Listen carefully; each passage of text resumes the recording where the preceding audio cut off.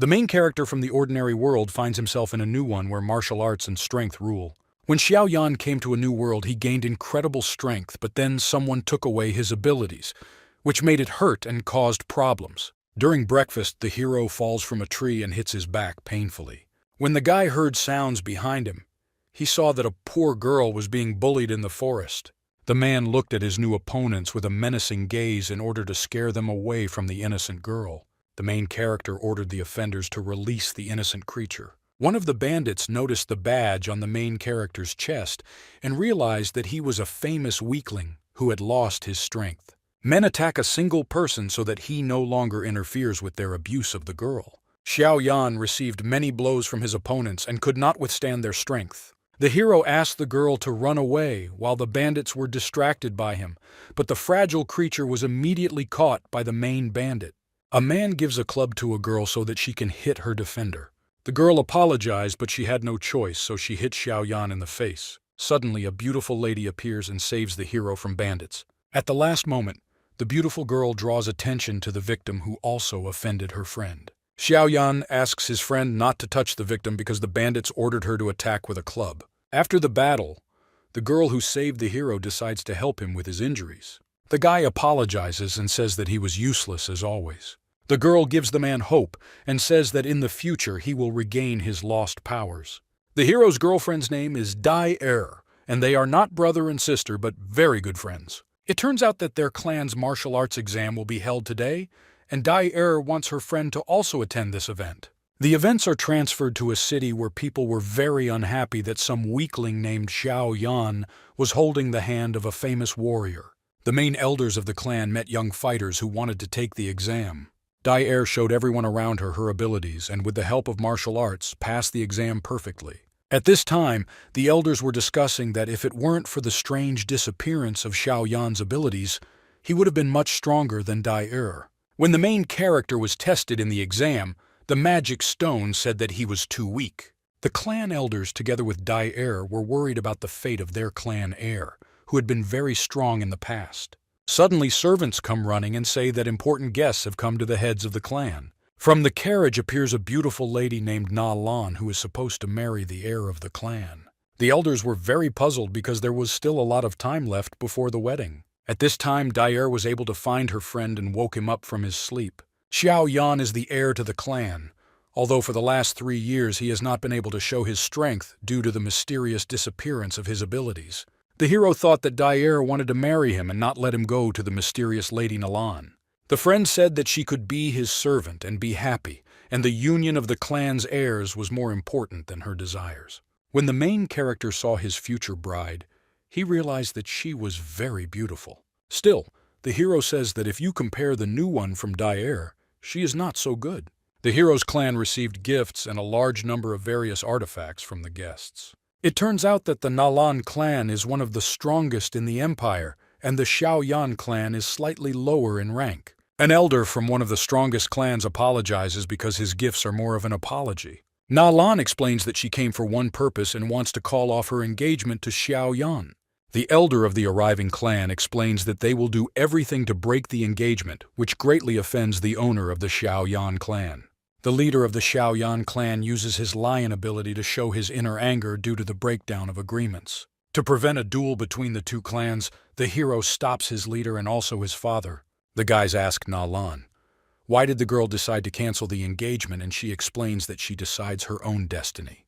The elder of the Na Lan clan explains that Xiao Yan is not worthy of such a beautiful lady like her. Suddenly a pink sword appears from the air, and the tip of the blade is directed towards the hero. It turns out that the guest decided to show off her abilities. If Xiao Yan is worthy of marrying her, he must repel the attack of his future wife. The hero laughed and explained that people laugh. The family doesn't respect him, and now the bride herself is threatening him. The guy is no longer going to endure humiliation, so he falls on the bride's blade to kill himself. Unfortunately, the sword did not touch the heart, and the hero will survive today's humiliation. The hero explains that he would rather die than allow his clan to be a laughingstock in the face of other people. The girl doesn't want the guy to die because of her, so she agrees to the engagement. The only thing Nalan wants to ask for is this condition, and she will fight Xiao Yan in 3 years. If the guy wins, then she will be his bride, otherwise she will leave. Dai watches as her best friend rips the blade from his body. The hero writes a divorce certificate with his own blood. After this, the guy kneels before his head and promises that in 3 years he will bring victory to the clan. The head of the clan said that he was proud of the son he raised, while the guests walked away. When Nalan left, Dai threatened her. If something happens to Xiaoyan, she will destroy her entire clan. After all the events, the hero wakes up in the ward and hears how the guards behind the wall call him a weakling and a non-entity. Fortunately, the guy had something that constantly calmed him down, and that was the ring his mother gave him. A voice sounded from the ring that explained to the hero the true postulates of a warrior. Suddenly, a snow-white guy appears and explains how to become stronger. The new teacher tells the truths that should give the hero strength and victory. The next morning, the guy wakes up and realizes that he probably had a bad dream. In a dream, the hero remembered his beautiful mother who promised that her boy would become the strongest. After the guy recovered, he came to his deceased mother and thanked her for the gift of hope. A man will not allow his clan and himself to be humiliated because his mother gave him life. Suddenly, the ring spoke again, and Xiaoyan realized that he had not dreamed of that communication with the mysterious man. It turns out that a man who wants to train Xiaoyan may appear from the ring. The guy tries to attack the ghost because he is scared, but nothing works. It turns out that the person who appears is supposedly a phantom who can change his body. The ghost shows the essence of the flame because he wants to prove his strength to his student. It turns out that the spirit inside the ring has been absorbing Xiaoyan's energy for 3 years so as not to disappear. It was because of this strange ring that the boy became an outcast in his own clan. The hero already wanted to leave the spirit that ruined his life, but the mentor explained that he could make the guy an alchemist. There is a profession in the world called alchemist that allows people to create elixirs that can cost as much as an entire city. The loser was glad that he met the difficult criteria to become an alchemist. The teacher explains that they will have to train in order to meet all the standards because this is a common practice in their world. The hero doubts that the ghost will be able to teach him, because in this world, there are only a few dozen real alchemists. It turns out that the mentor's name is Yao Lao, and he first needs to teach his student how to control fire. In this world, martial arts are divided into 4 elements, and one of them is fire. The ghost shows his student a list of various ingredients that he needs to buy. At this time, the clan elders are discussing the future of Xiaoyan. The guy will have to pass a selective test. If he fails it, then go to the side branches of the clan. At this time, the hero and his girlfriend Dai were walking through the market, in search of the necessary elements. The girl was offended by the guy because he didn't even pay attention to her beautiful outfit. When the hero read the list given by the teacher, he was shocked because one of the most important ingredients that the spirit requested was the core of the monster. The monster core costs 1,000 gold, while in his entire life the guy managed to save only 400. The teacher says that before his elixir of growth required such resources that they could not be found, and Xiaoyan was lucky. The hero will have to lend money to someone or get it in some other way, because without the growth serum he will not be able to increase his powers for alchemy. At some point, Dai interrupts the hero's thoughts and says that they are being followed to the market by 3 mysterious people. The guys discuss possible risks and understand that Dai will be able to cope with any bandits, so there is no reason to worry. Also, the hero almost forgot to ask the girl for money, which Dai had prepared in advance. The girl provides her bank card, which contains 1,000 gold coins. Behind her back, the heroine hid a card containing a lot more money in case her friend suddenly needed it. The guy promised his girlfriend that he would return the money, but inside herself Dai understood that she needed love and not money. It seems that the past event returned the man's former confidence. Over time, the girl finds a beautiful piece of jewelry, but unfortunately she did not take any pocket money with her. Dai tried to contact Xiaoyan, but at that time he was haggling with merchants to buy ingredients for the potion. The girl was offended by her friend and therefore walked away from him. It turns out that the main character was now searching for the mysterious core of monsters, and it was difficult for him to concentrate on Dai. Suddenly a man falls in front of the girl, and the rich son of one of the large clans named Jolly mocked the fallen man. Suddenly the rich man notices Dai passing by and greets the girl. Dai reacts very coldly to the young master while he is pestering a girl. The guy hands his lady a gift and says that she is very beautiful today. All the girls would be delighted with such a wonderful boyfriend like Jolly. It turns out that Dai noticed a demonic core on the decoration that Xiao Yan needed so badly. Although she didn't want to accept gifts, she would have to take it because she loves Xiao Yan. The main character stops Dai and says that there is no need to take gifts from this strange man. It turns out that the main character does not like the rich gentleman who is trying to court his girlfriend. The hero explains that if a girl wants a bracelet, then let him take the one he recently bought for her. The heroine notices the very bracelet that she was choosing at the counter and was surprised by the attentiveness of her friend. The rich gentleman explains that his bracelet is 10 times more expensive and cooler than trash, what Xiao Yan provides. The gentleman hoped that Dai would take it. It was his bracelet, but it turns out that the girl was more happy with Xiao Yan's gift. It turns out that the girl does not need money, but needs the attention that the main character shows. The gentleman still thinks that the girls only need money, and he is not going to just lose an argument with a loser. The hero explains that his girlfriend cannot be attracted with money and let Jolly give up before it's too late. The rich son decides to attack the loser who has lost his abilities. The market territory belonged to the Xiao Yan clan, and he understood that guards could protect him. The head of the guards appears and is going to protect his young master. The hero, under the protection of guards, explains that a 21-year-old warrior wants to challenge a 15-year-old schoolboy, and is this really right? The rich gentleman tries to offend the hero and says that his engagement to the Nalan family was broken. In order to frame the rich and arrogant Jolly, Xiao Yan, with the help of his friends, dresses up the fallen guy. Before this, Jolly beat one of the passers-by, and now the Xiao Yan clan may have questions for Jolly because the passerby was wearing clan clothes. The rich son tries to explain that he definitely did not beat up one of the Xiao Yan clan members. The guards surround the rich son and his guards, saying that they are breaking the rules of the clan.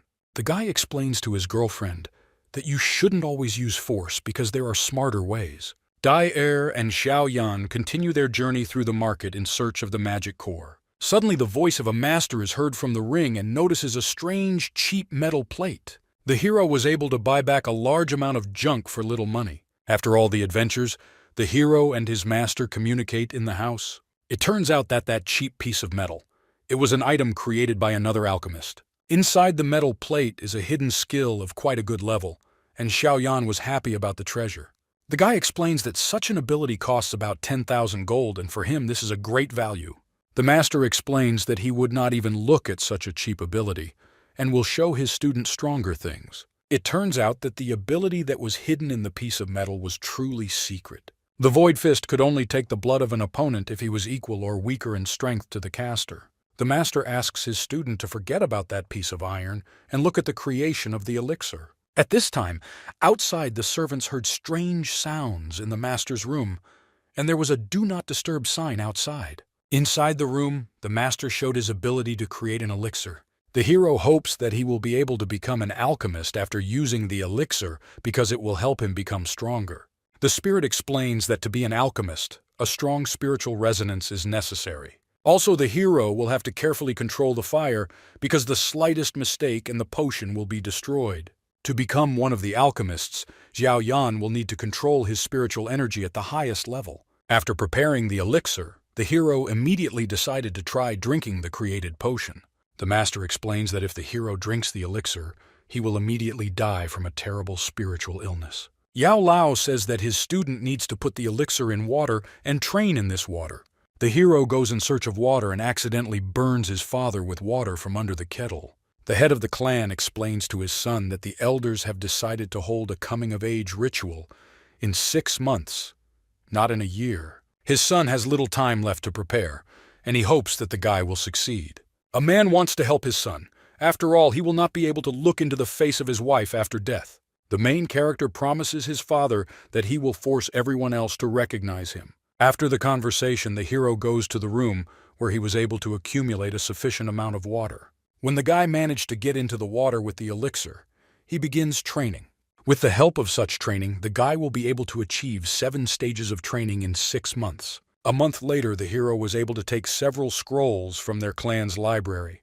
The library defender knew that these scrolls were useless abilities, but the hero was pursuing an important goal. Passing by the battle hall, the hero had a suspicion that he heard a familiar name. Looking closely, Xiao Yan saw his friend Dai who was fighting against the head of the guard. The girl notices her friend and smiles joyfully at him. While Dyer was smiling at her boyfriend, a guard appears behind him and decides to attack the girl. The heroine was easily able to escape from the guy's attack and end up on the side. After creating a magic ball, she was able to push the guard away from her. The man says that this is the kind of battle he expected from the strongest girl of their clan. At this time, Dyer visited her friend and asked how he was feeling. After all, they haven't seen each other for a long time. An enemy appears who happily explains that she is getting stronger every day. Maybe the guy wants attention from the girl, but she loves Xiaoyan more. The guard doesn't understand. Why did the girl choose this weakling because he is much stronger? A man wants to give advice to a loser so that he leaves the girl alone because he is not a match for her. After some time, the hero continues his training with the master and hopes that he will soon be able to show everyone his strength. The hero complains to the teacher that they have been studying for a month, but the training has not yet yielded any serious results. The spirit says that there is a way to speed up the acquisition of power, but then you will have to endure severe pain. The master says that the skill given to Xiaoyan is very strong, although of a lower rank. If the hero strengthens his physical strength, then with the help of this skill, his spiritual energy will increase. At night, the hero continued his training and wanted to quickly become stronger in order to prove his strength to the clan. The master used fiery explosions to train his student. The hero always remembered his offenders and wanted to become stronger, so he did not give up. With each blow, Xiaoyan demanded even more training from the master. After 2 months of intense training, the main character became much stronger. The master says that in his entire life he has never seen a person like Xiaoyan because he is a born spiritual master. Unfortunately, the spiritual elixir for developing fighting spirit is over, and the hero will have to buy a new one.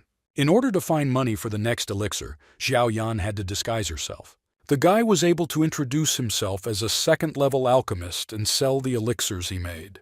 The appraiser from the trading house decided to try the elixir by smell and realized that the master was not lying and this was a real elixir of the second level. The appraiser who was going to sell the elixirs of the master alchemist asked his subordinates to take care of the safety of this important client. Events are transferred to the main auction hall where a large number of people have gathered.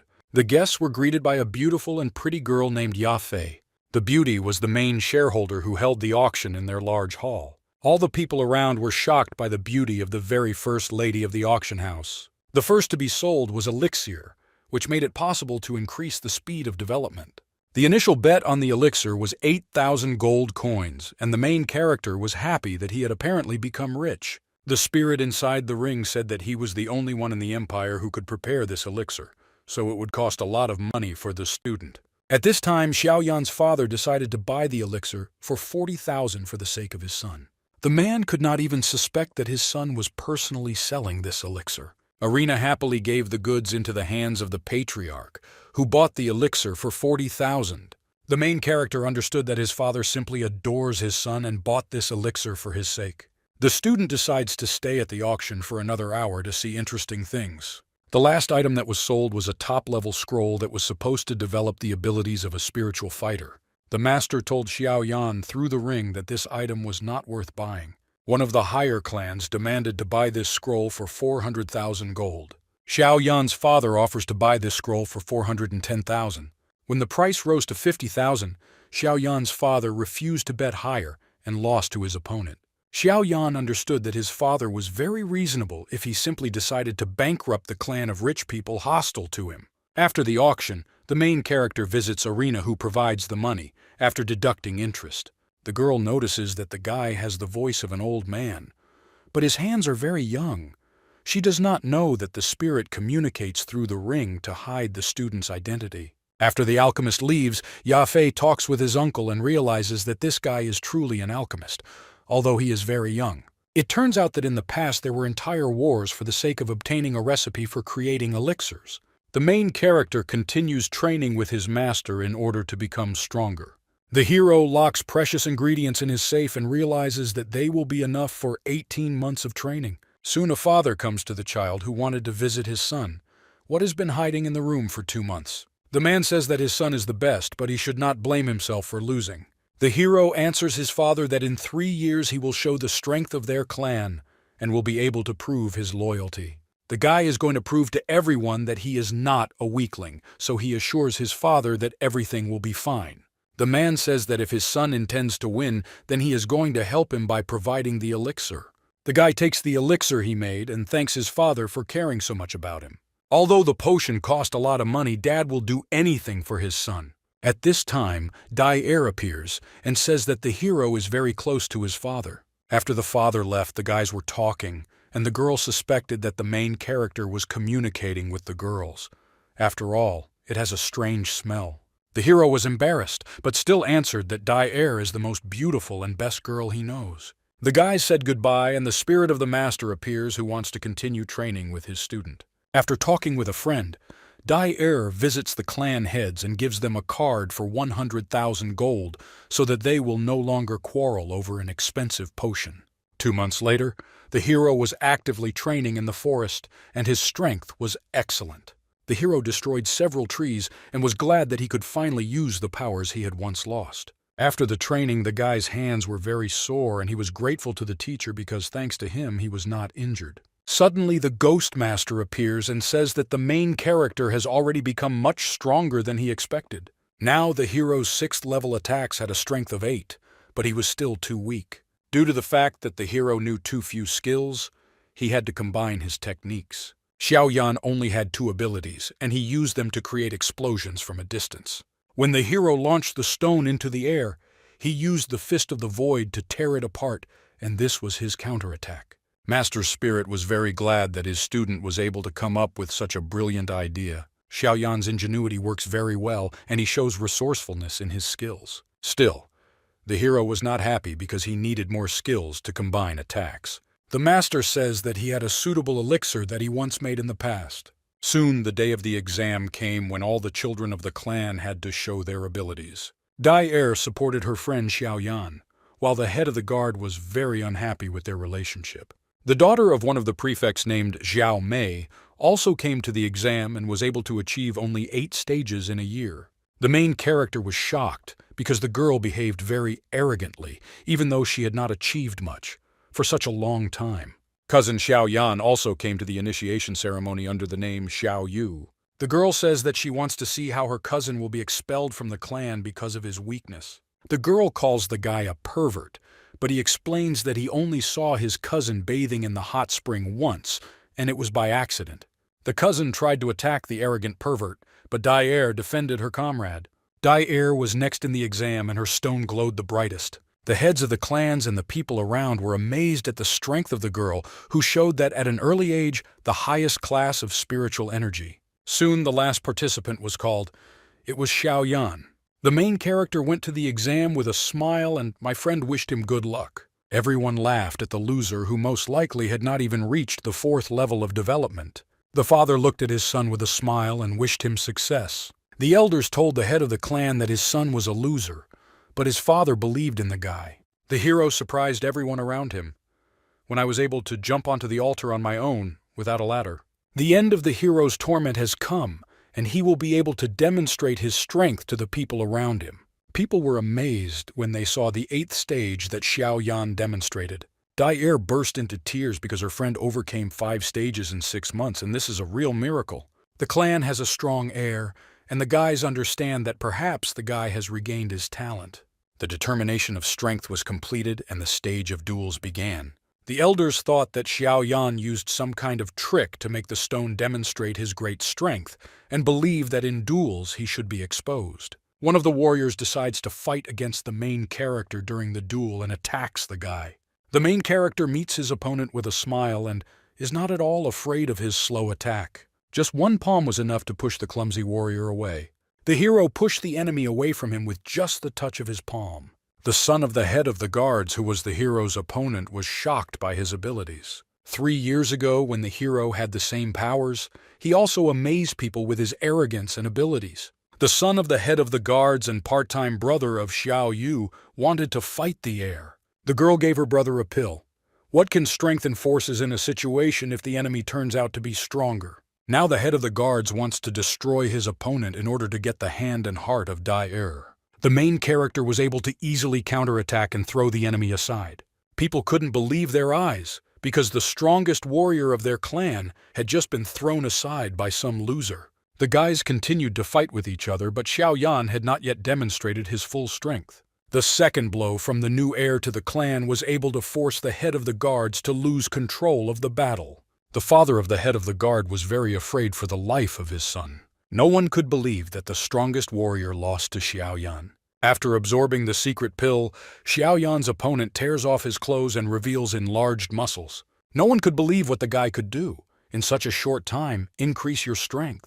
The guys clashed in a strong fight and spiritual energy scattered around. The main character was able to defeat the head of the guards, and Xiao Yu flies into the ring and wants to challenge him. Dai offers to fight her.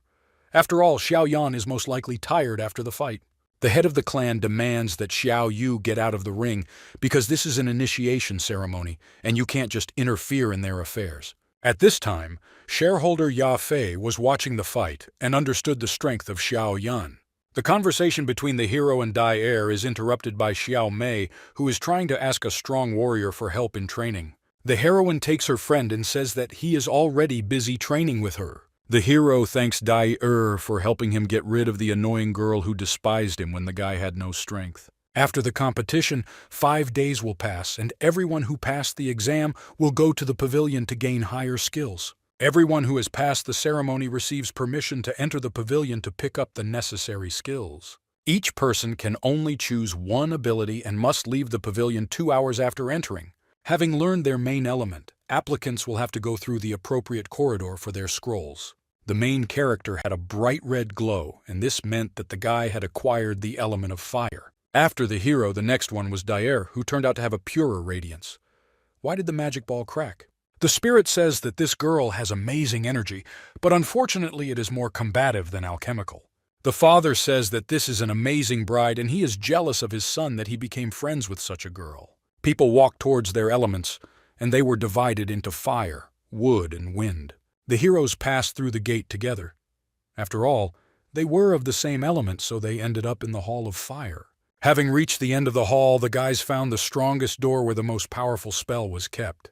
The hero decides to use an octane blast to get through the barrier. The student's strength is enough to destroy the barrier behind which the ancient scrolls are hidden. Dai says that her friend is the best, and she was delighted with his strength.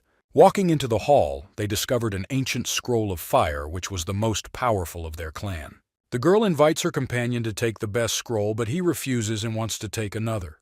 The guy said that he would acquire a more serious skill, so he invites the girl to leave. After a while, the guys find Xiao Mei, who was unable to break through the strongest wind barrier. The main character asked the guys to step aside, and Xiao Mei thought that her brother would help with the task. The guy passes by, and the girl falls to her knees in tears because she herself ruined their relationship. The guy still can't just leave the girl in trouble and offers to forget everything that happened in the past. The girl bullied Xiao Yan when he lost his strength, but the guy is still going to help her. Using fiery power, the hero manages to destroy the wind barrier for his girlfriend. After some time, the master and his student studied the scroll they had received, but it was of too low a rank. The main character was worried whether he could defeat the famous Na Lan, which has the support of clan alchemists. The master tells the student that the alchemists who support Na Lan are too weak for him. The spirit decides to create special tablets for all the heroes' meals to increase the accumulation of spiritual energy. The guys will create a large number of elixirs in order to sell them at auction and buy the necessary ingredients for the tablets. When the main character came to the auction, he was surprised because the company painted his portrait as an advertisement for magic elixirs. The main character understands that he doesn't like hearing laughter from people around him, but he needs pills, and for this, you need to earn money. Arena goes to the site and tells that today they will sell spiritual elixirs, and the starting price is 10,000 gold. People fell in love with a beautiful girl and immediately began to give all their money to buy magic elixirs. Alchemists are the richest people on the continent because even their weak elixirs cost a lot of money. At this time, cousin Xiao Yu and the head of the guards were talking about entering the academy, and the guy was excited. The cousin says that she will tell the necessary people good words about her brother. But Xiao Yan overheard their conversation and laughed at their naivety. Dai asks his friend if he wants to enter the academy, but the guy is not at all interested in this. Xiao Yu trained at the academy for a very long time, But the hero did not see any amazing results, so he does not want to go there. At this time, Xiaoyan's father continues to bargain with his opponent, who very easily succumbed to provocation. When the amount rose to 100,000 gold, Xiaoyan's father did not bargain, thereby again hitting the enemy's finances. The head of a wealthy clan declared war on Xiaoyan's father for his provocation. Arena asks people to calm down and say that the last pair of elixirs will now be sold. Xiaoyan's father immediately placed a big bet, and people understand that they will lose, as did the head of a rich clan. Arena announced the winner of the auction, after which the main character ran to the toilet due to his deteriorating condition. For real, the guy changed into his secret uniform again and decided to collect the money for the elixirs he sold. Alchemist. In addition to taking the money, he also bought rare ingredients from the auction company. The auction decides to give these ingredients to their regular customer because he brings in a lot more money with his potions. When the main character was leaving, the father noticed the guest of honor and did not recognize him as his son. Xiaoyan decides to help his father, and before leaving he says that he will be glad to work together with his clan. Arena says that if an important guest decided to work with the Xiaoyan clan, then great luck awaits them. After the auction, the main character continued to train with his teacher. The guy was able to train his spiritual energy on a completely different level. With the help of the created tablets, the spiritual warrior managed to break through the barrier and became much stronger. The heroes notice that his master has become more transparent, and he says that he has not used the student's energy for a long time to renew his strength. After increasing the rank, the master invites his student to take one of the scrolls to gain a strong skill. The teacher suggested a red scroll with the fire ability and a black one with the ability to evolve. The guy wants to choose a black scroll, but the teacher asks if he is sure of his choice. The master says that the essence of flame is the greatest skill that people can have. Once upon a time, a teacher spent 8 years in the forgotten snows to discover a chilling flame and absorb its power. The hero understands that probably. It was then that the teacher died, but the mentor explains that this is not true. The teacher remained alive only thanks to his great spiritual power, which transformed his body into a spiritual form. There are still several things in this world that the spirit must complete, and only then can it finally go to another world. The master was thinking about acquiring a new body. If his student took a fiery flame, then in the future he would be able to create a body from fire. Of course, the master will not forbid the guy to take any scroll. The guy decides to choose a fire mantra in order to help his master and gain great power in the future. Unfortunately, now the hero does not have enough spiritual energy to fight for a long time with his fiery ability. The student will have to quickly finish the fight so as not to fall exhausted. A few days later, Daer was finally able to see Xiaoyan, who had not been in the settlement for a long time. The guy greeted his girlfriend and gently stroked her head. The girl knew that everyone had already learned their skills and would like to see her friend's skill. The hero demonstrates the soft glow of fire on his hands, but he is too weak, so the girl was surprised. The heroine is surprised. Why did the guy refuse to take a strong ability and take a weaker one? The man says that his ability can develop in the future, and his ability will develop along with his strength. He doesn't want to deceive the girl and says honestly that he made the right choice. The guy's conversation is interrupted by a guy running by who tells the head of the clan that their merchants are leaving. It turns out that a clan hostile to them has begun selling medicinal powder, which attracts all the merchants from the surrounding area. The hero understands that for such medicine some alchemist had to come to them. Daer guesses that this is an alchemist of the first rank, and the main character does not know how such a weakling could create so much noise. When the guys were able to buy this powder, the teacher said that it was a very low potion and had practically no effect. The master says that the main character can help his clan if he starts making better quality potion for their market. The master also explains that you need to try to make your first potion and not be afraid of it. The hero decides to try but is still scared. Xiaoyan was able to order ingredients to create potions at an auction. The head of the auction knows that one of the ingredients is a preservation ring, which costs a very large amount of money. The alchemist explains that there is not enough money on his card to purchase these ingredients, but he will create energy storage tablets for the auction as payment. Arena and her uncle agreed to the proposal and bought the necessary ingredients. At this time, the hero's father demanded a reduction in rent for places in the market in order to retain their traders. Unfortunately, there was not enough money, and the elders were very angry with their boss. Xiao Yan eavesdropped on the conversations and felt very sorry for his father. Using the magic ring that he bought from the shareholders, the guy was going to help his clan.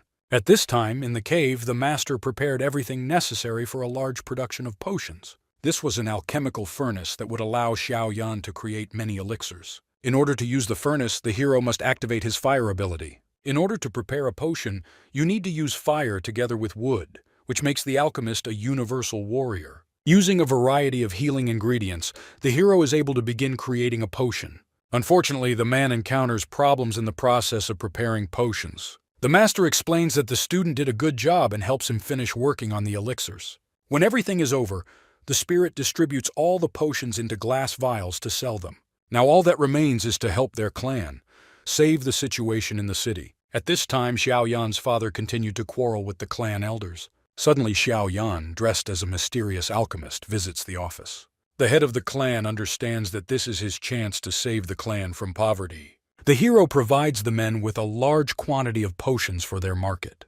The head of the clan suggested, take 10% for selling potions at their market and give 90% to the alchemist. The main character agreed to divide the profit into 2 equal halves, and he does not need the money. When the hero found himself alone, he told his master about his hopes of saving the clan from the crisis. After visiting his father, the hero decided to attend the auction and donate 5 spiritual energy enhancement pills to Yafei. In return, the hero demanded help from his new friends. The alchemist of the enemy clan examined the potions that Xiao Yan had made and asked for 3 times the payment for his services. The enemy clan wanted to ask the alchemist for help, but he nevertheless began to work with dissatisfaction. It turns out that the hero asked the auction to prohibit the sale of potion ingredients to a hostile clan. Arena said that they will support the Xiao Yan clan in the clan war. During the communication between the 2 clans, the girl noticed the hand of the heir, which was similar to that very alchemist. A beautiful girl asked to accompany her, and Xiao Yan suspected that he might have been exposed. Arena turned out to be a very smart woman, and it was difficult to hide something from her. The guy's conversation is interrupted by a servant who asks the heir to help Lady Dai Er. At this time, the alchemist and his enemy clanmen visited the Xiao Yan market square. Dai Er, along with Xiao Yu, were ready to fight against the emerging competitors. Unfortunately, the enemy clan was much stronger than Xiao Yu, but Dai Er had not yet entered the battle. The conversation between Dai Er and the alchemist is interrupted by Xiao Yan's voice that has finally come to them. The hostile alchemist says that apparently they are distracted by some weakling, but later the hero's fist crashes into the face of the ill-wisher. The troops of the opposing clan surround the student, who will not allow his clan to be offended. The enemy alchemist screams for this little hooligan to be arrested. The clan heir raises his hand and orders his soldiers to enter the square. His father's army appears behind the hero, and they faithfully serve their master. The heir of the opposing clan attacks the hero because he loves Dai Er and cannot lose. The girl is ready to intervene and save her beloved, but the hero was able to bravely defend himself. After being hit by Xiao Yan, the rich son of the opposing clan broke his arm. The hero approaches the enemy and threatens him with death. The father of his rich son intervenes in the fight and attacks the main character. The hero calls his father's enemy names because they have been fighting for a long time.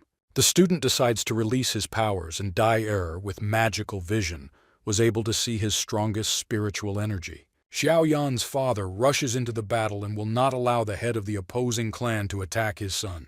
The father protects his heir and proudly repels the invaders. The opposing clan realized their situation and they had to retreat. The alchemist, who was not a member of the clan, was surrounded by Xiao Yan troops. After the battle, the enemy alchemist was very wounded. The rich clan asked the alchemist to help them again, and the guy agreed. In return, the man demanded that he be given a pretty girl named Dai Er, whom he saw in the square. At this time, Xiao Yan and his master watched the development of events. The man cannot allow the enemy alchemist to take his Dai Er because she is his friend. At this time, the enemy alchemist draws a Dai Er and imagines himself next to her. The insidious alchemist told the portrait of Dai Er that he was ready to do anything for her. The pretty girl the alchemist spoke about appears in the window. The heroine is surprised. Is he really going to do anything for her? The girl shot an energy beam at her opponent and killed him with one blow. Xiao Yan and the master watched the death of the stupid alchemist. When everyone already thought that the alchemist had died, he finally opened his eyes because he used the turtle aura tablet for his protection. Xiao Yan appears at the window and says that he will have to finish the job if Dai failed to do so. The hero was very offended that the alchemist drew his girlfriend so poorly, and he wanted to punish him for this. The enemy alchemist asks, "Is the hero going to kill him?" Xiao Yan shows his master who wants to do it with his own hands. Kill the enemy. Using the fiery essence of the spirit, the master was able to destroy a person without leaving a trace. When the hero was about to leave, he was interrupted by Dai, who wanted to find out who was in front of her. To hide Xiao Yan's voice, the master spoke from the ring that he was asked for a favor. Dai activated her ability and explained that if the mysterious man did not directly state his goal, she would kill him. The spirit had to explain that his customer was Xiao Yan and he was helping him. The girl understands that apparently this mysterious master was the same person who helped her friend gain strength. The girl said that if this mysterious man did something bad to her friend, she wouldn't just let him go. The master stops Dai before she leaves and gives the elixir of restoration. It turns out that the spirit specially gave the girl an elixir so that she would begin to respect Xiao Yan more, because he is clearly infatuated with the girl. In order to hide where the heir of the clan disappeared, the hero had to deceive his father. The guy said that he would learn from the old master who attended the auction and also helped their clan. Suddenly an arrow appears that interrupts the conversation between father and son and crashes into the leg of the head of the clan. The father was very angry and wanted to destroy the one who had just attacked him. It turns out that there was a message attached to the arrow, and someone wanted to gather in the clan hall along with all the elders. The main character decides to find out who wants to meet with his father in order to protect the clan. Xiao Yan, together with his teacher Yao Lao, were able to find out who was moving towards their clan and realize that this was a serious opponent. It turns out that the teacher of the deceased alchemist was riding in the carriage and wanted to avenge his death. The man is ready to take revenge on the clan that dared to kill his dearest heir. The carriage, along with all the troops, is stopped by Xiao Yan, who is dressed as a mysterious alchemist. The main character explains that he is going to bury everyone who wants to destroy his clan. The main character used his most deadly ability with the help of his spirit master. When the Xiao Yan clan arrived at the site, all they saw was a destroyed field. Xiao Yan's father thought that the guests could only be destroyed by the mysterious alchemist who was truly his son. But no one knew about this. The next morning, the father showed his son the agreements from the mysterious alchemist who had taken on the heir of their clan as an apprentice. Father and son want to completely destroy the enemy clan, which was previously very rich and interfered with their development. The old master alchemist helped their clan and saved it from destruction, and they are now his debtors. At some point, the conversation between father and son is interrupted by Dai, who asks her friend to come to them. It turns out that academy employees came to their city and began selecting students. The guys from the academy wanted to take the strongest spiritual warriors into their ranks. The spirit and mentor of the hero demanded that he penetrate the academy because the essences of the flame are hidden there, which will help the development of the guy. Dai decides to enter the academy, and the hero says that he will accompany her, although this is not entirely true. Suddenly, Xiao Yu Xiao Mei and the son of the head of the guards appear, who were fans of the academies and believed that this was the best solution for the young fighter. Xiao Yu decides to take his friends to the academy through the back entrance so that they can get to know the teachers better. Cousin explains that the guards were probably drunk and therefore did not guard the entrance well. When the son of the head of the guard tried to pass through the guard, he froze in place. The hero immediately realized that he needed to use spiritual protection to resist the monster's attack. It turns out that the guard used spiritual energy to protect the gate. The rest of the friends could not pass due to the fact that they did not know how to use spiritual protection. Xiao Yan asked if the guys wanted help from him, but they refused. The guard notices the beautiful Dai and says that he has never seen such beautiful girls. Cousin intervenes and attacks the guard and says that he should not pester the new students because he spoils the face of the academy. Another academy student appears and notices the newcomers. The guy demanded that the newcomers kneel in front of him, and this amused him. Xiao Yu doesn't understand. Why did Liu Bu organize a beating of new students within the walls of the academy? Liu Bu says he's just trying to teach the new kids proper manners and respect for their elders. When Liu Bu tried to attack one of the newcomers, Xiaoyan intervened and attacked the exploding student and sent him flying with his powerful blow. The main character asks the injured newcomer to get up and helps him after the beating. When the hero helped the newcomers, he began to continue beating the student under the name Liu Bu. Professor Ruo Ling, who was surprised by the strength of the freshman, intervenes in the battle. The woman helps Liu Bu so that he does not die and protects him from Xiaoyan's attack with a water shield. The teacher also healed the new students from injuries caused by Liu Bu. Xiao Yu jumps to his professor and thanks her for her help. It turns out that among the freshmen, Xiao Yan and Dai Er appeared who were of high rank, and the girl even surpassed her friend by 2 stars. It turns out that a flying machine will soon arrive, and in a week will take all the new students to the academy. The hero asks to be given a leave of absence for 1 year so that he can take care of important matters. The professor realized that Xiao Yan was very serious, so she allowed it. The only condition that Ruoling set was that the student withstand the attacks of her energy. The guy has to dodge the lightning-fast attacks of the teacher. The hero manages to counterattack with his sword, but this is not enough to defeat Ruoling. The teacher protects herself with a water dome to destroy the enemy's sword. The hero uses acceleration and attacks from different sides along the water dome. Xiao Yu and Dai Er are surprised by Xiao Yan's strength, but the teacher is still superior to the guy. The woman uses water barriers and the threads wrap around the hero's hands. In order to fight, the hero has to use a secret weapon. Unfortunately, the guy's fiery explosion is suppressed by a water snake that was summoned by the teacher. When everyone thought that the heroes had already been defeated, he emerges from the fog almost unharmed. The woman had to approve the leave of their student because he had proven his strength. Professor Ruo Ling decided to visit Father Xiao Yan and the head of the clan.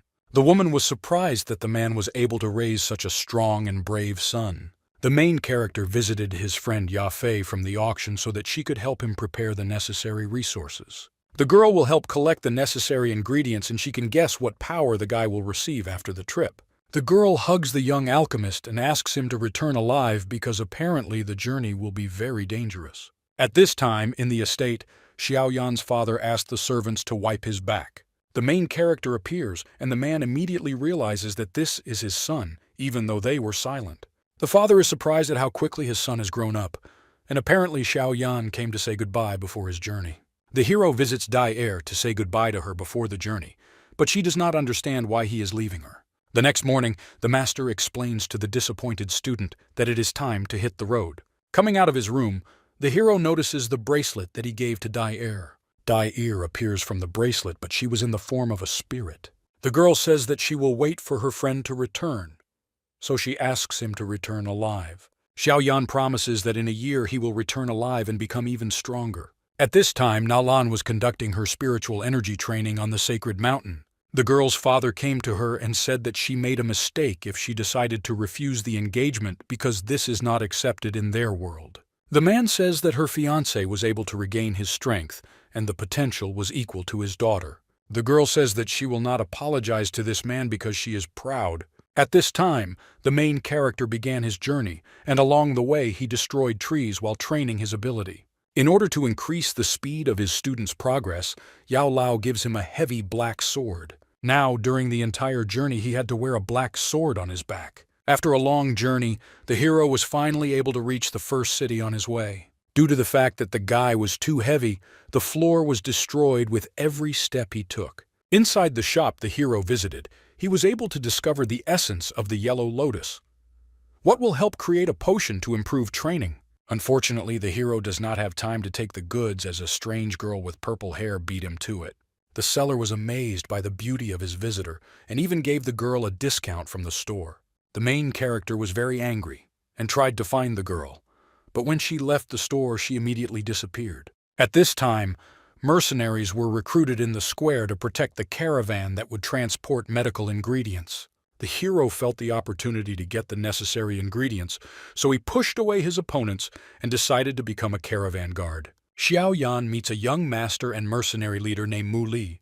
The mysterious girl with purple hair was one of the mercenaries who guarded the caravan, and the hero wanted to take the essence from her. At the time of the march, the caravan was attacked, and the commander ordered to be ready. The people were attacked by ice snakes who wanted to destroy the pitiful creatures. The mercenaries immediately decided to repel the attacks of the monsters. The main character at this time watched as his target, a girl with purple hair, was attacked by one of the ice snakes. To protect the girl, she had to use a heavy sword given by the teacher. The hero could not believe that this ice snake dared to attack what rightfully belonged to him. The cursed snake was able to send Xiaoyan flying with his strongest blow. It was very scary to be a mercenary because their people were freezing from the breath of the snake. Suddenly the guys saw something strange in the air, and it was Xiaoyan returning, falling onto the kites from the sky. The main character fell on the ice snake and activated his fire ability to give his blow more power. The piercing great sword was able to destroy the ice demon. After the battle, the hero stood over the defeated monster. The people around were shocked at how quickly their mercenary was able to deal with the monster. Unfortunately, the hero did not survive the long flight well, and it was difficult for him to recover. A girl with purple hair approaches the man and says that she has a gift for the guy. The girl was able to give him medicine, but unfortunately it turned out to be a laxative. When night fell in the mercenary camp, the girl with purple hair used sleeping pills to sprinkle all her friends. A girl with purple hair tried to climb onto a nearby rock, but the main character was already waiting for her. The guy demanded that the girl explain to him why she put all the people around and gave him a laxative. A terrible monster appears behind the beauty and wants to kidnap her. The hero has to use his big sword to protect his companion. After defeating the monster, the guy catches the frightened girl. The student's master says that he was able to make this beauty fall in love with him. The girl lost consciousness for a minute, but when she woke up, she saw a handsome hero in front of her. The girl slapped the insolent guy who was trying to kiss her. The hero tried to prove that he did not try to touch her, but the girl could not be convinced. After the conversation, it turns out that she is grateful to the hero for saving her life and will allow him to visit her family's treasury. The guys set off together on a journey to find treasures that the adventurer knows about. The guys visit a large cave where, according to a girl with purple hair, there is treasure. The guys visit a strange labyrinth and find a secret button there. When they were able to enter the cave, they found a lot of gold and jewelry there. The master of his student says through the ring that he has discovered a rare ingredient, and it is the flaming flower. The adventurer girl also discovered a beautiful flower and tried to touch it, but it burned her hands. The heroine was crying in pain, and the guy had to calm her down. The hero began to cool the girl's burnt hands with his breath.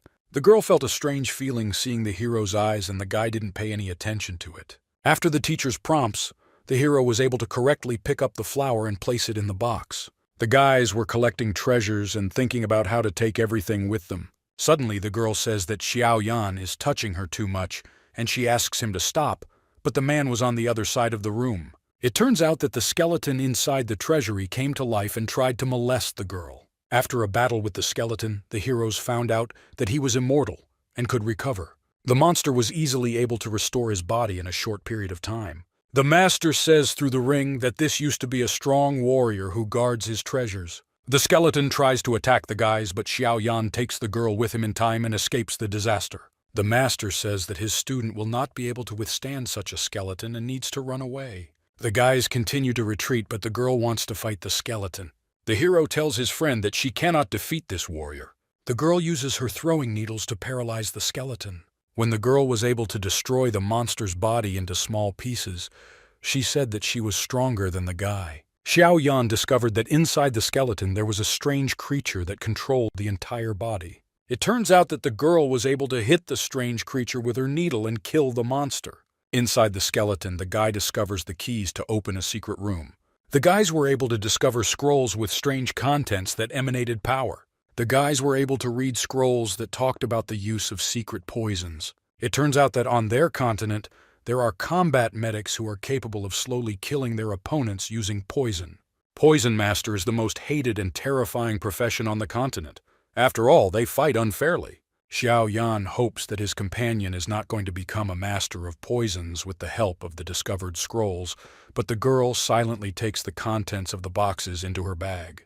In another box, the guys found a scroll with a different energy. It turns out that the discovered scroll is a flying spell that can allow its owner to fly. The last chest remains, but suddenly the sound of a bowstring is heard, and the hero has to save his girlfriend from flying arrows again. It turns out that mercenaries appeared who were able to wake up and discover the absence of their friends. The purple-haired girl and the hero were surrounded by their former partners. It turns out that the mercenaries wanted to take all the wealth for themselves and were offended by the guys for their blatant provocation because they wanted to use the girl with purple hair and kill her after discovering her family treasure. Xiaoyan says that they will have to fight if they do not share the treasure peacefully. The girl with purple hair says that she treated the mercenaries all the time because she was a priestess on their team.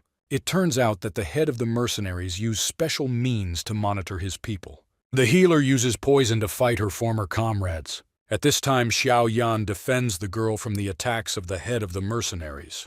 The power of the head was enough to defeat the main character, and he attacks the girl. A hero appears behind him who has not yet been completely defeated, and he wanted to fight further. The guys fought fiercely, and their strength was equal. Xiaoyan and his commander tried to figure out which of them was stronger. Unfortunately, the team captain had a lot more people, and the guys had to retreat. When they left, an ambush awaited them outside. One of the arrows crashes into the hero's back as he covers his purple-haired girlfriend. The guys are finally caught and presented with the fact that they were able to bring their squad to the cave with treasures, and for this the commander is grateful to them. The squad leader will save the guy who tried to help the girl with purple hair. The hero activates his abilities and decides to take revenge. The girl breaks out of captivity and decides to save her friend. After all, he understands that their strengths are not equal. A flying beast appears on which the girl could travel and lands on its back. The archers try to shoot down the guys who are running away, but they fail. In the morning, the hero finally wakes up, and the healer was able to explain that she cured his wounds. The girl explains that in this world, human hearts are much worse than the hearts of magical animals. The hero believes that only with the help of force can one prove one's right and show justice. The healer decides to return to her family because she is from a very important house, and they will not dare touch her. The hero understands that if a girl is confident, he will not stop her. Guys, say goodbye because Xiaoyan will have to continue his training, while the girl will return to her family. During the forgiveness, the purple-haired girl hoped that Xiaoyan would survive because she enjoyed traveling with him. Later it turned out that the priestess was able to return home and the mercenaries did not dare to touch her. The head of the mercenaries reported to his father that they were able to take the treasury that belonged to the family of healers. The father ordered to find the warrior who was able to escape with the healer. At this time, the hero continued his training, and the father of the head of the mercenaries was right that the enemy must be destroyed immediately, because the enemy is becoming stronger every day. The hero continued his battles against the most powerful monsters while learning battle skills. One of the abilities of the healer's treasury was the wings that the hero learned. With the help of his wings, the guy was able to fight monsters with greater efficiency. The hero got tattoos on his back that transformed into real wings when the ability was activated. The alchemist's teacher explains that his ability in the future will be able to develop to a very serious level. The master used a potion to speed up training and asked his student to destroy 4 more of these fish. After some time, the mercenaries were able to discover one of Xiaoyan's lairs, where he and his teacher studied. At this time, the hero continued his training and watched as magical beasts fought with each other. The white monkey was able to grab the red wolf cub and could tear it apart. The hero decides to intervene and save the little red wolf from certain death. The monkey was very angry and attacked his opponent. At this time, a detachment of mercenaries was just approaching the hero's camp and did not expect that a huge white monkey could attack them. People fought against a strong monster, but unfortunately the forces were unequal. After a serious fight, Xiaoyan finally approached his former friends and said that they fought poorly. The hero decides to end the fight and destroy those who have been pursuing him all these weeks. One of the spiritual magicians bursts into the battle and attacks the hero with a ranged attack. The man has to activate his fire ability to fight a stronger opponent. Unfortunately, the forces were too unequal and the master suggested that it would be better if the hero disappeared. The man used purple wings to retreat, but after the battle it was very difficult to activate them. A red wolf who saw a man falling decides to help him, just as the guy had helped his child before. In the evening, the hero trained with his teacher near the waterfall and activated his purple wings. The teacher explained that we needed to learn to control our wings better. The hero felt that the potions given by the master helped improve his abilities. Unfortunately, the training was too strong for the student and he could not withstand the load. After treatment, the hero is visited by a red wolf who brings healing plants as a gift. The guys became friends with the red wolf, who helped Xiaoyan after he saved his child.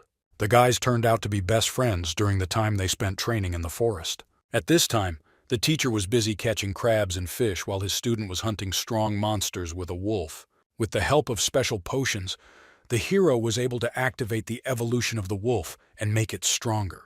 The magical creature was tamed by the main character, and they were able to develop their abilities together. By using the red wolf as a mount, the hero was able to increase the speed of his movement through the forest. After some time, the guys reached the central parts of the forest where there was a large amount of spiritual energy and a lot of rare resources. Suddenly, the whole forest shook, and the guys felt that a strong battle was taking place nearby. Taking a closer look, Xiao Yan discovers a girl who is fighting from a very high-level demon. The girl and the demon were almost equal in strength, and it was interesting which of them would win the battle. After some time, the girl was seriously wounded, and she had to retreat. The hero and the master were able to find the girl and decide to help her recover. When the heroine finally opens her eyes, she finds herself in a cave. The hero and his pet animal greet the girl and bring her medicine. The warrior demands an explanation from Xiao Yan and was very strict. After waking up, she left, and the master says that her powers are so weak that the monsters can easily deal with the girl in this forest.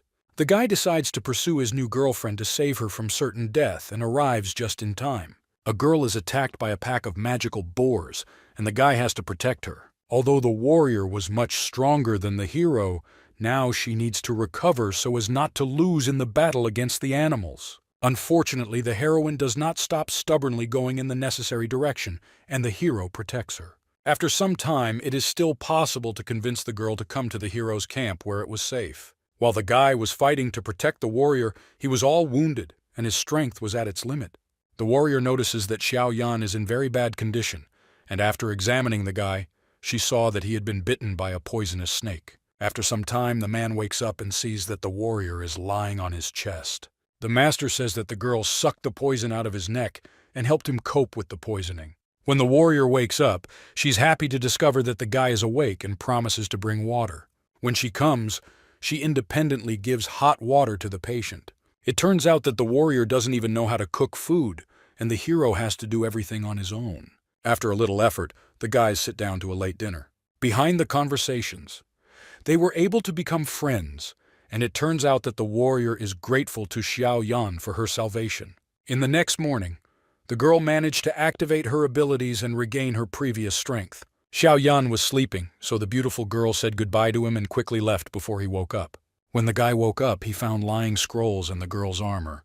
The master says that the armor and scrolls given to the guy belong to the highest rank, and this is a very valuable gift. It turns out that the girl decided to fight the royal demon again, but the hero tried to catch up with the girl. The man asks his girlfriend to be quiet because the demon can hear them. The hero explains that the things were donated by the girl.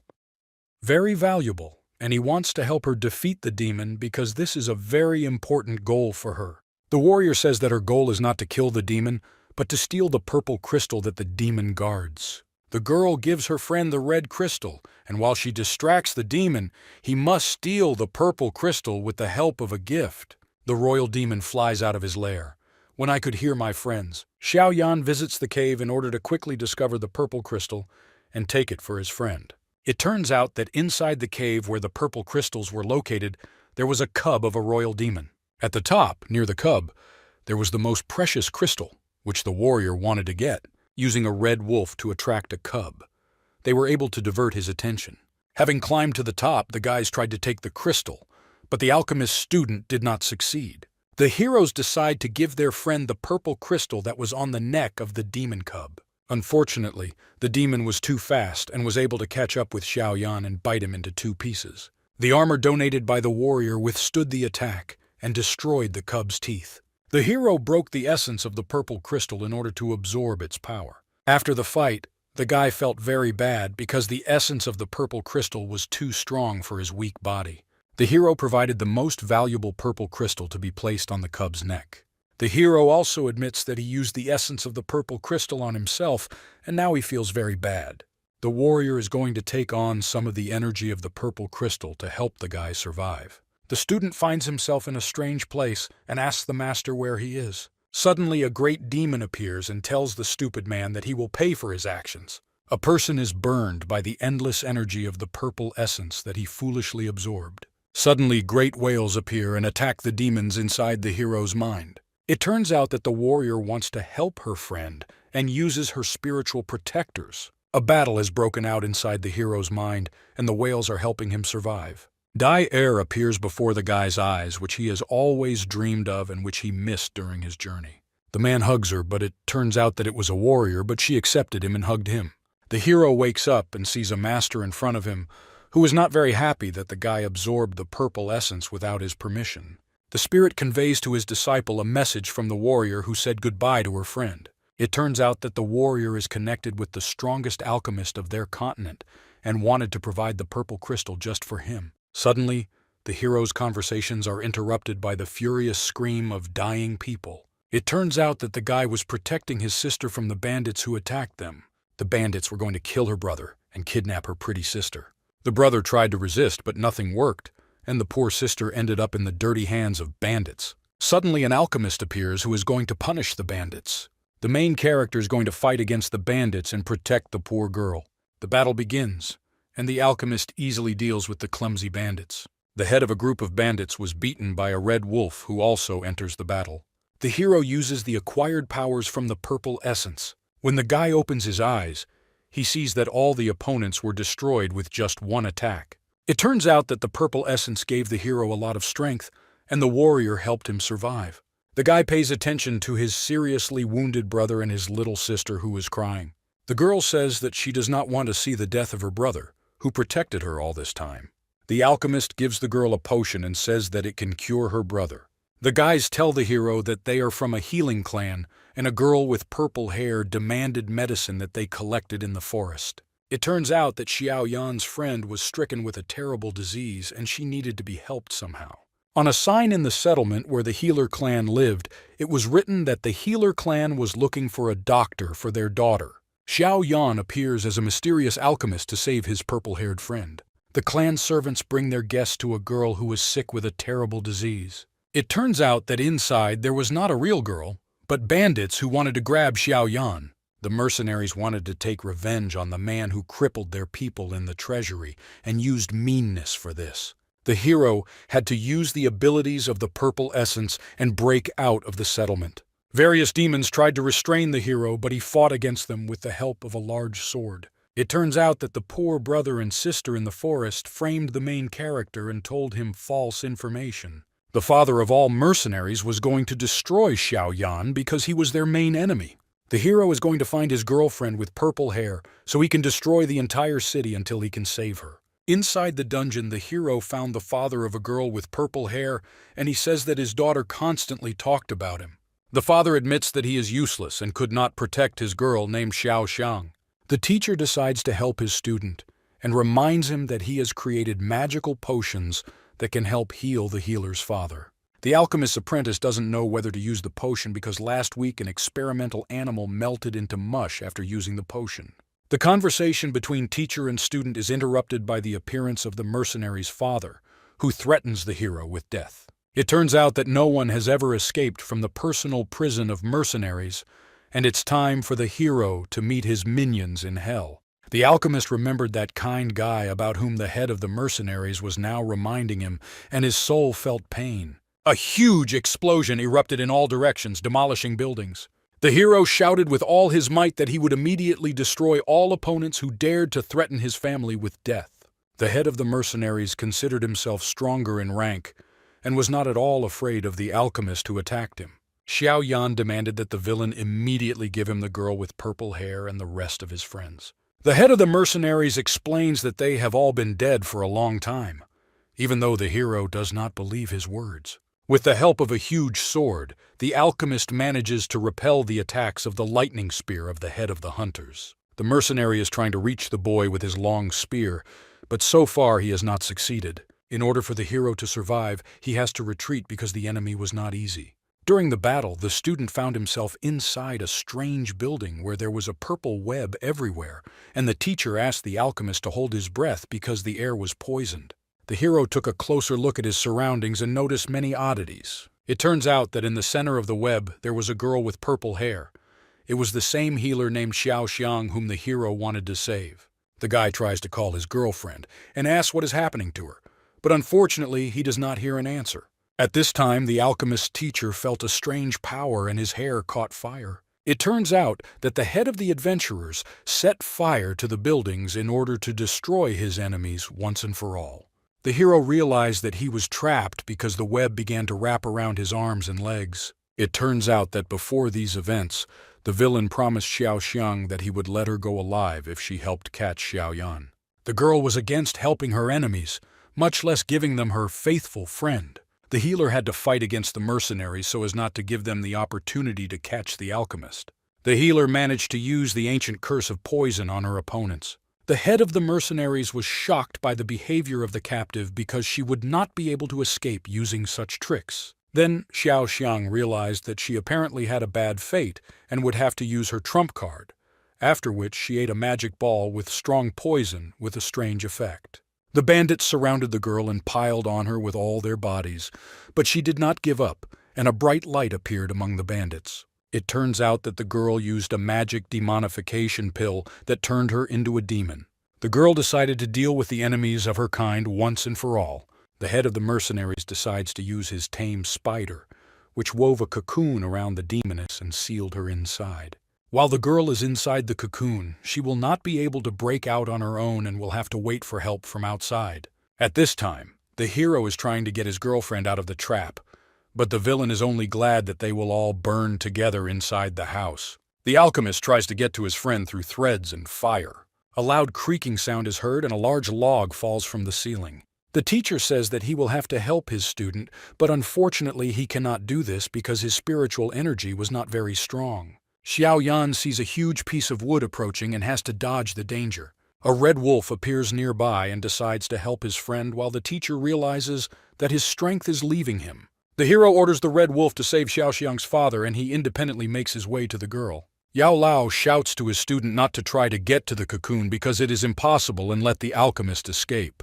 The hero explains that Xiao Xiang found herself in such a bad situation precisely because of him, and if he cannot save the girl, then it does not matter whether he dies or remains alive.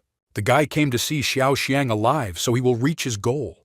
When there was very little distance left to Xiao Xiang, the girl was able to reach the guy with her hand, but she was no longer the same one that Xiao Yan remembers. The girl's hand attacked the man's shoulder with a strong blow, tearing the skin and flesh to the point of bleeding. It turns out that the demoness was insane and did not see people as allies, but fortunately the main character was protected by the girl's father, who exposed his body to the deadly blow, thereby sacrificing his life for the sake of the hero.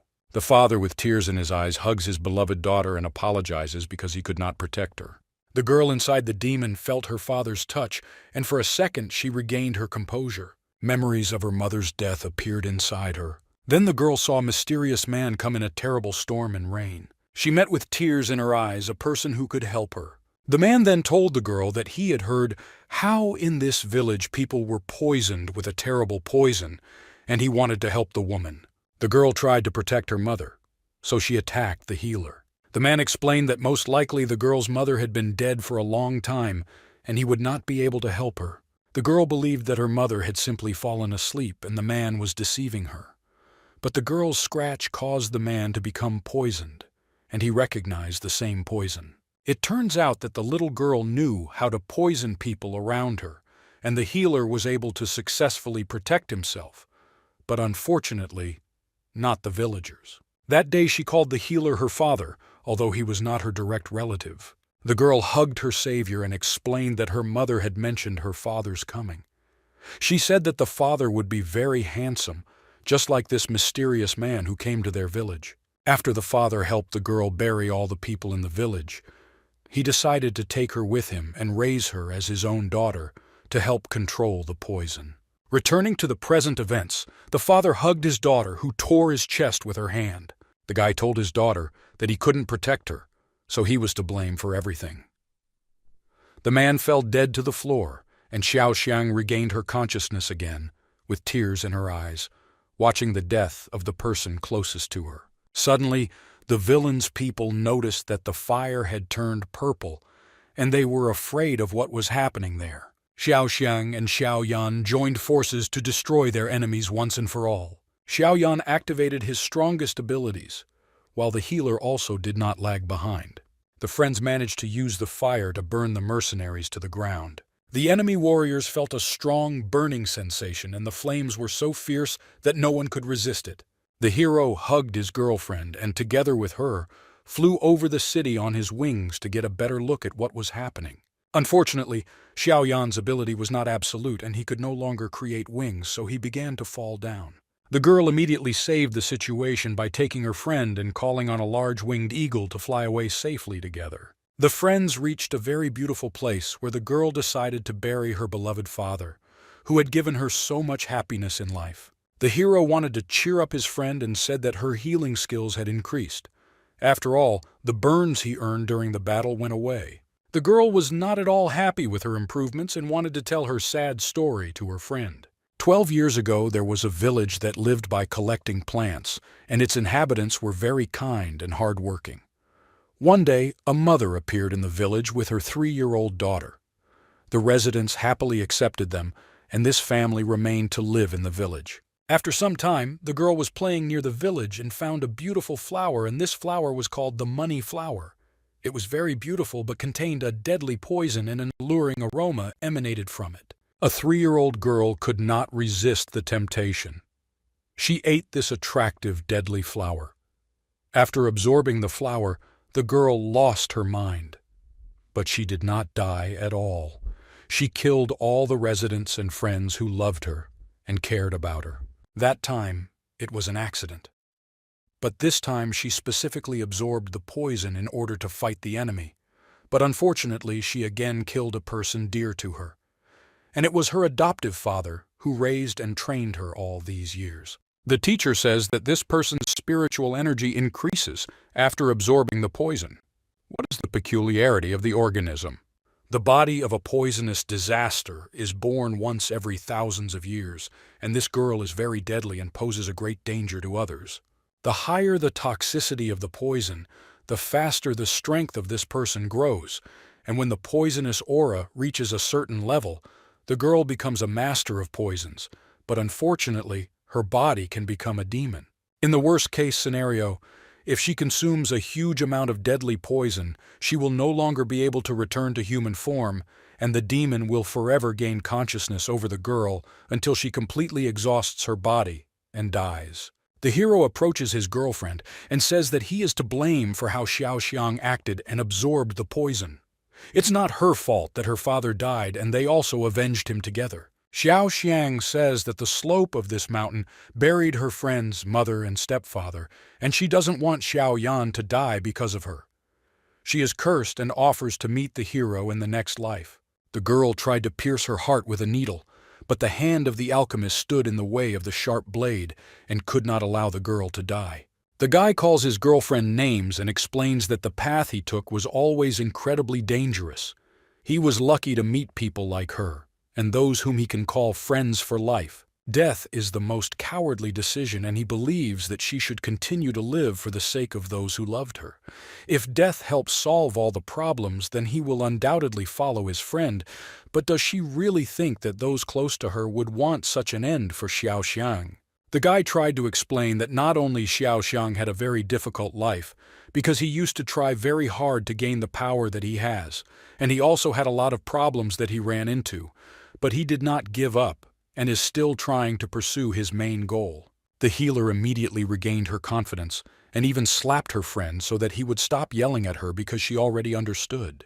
The girl also decides that she needs to heal the alchemist's pierced hand because he set her up in a very careless manner. The guys are interrupted by a red wolf who immediately appears from the forest and attacks the hero, kissing his face. It turns out that the red wolf did not come with empty teeth.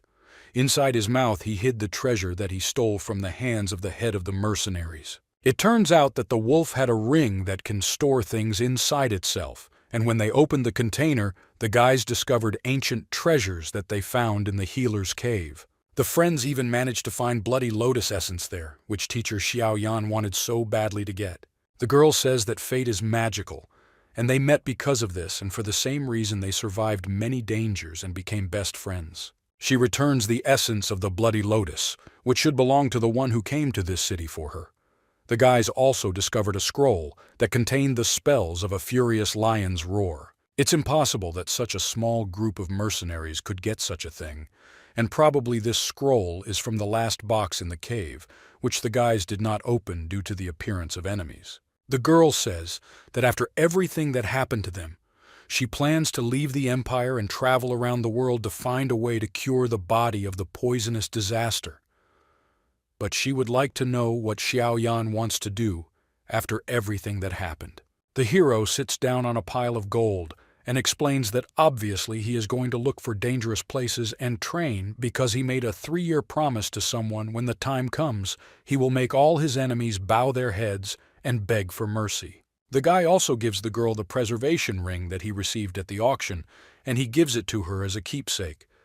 The next time they see each other, he will definitely help Xiaoxiang find a way to heal her body. The wolf also wanted attention, and Xiaoyan explains that they will go on the next adventure together. And when they meet Xiaoxiang again, the wolf will become the king of the mountains of magical beasts and will surprise the girl with his talents.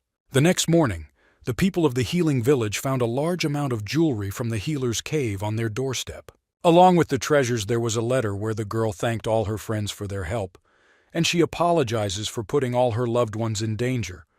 But she will go on a difficult journey to cure her illness. Events move to a completely different city on the opposite edge of the empire, where a villain in a black robe tried to hide from his pursuers. Cute girls tried to catch a thief who stole a precious ingredient from the Alchemist Guild. The guy in the black hood told the pursuers to look up because something dangerous was hiding there. The girl with yellow hair asked the criminal to shut up because he couldn't deceive them in such a simple way. But her friend with white hair said that there was really someone up there. It turns out that Xiaoyan fell from the sky, who explains that that devil just pushed him down from the beast and probably decided to kill him. It turns out that it was the healer Xiaoxiang who said goodbye to the hero and flew away on her magical beast to unknown lands. Xiaoyan fell straight onto the girl with yellow hair who was underneath him. The girl with yellow hair is called Lin Fei. Her friend said that the guy was already trying to run away somewhere. Them. Might have to chase this guy down. The white-haired girl's name was Shay, and her friend had a fierce desire. Punish her because she didn't stop that strange man who fell on Lin Fei. Using ropes, the yellow-haired girl captivated the guy, and the teacher said that this beauty masterfully made his student. Lin Fei found a precious ring on the guy, and most likely it was an amulet with a teacher, and she explained that she would take it because the guy had harmed her. Xiaoyan could not do anything because he was tied up, and he was very disappointed that he would now be left without a teacher. The next morning, the hero came to the alchemists where those strange girls most likely lived. The guy tried to bribe the guard to allow him to go inside, but after offering several potions, Xiaoyan heard only refusals.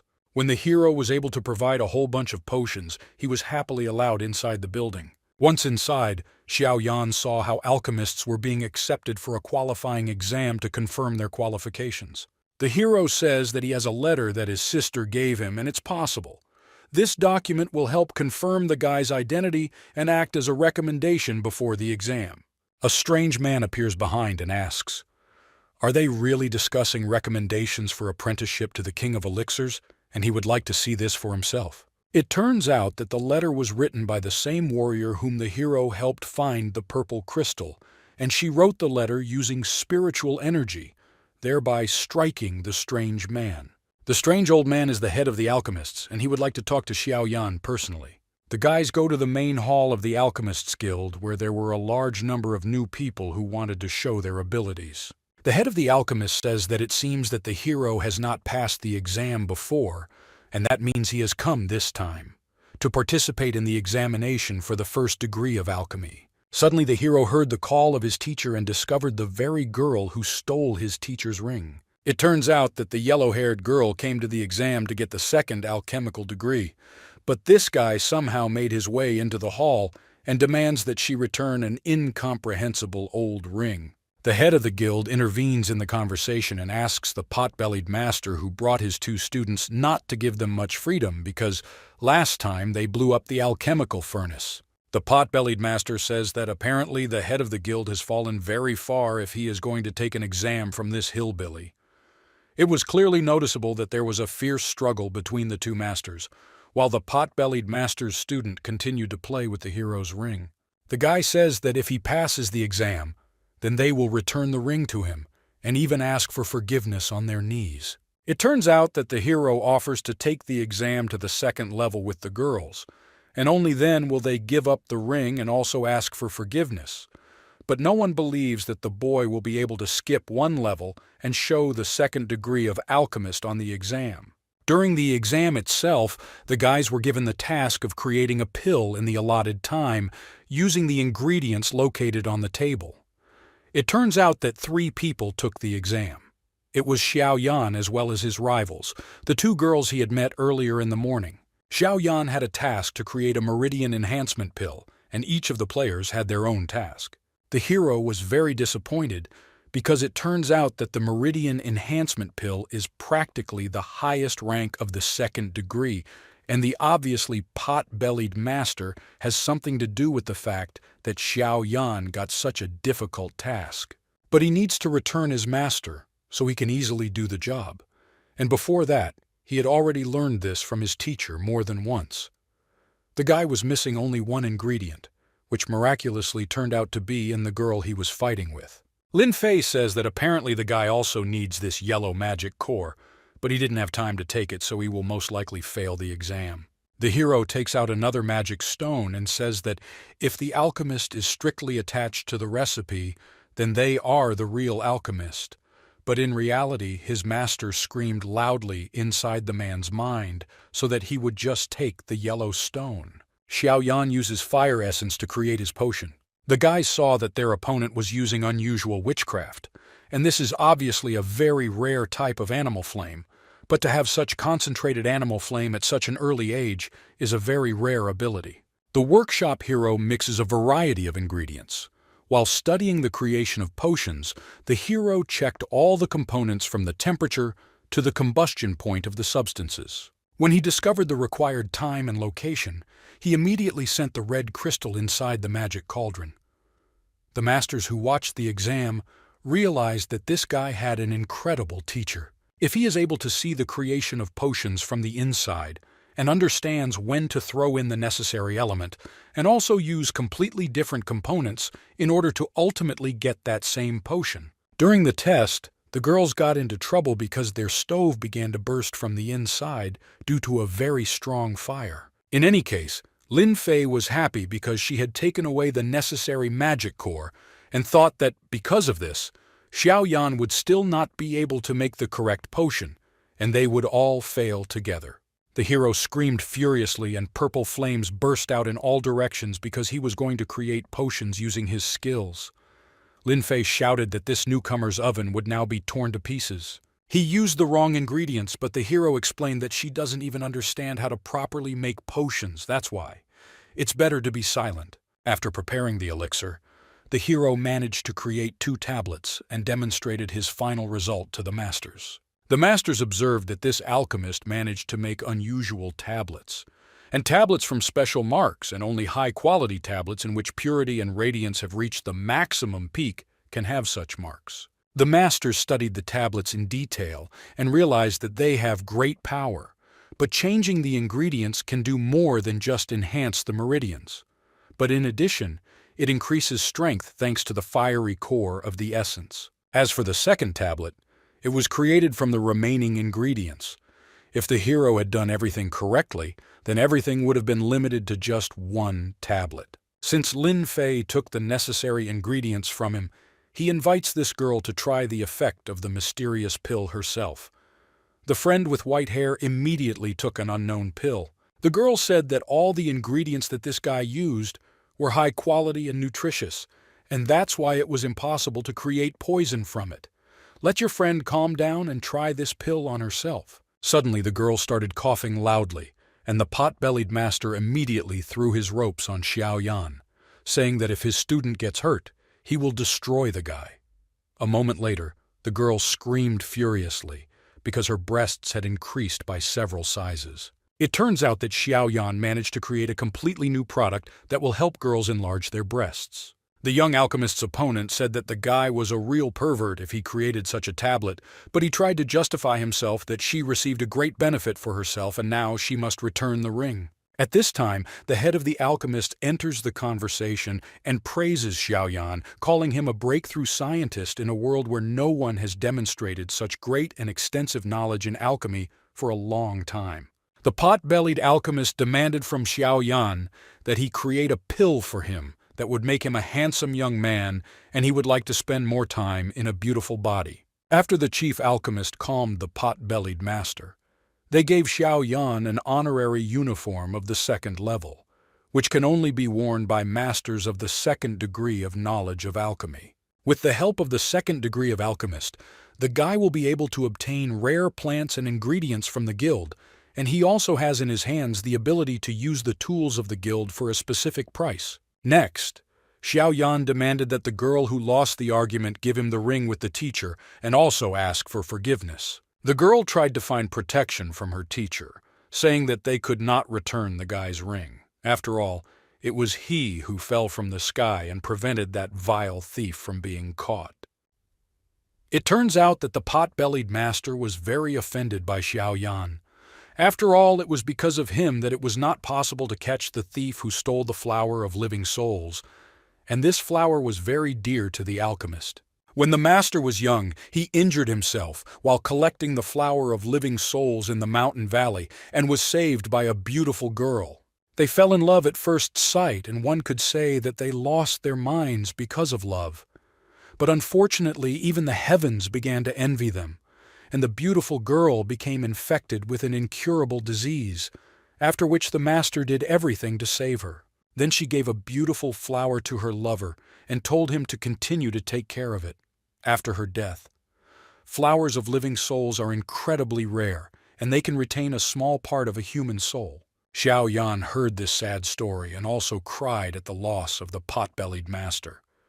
The hero said that if he knew where this thief was hiding, he would immediately save this flower and give it to the pot-bellied master. It turns out that they knew the location of the thief, but no one had caught him before. That same night, the hero went where he was told to find the thief. This thief has very great connections, and unfortunately the guys from the alchemy corps cannot do anything against him, so Xiaoyan will have to very carefully steal the flower and return it to its previous owner. It was very interesting to find out who needed to receive it. This flower, but upon entering the building, someone immediately attacked the hero. It turns out that the same thief who ran away from the crime scene fell on the guy. The thief took Xiaoyan in and decided to show him the problem he was facing. It turns out that the soul flower was very furious and fought for its life. The thief says that the guy can take it, this flower, but the hero was in no hurry to just leave, and he saw on the thief that he was wearing the uniform of an alchemist of the third degree. The guy asked why the thief needed this flower. The thief replies that he simply does not want the precious treasures to be in the hands of mere mortals. The main character noticed that at that moment, the interlocutor sat down on a sofa made of cobwebs, and it was surprising that such a precious material was used only for furniture. Having looked closely at all the things inside the house, the student realized that this third-level master had almost all of his things precious. The thief says that these treasures should not be given to mortal hands. After all, only in the hands of someone who knows their true value will these things shine. It doesn't matter who this mysterious interlocutor is, and what's more important is that his older brother is the greatest alchemist on the entire continent, and the guy turns out to be called Gute. The hero does not know why people are so afraid of this mysterious Gute. It turns out that the main character does not know Gute's brother. Therefore, he is not afraid of him at all. Continuing to ignore his interlocutor, the young alchemist notices that the temperature inside this building is lower than outside, and especially near the mysterious box inside of which there is something incredibly rare. Gute understands that apparently the hero knows how to recognize treasures, and he offers to send him his brother's autograph, but the hero refuses because he doesn't even know who this person is. It turns out that inside the strange chest there was magical spring water, which is necessary to create the fiery essence. The hero uses plants that start screaming at the poor pig thief so that he urgently returns her to the fat man. Gute comes close to the hero and says that if he manages to interest him, he will share a small part of his treasures. Gute understands that the interlocutor has already seen his wonderful collection of artifacts, and it is unlikely that Xiao Yan will be able to give him something that might interest the great alchemist. The hero realizes that he has something special. Therefore, it shows an animal flame that shines in purple. The collector interrupts the hero and asks him to wait a little because he is trying to find among his artifacts something that can definitely help him. Having opened some strange book, the collector manages to find a line about something that is so similar to the guest's abilities that are used by the Heaven's Devourer, and this is the animal Flame from the Purple Cave. The collector is interested. Did the newcomer really manage to meet the newborn royal lion who appears once every 1,000 years, and he got the essence of the violet crystal inside the cave? The hero does not understand why this pervert is touching his hands, and Gute has to explain that such treasures make him nervous. Hero. He is about to leave, defiantly saying goodbye, but the collector stops the guy because he is interested in his abilities. The alchemist says that if he managed to interest the collector, then he would probably take the chest with precious magical water. But in return, he had to give some essence of the purple crystal that the guy got in the cave. The collector also guesses that spring water is necessary for Xiao Yan to create a capture of the essence of the flame. And if he guessed right, he can help a little as a sign of their nascent friendship. The collector will give his guest a wonderful thing, and let him go to the specified place and give it to a special person, and when he gets there, he will immediately understand everything. The next morning, the hero gives the pot-bellied master a flower in which there was a piece of the soul of his long-dead Liubov. After returning the flower, Xiao Yan demanded the return of the ring with the master. Lin Fei noticed that the hero is worried about this strange ring, and if he tells what the secret of this treasure is, then she will return the ring. The hero approaches a pretty girl and with a manic smile says that this is a cursed ring, and the ghost of an old man even more talkative than that strange flower of a pot-bellied master has settled inside it. Late at night, this spirit emerges from the ring to absorb the energy and blood of other people. Having heard about the terrible ghost, the young student immediately gives the ring to the alchemist. At the end, the hero thanks the head of the Alchemists' Guild for his help. The man says goodbye to his friend and says that in 6 months a large alchemist festival will take place in the capital of the empire, and he will be waiting. There's a friend there. Before leaving, the alchemists also want to give their new friend rare ingredients for potions. The main character says goodbye and leaves, while the white-haired girl notices that this guy is very unusual. The one who taught this boy is a very good master, and the chief alchemist is wondering who this person is. Later, Xiao Yan and his master went to the flying transport, but the master was a little offended by his student for calling him a terrible spirit that absorbs human blood. The master also wanted to set off on foot, but Xiao Yan did not understand. Why do this? Because on foot they will reach their goal in only 3 days. During the line, someone attacked the main character and kicked him.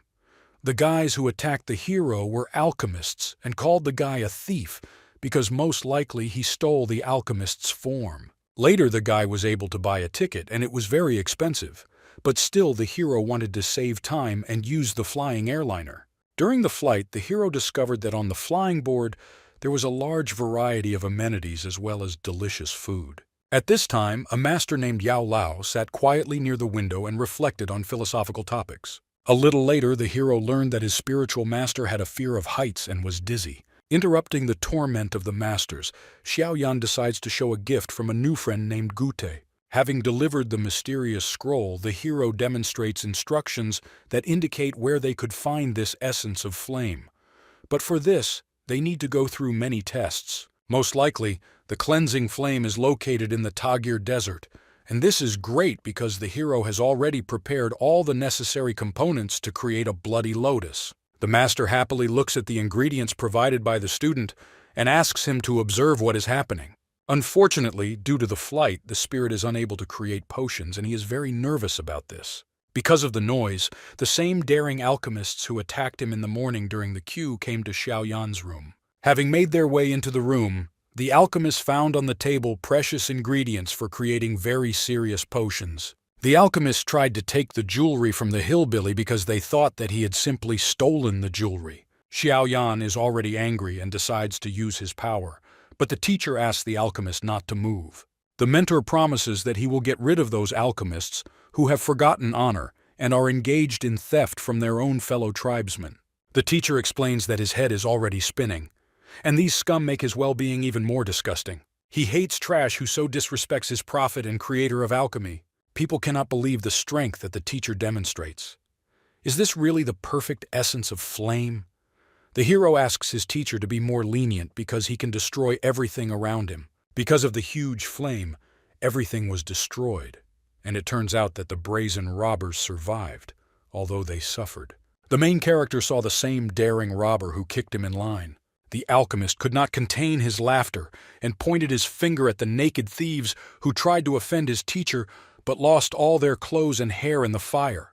Now the hero is going to take revenge on his offenders and use his purple essence. When the hero's fists were already approaching the opponents, an alchemist of the 4th degree appeared and held back the guy's killing spell. It turns out that it was the teacher of those 3 fools who dared to attack the hero, and unfortunately, the alchemist of the 4th degree was much stronger than Xiaoyan. Later, the alchemists, already dressed up, showed their teacher the very important ingredients that they had stolen from the guy. Xiaoyan explains that he earned all these ingredients through honest work and demands that he be untied. It turns out that the guys did not want to return what was stolen and decided to personally give these treasures to the Lord, after which the teacher also wanted to reward his students for the capture of such great valuables. After such a miracle, their alchemist clan will have a lot of jewelry and gold, and this will increase the rank of their overall wealth. Xiaoyan realized that it turns out that these brats care about support. On the part of other clans, they themselves do not represent much political weight in high society. The guys laughed because how can such a hillbilly like Xiaoyan understand politics, and they are much higher than this brat. The master gave orders to his students to guard the newcomer so that he would not do anything dangerous again.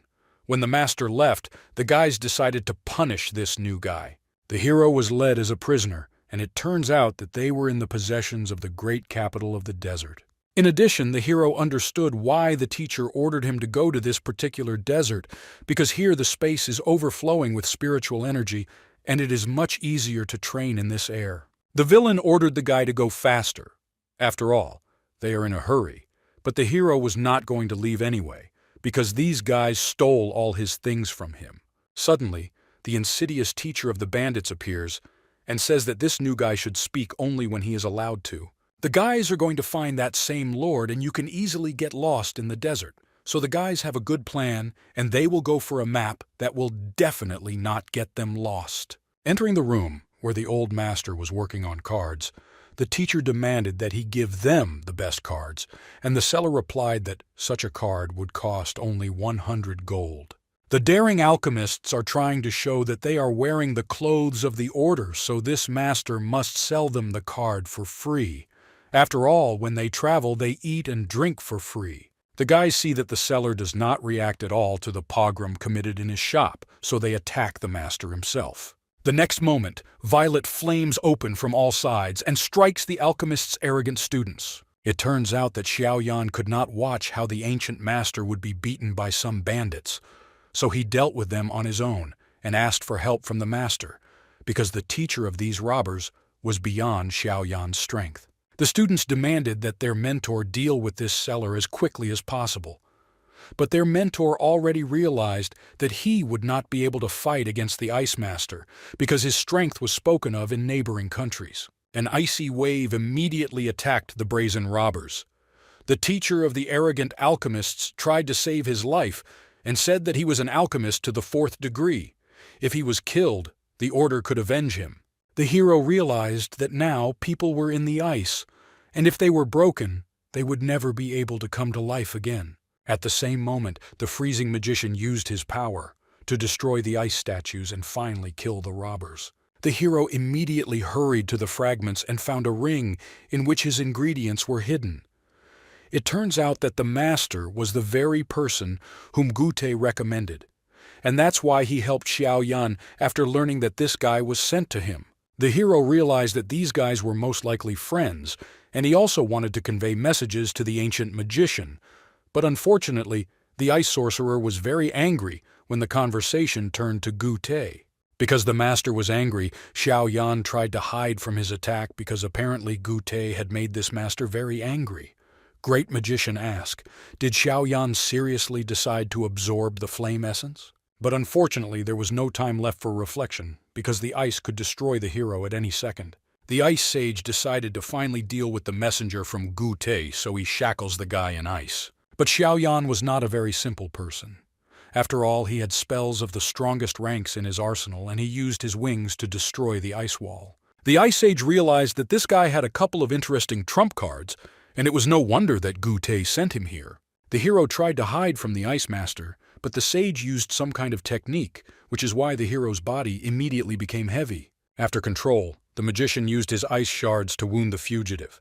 The hero did not run away and decided to take revenge, so use his great sword, and at the moment of impact, the alchemist promises that such abstruse sages should not just kill because of their desire. The ice sage says that these are just dying attempts, and he uses an ice shield to deflect the sword's attack. The ice wave throws the hero aside, even though the master's shield was destroyed. The next moment, ice shards envelop the guy from all sides, and he tries to somehow fight off the sharp needles rushing towards him. Finding himself on the verge of death, the hero tells his sensei that he really cannot cope with this ice master. If the spirit does not help, then it will really die. The mentor asks the student to simply close his eyes and trust his body, because in this case he will be able to help in the fight. Spiritual energy of incredible power appears inside the ice ball, and the ice master understands that that weak boy cannot be there because the power he feels exceeds even his own. It turns out that someone snuck into their duel and is now trying to destroy the ice master. A man tries to use ice armor to protect himself from an unknown enemy. Xiao Yan has already merged with his master, and the spirit feels incredible power in the new body. Even though the master does not have much power in his spiritual form, he can still destroy this petty ice master. The cartographer understands that this spirit has the essence of flame, and he has long been waiting for a duel with such an opponent. But before the duel, he offers to tell one story. Decades ago, the Ice Master accidentally found an incomplete map in the Tagar Desert, but it turned out that he was hunted by the mistress of this desert called the Queen of Jellyfish, and she was very strong. The Master, being an emperor at the peak of his strength, could not cope with it. In the end, the man managed to save an incomplete map, but he also suffered serious injuries and was cursed with the seal of snakes. The man shows the seal on his neck, and he explains that because of it he quickly aged and his strength fell to the level of the spirit. It turns out that the card in the hands of the master is the same card that Yao Lao is looking for, and it tracks the essences of the flame. Seeing Xiao Yan's full strength, the Ice Master offers a deal. Recently, the Ice Sorcerer discovered a way to get rid of the seal, and it is a rank 6 pill called the Pill of Destruction. Xiao Yan understands that if he guessed correctly, this tablet can be made by an alchemist with the essence of flame. The Ice Master says that if Xiao Yan can free him from the seal, then the card will be his. But Xiao Yan can simply steal this card and have enough strength to kill his opponent. The Ice Master reminds that he is a cunning cartographer, so he will not carry with him a real map that was hidden in a very good place. The teacher gives his student control of the body, and Xiao Yan says that they have agreed. Unfortunately, the emperor forgot to mention that he has not yet been able to discover all the necessary ingredients, because some of them are more expensive than the capital of the desert. To keep Xiao Yan from getting discouraged, the emperor says that there are other flame essences in the desert, so he can tell you something about it. After some time, the devastated hero walked through the desert and realized that most likely the Ice Emperor had lied to him because he had never found the essence of flame, and there was too little water left. Terrible desert monsters constantly tried to eat the weakened man. The hero continued to destroy the nasty cannibals who pursued him in the desert over and over again. The teacher supports his alchemist by saying that the guy was just able to kill a rank 3 magical beast with one blow. Months of training were not in vain. At this time, the hero was studying the essences on the map that the emperor spoke about, but unfortunately they did not find them. Not a single essence. The teacher was not upset at all, and offers to use the meat of a magical beast to taste a delicious lunch. Using the essence of flame, the teacher is able to cook magic crab claws into very tasty meat. The teacher also reminds his student that the time has come to do the same thing, but Xiao Yan was not happy about having to repeat it again. The guy says it hurts a lot, but the teacher is trying to explain that to defeat his opponents, the hero will need to increase his strength, so let him quickly fall on the sand and they will begin the procedure. The teacher stands over his student and strips him to the waist using magic potions. He burns his back and does everything to cause as much pain as possible, but this trains the spiritual channels and increases the strength of the student. The hero tries to endure incredible pain and imagines Dai Air in his head, which gives the guy hope and helps him endure incredible torment. At this time, Dai Air decides to take a little rest after studying at the academy, and hears a man behind him who wanted to bring her a letter. Having opened the message, the girl saw that Xiao Yan's father and the head of their clan had written to her, who wanted to inquire about how the training was going. The heroine was very glad that her father was worried about her health, but she would still like to receive a letter from his son, Xiao Yan, because he is very bored. It turns out that in the desert where Xiao Yan went, there lived two brothers who have not returned to their home for a long time. Dai Air knew about these brothers and hoped that if Xiao Yan and his mysterious teacher went to the desert, he would definitely meet their relatives. At this time, the hero sneezed and realized that someone was thinking about him if he had so many sneezing attacks.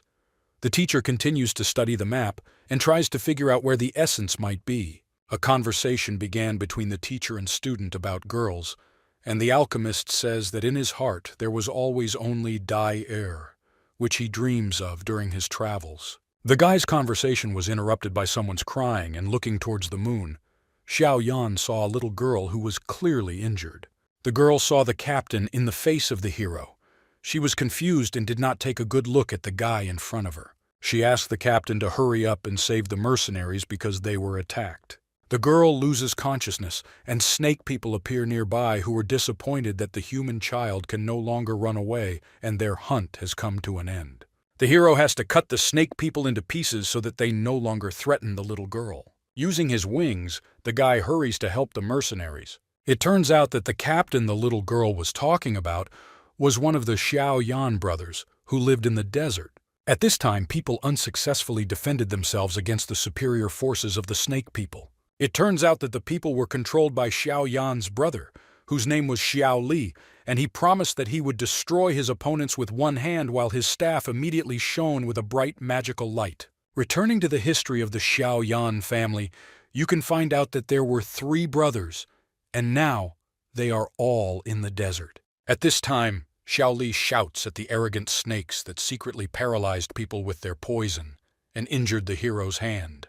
The leader of the snake squad says that this man is stubborn before death, but in any case they will destroy it and the deserted city will belong to the snakes. The snakes easily attacked the poisoned people, while the captain used his last strength to destroy the snakes. The man realized that his people were dying, and he needed to demonstrate his best skills now to save them.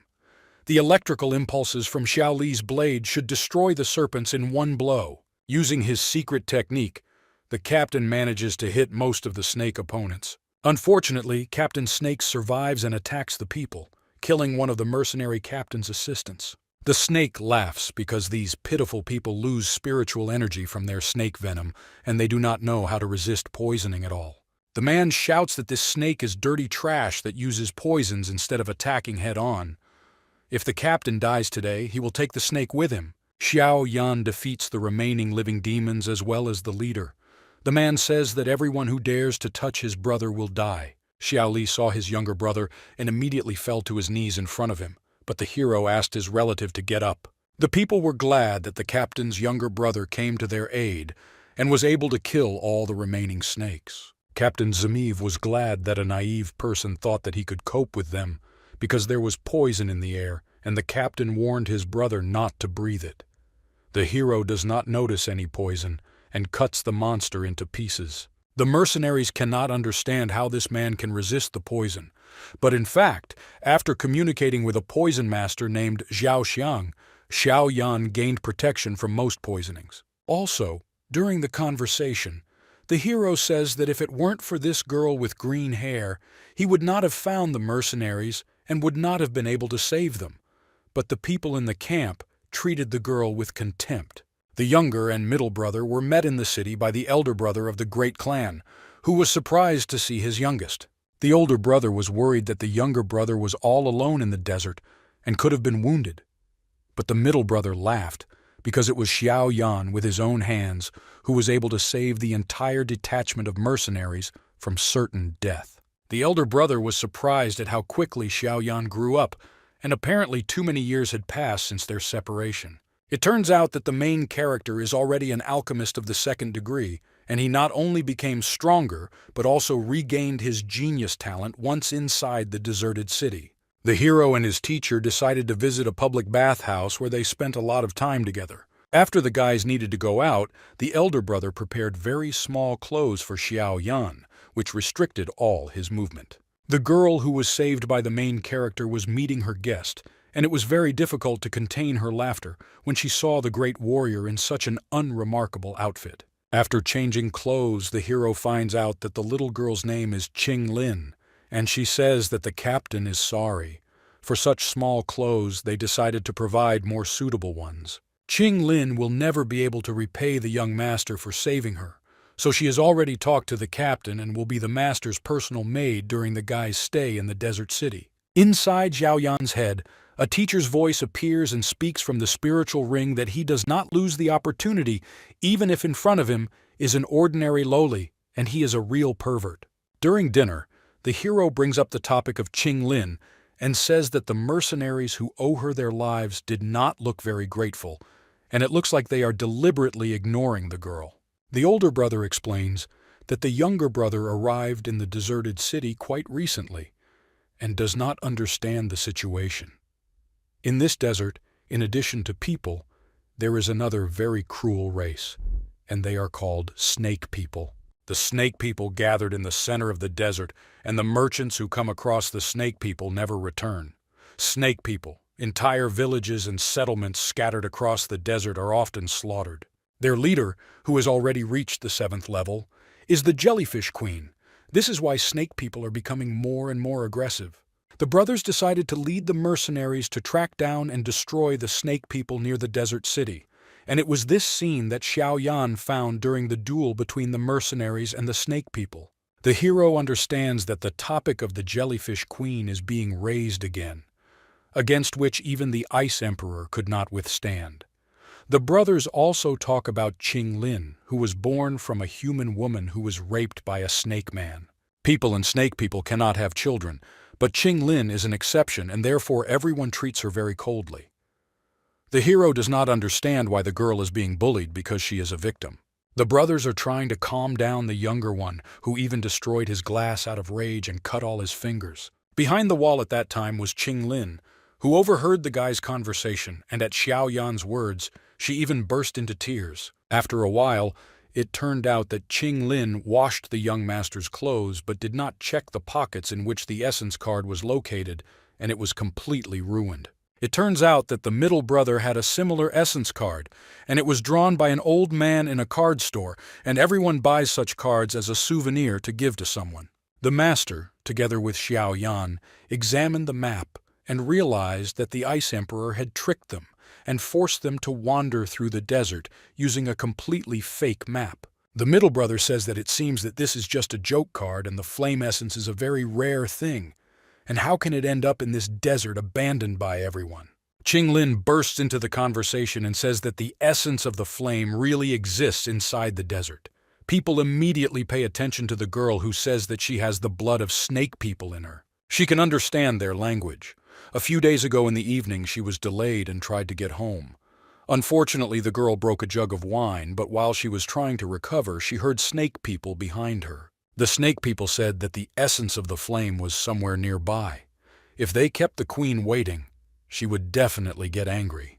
The girl says that she felt like the snake queen was in the city that day, and it turns out that the essence of the flame was in the center of the city all this time. After discussing the topic a little, the guys realized that the jellyfish queen came to the city 6 months ago, and most likely her goal was the essence. But if the queen personally visited the city, then she probably already took the essence, and now there is nothing in the city. The guys wanted to support their younger brother, and said that when the jellyfish queen left, she was very wounded. The master says that this is definitely the essence of the flame, because it is not so easy to get. The hero furiously shouts that even if he risks his life, he will still go to the place where the essence of the flame is located. He wants to see for himself how amazing this energy is. The boy's conversation was overheard by spies who arrived to their master to report on the found essence of the flame. It turns out that one of the mercenaries betrayed the captain and stole from him a map where the essence of the flame is located, and they are already moving forward, but he was able to sneak away to tell everything to the spies. Now the trader asks his customers for payment, but it turns out that the owner just wants to kill the one who is bothering him. The man has already fulfilled his function, so the owner cuts off the loser's head. Why pay him when you can just get rid of the person? At this time, Qing Lin, like a faithful assistant, tried to tell her friends, "Where's that very essence that led the entire caravan behind it?" Unfortunately, the girl led the mercenaries to a place 15 miles from the city. People from the caravan thought that the little girl was mistaken, but Xiao Yan was the only one who supported her and told her not to worry because he believes in her, and that the essence is very close. The younger brother turns to his friends and says that it may be difficult for them, but the essence is clearly somewhere nearby, so they must start searching for it. The older brother decides to use his strange spiritual magic and uses it on a cactus growing nearby. Xiao Yan remembers that the elder brother had the ability of the wood element, and he can use the roots of plants to reveal what is under the sand. The elder brother says that throughout the desert, a thick layer of earth energy is felt, but a couple of tens of meters below them, the powerful energy of the fire element is felt. The middle brother calls all the people to his place to begin excavations that can last more than one day. The main character says that they don't have that much time. Therefore, he decides to use his purple essence and independently excavate a place where the fire essence may be located. People were shocked by the huge tornado of purple energy, but when it was all over, Qing Lin turned her attention to the excavations. It turns out that there was more than one cave, and apparently the essence of the flame itself could be in one of the shafts. Fortunately, the people had Qing Lin, who sensed the trace left by the jellyfish queen. The hero trusts the girl and says that there should have been an essence of flame in the indicated passage. Xiao Yan says that most likely it is dangerous in the cave and he is going to go alone, but the middle brother asks the guy not to pretend to be cool because the essence of flame is very rare, and of course they want to go with him. The older brother says that they created a lot of noise so the snake people could come here, and he leaves the middle brother outside to guard the passage while he personally goes with the younger one. Qing Lin says that the caves inside are very confusing and she could show the right way. Xiao Yan says that the girl is really a good tracker and she will be able to help them well in searching for the essence of the flame. The middle brother's thoughts about the subsequent duel for the essence are interrupted by the sound of a falling body. Taking a closer look, the hero discovers one of his scouts who was supposed to study the area and prevent opponents from getting to their squad undetected. At the top, those same mysterious personalities appear who threaten the mercenaries that no one from them will escape death that day. The heroes take a close look at the arriving guests and understand that this is spiritual magic of the 4th level, and it will be difficult for them to cope with such opponents. Meanwhile, the elder and younger brother continue their journey as Qing Lin guides them through the tunnels.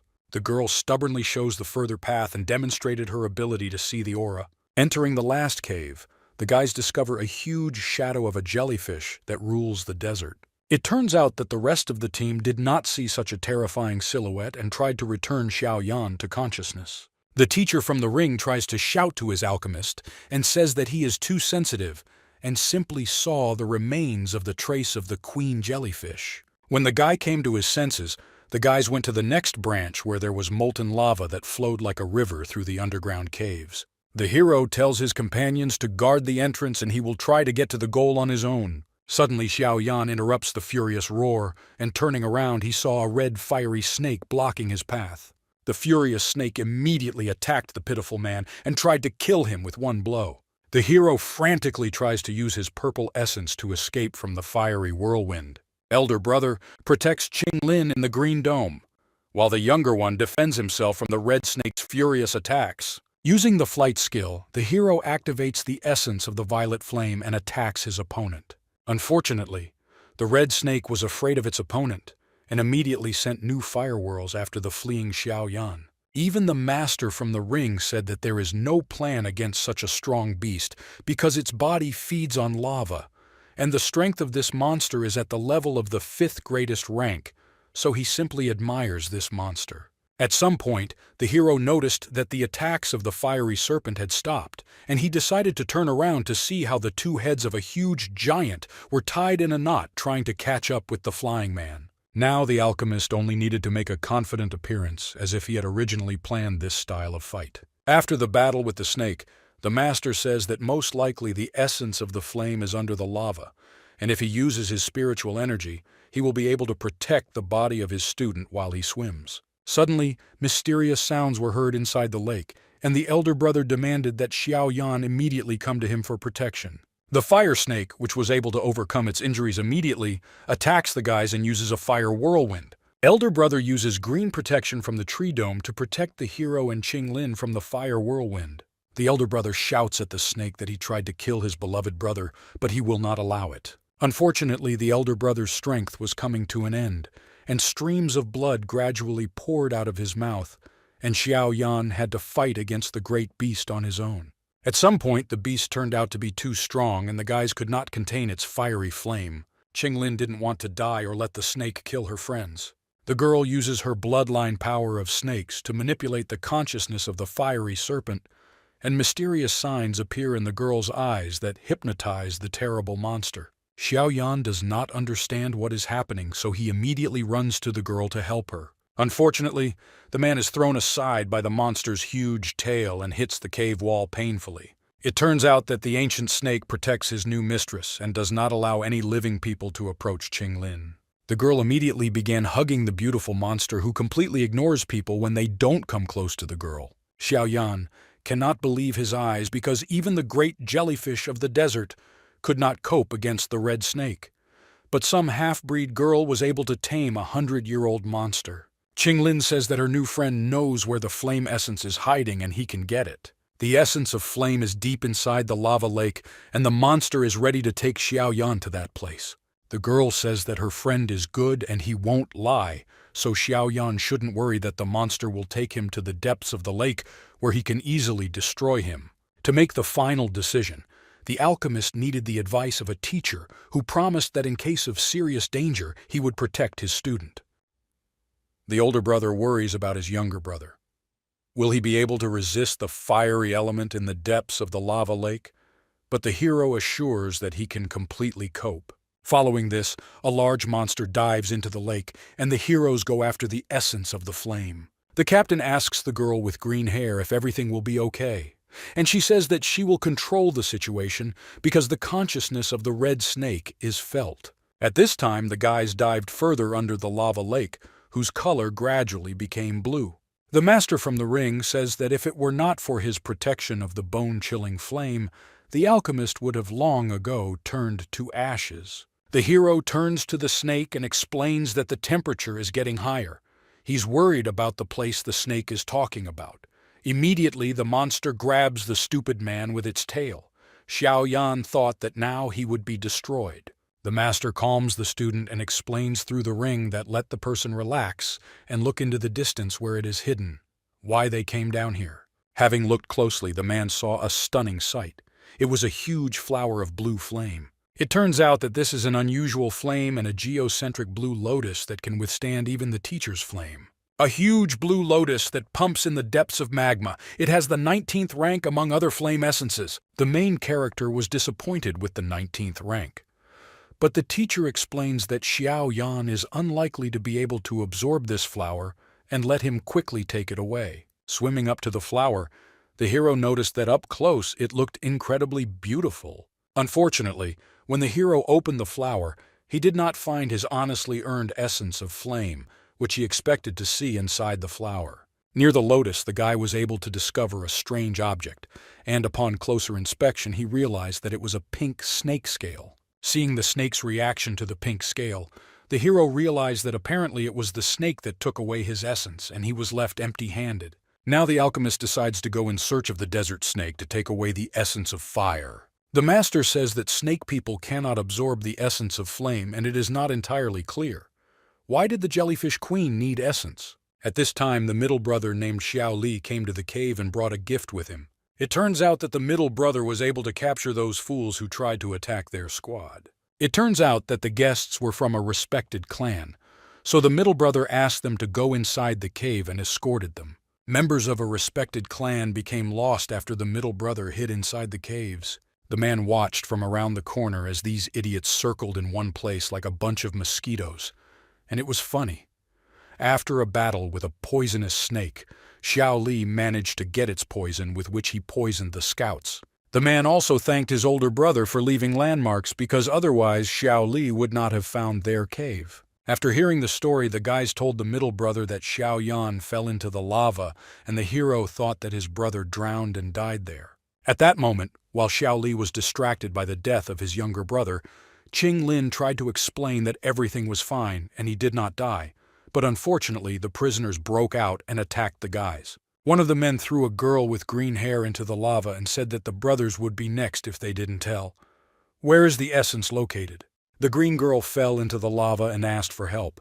The red snake bursts out from inside the lake, and Xiao Yan was riding on it and saves the little girl. The brothers were happy that Xiao Yan was able to successfully escape from the lava lake and save Qing Lin from certain death. The girl showed her opponents to her snake, and he attacked the thieves who tried to burn Qing Lin in the lava lake. Now the great clan asked for mercy and knelt in front of the guys and asked for an apology for their actions. It turns out that they are just a small search team that was sent to the Tagir Desert, and they are looking for the same thing as the team of brothers. This is the geocentric flame of the Blue Lotus. Xiao Yan said that they were unlucky and they all arrived too late. As expected, the flame essence was taken by the jellyfish queen. Seeing the reaction of the great clan, the guys realized that they knew something. It turns out that 6 months ago, reports came that Queen Jellyfish had come to this place, and they assumed that it was because of the essence of the flame. Then they received a map of the Snake People village. When the younger brother looked at the map, he realized that it was more detailed than the maps of the Winter Emperor. The hero said that he would take this card and go to the jellyfish. The older brother said that he would forbid the younger brother to go to the lizard village because it was too dangerous there. The hero asks everyone to relax because he calmly swam in the lava and can withstand the jellyfish. At this time, people from the great clan asked the hero for mercy and to let them go. After all, they told everything they could.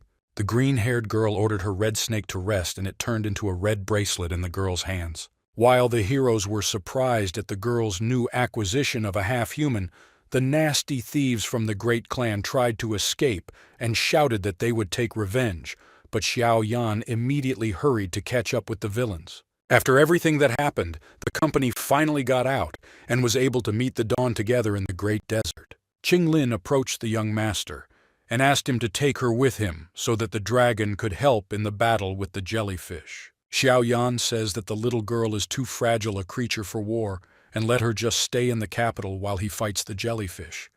The brothers decided to warn their youngest that the jellyfish queen was a strong opponent. At this time, somewhere in the great desert in the village of Snake People, the great jellyfish told her subordinates that she would destroy the geocentric flame of the Blue Lotus. After some time in the desert, the number of squads of snake people increased, and some of the patrolmen discussed the disappearance of one of their squads. Xiao Yan emerges from the sand, who has been tracking down the squads of snake people all this time. The hero continued to hide under the sand and approached the great 8 villages of the snake people. The guys have been tracking the jellyfish's lair for 2 weeks now and trying to find it. Xiao Yan was very impatient as the master continued to teach him fortitude and the ability to wait. In the evening, the guy managed to get to a desert oasis, and there were quite a lot of snake people, and the weakest of them was a 3rd-level master. In order not to accidentally be discovered, the hero used leaves and under the cover of the night could freely fill a flask with water before the next run through the desert. Unfortunately, the hero was discovered, and a beautiful girl with golden hair and elven ears appeared from inside the lake. The girl realized that someone was spying on her and asked who could be hiding in the dark night. The hero began to apologize to the girl and explained that he just wanted to remind his flask of water and that he was an ordinary traveler who decided to pass through the great desert. It turns out that the beautiful girl was also a snake people and could raise the alarm at any moment. She approached the handsome man, and their faces practically touched. At that time, the hero could not understand what such a pretty girl could do in such a dangerous place. From the ring, the alchemist heard the voice of the teacher who warned that a terrible poison was hiding in the air and that he needed to hold his breath. The hero immediately jumped away from the dangerous enemy. The girl says that people hunt their snake men women because they are very beautiful and everyone wants to enslave them, but they must protect themselves, so she uses poison. The teacher also told the hero that this opponent has the level of the sixth king, and therefore she is very dangerous for the alchemist. The man immediately decides to apologize for peeping and activates his wings to escape. Snakemen warriors appear from the bushes, who heard the noise and decided to check how their mistress was doing. The woman said that the snake people were useless and immediately killed them, even though they apologized to her. The girl decided, still catch that handsome guy who tried to escape with the help of his wings. At this time, Xiao Yan was surprised. Why was it so easy for him to escape? After all, this snake man is the sixth level of the king. It's unlikely that she would let a person go so easily. The next moment, the stupid person is attacked by a strong aura that destroys his wings. The beautiful girl explains that if she allows a third-level master to escape, then everyone in the tribe will laugh at her, so she, as the head of one of the 8 great snake people villages, must catch the fugitive. The alchemist understands that if this is the head of one of the 8 great villages, then he certainly cannot cope without the help of a teacher. The mistress of the snake people village thought that the hero was frightened and stopped resisting, so she decides to quickly end the battle and calls on the sand snakes to deal with the man. The hero is not going to say goodbye to life so easily, so he tears apart the sand snakes and continues his escape. Fortunately, in addition to wings, the hero also had purple essence, which he decides to use for a counterattack and give himself the opportunity to escape from a serious opponent. The lady continues to attack her opponent, the man who is defending himself with all his might from her sand snakes.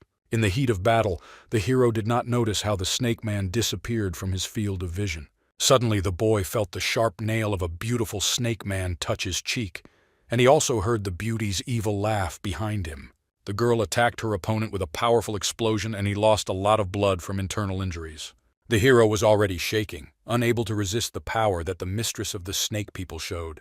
After reflection, the girl finally came to the conclusion that she wanted to take this guy into her harem so that he could become hers forever. The hero demanded that the master help him because he did not want to become the toy of the beautiful snake man girl. Unfortunately, the teacher refused to help because he was busy writing a love story about a man and a snake man, and also noticed the forces that could reveal him.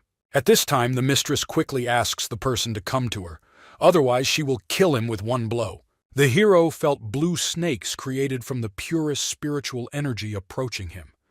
In order to defend himself, Xiao Yan simply put his hands forward because he could no longer use spiritual energy after such a serious battle. But suddenly, the snake simply disappears. The lady is trying to figure out who interfered in their duel, and she looks up where she found 4 great level 7 emperors against whom she cannot fight. One of the emperors asks a strange young guy to run away from this dangerous place.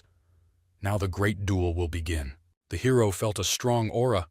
These people, 7th level emperors, are among the strongest human warriors in the entire world. One of the emperors asks the girl, is she really the leader of one of the 8 great snake people villages? The man introduces himself by the name Gu He and explains that he wants to be escorted to Queen Jellyfish. After all, they want to offer her a deal. The main character understood why his teacher disappeared because such serious level 7 emperors could easily detect the ancient spirit. The mistress says that the snake people have been at enmity with people for a long time, and everything they do, both sides shed each other's blood. If these people have at least the rudiments of reason, they will quickly leave the desert. One of the strongest people in the empire, nicknamed the Lion King, explains that it is useless to talk to this jellyfish and you need to kill it and then bring its head to the castle of the main jellyfish. One of the elders of the empire explains that they should not wait because every second the chance of finding the object they need decreases. The lady decides to attack the people while they were talking to each other, and the Lion King decides to be the first to fight against the Medusa. The man uses Lion's Roar as one of his most powerful skills to counter the beauty's energy snakes. The main character, who at that time was trying to bury himself as deeply as possible in the sand, was amazed at the energy that emanated from the center of the battle. At this time, people who did not participate in the battle discussed that the most powerful snake people could tame the spirits of magical beasts and use them in battle. Unfortunately, or fortunately, a beauty who fights against people will not be able to use the spirit beast form for a very long time because this ability absorbs a lot of spiritual energy. While people were just warming up, the mistress of the desert felt that her strength was leaving her and her body was gradually covered with wounds. The girl understands that she cannot cope with people using the usual method, and she uses her trump. But no matter how hard the guys tried, they did not have time to stop her spell. Snake separation techniques scattered in all directions from the mistress of the desert. The small snakes tried to escape and even used the sand as a place to escape. People tried to destroy all the snakes while one of the energy snakes crawled up to Xiao Yan and ordered the guy to follow her. One of the great emperors immediately approaches the man and destroys the dangerous snake. The alchemist says that he is in a dangerous situation and thanks the great warrior for her help. The Lion King was surprised that their granny even saved someone today. But she looked at the man with such a look that he immediately cooled down and turned away from the terrifying girl. Xiao Yan was warned that one of the most grandiose battles in this empire would soon begin, and he must quickly escape from this desert. After the battle with the snake people, the 4 great emperors traveled to the center of the desert, in search of its main mistress, the great Medusa.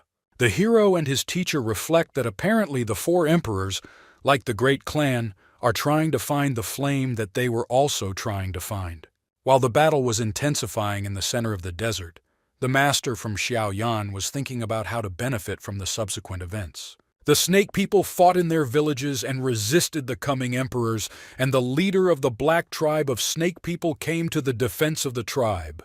The Lion King asked how long they would have to destroy the representatives of the snake people for their queen to appear. People suggested everyone calm down and make a wise decision. After all, they came here only for the sake of the queen. Suddenly, a servant runs up to the leader of the village of black snake people and says that terrible explosions erupted inside the village, and at the scene of the crimes they found human slippers. The Black Snake Man and the head of his tribe announces that despicable people attack them from behind, and they say beautiful words while they are really preparing sabotage.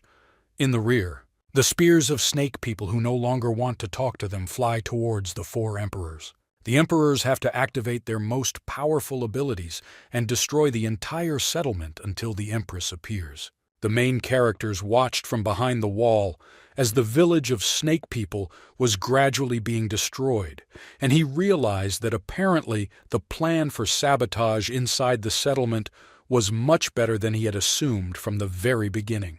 Unfortunately, Xiao Yan needed to disguise herself as a human snake because otherwise he could have been easily detected. It turns out that the master created a special alchemical tablet for transformation and thereby was able to disguise his student. Their idea is quite dangerous, and if they make a mistake at any stage, they will all die. The snake people attacked the emperors, although people tried to negotiate with them, but the fury of the snake tribe could not be stopped. The battle flared up even more with every minute. Xiao Yan understands that Emperor Gu He definitely came here for the essence. Unfortunately, Xiao Yan cannot continue to explore the battlefield because he must find the essence first. The hero goes to the entrance to the royal castle, and the guys think that most likely the essence of the flame may be located. There, after all, the teacher feels a strange, strong aura from that place. At this time, the Lion King had already defeated the defender of the Dark Snake Village and demanded the appearance of the Jellyfish Queen. Then a strange sound of approaching danger appeared, and the impudent Lion King received an incredible blow. The Lady of the Desert arrived to her enemies to give them battle. The Lion King was still able to recover from the injury, and he guessed that the woman who hid him was the strongest jellyfish in the entire desert. Gu-hee understands that the Empire did not just turn a blind eye to the behavior of the snake people, because their defender could cope with the strongest warriors of their guard. At this time, the main character was watching the battle of the great creatures from below, and his teacher, through the ring, suggested that the essence of the flame was nearby from the mistress of jellyfish. The hero continues to hope that the essence of the flame is truly hidden in the castle, where he sneaks while no one pays attention to him. Having opened the doors to the palace, the hero discovers the geocentric flame of a blue lotus that stands in the center of the castle. At this time, the battle of the great creatures stopped. Gu-hee tries to negotiate a deal with His Majesty the jellyfish. The emperors learned that the geocentric flame of the blue lotus is in the hands of the jellyfish, and as everyone knows, due to the characteristics of the bloodline of the snake people race, they cannot absorb the essence of the flame, and such a thing will be more useful in the hands of people. Gu-hee wants to offer jellyfish a rank 6 spirit pill and a rank 7 transformation pill in exchange for flame essence. The snake people and other emperors were surprised because they did not expect that Gu-hee would offer such a high price for the flame essence. The man also mentions that with these pills, the queen will have a very long life like magical beasts and also human learning ability, and in the future she will be able to even reach Saint 11th level. The queen says that the offer of Crucian Carp is tempting, but she will most likely refuse. The Lion King believes that this crazy jellyfish decided to bury the essence with her memory because the emperors will not back down from not taking such a precious artifact. The queen immediately noticed the main warrior of their detachment and immediately attacked him again. The old witch comes to the defense of one of her allies and creates a magical shield to prevent the jellyfish from attacking the Lion King. The woman tells the jellyfish that Gu-hee was just wasting their time, because even if he offers the Empress of the Desert more trophies, she will still refuse, and there can only be one reason for this. At this time, Xiaoyan continued to fight with the protective fish that did not allow him to get to the center of the palace where the essence was hidden. The teacher cannot help his friend because he might be discovered. It also turned out that the water in the stream was poisoned, but the fish still continued to live in it despite the concentration of the deadly poison. Over time, Xiaoyan noticed that the snake people could not absorb the essence of the flame, and he still did not understand the point of keeping this precious artifact and what the jellyfish queen was up to. The teacher says that once upon a time, long ago he read in an ancient book that when the queen of the snake people race reaches the level of the 7th emperor, with great luck, she has a chance for a miraculous evolution. The queen, after evolving, can freely transform into a human. Her strength increases to the level of the 8th ancestor, but the chance of successfully evolving tends to 0, and one mistake can create irreparable damage that will turn the host into ashes. At this time, the witch was fighting against the jellyfish queen and realized that she wanted to use the flame essence for evolution because this thing could help create more suitable spiritual energy during the acquisition of powers. When the guys attacked the jellyfish, they discovered that it was a clone. No matter how many times the emperors attacked the queen of the desert, she continued to stand in place in the form of a cloned creature. After a while, it dissipated, and the witch realized that apparently the queen herself was hiding in the center of the palace and preparing for evolution in order to protect herself and her tribe from the invading emperors. Gu-hee says that they had a very rare opportunity to get the precious essence, but they will have to get involved in a battle, and it remains to be seen whether the emperors will be able to get this essence. Leaving the old man to the snake people, the other 3 emperors went to the center of the palace, where Xiaoyan, together with the teacher, made his way to the flower. Suddenly the hero felt that someone was standing next to him and immediately hid behind a tree. The empress sat on her throne and quietly ran through her hair and said that it seemed like the time had come to take the risk that she had been postponing all these months. The hero could not understand where the queen of jellyfish came from here, because she was supposed to be outside the palace. The master himself guessed that apparently the empress sent her clone outside while she remained in a safe place guarding the sacred flame. The hero from the bushes watched as the jellyfish used the ice spirit spring water which filled the entire lake under the essence of flame. The woman took the blue flower in which the essence was stored in her hand and began to absorb it. The queen at that moment was loudly discussing that if she succeeds, then all the stupid people will die, and she will be able to give her people prosperity. The woman began to absorb the essence of the flame with her mouth, and Xiao Yan and the teacher could not believe what they saw. A bright light appeared inside the queen's belly and spread out in all directions. The next moment, a large explosion erupted from inside the palace, and the shadow of a huge snake appeared. The emperors realized that the jellyfish queen had begun her evolution. After observing what was happening, Gu He discovered the essence of flame that was in the center of the evolutionary cocoon. One of the mistresses of the sacred jellyfish tried to stop the magician, but the witch covered him and did not allow him to be stopped. The beautiful snake tried to create an energy strike to counter the witch. The snake attacked the witch with all its energy, being in order to destroy her with one blow. At this time, the leader of the emperors approached the evolutionary cocoon and tried to take the essence. Unfortunately, the force inside the sphere was incredibly powerful and the emperor was thrown aside. Apparently, the queen protected herself with an energy shield, and one of the mistresses said that pathetic people would not be able to stop her queen. The witch frightened her interlocutor, the mistress of the desert, because such evolution rarely ends in success. The ruler of one of the sacred villages says that the queen will definitely evolve and become stronger, so stupid people are simply afraid. The witch smiles and explains that she also hopes that she will be able to see the queen who has completed evolution. At this time, the teacher held his student alchemist by the tail, not allowing him to fly away. The guys were very close to the center of evolution and little by little observed its origin. The master explains that the snake people have one secret method of implanting the souls of snake-type magical beasts into their bodies as soon as they are born. In difficult times, such an ability made it possible to increase the strength of the snake people race very quickly even now. They observe the real body of the sacred jellyfish queen. Unfortunately, Queen Jellyfish underestimated the power of the flame essence, which was more powerful than her body. Xiao Yan saw a huge snake falling straight on him, and he tried to move to the side so as not to give up under the monster's rubble. The snake carcass fell near the alchemist, allowing him to better see the core of the jellyfish. The master explains what to the hero. There is no need to worry because the essence of the flame tore the snake's stomach, and now they can watch its death. The hero touched the snake's body, and it began to evaporate. The master says that the queen was fried to a crisp, and he even wondered what the snake tasted like. Inside the deceased body, the master and his student were able to discover a strange artifact that shone with a bright light. At this time, people were behind the barrier and felt the essence of the flame weakening, and the aura of the jellyfish queen completely disappeared. When the guys paid attention to the sky, they noticed that divine light had appeared there, and apparently a divine beast was being born. A large lightning bolt appears from the sky and strikes the hero, and he complains about fate that he has become so unlucky. The teacher tries to explain that lightning did not strike the alchemist, but the egg that he is holding in his hands. When the stone on the hero's palms began to crack, a strong aura appeared from inside the barrier, which the emperors noticed.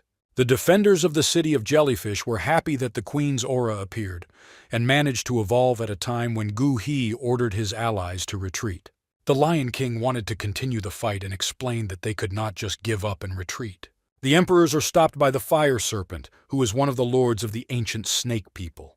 The rest of the snake people appear in the air and decide to take revenge on the stupid people who broke into their capital. Gu He realized that all the heads of the 8 villages had arrived, and they should seem to become much more serious. To return home, the witch said that they need to retreat while she covers everyone else so that they have a chance to survive. It's difficult to fight 8 kings of the 6th level, and if the witch has to cover her allies, they won't have a chance to escape, and therefore, let them run faster. The other 3 emperors did not wait long and told the witch that they would wait for her at the base and hope that she would return alive. One of the elder heads of the jellyfish said that the witch is very arrogant, even if she is a 7th-rank emperor. The girl says that they can always test her skills in practice and show the sacred sword in their hands. At this time, inside the castle, Xiao Yan and the teacher watched a snake appear that had a 7-color body color and a faint aroma, as well as a strength that was definitely of a divine level. After the evolution, Queen Jellyfish became a divine beast snake that devoured the heavens, and now she is comparable to the rank of saints. What does the 11th level mean? Unfortunately, evolution has completely freed the jellyfish from its former body and allowed animal instincts to take over. Probably the queen spent too much energy during evolution, and her soul is still sleeping. The hero tried to tame the little queen jellyfish, but she immediately hit the stupid man with her tail. The teacher says that this was the expected reaction from the queen, and it shows who is the boss here and the king of all creatures. After a strong blow, Xiaoyan's legs returned again, and he had at least one reason to be happy. It also turned out that they are now hidden under the queen's barrier, and no one can get to them. Xiaoyan suggested taking the essence and running away, but the master sees an opportunity in the current situation. The teacher shows the blood lotus tablet and says that the essence of the flame is now weakened and no one can stop them. Of course, its absorption is still dangerous, but the chance to absorb the essence is ideal. The hero doesn't know if it's right to absorb the essence now because he's not ready yet. But the teacher asks the alchemist to relax and trust him. The guy eats a fiery flame from his sensei's hands and feels a transformation inside his body. The human shell began to be destroyed and the hero felt himself losing his skin. The master asks his student not to be afraid, because he will be covered with armor from the blood created by the bloody lotus pill. And first, he needs to focus his attention on the essence of the flame in order to maximize the effect of its absorption. The hero approached the hot flower, trying to feel its energy. Unfortunately, the essence of the flame was too strong and its energy threw the person aside. Even with the protection of the bloody armor, the hero was too difficult to get close to due to the intense heat. The teacher said that the bloody armor would not last long and he must believe in himself and hurry, otherwise all their work would be a failure. Xiaoyan says that he has finally seen the essence, and now he can absorb it. This flower therefore stretches out its hand to him. Taking the flower in his left hand, the hero felt incredible pain and burning as he consumed the fire. The master shouts to his student that he has done well and now must spread energy throughout his body in order to stay alive. At this time, the barrier that restrained the queen collapsed, but the battles between the witch and the snake people continued. The great heads of the snake people did not give up and fiercely resisted the witch's attacks. They tried to poison the girl with the help of poisons, but she continued to throw away her enemies. With their last attack, the snake people tried to use a grade 8 poison seal. The heads of the snake clans decided to destroy the witch once and for all and no longer give her the opportunity to survive. The snake people showed their true forms and terrible monsters approached the witch who did not expect such resistance. The next moment, a clear blue flame erupted which consumed all the snakes inside its body. It turns out that Xiaoyan entered the battle, cleanses the witch, and with the help of his body, repelled the attacks of the snakes. Some of the heads of the snake people thought that the queen herself had come to them, but they were mistaken. Xiaoyan is furious because his body has just begun to absorb the essence of the flame, and now it is being torn apart by the strongest energy. At this time, the teacher and mentor named Yao Lao did not know what would happen from Xiaoyan, because now his fate is decided only by his own willpower and the luck that the hero now has. Senshi takes the snake by the tail and says that she has already suffered so much, and except for the lightning strike, the queen's snake form was destroyed by the essence of the flame. At this time, the snake people were trying to create their strongest poisonous seal of the 8th degree, which was created by the joint efforts of all 8 heads. The witch felt that she would not be able to withstand such a combined attack, and that all hope lay only in the warrior who had come. The main character feels that he is killing himself because a fierce flame bursts out from inside his chest and destroys him, all around. Xiaoyan managed to create a furious wind of sealing many souls, and this ability created a whirlwind of extreme power. All the snakes sent to destroy the hero were destroyed, and the heads of the clans realized that this was the essence of flame, and tornadoes merged in rotation. At this time, the witch took advantage of the hesitation of her enemies, and she helped Xiaoyan spread his flame essence towards the enemies. The snake people realized that they could not withstand such a couple. Therefore, we decided to retreat. The girl watched the people leaving the snake, but unfortunately, she lost too much strength and could not resist the poison. The hero found himself next to the girl, and his armor took on a completely new shape. He furiously rushed at the girl, trying to destroy her, but she could not understand why this creature was attacking everyone around her. The girl tries to stop the guy, while the master realized that his student had lost control of his body. The warrior attacks her opponent and tries to get to his face in order to raise whoever is in front of her. Having destroyed the outer armor, the witch realized that this was the same Xiao Yan whom she met in the forest. The girl is trying to get through to the very hero who helped her cope with the Emperor of Beasts. She approaches Xiao Yan and tells this dumbass to remember her because her name is Yunji, and all the memories that he experienced in the forest appear before the hero's eyes. The girl was finally able to ensure that the guy returned to his human form and was freed from the armor of the exoskeleton. Unfortunately, the fire inside the guy's chest continued to spread, and he asked Yunji to run away before it exploded. The girl realized that she needed to retreat, but she could not understand why her friend was suffering so much. The master now shouts to his student to make his aura rotate and combine it with the essence of the flame, because this is the last chance to absorb the incredible power of the flower. The main character screamed with rage, and the master realized that Xiao Yan was already at his limit and he couldn't stand it. Unfortunately, the master now cannot help his alchemist in any way. A level 11 snake bursts into the battle and decides to intervene in what is happening. The snake god blew on the hero, thereby creating a cold environment around him, and the hero saw in what was happening a chance to absorb the essence of the flame. Inside the whirlpool of cold that the jellyfish created, Xiao Yan was spinning and trying to take possession of the flower. When the hero managed to connect his soul with the essence of the flame, he approached the warrior Yunji and thanked her for saving him from death again. The guy looked amazing in his new image as a savior, and he hovered over the girl as an angel. She couldn't believe what she saw Xiao Yan, but unfortunately the poison that the snakes had struck her spread throughout her body. The alchemist immediately approached his friend and realized that she was now poisoned with the strongest snake venom. The master says that given the strength of this girl, she will definitely not die from this poison, and instead of wasting his spiritual energy on healing the empress, it would be better if he tried to awaken his master. The hero asked his teacher to still help save the girl because he could not bear to watch Yunji suffer. Xiao Yan knows that this is the empress, from the 7th level and keep one of the great clans. But for Xiao Yan, she remains the same clumsy warrior Yunji who doesn't know how to cook. A couple of days later, in the morning, a commotion began in the deserted city, and a man tried to calm the raging lady. Yunji destroyed all her chambers and demanded an explanation from the people. Where is the person who left, and what did he say before leaving? The owner of the house was already crying seeing the destruction and gave a letter to the warrior who was left by the strange guy. Xiao Yan wrote that he cured the girl from poison and she may not thank him. He also ate the essence of flame, which tasted very hot.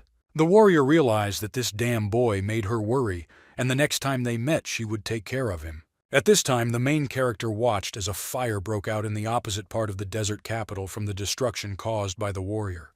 The master says that this is not unrequited love, because Xiao Yan wants Daer and is ready to do anything for her.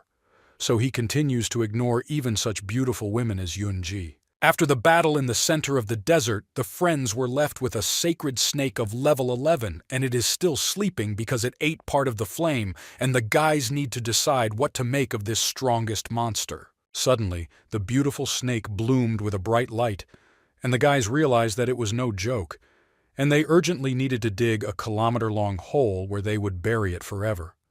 But the snake reassured them and smiled sweetly. While the guys were happy about that beautiful snake, she immediately began to bite Xiao Yan, to destroy him once and for all. The alchemist used the essence of flame to fight off the terrifying monster. To the surprise of the guys, the snake absorbed the essence of flame that Xiao Yan released from his hand, and they thought that the snake would die by consuming the fire. Surprisingly, they watched as the snake joyfully exhaled and poisoned the resulting essence and joyfully hugged the man who fed it the essence of the flame. The teacher understood where Xiao Yan should now go after receiving such strength. The guys went to the cartographer who, without even turning around, said that his store was closed and let the customers come later. Behind the Ice Emperor, a huge fire whirlwind erupted from which he had to run away. The cartographer cannot understand what impudent person decided to allow himself to attack the master in his own house. Suddenly, the Ice Master realized that the essence of flame was fighting against him, which was destroying his ice needles. Xiao Yan, who has finally gained the desired power, understands that now the ancient emperor is no longer his enemy, and he came to talk. The hero also decided to show a 6th-rank tablet that can break the ancient seal that fetters the Ice Emperor's power. The alchemist lied that it was very difficult for him to find rare ingredients to create this tablet, but the master mentions that they were able to find all the necessary ingredients in the palace of the Great Medusa. The Ice Emperor says that apparently the guy has gone through a lot of trials and holds out his hand to receive the pill. But the hero is not going to just give it away and wants the emperor to fulfill his promise. The man says what is needed. Check the tablet because he must be sure that it is the right tablet. The hero understands that this old fox will deceive him again, so either he gives up the card or will continue to live forever with the seal. When the hero was about to leave, the Ice Emperor gives away the full card of flame essence, and he swears on his life that it is real. And now he asks to give him a pill. The hero got what he wanted and gave the man the pill. And after so many years, he will finally regain his strength. The Ice Emperor will again be able to truly become an emperor, and not just in words. Strength returns to the human body, and he can become great again. Xiao Yan realized that if this old fox regains his strength, he might try to take the card back, and even if he has flame essence, he is still at the 3rd master level. The teacher says that he foresaw this situation and added a secret to the pill. After transforming into an Ice Emperor, he became a small and harmless-looking child. The hero had to hold back his laughter with the last of his strength, seeing the once terrible Ice Emperor. The man said that this damn kid tricked him and gave him the wrong pill. The hero tried to explain that his pill was supposed to restore his strength, and he asked the teacher to help him. The master tells his disciple what he must say. The main character gained confidence and, having destroyed all the pieces of ice, explains what he wanted to say. Xiao Yan says that he cannot believe that the emperor turned out to be such a person because the destruction pill not only returned his strength, but also the youth lost due to the seal. However, he did not take into account how outstanding his skills were, and the effect was significantly stronger. While the emperor asked the enemy to shut up, the hero explained that he was such a worthy person. Now he wants to kill his savior, and the young brilliant alchemist was killed because the effect of the medicine was too strong. The emperor already doubted his intentions to destroy the stupid guy, and is trying to say that they simply created the wrong pill for him.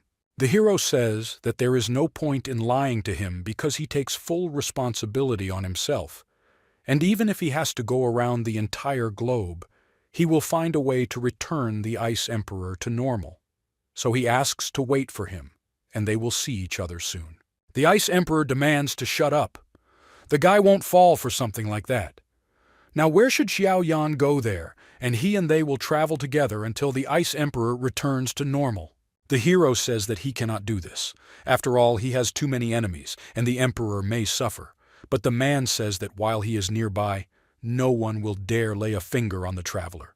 From now on, the alchemist will become his servant, and even death will not save Xiao Yan from this fate. The joyful emperor says that he will finally be able to show the world his strength and ensure that Xiao Yan returns him to normal form. While the little boy turned away, the hero and the teacher were happy that they had an emperor-level bodyguard, and thanks to Xiao Yan's acting skills and the master's cunning, they managed to deceive the boy. Next, the friends visited a clothing store where they bought the most stylish clothes for the Ice Emperor. After a lot of time, the hero notices that his friend did not choose anything, and the emperor demanded that his servant take all these things that he had put aside. The hero was shocked that the boy wanted to take so much, and the seller suggested that the boy's dad was probably stingy. After the emperor froze the store of a seller who considered Xiao Yan the father of the emperor, they went on about their business. At night, the friends decided to visit the deserted city, but found only ruins there. The emperor considered that there was no one alive in this city if they could not see even one resident during the search. The main character cannot understand what happened in this city, and why there is no one else here. Returning to the quarter where the hero's brothers lived, he tried to find his middle and older brother. The hero had to use the essence of flame to try to discover the souls of people hiding around. It turned out that the entire city was filled with mercenaries who were from the highest clan. Xiao Yan understands that he has knocked out all the people from the mercenaries and will now not be able to get information because of his stupidity. The Ice Emperor eventually brought back the middle brother of the main character, whom he froze. After all, this strange man had been following them from the very beginning. The middle brother was unfrozen and he brought Xiao Yan to his friends in the caves. The elder brother was alive but wounded in the arm. The elder decided to greet his youngest, who was not injured and safe. The hero noticed that all the soldiers were very wounded, and there were also many refugees from the city. He cannot understand what happened. The guys say that soon after the younger brother left, people from a high-ranking clan named Yunlan came and they surrounded the city and also plundered and then burned it. Their group of mercenaries tried to protect the city, but unfortunately, the High Clan was too strong in the end. They were able to save only part of the townspeople and take refuge in a shelter. The main character asks where Qinglin has been all this time. After all, she had a demonic beast, the Red Dragon. The elder brother says that the girl was kidnapped, and among the people from the Yunlan clan there was a man named Mo Chung, who was a 5th-level spirit with 7 stars, and the Red Dragon was not his rival. Therefore, he was able to kidnap Qinglin. The Ice Emperor knew Mo Chung, who was from a northern city called Sali. If he took their friend, then she must be different from other people because she is a very strong warrior who is difficult to interest. The hero's elder brother looked intently at the boy who appeared and could not understand who was standing in front of him. The older brother tried to understand when the younger brother managed to have a son, because their father became a grandfather. The Ice Emperor was very angry, so he bound his elder brother in ice and said that since ancient times the Mo Chung family had been hunting people with unusual abilities. The hero asked, "Why did the Mo Chung family need Qinglin?" And the Emperor explained that it was all for the sake of organ transplantation. The hero promised that he would definitely save his friend because he couldn't let terrible people take her organs and kill her. The Ice Emperor says that now young people are reckless, and apparently this guy decides to go there without trial and take the girl by force. But from these thoughts, the boy's hands itched. Before this, the city was burned by mercenaries from the Yunlan clan, who did not leave even a single intact log of the buildings. The mercenaries wanted that not even memories remained of this city, and they hoped that after the death of all the mercenaries and townspeople, no one would be able to tell about the tragedy that happened here. Then the mercenaries of the Allied forces, led by the middle and older brother, attacked the robbers who destroyed most of the city's population. The robbers were glad that they didn't even have to look for the brothers who were guarding this city. The men hoped that without the girl Qinglin with the fiery spirit, these two would not be able to oppose anything against the Grand Master of the 4th level and his guys. Suddenly a purple flame appears and attacks the robbers. The man feels his hand being torn off, and he realizes that Xiao Yan's younger brother has entered the battle. When the brothers defeated the bandits, they demanded to be told, "Where is the girl named Qinglin now?" The guys were told that she should be in the residence of the main Yunlan clan in a city called Salt, and they also heard that they were going to kill the girl at night under the full moon and disassemble her body for organs. The robber said that it was none of his business, and he didn't want to deal with Mo Chung's family, so he asked not to kill him. The main character, with just a movement of his hand, destroyed a stupid mercenary who, through his actions, killed many ordinary citizens. Next, the hero turned to the Ice Emperor to stop watching the city burn to the ground. The boy flew over the entire city and activated his ice ability to destroy all the fire. The main character asks his brothers to wait and rebuild the city while he goes in search of the girl. Let the eldest and middle brother do the construction, and he and the Ice Master will go in search of the missing girl. 2 days later, events moved to a city called Salt. Once in the city, the guys realized that this place was much more developed and stronger than a deserted city. The main character tells the Snow Emperor that there are too many people here, and he asks. He doesn't go far, but then the guy notices how the girls noticed the little boy and began to look after him. Although the Ice Emperor wanted to get rid of the child's body, it was clear that he was taking advantage of his position. The guys continued on their way, but only Xiao Yan had to take the boy on his shoulders. After all, if someone else pushes the Emperor, he threatens to freeze this person to death. After passing through many blocks, the guys noticed that many shops were under the sign of the Mo Cheng family, and these guys clearly monopolized power in the city. At some point, the city became empty very quickly, as if someone had turned a switch and all the people fled. In the empty city, the guys managed to find only one old grandmother, and they asked her, "Why did everyone in the city run away?" Granny said that it's all because of the Mo Chung family's mansion, because every full moon there are terrible screams coming from there. Recently, the screams became more and more terrifying, and then shadows appeared in the light of the moon, and everyone who saw them died. Today is the full moon, so all the townspeople are trying to hide, and the granny decides to take with her the child who truly was the Snow Emperor. After a while, the child was already with Xiao Yan and was eating cookies given by his grandmother. The Snow Emperor thinks that being a child is quite cool, but the main character realized that apparently the emperor had lost the dignity of his 7th rank. At this time, the servants decided to come to the elder of the Mo Chung family and say that everything is ready and they hope that the clan will not find out anything.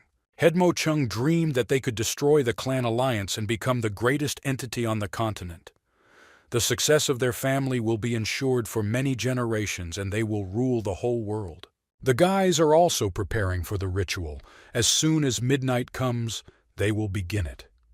The head of the clan had been looking for a man with a shamrock in his eyes for a long time, and now that they had found the girl Qing Lin, they could do everything right. At this time, the hero unsuccessfully tried to find his green-haired girlfriend, but with him. So far, nothing has worked. The Ice Master believed that the alchemist's abilities would help him find the girl, but it turns out that they cannot save her. The hero asked his teacher for help. The master very reluctantly agreed to help Xiao Yan with the search for his little friend.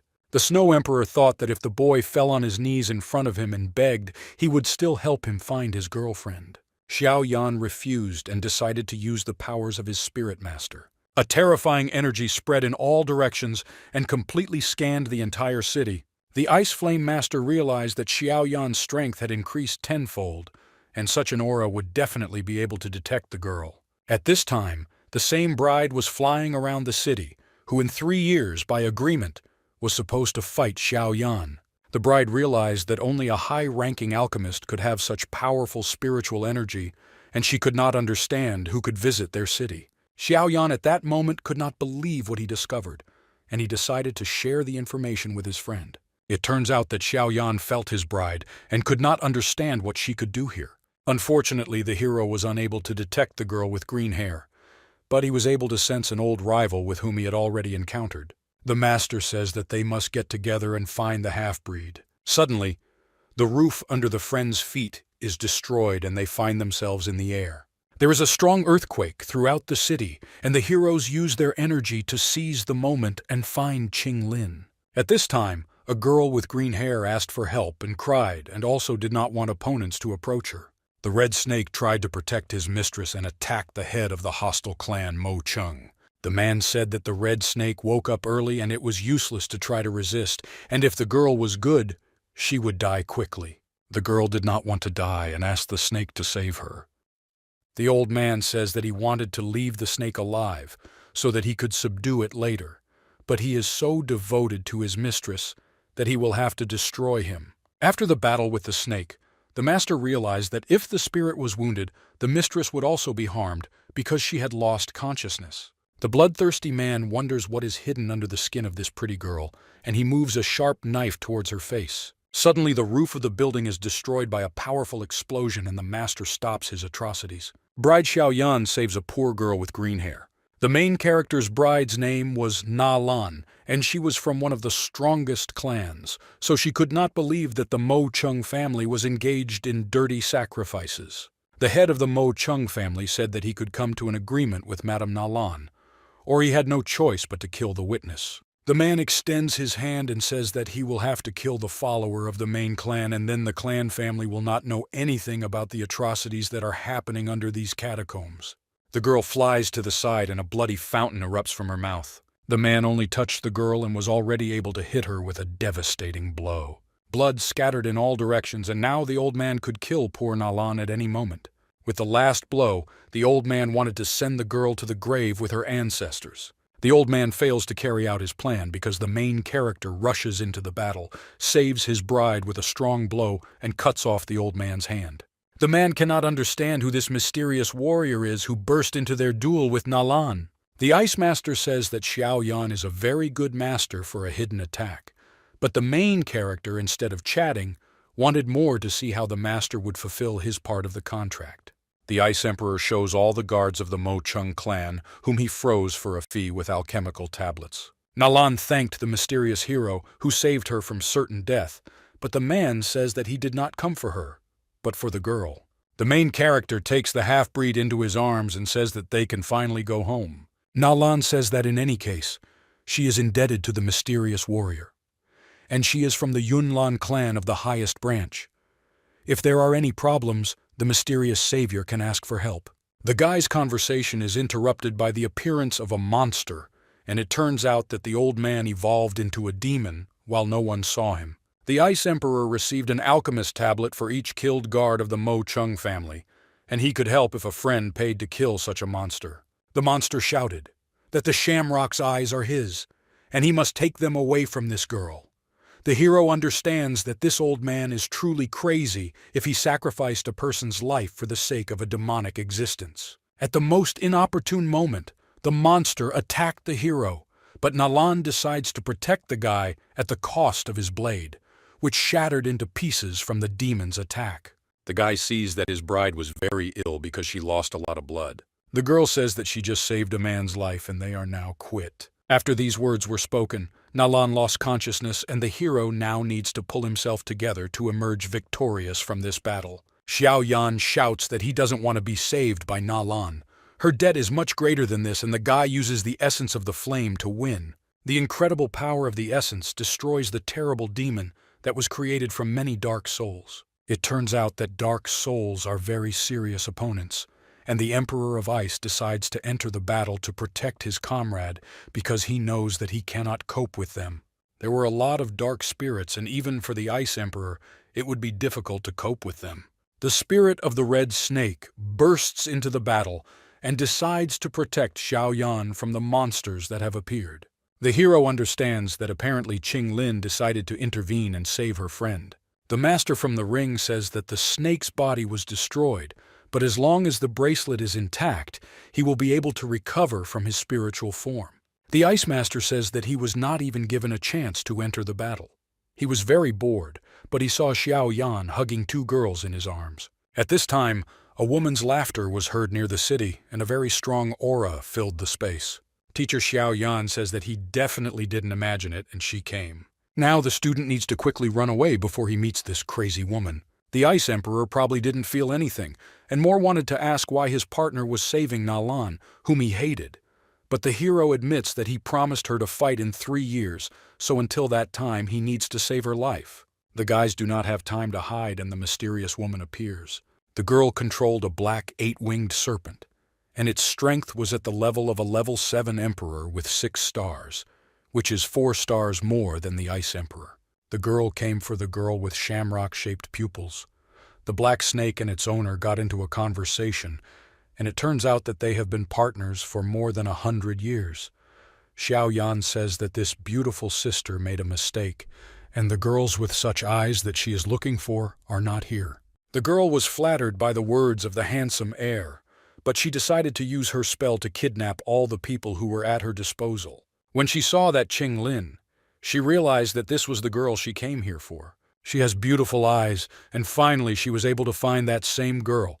And for her capture, the black snake will receive the promised reward. The main character shouts that he doesn't care who this mysterious woman is, because he won't allow his friend to be kidnapped. The black snake says that this boy does not appreciate their kindness. Therefore, we need to end it. When the snake tried to destroy Xiao Yan, the Ice Emperor used his ability to protect his partner.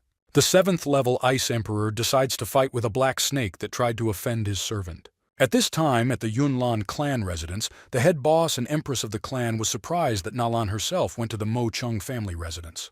The chief elder knew that Nalan was now on a turning point towards becoming a great master of the 4th level, but unfortunately, due to the betrayal of the Mo Chung clan, the girl could not stand it, and out of emotion, rushed there to save the captives of the traitors. The warrior says that this girl reacts too strongly to any incident because of her young age and why the old man didn't stop her. The elder explains that he tried, but Nalan waited for the moment when he was not ready and was able to knock out the old man. In the east, the guys felt some strange aura, and it seemed that not only the Empress felt a flow of strong spiritual energy. In the east of the empire, 3 auras of 7th-level emperors were felt, which flared up sharply in one place and at one time. The elder saw one of the heads of the Yunlan clan in front of him and fell to his knees in front of him for not noticing him right away. The warrior did not know that Jilao would decide to visit their empire. The man said that he wanted to visit old friends to unwind. At some point, the 2 emperors disappeared in a stream of energy, and the old man was left alone in the throne room. At this time, a little boy, or to be more precise, the Ice Emperor, was trying to fight against the 2 Black Snake Emperors and his mistress. The boy did not intend to lose this fight, but the forces were not equal. The main character noticed that today the Ice Emperor was very angry. The man shouted that he didn't want to talk now and demanded silence from his servant. The main character is going to use his flame to support his comrade and friend. The hero shouts that even if an 8th-level ancestor comes against him, he will tear him into pieces with the help of his flame essence. The Black Snake laughed because at such an age having the essence of flame is a very worthy achievement. At this time, the mistress of the Black Snake had already taken Qing Lin into her arms and said that the whole empire already knew about their presence and they needed to leave quickly, until more serious opponents arrived. The fiery flame blocked the path of the departing emperors and did not allow them to simply leave. The main characters, together with his assistant the Ice Emperor, tried to take their girlfriend away from the guys. The owner of the Black Snake gave her assistant the honor of fighting these madmen while she carried the girl away. The Black Snake demonstrates the true strength of the ancient emperor and shows what he can be capable of. The heroes found themselves in a burning black substance through which nothing could be seen. The Black Emperor did not want to kill these naive people, but they would not be able to get out of his trap, and when the mistress left, he would free them. Xiao Yan unsuccessfully tried to destroy the inner walls of the Black Dome with his flames. How can they sit idly by while their friend is taken away? The little level 11 snake woke up when it felt so much energy. The snake absorbed all the black essence that the 7th level emperor created. The master from the ring tells his student that apparently the snake wakes up when it smells delicious food. When the guys were able to get out of the Black Dome thanks to their river snake, they notice a black snake who was taking a mud bath at that time and did not suspect that his rivals could escape so easily. Suddenly, the 11th level snake saw its longtime relative, the Black Snake, and felt his friendly aura. The Black Snake had been looking for such a beautiful snake all his life, but no one would let him near such snakes. The man did not want to mock the little snakes, but just be a little mentor and teacher for them, and he would not have caused any harm. But the other snakes did not let him near their children. It turns out that the Black Snake follows its owner, only because she promised him to find a mate, and he didn't expect to find his beautiful, cheating snake. But now he found the love of his life after seeing a level 11 snake. The Ice Emperor hid under Xiao Yan's cloak, because this little snake makes him tremble because he feels its divine power. But Xiao Yan understands that this is the same jellyfish queen who kept the entire desert under her power. The Black Snake tried to approach the little snake of the 11th level and wanted her to travel with him, but she hit the Black Snake and hid in Xiao Yan's robe. The Black Snake was offended. It turns out that this snake is Xiao Yan's pet, and he demanded that he give it back and then he would repay it with high-ranking skills. The main character says that the Black Snake can only dream of a snake, because she decides her own fate, and he is also hundreds of years older than her, so he is a real pervert who cannot be trusted with children. The Black Snake offers a bet and says that if the hero injures him in 100 moves, then he will help him find the green-haired girl. But if he fails, then the Black Snake will take the snake of the 11th level. The hero says that the Black Snake underestimates him because without treacherous agreements, he can return the girl with green hair on his own, despite the fact that he is a 3rd-level master. The hero uses his huge sword and flies into the Black Serpent with great power. The hero immediately attacks the monster's head, but unfortunately, his attack does not lead to obvious consequences. The Black Snake does not notice how a great flame is growing on its head. Suddenly he lost the man and could not find him nearby. The main character ended up behind the snake and used stealth to attack his weak point. The great battle for a girl named Qing Lin continues, but it is difficult to know who will be the winner. The black snake understands that this guy is third level. Not as simple as it seems. The Ice Emperor cannot understand when his servant managed to get behind the black serpent. The hero used his second move, Octane Burst, but only added fiery essence to it. The Ice Emperor helped save his friend from falling after using the technique, but the guy's hand was severely injured. But despite this, he still shouted for the black snake to return Qing Lin and not resist. The black snake says that his strength is impressive, but if you look carefully, there wasn't even a scratch left on the Emperor after Xiao Yan's attack. Even the Ice Emperor could not understand how this snake remained unharmed, and this is apparently the strongest armor that can only be created by a great master. The black snake comments on the attack of the main character, saying that his technique is quite strong, and if it is combined with flame, it will be at level 5, which is called the spiritual level. Unfortunately, this is not enough against a black dragon. It's unfortunate, but the black snake is right, and the difference in strength is too great because the strength of the 7th level Emperor greatly exceeds the attacks of the 5th.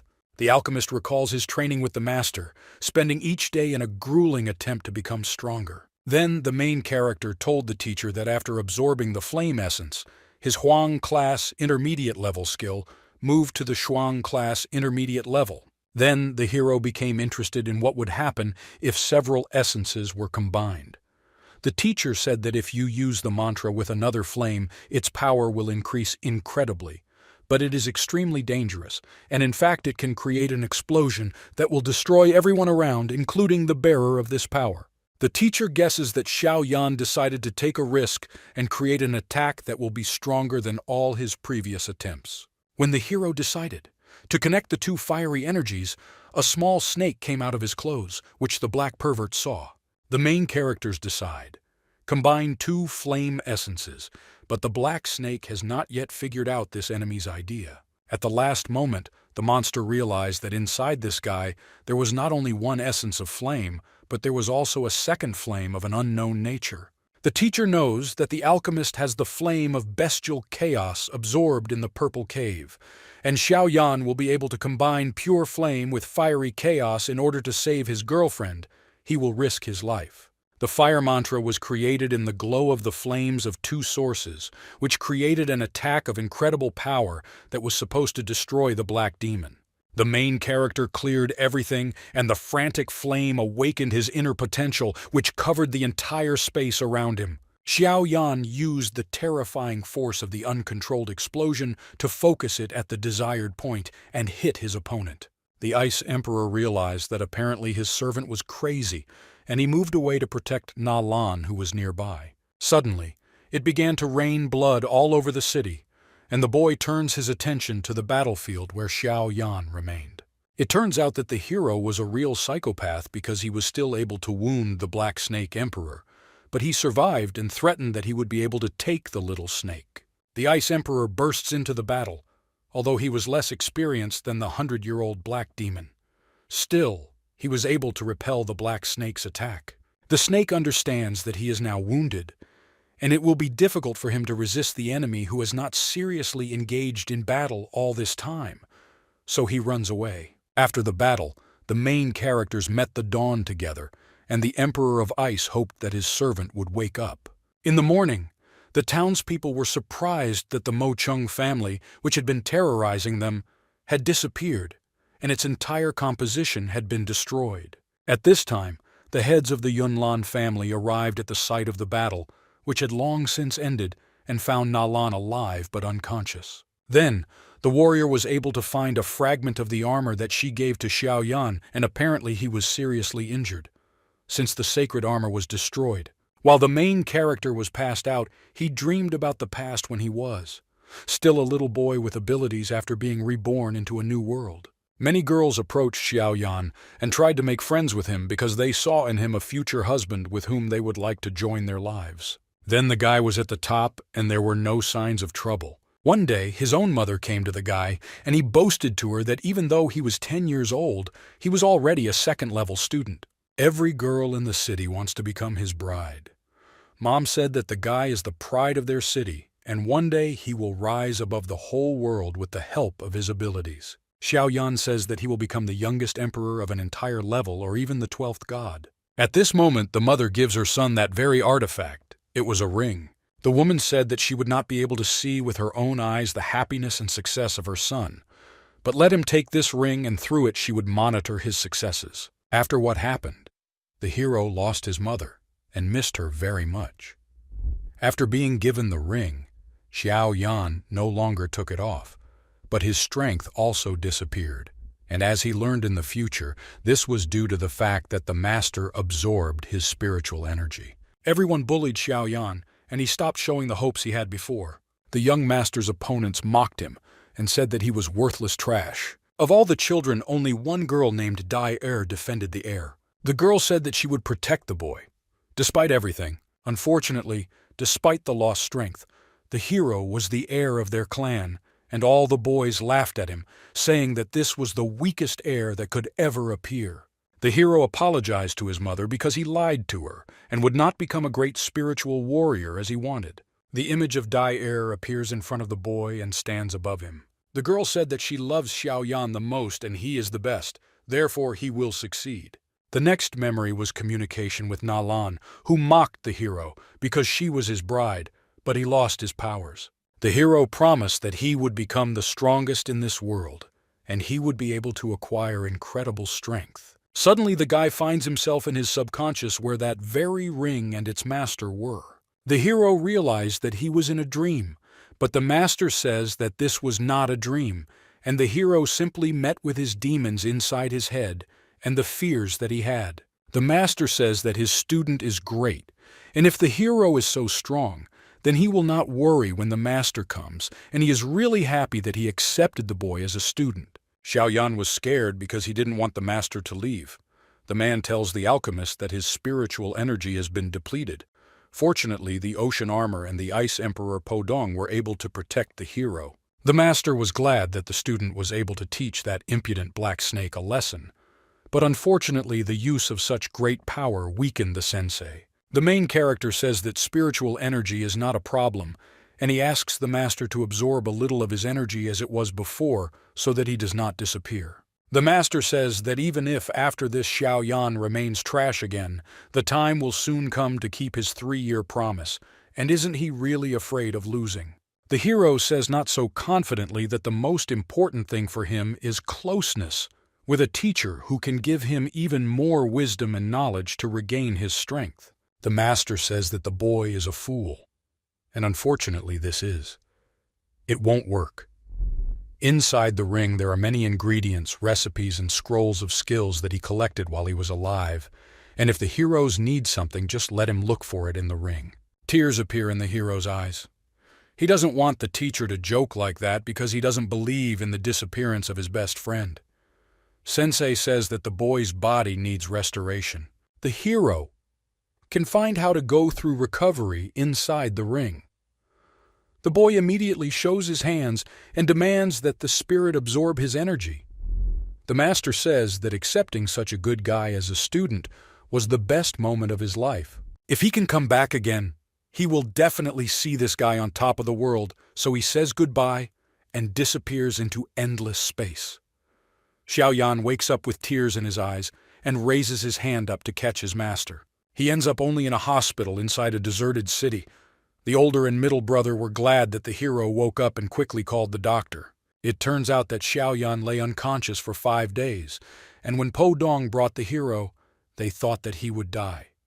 The hero continued to cry because of the death of his teacher, and no one could understand why this was happening.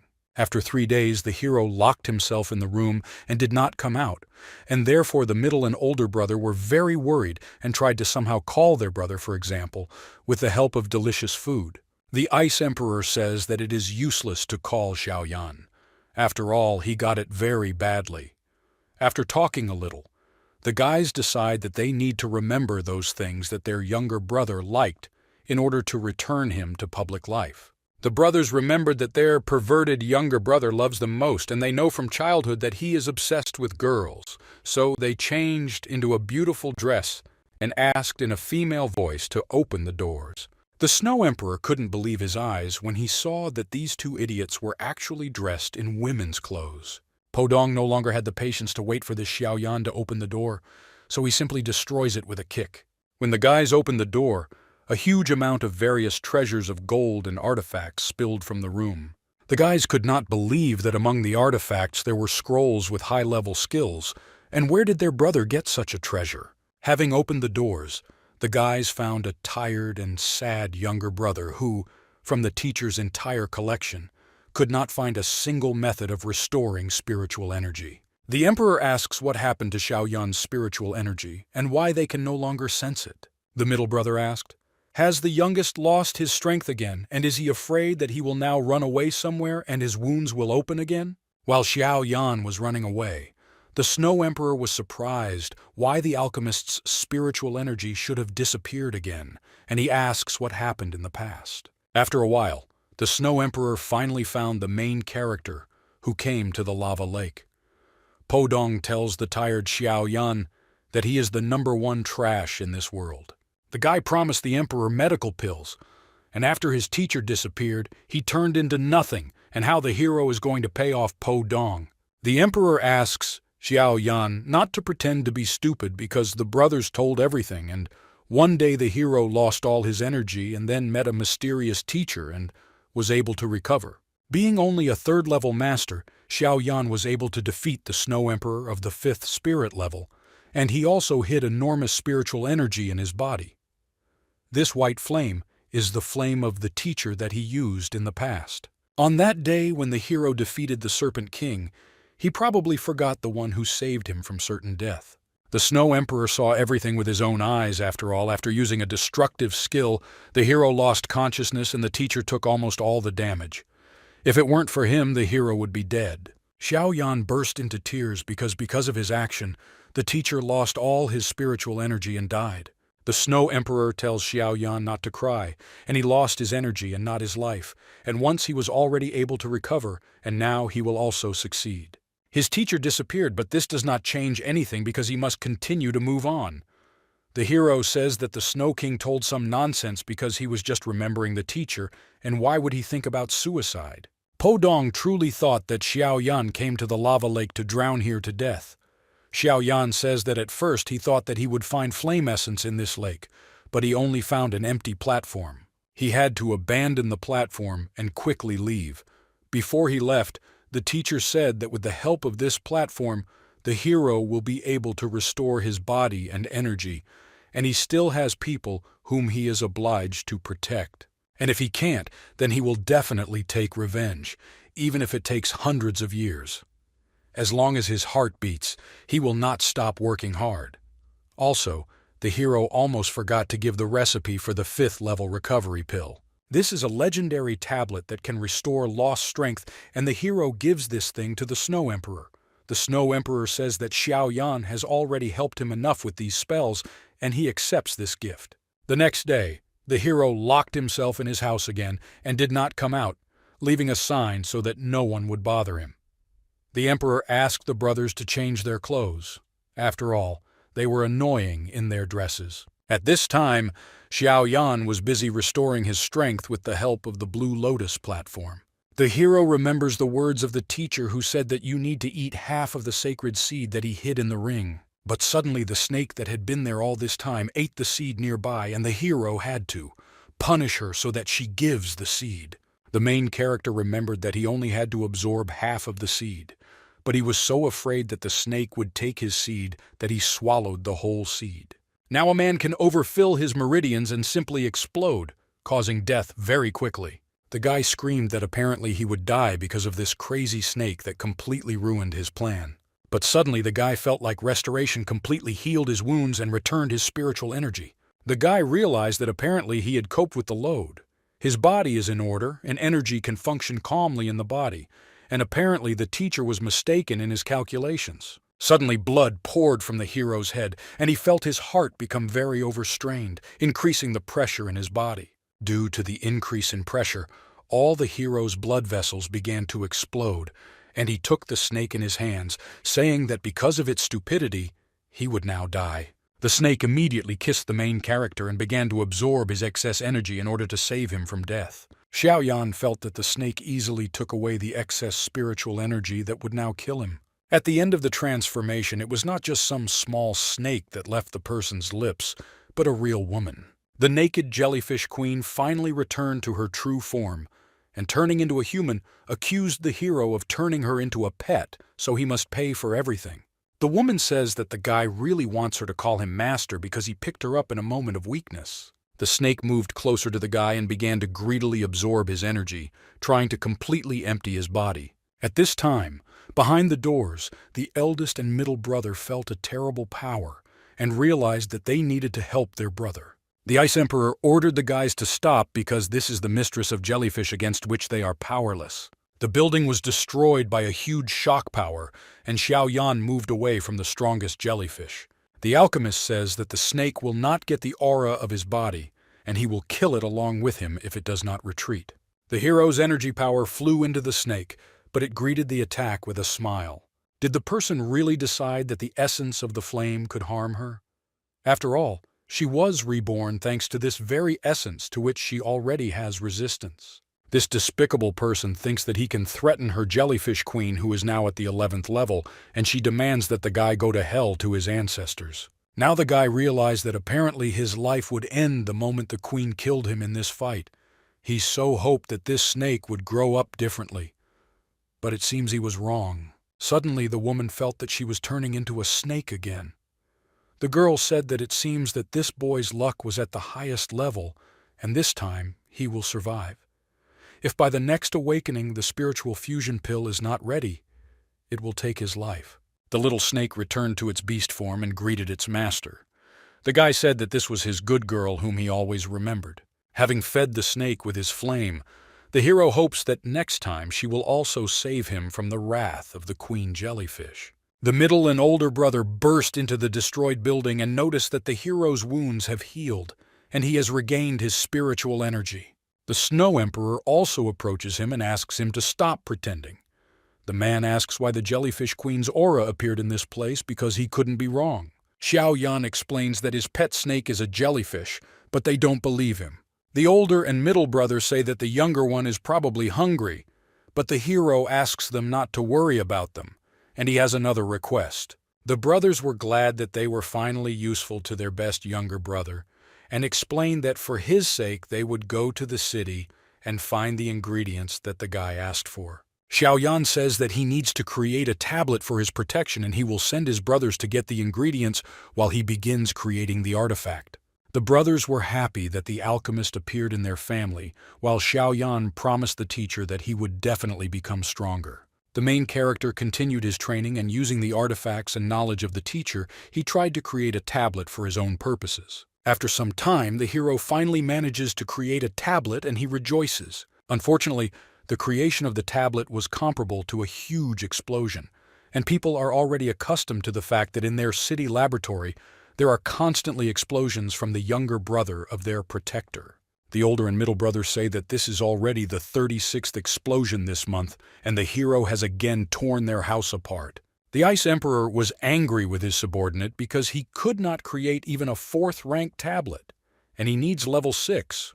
The brothers defended their youngest, saying that he was just studying, and they still had a couple of houses where he could start making pills. A festival was also held in the city. The middle brother was engaged in the production of alcoholic beverages and treated all the townspeople with his signature potion. The older brother approaches Xiaoyan, who at that time was sad for his master, and offers the younger brother a little drink. The hero says that his mother would be disappointed by his failures, but his older brother says that his younger brother is stupid and he would like to tell why he created a detachment of mercenaries with his middle brother and went to a deserted city. Xiaoyan has never thought about the brother's purpose and is curious. The older and middle brother say that everything is for the sake of the younger one. When the main character lost his energy, the clan elders stopped looking at him as an heir. That is why they could not allow their younger brother to be neglected, and they left the family and went to wander the world to provide their younger brother with a bright future. Xiao Yan burst into tears after learning that his brothers sacrificed their career growth for his future. The elder brother says that this is not their sacrifice. After all, they created a detachment of mercenaries and became brothers to each other in order to always take care of each other. And now they achieved their goal because Xiao Yan became stronger and was even able to return spiritual energy and became an alchemist. Also, with the accumulation drink from which the middle brother prepared his drink, they can set up business all over the world and earn a lot of money. But the main character believes that he caused a lot of problems and he went against the family of the great clan, and also his girlfriend with green hair was kidnapped. The Snow Emperor tells Xiao Yan not to worry, because the green-haired girl will become 80% a saint in the palace of the Heavenly Snake where she was kidnapped. The hero did not know that the Snow Emperor knew where Qing Lin was taken. A mysterious group living in the northeast turns out to have created a heavenly paradise for snakes. The middle brother says that the 3rd anniversary of the cancelled engagement with Nalan is coming soon, and tomorrow the hero becomes the girl's opponent to finally prove his strength. But the guy explains that actually this day will come only in a month. The guys are already very drunk, and the Snow Emperor says that the brightest stars illuminate the holy city, and especially the residents of the clan of great families. They will go there and turn everything upside down to prove the strength of the hero and defeat Nalan. The older brother, who was the most cultured of all, says that the younger one can always count on their support, and they will never leave him. The hero raises his glass to the sky and says that soon the day will come to fulfill his promise to Nalan, and he will prove his strength. At this time, that same Nalan with pink hair went to the grave where she usually spent time these days. The girl sadly held the gravestone in her hands and looked at the gravestone inscription. The father came to his daughter and said that soon the day of battle with Xiao Yan will come, and he knows that his girl is against the engagement. Nalan says that she wants to decide for herself who she will marry, but her father wants to say that even if Xiao Yan has not even regained his strength, his talent for learning is amazing. Nalan explains that she doesn't need a genius husband, and in their world, everything is determined by strength.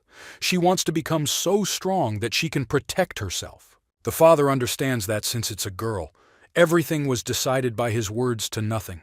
The conversation is interrupted by a strange sound, and they realize that perhaps the poison in grandfather has become active again. It has already penetrated into the bones, and if Master Gu He does not do something, then grandfather's life will quickly end within 3 months. Nalan asked what they can do to save her grandfather, and her father says that only an alchemist with the essence of flame can help. The heroine remembers that mysterious alchemist whom she met that day who protected her, and the strange girl with green hair. At this time, the main character goes to the central city of the empire where the residence of the Yunlan clan is located.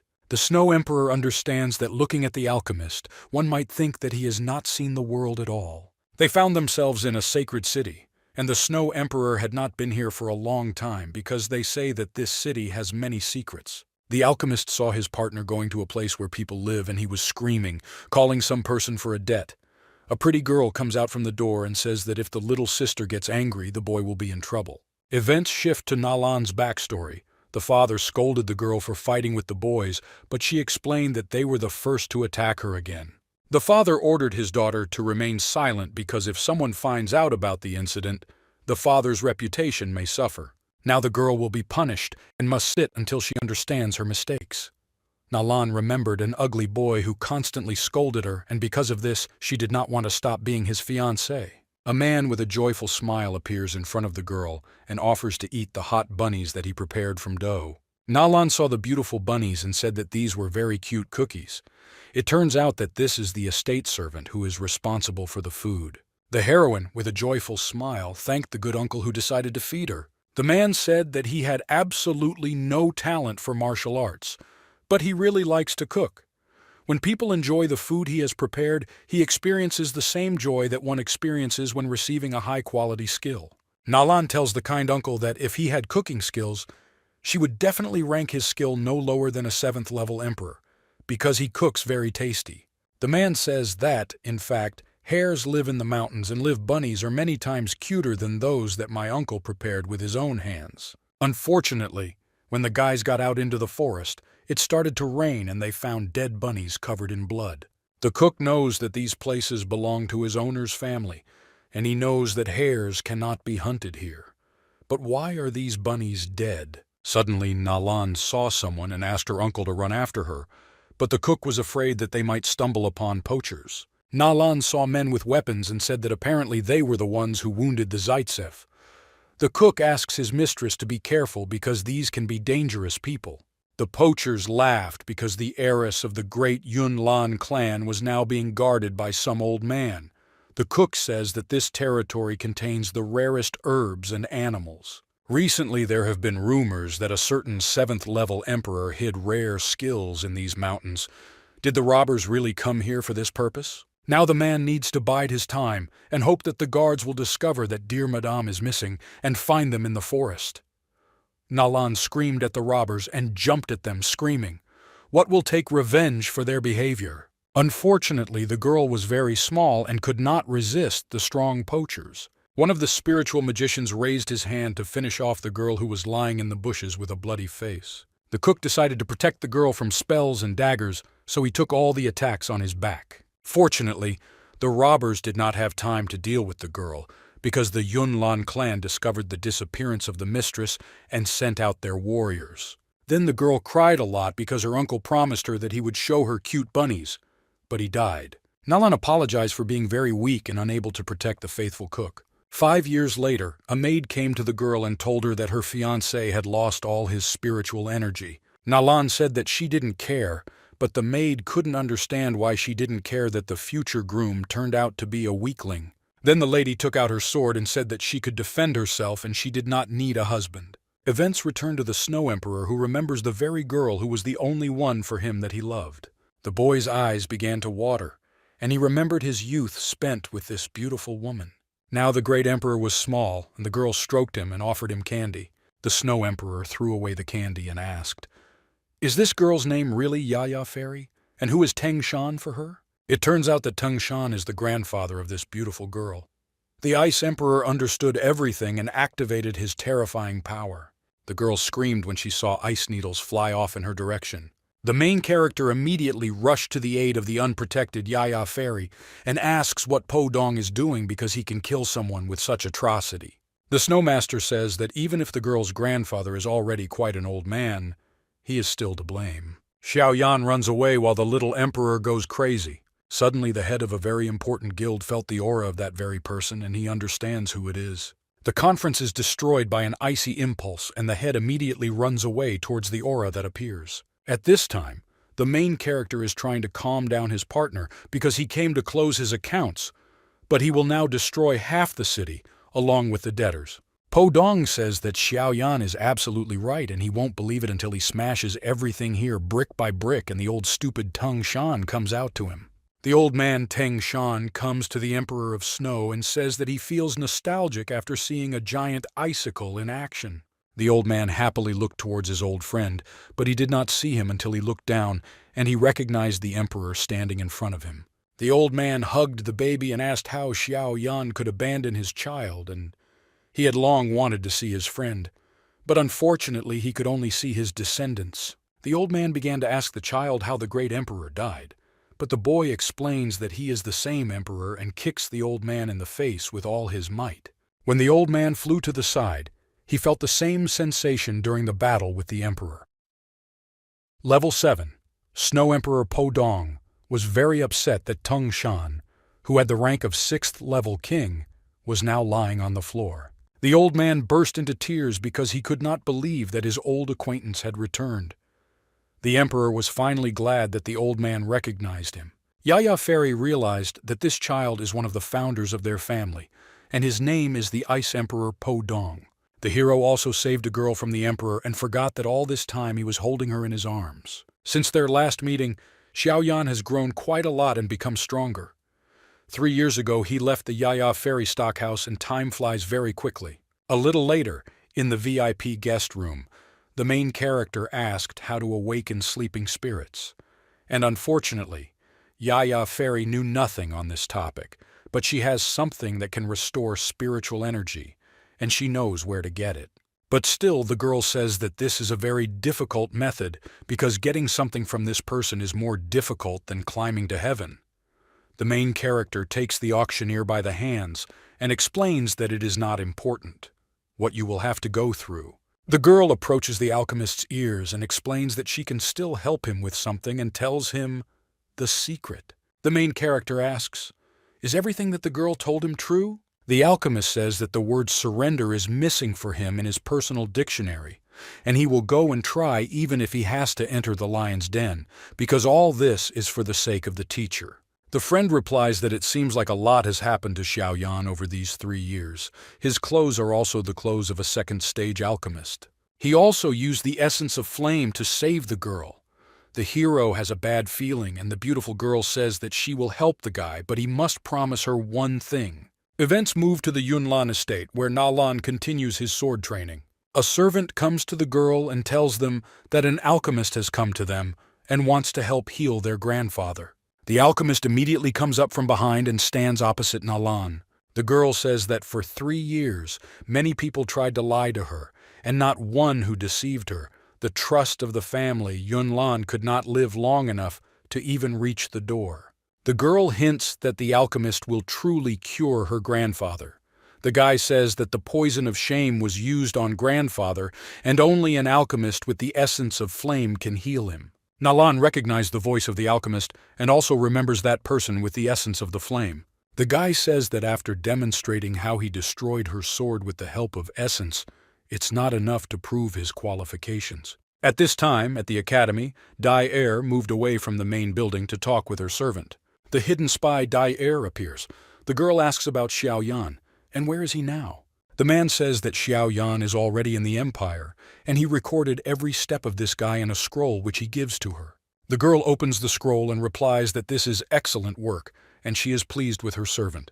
Over these couple of years, the guy met a lot of amazing people and became an alchemist, and also met the Emperor of Ice, received the essence of flame, and also got a pet 7-colored snake, and he is still an amazing person. It was not for nothing that Dai Er fell in love with him. The servant asks, "Has the lady really gone through everything?" The story should begin with a meeting with the girl Xiao Xiang. Then he trained in the mountains with the leader of the Yunlan clan, who was called by the name Yunji. Not worth it either. Forget about the unusually beautiful queen jellyfish and little Qing Lin. Dai Er burned the scroll and says that she read it and they are just friends and doesn't see anything wrong with it. Be that as it may, the Heavenly Snake Palace dared to injure the guy, and they need to teach them a few lessons. The servant replies that everything will be done. Dai Er also says that she would like to know information about the mystical spirit that lives in the guy's body. The spy replies that he could not detect this spirit, but the spiritual aura belonging to him suddenly disappeared. Now he is targeting the blue spiritual elixir of the 7 ghosts, and for his sake, the young master volunteered to rid Nalan's grandfather of the poison of shame. The heroine cannot understand what kind of spirit this is for the sake of which the guy risked his life. The girl orders her servant to go and see how Xiaoyan will act next. The girl began to cry. When her servant left, she didn't know whether the guy would remember her or whether he had forgotten his promise to return to her in a year. She will wait for him forever because she has always loved and will love. At this time, hidden under the spells of the transformation elixir, the main characters communicated with the Nalan family. The guy wants to get the blue spiritual elixir of the 7 ghosts for his work. Nalan's father says that this is the first alchemist who immediately named the price. Many alchemists have already come here, and everyone. As a result, he disappointed his father. If this guy succeeds, he will receive his reward without any problems, but they would like to discuss what will happen if he fails. The main character replies that there is no need to waste time worrying. After all, he needs this elixir. The father laughed at the guy's confidence and asked him to come with him. The father told the girl to be careful with the alchemist, and Nalan decided to see off the guest herself. So the hero became worried. Why should they be careful? Nalan says that her grandfather killed a 5th-rank magical beast and was exposed to the poison of shame.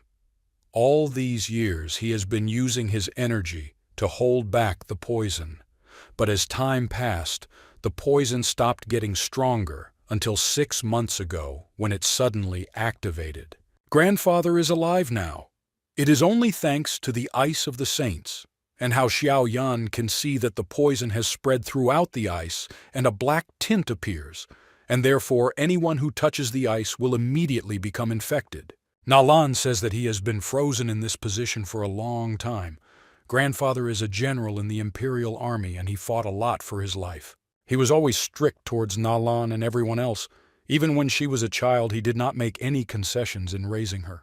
The heroine remembers when she complained to her grandfather that her hands hurt and she wanted to take a break. But the man shouted that any member of the Yunlan family has a strong spirit, even if it is a girl. The grandfather asked his granddaughter to get ready and she should swing the sword.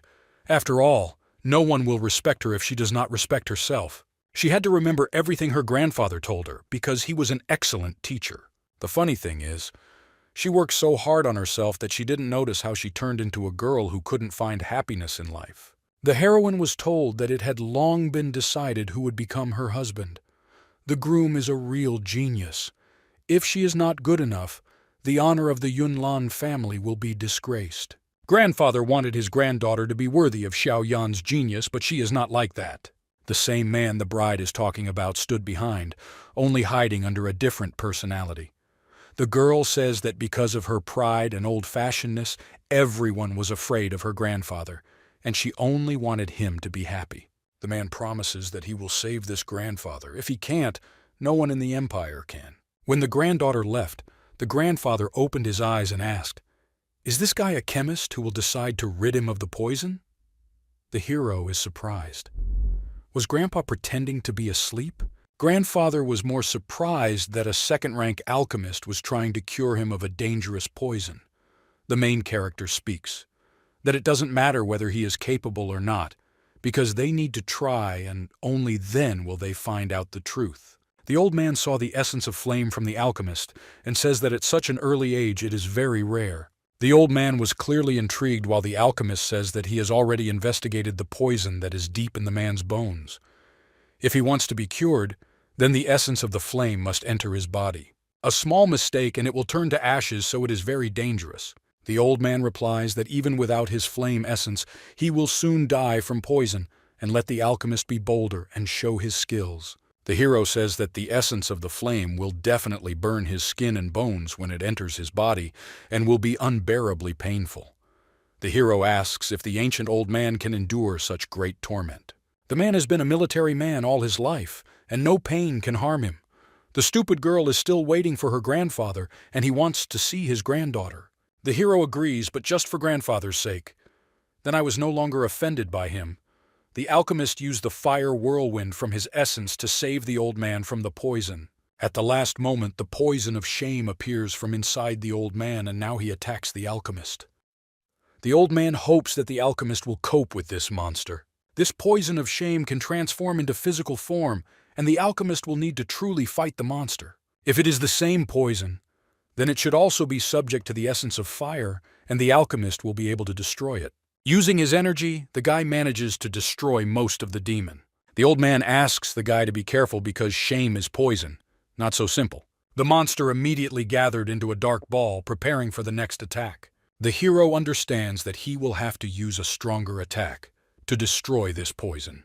The main character is trying to protect himself from the bloodthirsty poison of shame that attacked him. This creature moves like a living thing, and why does this poison even have spiritual energy? Each time it becomes more and more difficult to block these attacks, and at some point the poison even attacks from behind. The old man decides to protect the alchemist, and protects the guy with his body. The hero asks why the old man did this, but the man only spews blood from his mouth.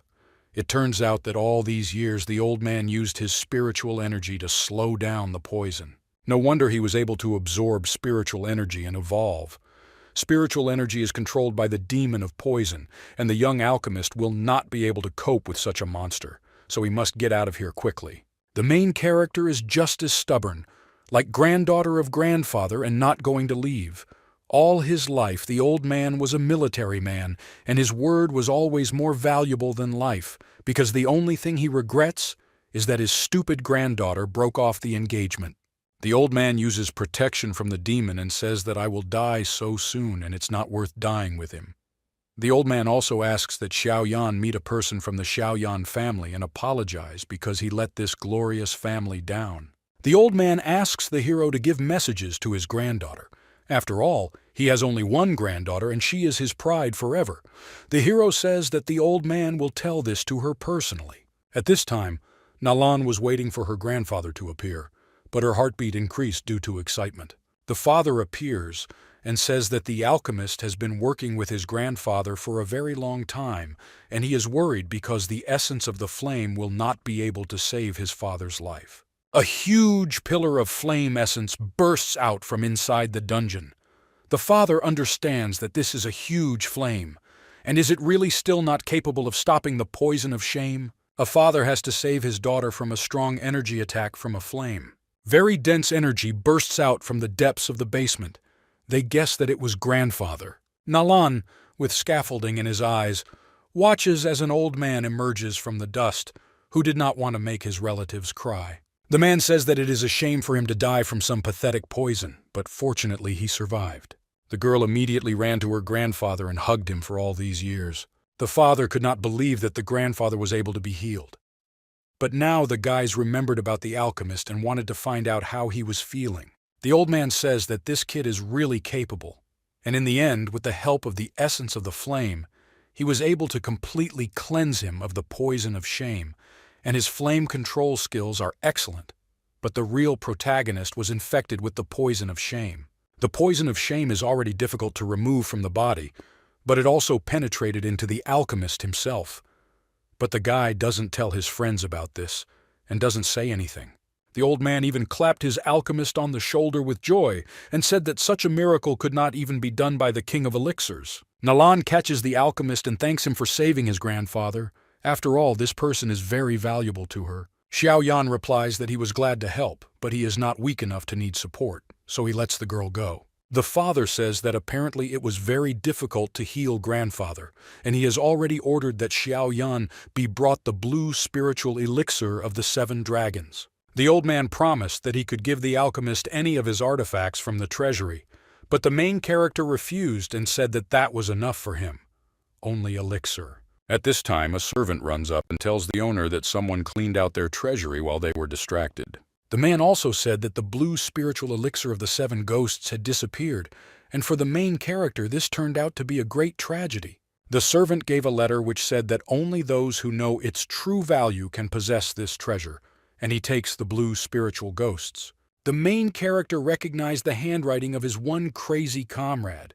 The old man said that this thief definitely has courage because he decided that he could steal straight from the mansion, and also leave your signature.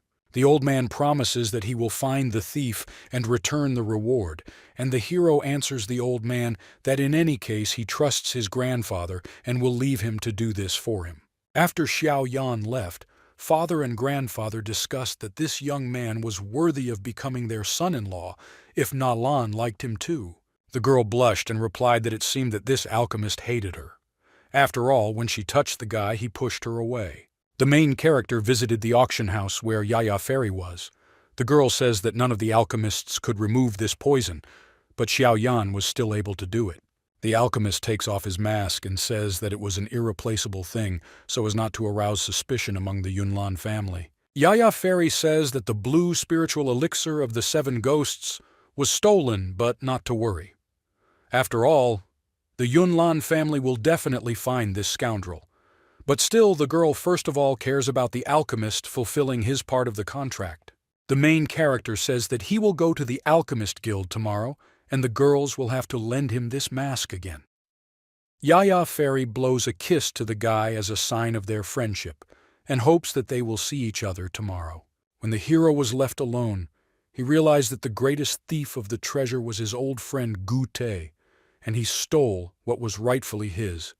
He also cannot believe that the poison has now attacked his body. It is not clear why, but the poison has already begun to spread, and we need to figure out a way to get rid of this curse. Inside his bedroom, the main character tried to study the poison and understand what to do with it. When trying to destroy the poison, it destroyed the walls around, and the heroes were very scared because he did not live in his own house, but in a rented apartment. The hero also became a danger to the people around him because the objects he touched remained infected. This poison is somehow strange, and when the hero tries to hide it, he obeys his thoughts. True, he cannot remove it, but also this poison does not kill the body. The old man was able to restrain the poison with his energy, and in Xiaoyan's body, sooner or later the poison would simply melt. After all, he possesses the essence of flame. On top of that, the hero is just one step away from becoming a fourth-level great master. The hero has already started knocking on the door and says that it's already morning and it's time to go. The main character opens the doors and is greeted by Yaya Fairy, who congratulates the guy because he will represent the auction house at the alchemist tournament. The hero could not believe that his friend had gathered such a large number of people that they came to greet him before sending him to the alchemist's house. Journalists also came to the guy and wanted to ask a few questions about the future alchemist tournament. Yaya Fairy says that they always provide their support to up-and-coming alchemists because the Yaya Fairy auction house never makes a mistake in choosing their friends. The main character took the girl to his room away from people and asks what she is doing because he wears a mask for a reason. She brought so many people here and someone might recognize him. The girl confuses the guy by touching his face and saying that no one will suspect anything, and the guy made her a promise. Since he agreed to participate, he must win anyway, and in this case their auction house will make a huge profit. The girl opens the window and shows Xiaoyan fans. The guys came to support their champion. The alchemist was able to destroy the poison of shame, and the whole city already knew that Xiaoyan was an incredible master. Xiaoyan fans burst into the room and try to attack their best alchemist in the city. The girls immediately attack the guy who drowns in their kisses and tenderness. The house is also broken into by defenders of the Yunlan clan, who want to protect the alchemist who saved their eminent grandfather general. Because of the noise, a level 11 snake wakes up and destroys half of the auction house with its power. Yaya Fairy saw how the hero flew away on his wings and asked him to register for the tournament at the Alchemist Guild, and they themselves would restore the ceiling at the expense of the Yunlan family. At this time, the capital Alchemist Guild also looked crowded as a huge number of people came to the festival. Near the main building of the alchemists, the main character met the Snow Emperor who did not recognize his friend. After a few seconds, Podong manages to recognize Xiaoyan and asks how the guy was able to change his face. When the main character told about everything that happened to him, the Snow Emperor says that Yaya Fairy is a very smart girl. She's a real businessman. The alchemist really thinks that this girl is just a treacherous merchant. The main character draws attention to the fact that the Snow Emperor looks like a child, and was he really kicked out of the house? The Snow Emperor says that everything is in order and he wants to take the main character with him. The Emperor reveals the best market for alchemists in the southern part of the empire. Every year, millions of rare ingredients and tablets are sold in this market because here the buyer can find everything he wants. The alchemist appears on the stage and asks for attention. Today the auction house is buying up the ingredients for the purple recovery pill at the highest prices, so they just have to name their price, and the house will buy the ingredient. The main character was surprised. Did the Snow Emperor really arrange all this for just one pill? But the guy explains that everything that belongs to his house is rightfully his, but unfortunately this property is useless. The main character does not have time to find out from his comrade. Why is Thoth so sad when he immediately saw his old girlfriends, the unsuccessful alchemists Lin Fei and Shui Se, who were also at the festival? The girls, of course, did not recognize the new alchemist, who had appeared as the very guy who was able to defeat them in the argument, and immediately attacked him with questions about the victory over the poison of shame. Lin Fei wanted to know more about the healing process of the great general of their empire, and how Xiaoyan managed to cope with the poison. The girls took the famous guy to the teacher to quickly register this alchemist. Teachers who had known each other for a long time met that same famous alchemist, but they did not suspect that this was the same Xiaoyan whom they remember well. After a moment of suspicion, the guys immediately asked Xiaoyan for an autograph because he was very famous. The main character asked in return to quickly register him. Lin Fei already wanted to ask what her idol's victory speech would be like, but Shui Se exploded with rage, saying that not only this guy was counting on victory. Shui Se says that the reward for winning this competition will be authority, and secondly, the support of the royal family and unprecedented fame. In addition, he will be able to obtain a prescription for a 6th-rank spiritual fusion pill. The young alchemist remembers the same jellyfish who asked him for a spiritual fusion pill and understands that he must win this fight in order to help the jellyfish. After a short conversation, the guy tells the teachers that it's time for him to go to another friend. The Emperor of Ice guessed that the hero wants to visit his beloved, but he replies that it will be the Emperor's lover. The guys are walking under the cover of darkness to an old acquaintance, and they show a very rare artifact that teacher Xiaoyan had. Behind the door was a guy with blue hair whose name was Gu Tei, and the main character says that it's time to return what was stolen. The man cannot understand who these people are, and he is the younger brother of the King of Elixirs, so they must leave until they got what they deserved. The hero, together with the Snow Emperor, began to study the artifacts that Gu Tei stole during his work. Gu Tei was difficult. Watch as his precious collection is taken apart piece by piece. Gu Tei threatened the people who broke in that divine punishment would await them, but the guys only became worse because they told the thief that he was the kidnapper here, and divine punishment would be waiting for him. Xiaoyan said that it doesn't matter who they are, and he demands that the thief quickly return the spiritual elixir of the 7 signs. But the guy with blue hair says that you can kill him because he won't say anything. Suddenly, the guy recognizes the same young alchemist Xiaoyan in front of him and says that they were friends, so he asks him not to allow the Snow Emperor to steal everything. Gu Tei says that if Xiaoyan wants to get the blue spiritual elixir of signs and not be discovered among the people gathered at the festival, then they can make a bet. Events are moved to the start time of the festival. Yaya Fairy greeted all the guests of the Alchemist tournament, and she thanks them for buying their expensive tickets. First, she wants to show the greatest alchemists of the 5th rank of the Empire who have gathered in the stands above to watch the tests. One of them is the head of the Alchemist Guild from which the King of Elixirs came out, and he is now so tired after work that he is sleeping. After the alchemists, she introduces an ancient general who, after healing one of their candidates, was able to attend the event. This is a general named Na Lan who arrived with his family. Surprisingly, Na Lan was also present at the event, and the old man was surprised. Does she really want to meet that outstanding young man, Xiaoyan? Suddenly, a rain of petals fell in the arena. This was a genius of which few were born in their empire, and the dream of millions of girls. After all, this is one of the main contenders for an alchemist of the 2nd stage and a student of the King of Elixirs himself. This guy's name is a flower magician named Lu Ling.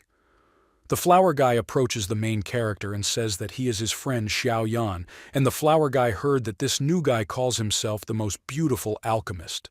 The alchemist replies that he is not the most beautiful. After all, no one compares to a flower guy. The blonde was grateful for the fact that he realized this, and in any case is grateful for saving the grandfather of his beloved Na Lan. The flower guy says that his beloved Na Lan will definitely be with him, and all this glory will fall at her feet after the victory of Lu Ling. The grandfather, who was next to Na Lan, caught one of the flowers throwing the handsome guy and destroyed him, explaining that his granddaughter was against this union. At this time, Yaya Fairy asked to move on to presenting the 3rd candidate for victory. A flying carriage appears from the gate in which there was a cute little girl, and she was accompanied by a serious man next to her.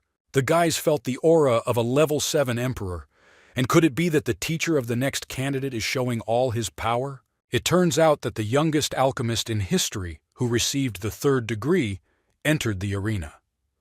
This is a brilliant and noble princess named Yue, as well as the princess's grandfather, the defender of the empire, the 7th-level emperor, Ji Xingtian. A sweet girl gets out of the carriage and looks at all her opponents with a menacing gaze. The cute girl's grandfather is standing nearby. All alchemists say that the young princess is empire.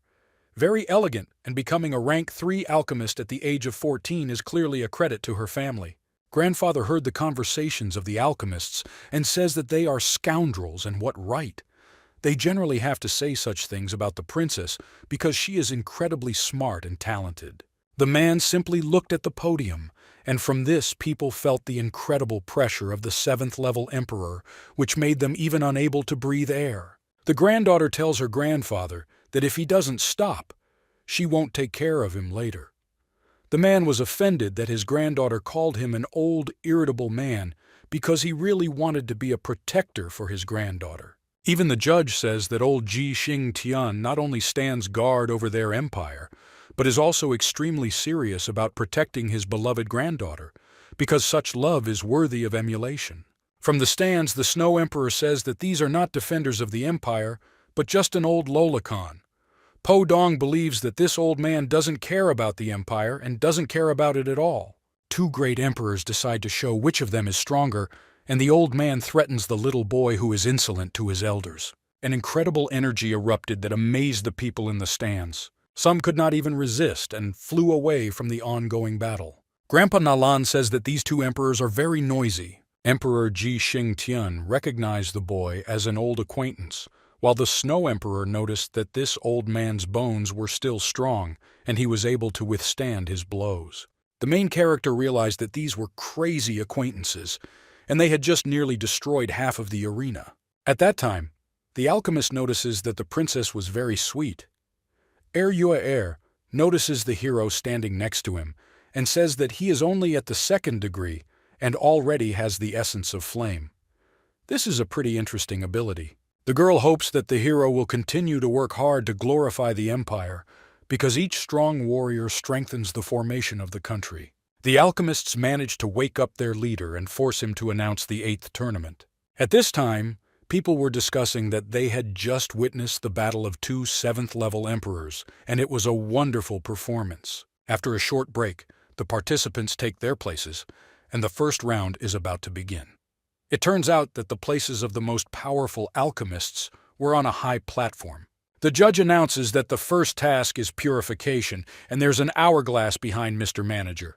Players must clear their crystals before time runs out. If the alchemists fail, they will be eliminated and the first round begins. Alchemists throughout the stadium began to use their abilities to purify the crystal and prove their strength. One of the strongest alchemists named Lu Ling asks the hero standing next to him why he froze in amazement, and really, he doesn't have an alchemical furnace. The flower guy can show the hero his stove, and only such a beautiful and elegant stove is worthy of his beauty.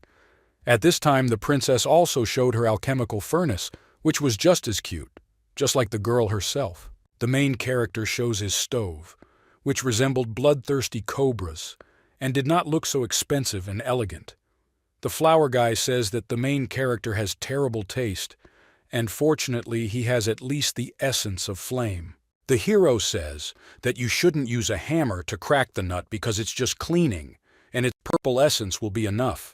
The flower guy notices the violet flame of the winged Lion King, and it seems that this alchemist has many secrets. At this time, the two emperors were sitting in the highest seats of the stadium and discussing who would win. Ji Xing Tian did not see any outstanding abilities in the new alchemist and believed that his granddaughter would win, but the Ice Emperor believed that his comrade could defeat everyone in this tournament. Half of the allotted time has passed. Most alchemists are already done, but their three favorites are still focused on their work, and the little princess finishes first.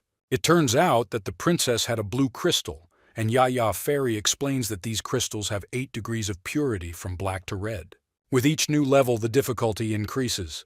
If the alchemist's abilities are not good enough, then he will not be able to refine even to the blue crystal. The judge says that anyone who only received a purple crystal will be expelled. At this time, Shuai and Lin Fei, longtime acquaintances of Xiaoyan, were able to refine their crystals to the blue level. After the first round, already 58 alchemists have left the stage, but the main favorites continue to work, and there was a fierce struggle between the flower guy and Xiaoyan. The end result was a green color for the flower guy. The most popular member, Xiaoyan, is still working and time is almost up. If he does not make it on time, he will be expelled. While the alchemist was working, the report began and the allotted time was about to end, and Xiaoyan may not have time to show his result. When the last grain of sand fell from the hourglass, the judge's voice sounded, ending the round at the same moment. Xiao Yan demonstrates the resulting orange crystal. People are surprised. After all, this result even exceeded the flower guy, and the young alchemist turned out to be incredibly strong. At the last moment, the alchemist managed to obtain pure orange color, and everyone around him was amazed at his power. Yaya Fairy announces that the winner of the first round is Xiao Yan, but she is interrupted. It turns out that one of the alchemists, who was not even at the top of the stadium, showed a red crystal that was stronger than Xiao Yan.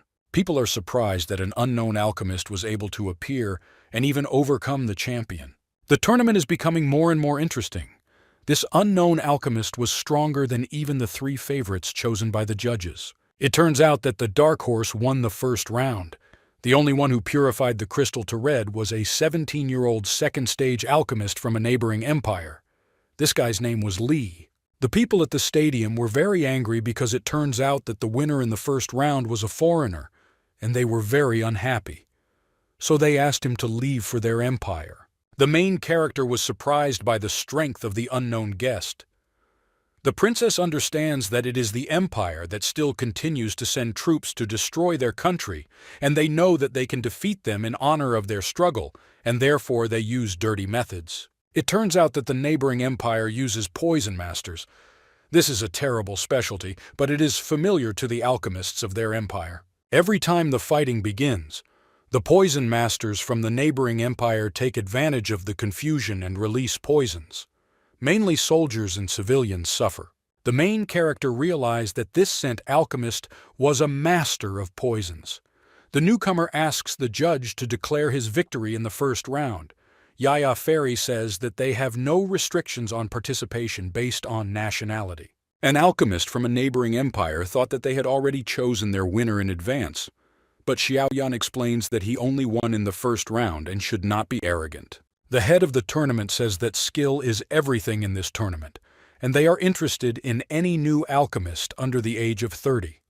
They announce the first winner of the first round, an alchemist from a neighboring empire named Li. The alchemist from the neighboring empire says that he will not stop only at victory in the first tournament, and points his finger at the audience, saying that they are all just trash and let them enjoy the spectacle. All the inhabitants of the empire were offended by the statement of the guest of their tournament, but no one began to argue with him. Yaya Fairy asks the public to calm down, who are threatening to tear this foreigner apart, but the girl does not want to disrupt their competition and suggests starting the second round after a short break. At this time, the alchemists and the emperors communicate with each other, talking about a foreigner who was clearly sent to take away the victory in this duel. At the tournament itself, the main character approaches the guest and says that his real goal is not victory. If he doesn't even manage to participate due to his origin, or an alchemist from an enemy country will be the winner. This will deal a serious blow to the reputation of the alchemist guild of their empire. This is the true goal of the newcomer. The guest replies angrily that even if all this is true, could this really be prohibited? The three main contenders for victory from the empire answer the guest that the winner will be one of them, and not this impostor who is trying to offend their country. Suddenly a judge appears and tells all the guests in their hall that the second round of the tournament is about to begin and their contenders will create pills. Participants must take their seats and open the recipe scrolls. At this time, Lin Fei opens her recipe and cannot believe what was written there. The organizer says that a worthy recipe must be written with the help of spiritual energy. In order to read it, the guys must also use their energy. The recipe will be written into their soul. If they can reproduce the recipe, it will never be forgotten. The recipe for this round is written using paper and pen, and each participant has 2 sets of ingredients. If they end, the guys will be disqualified. Some alchemists could not even understand what was written on the scrolls. The main character got a flight pill, and he made it for his brother in the desert, and the ingredients are not a problem. For the main character, the task was quite easy, and many other favorites also thought that this task was for beginners. Xiao Yan has doubts because there is definitely something cunning hidden in this task. The Emperor of Ice shouts to his friend not to stand still, and there is no time for doubts. Let him quickly get down to business. At this time, one of the main alchemists asks the manager of the Alchemists Guild why he chose such a difficult task. The head of the guild replies that if these alchemists cannot find a catch, then they should definitely change their profession. Nalan asks his grandfather at this time. Why did the head of the alchemists say that the task was difficult, although the participants said that it was easy? Grandfather says that the girl is probably worried about Xiao Yan. She blushed and said that this was not true. Suddenly all attention was turned to the first explosion. After all, one of the alchemists' furnace burst. Many participants burst their furnaces together from Shuisei and Lin Fei, who were also surprised. Why their chemical furnaces were torn apart. Yaya Fairy speaks from her podium that real horror is happening now, and most of the participants failed. Only a few of them used the second set of ingredients. Even the favorites had problems with their furnaces, and they cannot understand why they were unable to make a tablet. After all, they did everything according to the recipe. Yaya Fairy noticed that 2 favorites had already failed, and fortunately they had 1 set of ingredients left, so not everything was lost. The only ones who have not yet crashed are the winner of the last round, a guest from a foreign empire and their favorite Xiao Yan. Suddenly, the guys notice that the main character has destroyed his spare ingredients, and something strange is happening to him. The Ice Emperor notices that his friend is in danger, so he jumps from the stands towards him. The second Emperor stops his ice friend and explains that if he interferes, Xiao Yan will be disqualified. The guild leader replies that the purple flame of the royal winged lion that Xiao Yan used is a very amazing thing. Some kind of poison was activated when it met the flame. Because of the poison, the man's perception was damaged and all 5 of the man's senses became useless. A guest from a neighboring empire realized that his most important competitor had suffered a poisonous attack, and no one could help him now during the tournament. The main character understands that he must cope on his own, but he cannot understand how he can feel at least something, because it is as if he was inside his own consciousness. An image of a friend appears behind her and says that Xiao Yan is a real dumbass. It turns out that a girl with purple hair appeared inside the consciousness. This was the same Xiao Xiang healer that the hero knew. While the man was in his inner consciousness, his body stood motionless and showed no signs of life. Yaya Fairy cannot understand what happened to the main contender for victory who lost consciousness. At this time, the head of the guild could not understand when this guy was attacked with poison. At this time, the Snow Emperor tried to call Xiao Yan so that he would finally wake up, but at that time he was communicating with Xiao Xiang inside his mind. The girl says that she asked her friend to be careful, and he had already managed to poison himself. The hero asks what is happening, and Xiao Xiang replies that when they parted, she introduced a cleansing poison into his body. If he is on the verge of death due to poisoning, her ghost will appear to help. The heroes were surprised. Was he really poisoned when a guest of a neighboring empire threw his red crystal at him? Xiao Xiang replies that she was able to successfully remove the poison. However, her purifying poison can only be used once, and it takes a huge amount of effort to create it, and it is too valuable, and she spent it on Xiao Yan. In any case, she saved her friend, and now his life belongs to her. If he loses even one of his limbs in the future, she will turn him into a pig because he is already worth too much after using such a precious antidote. When the hero regained consciousness, Xiao Xiang's last word was name-calling, and after that he felt an incredible headache that pierced his body. A guest from a neighboring empire was surprised what was happening because his poison was neutralized, but no one intervened, and he cannot understand how it happened. In the stands, Xiao Yan's friends noticed that he was able to neutralize the poison and that he is a very interesting guy. Everyone hopes that the hero will be able to defeat this newcomer from another empire. The hero feels that his head continues to hurt, but he has already been able to regain control of his body and will be able to at least continue the competition. The people in the stands were saying that Xiao Yan should defeat this snake from the neighboring empire who was definitely fighting dishonestly. The hero says that Li poisoned him. Did he really think that with such dirty methods you could ensure your victory? Guests from the neighboring empire cannot understand why they accuse him because there is no evidence, and it is better to let the guy think about the tournament. Yaya Fairy announces that half the time has passed and member Li is still in the lead. Their favorites' ingredients have been destroyed and he only has one chance left. Li laughs at the main character and wants to see how he gets out of the situation he finds himself in. The alchemist understands that there was an explosion in the furnace during the cleaning process, but he never found the catch. The flower guy helps the main character and says that everything happened because of the dense earthy sesame because it contains some impurities. Therefore, you need to be careful with flame control during the cleaning process. The princess says that everything is true, and that is the reason the furnaces exploded. The head of the alchemical guild understands that such knowledge is exactly what was expected from the student of the famous elixir master in Gu He. The princess says that from now on they are unusual participants in the tournament and warriors who fight for their empire, so they decide to help Xiaoyan. The princess asks the main character to fight for part of their empire while Li laughs at the stupid people. After all, they were only able to discover the catch, but they still won't be able to catch up with their main competitor. The hero shouts that not everything is over yet, and he has every chance to win. Suddenly, the hero uses all his abilities, and the guys realize that he plans to purify 9 different ingredients at the same time. Not every 4th stage alchemist is capable of this. Apparently, this will greatly speed up the progress of potion production. This will allow you to catch up with your opponent. But if the guy's spiritual energy is not strong enough, he will definitely find his death, because the furnace will explode with such force that there will be nothing left of him.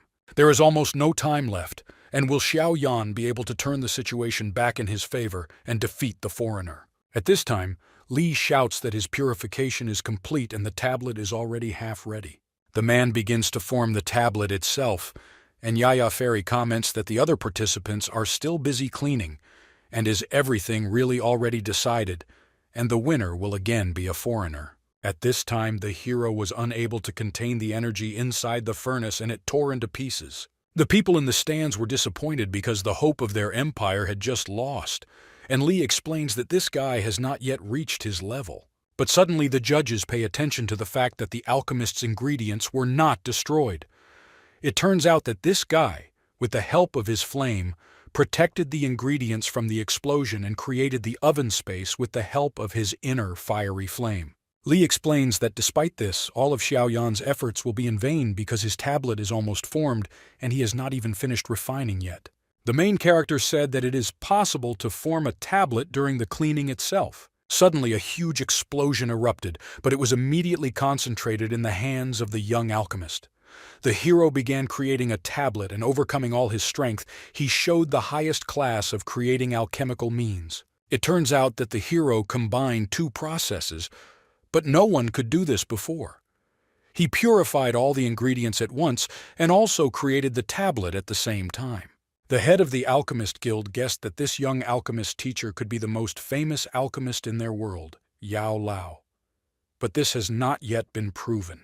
It turns out that the hero swore in front of his teacher that he would not let him down and would prove his strength to the world.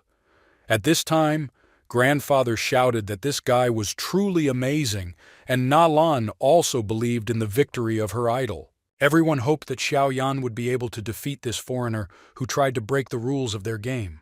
The foreigner thinks that these are just cheap tricks, and in the end he is still ahead because all he has to do is add one of his ingredients and the pill will be completed. Suddenly the foreigner began to have problems with flames, while the hero began to use his flame essence to absorb the firepower of neighboring alchemists. Yaya Fairy says that when the essence of flame appears, all other flames must bow to it, so now all the alchemists who stood next to Xiaoyan had a weaker fire. The hero concentrated a huge amount of energy in himself and asked his teacher to give him a little more power. When the work was completed, the hero was able to create a tablet of flight consciousness, and now victory will be his. The judge happily announced that the winner of the second round is the main character, Xiaoyan. After finishing work, the guy decides to take a break and shows that his opponent is not good enough for him to compete. An angry Li successfully creates the tablet, but only after Xiaoyan and the judge says that he has received the right to participate in the finals. The foreigner says that he will make the hero feel the pain of losing in the finale and he should just wait. The hero says that in the finale victory will go to him, but he does not notice how he stumbles and falls exhausted from his pedestal. The alchemist remembers his teacher, and unfortunately, he is very disappointed that he does not see his success. The judge says that their finalist just fell and clearly lost too much strength. People in the audience couldn't believe that their pet had just suffered a serious injury. The Snow Emperor tells Li that he has poisoned Xiao Yan again. Nalan also goes towards the players, and Li is afraid that they might beat him up now. In order for him to be intact, he has to use a reserved technique, and the hero presses the magic button, after which poison bombs explode behind the Snow Emperor in the stands with people. People in the hall are screaming in pain because this is poisonous smoke. The guards immediately run to save the poor people who received severe chemical burns. Nalan runs up to the fallen alchemist while the guards are trying to restore order and remove the poisonous gas. When the hero finally wakes up, he hears how the same girl sits next to him. Nalan says that the guy is stupid because she is his wife and should take care of Xiao Yan. The main character cannot believe that Nalan recognized him as her husband. They haven't even fought yet. The girl hands him the soup and asks him to eat a little. But when the hero nevertheless comes to real consciousness, he saw in front of him the Snow Emperor who asks Xiao Yan to eat a little medicine. The Snow Emperor was surprised by his friend's cry. The main character is simply glad that he fell into a dream where his opponent turned out to be his wife. It turns out that many alchemists and doctors worked on the alchemist and tried to somehow help him so that he would recover as quickly as possible for the final. The hero does not understand what kind of crowd of people this is, and the Snow Emperor says that the hero spent all his energy and they had to ask everyone for help, and he is a real dumbass. After all, everyone was scared. Old Man Nalan and the rest of the heroes decided to visit the alchemist who showed the highest class of skill. The friends had to jump away from each other. After all, a large number of people have gathered, and they may think something wrong when they see the Snow Emperor sitting on top of the alchemist. The last princess approaches Xiao Yan and says that she is very glad to see her comrade okay, because he was able to defend the honor of their empire and is a real hero. Xiao Yan believed that the princess was exaggerating, but he had no idea that the same Nalan that he saw in his dream was nearby. Her grandfather, a general, appears near the girl and says that his granddaughter suddenly became feminine, but recently she was very courageous while she was taking care of Xiao Yan. The main character coldly replies that he is grateful to Nalan and everyone else for the help they did for him. Yaya Fairy says that they have so far told the audience that there will be a short pause because only Xiao Yan and Li can participate in the finals. The princess says that this is true because a gas bomb exploded in the stands and she and the flower guy decided to help the townspeople, so they failed the tests. Compared to victory, human lives are much more important. Xiao Yan lost consciousness, so he did not know about the gas bombs. The Snow Emperor says that someone gave the man poison and subjugated him, and he doesn't even remember what he did. The main character understands that this is definitely the work of that foreigner. Due to the terrorist attack, it was decided to continue the tournament the next day. The old general says that the head of the guild wanted to see Xiao Yan, and he wanted to say something important. At this time, the head of the guild recalled his conversations with the real alchemy master Yao Lao. Then teacher Xiao Yan showed the impossible, and he created a magic crystal using a flame as a furnace. Then the master asked his friend to remember how he used the flame. He must feel everything and create everything that is possible, because this is the meaning of the existence of the alchemist. The guild leader wakes up and says that he had a good dream. The hero hopes that he will not fall asleep again, because he had to wait 5 hours for the head to wake up. The head says that he has a lot to do and is very tired, and he also called the guy to give him the box. He can take his time and open it tomorrow at the tournament. Someone gave this box to the head of the guild a long time ago, and now he wants to give it to Xiao Yan. She can guarantee him victory and a method that will bring him luck. The alchemist wished good luck to the Grand Master and thanked him for the gift. Xiao Yan understood that most likely this was some kind of legendary scam, but the head of the guild says that this is just personal advice, and he does not want to call it a scam. Also, this thing must belong to a true disciple of that legendary alchemist, and it does not belong to the head of the guild.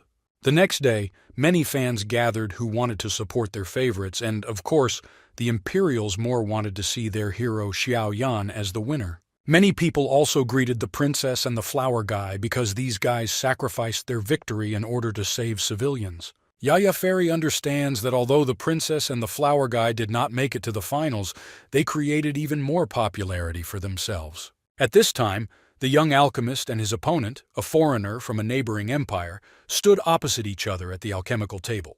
At this time, the Grand Master of the guild told his servants who wanted to disqualify Li that they could not do this because it was a violation of the rules.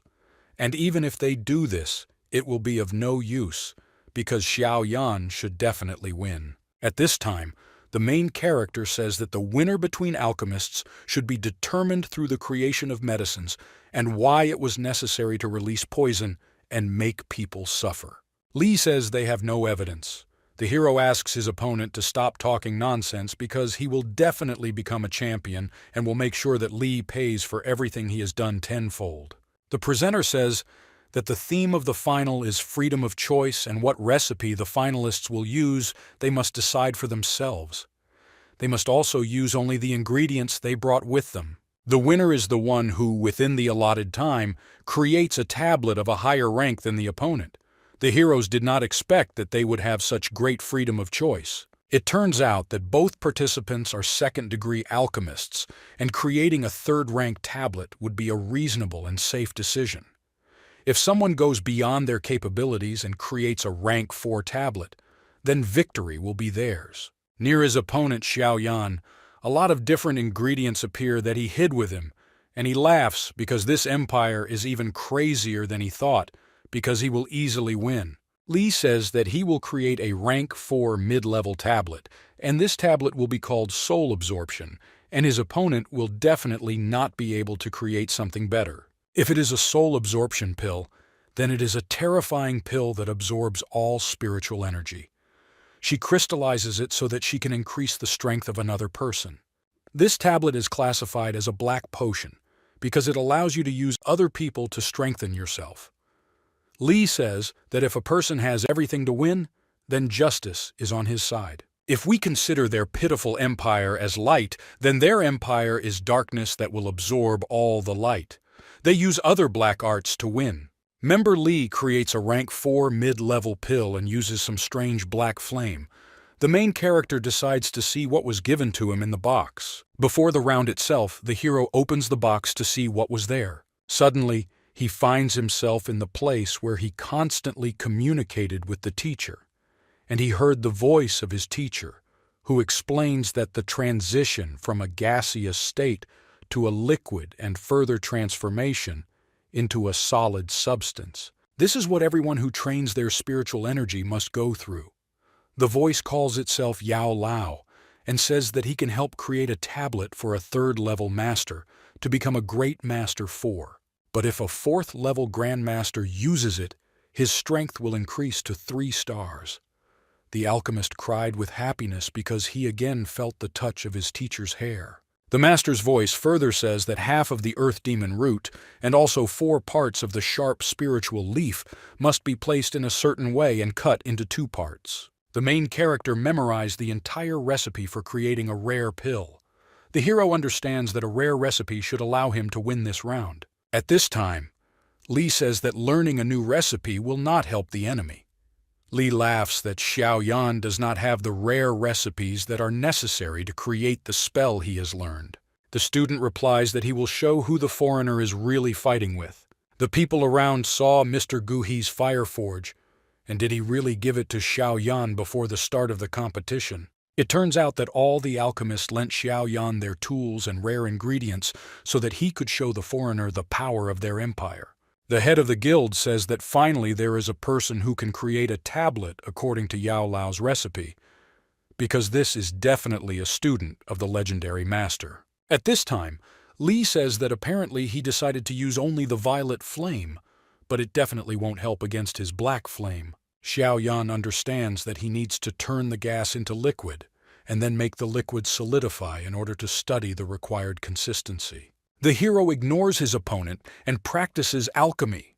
People see that the hero uses the flower flame together with the violet flame and the strength of the flame.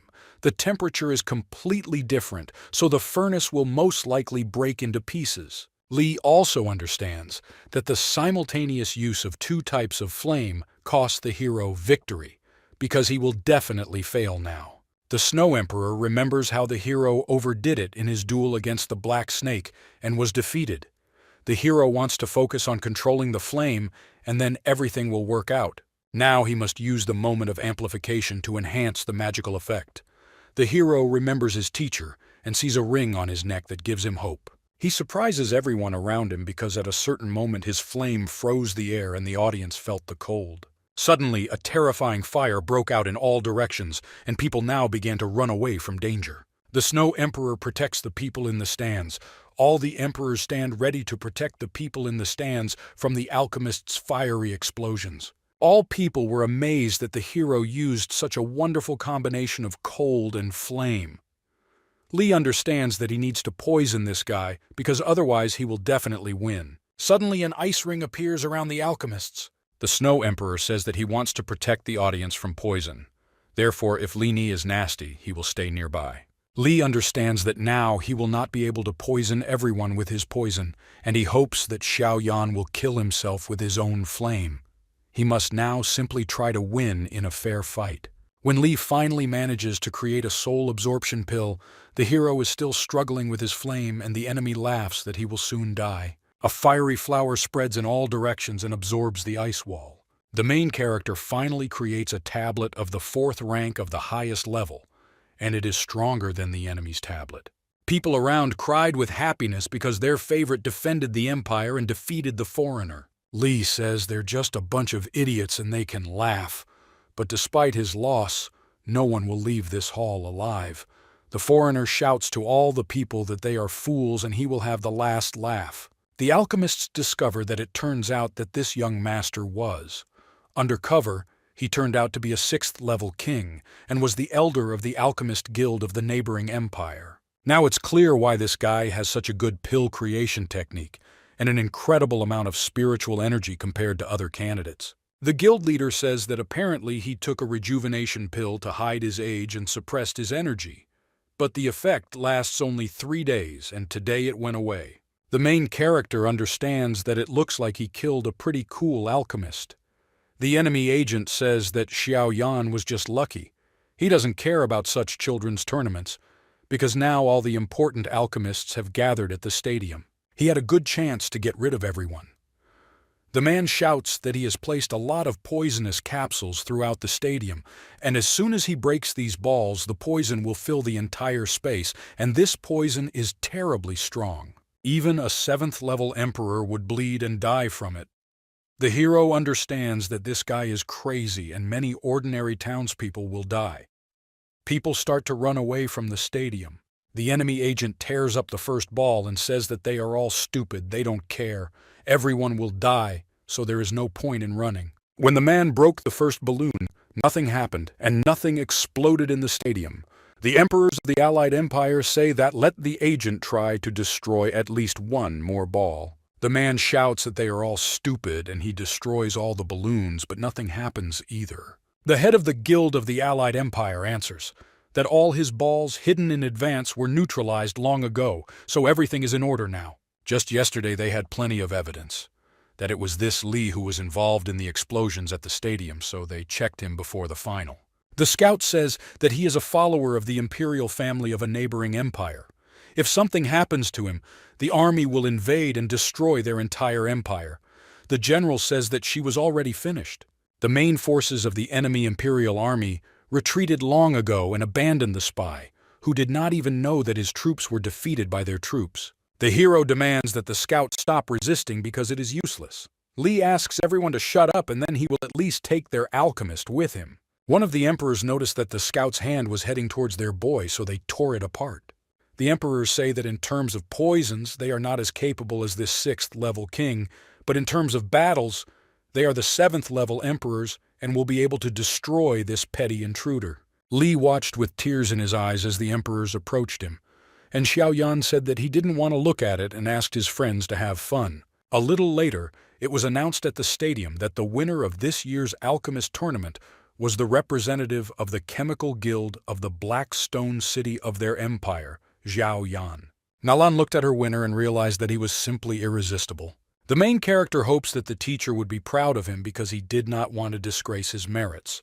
The hero was also told that he would be given all the awards as well as a cash prize. The alchemist is handed a very secret scroll with the promised potion, and Xiao Yan is surprised. Where is the money and everything else? The head of the guild says that due to sabotage, the princess and the flower guy were rewarded with part of the prize fund. After all, they deserve it too. The chief alchemist understands that sometimes it is necessary to make concessions for the sake of people in higher circles, and he hopes that the winner understands this. The hero understands that the main thing is that he got a recipe for a pill of unity of spirit. Even later, he will take away the blue spiritual elixir of the 7 ghosts. Soon the hero will definitely meet the teacher and be able to save him.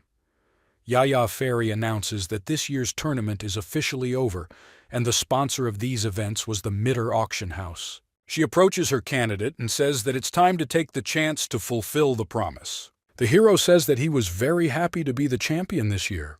The guy has to show it.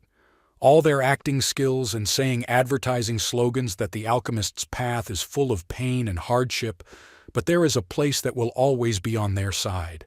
The champion's choice is the Mitre Auction House, and he states that he will always support the Mitre family. All the alchemists were shocked, and even the head of the guild could not believe what they heard. The hero was very ashamed, but he endured it because a promise is a promise. People didn't care what their champion said. After all, they saw his pathetic appearance and were already all fans of the man who showed the strength of their empire. At night, a dinner party was held at the Mitter residence where the little Snow Emperor congratulated his friend. The Mitters also made a real crystal statue that showed the main character. It turns out that the sculptures were actually made from ice, and this was done by the Snow Emperor, who created his own sculpture nearby to show his greatness, and it was even larger than the winner. At this time, the princess's grandfather tried to stop her from drinking wine, because it is very bad at her age at the time when the flower guy approached Nalan, who was looking only at Xiao Yan. The flower guy tried to give his love a rose flower, but the grandfather protected his granddaughter from the unwanted man. The girl was glad that she was lucky that her grandfather intervened, and she could not offend this guy directly because of Uncle Gu He, who was raising him. At this time, the main character was quietly looking at the moon, and there was no one near him, although the festival was organized in his honor. The girl approaches the star of the evening and tries to talk to him. The guy says that he is already returning. The girl asks him to talk a little. She is one of those people who does not like to remain in debt, but it looks like she owes this guy too much, even if he doesn't want to be with her. She wants to say something. Nalan admits that she likes Xiao Yan and is his fan. The main characters look at their bride in surprise and cannot believe their ears. The girl continues to say, shyly, that she really likes the guy. She didn't even notice how she fell in love with the young alchemist. The hero laughed and told a secret that 3 years ago a girl created real chaos in the Xiao Yan family and sprinkled her sword with blood. Is this really the same Miss Nalan who quite cruelly broke off the engagement? The girl cannot understand why the hero laughs at her, and the guy replies that he is afraid to confess, but most likely he is not worthy of the love of such a noble girl. The man leaves and wishes her a good evening. The girl burst into tears, realizing that she had been rudely rejected. In a dream, the hero dreamed of Daier, who said that apparently he will now be with Nalan, and he no longer needs her. So she says goodbye, and hopes that they will be happy in their marriage. The main character wakes up and tells her not to leave him because he truly loves her. But at this moment, a jellyfish falls under his hand and has again turned from a snake into a human. The mistress of jellyfish tells the man that they have not seen each other for only a few days, but he has become bolder. She appeared where she was sleeping, and it turns out that this stupid snake is always next to the person. It turns out that the jellyfish wanted to get a spiritual fusion pill, and the hero was glad that, fortunately, he just received this scroll today. Medusa threw away the scroll and said that she needed the tablet. The master says that he is just a small third-stage alchemist, and he cannot create a 6th-rank pill. Medusa can wait, when he becomes stronger to create the necessary tablet. Medusa says that she will leave this stupid man to live and gives him 1 more year. If he fails, he will definitely kill him. The little snake returns to its beast form. The hero understands that when this snake falls asleep, it is very cute, but her human form is terrible. A knock was heard in the window, and the hero turns to the man who tells him that he is from the Air Express delivery service and a package has arrived for the hero. It turns out that the package was sent by Gute, and he wrote on the box that the hero won, and he hates him for it. But there is a contract. The box contained the blue spiritual elixir of the 7 ghosts, which the hero earned after his victory and the fulfillment of the Gute agreement. The hero says that with the help of this artifact, he can return the teacher right now.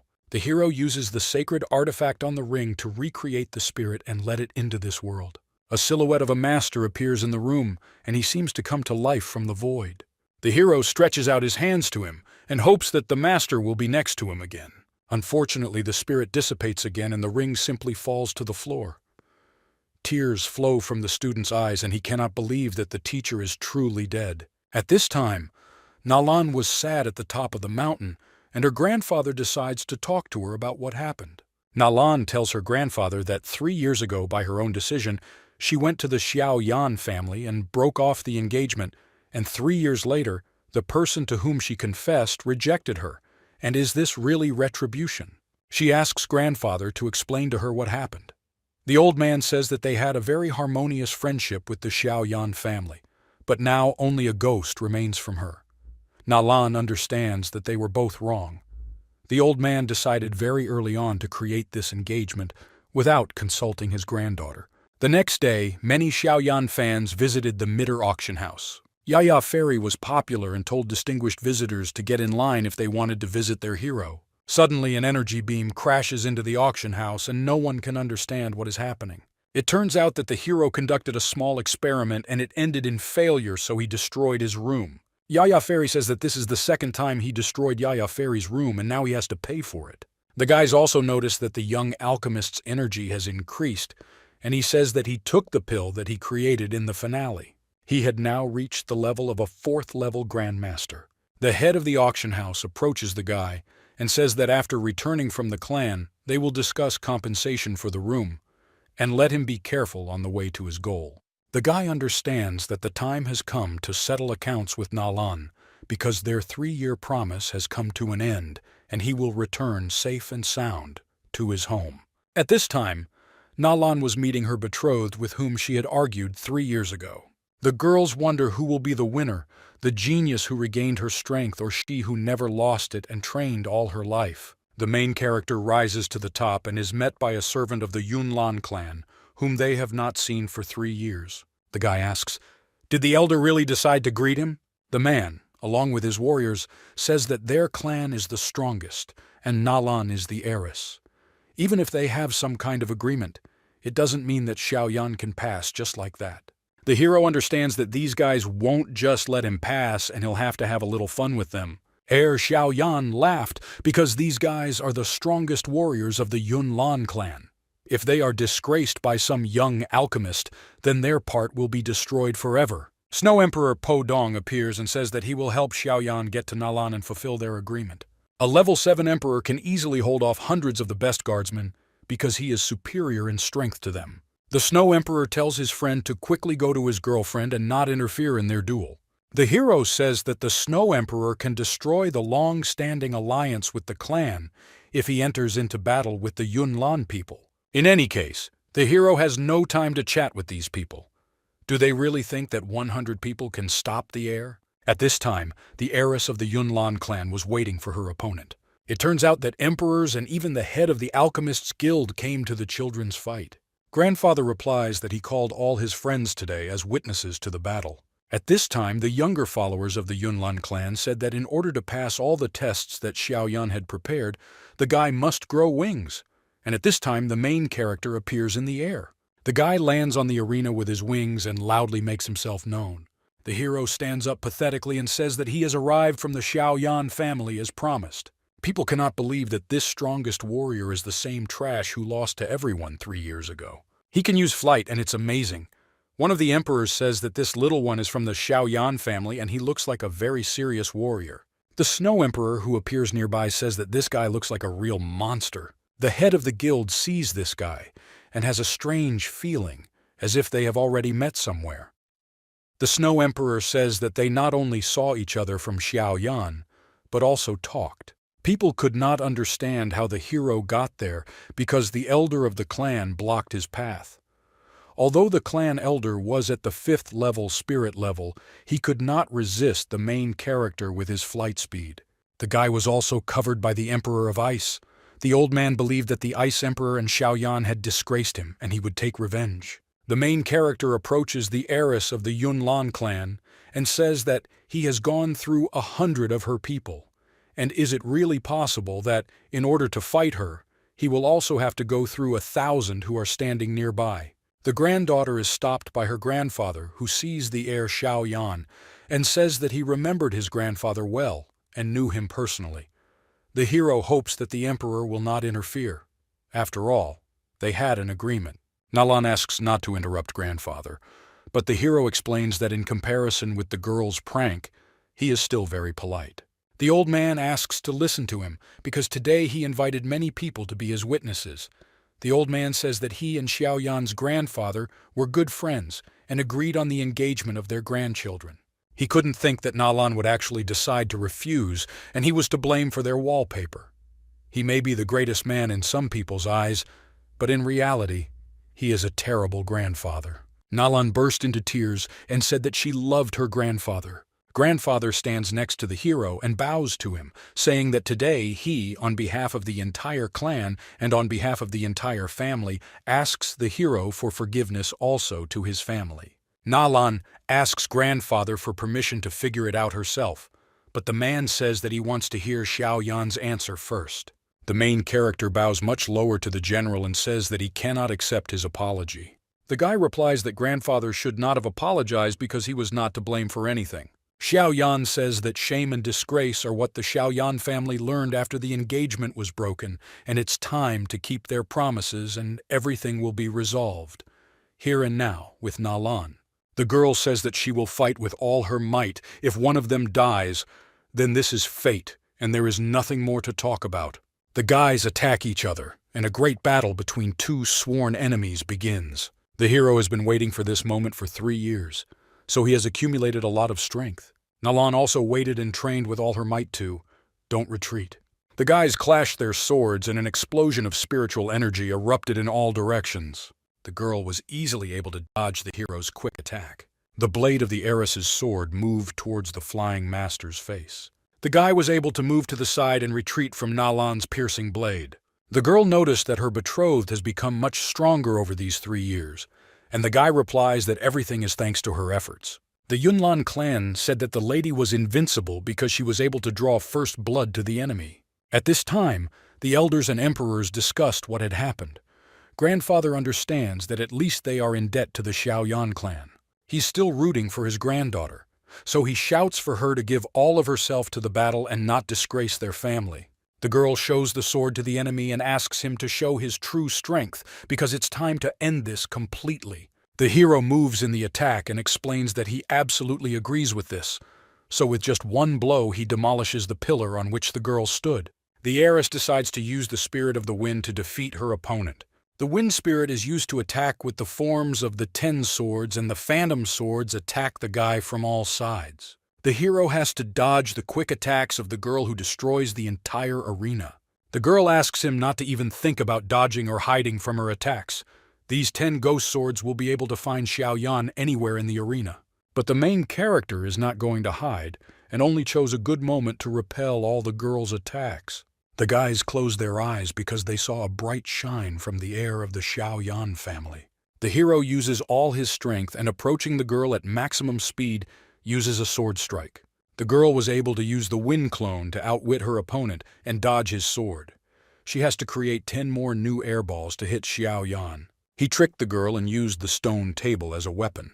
People are watching how 10 sharp blades crashed into the place where the guy had just stood. The hero uses a heavy black sword as a dodge because he threw it aside in order to move away from the explosion as quickly as possible and get closer to the enemy. When the distance between opponents was minimal, the hero used his signature octane explosion technique. Grandfather got up from his seat because he saw that his granddaughter was wounded and blood began to pour out of her body. The hero is not understood.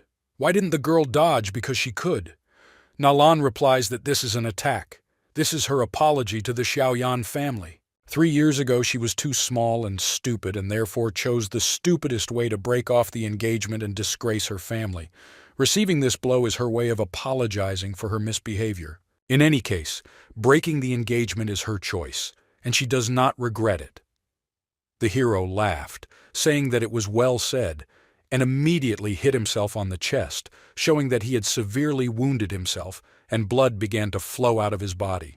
The guy says that he is returning this blow to Nalan because the Xiaoyan family does not need her help to restore dignity, because the guy himself will return it.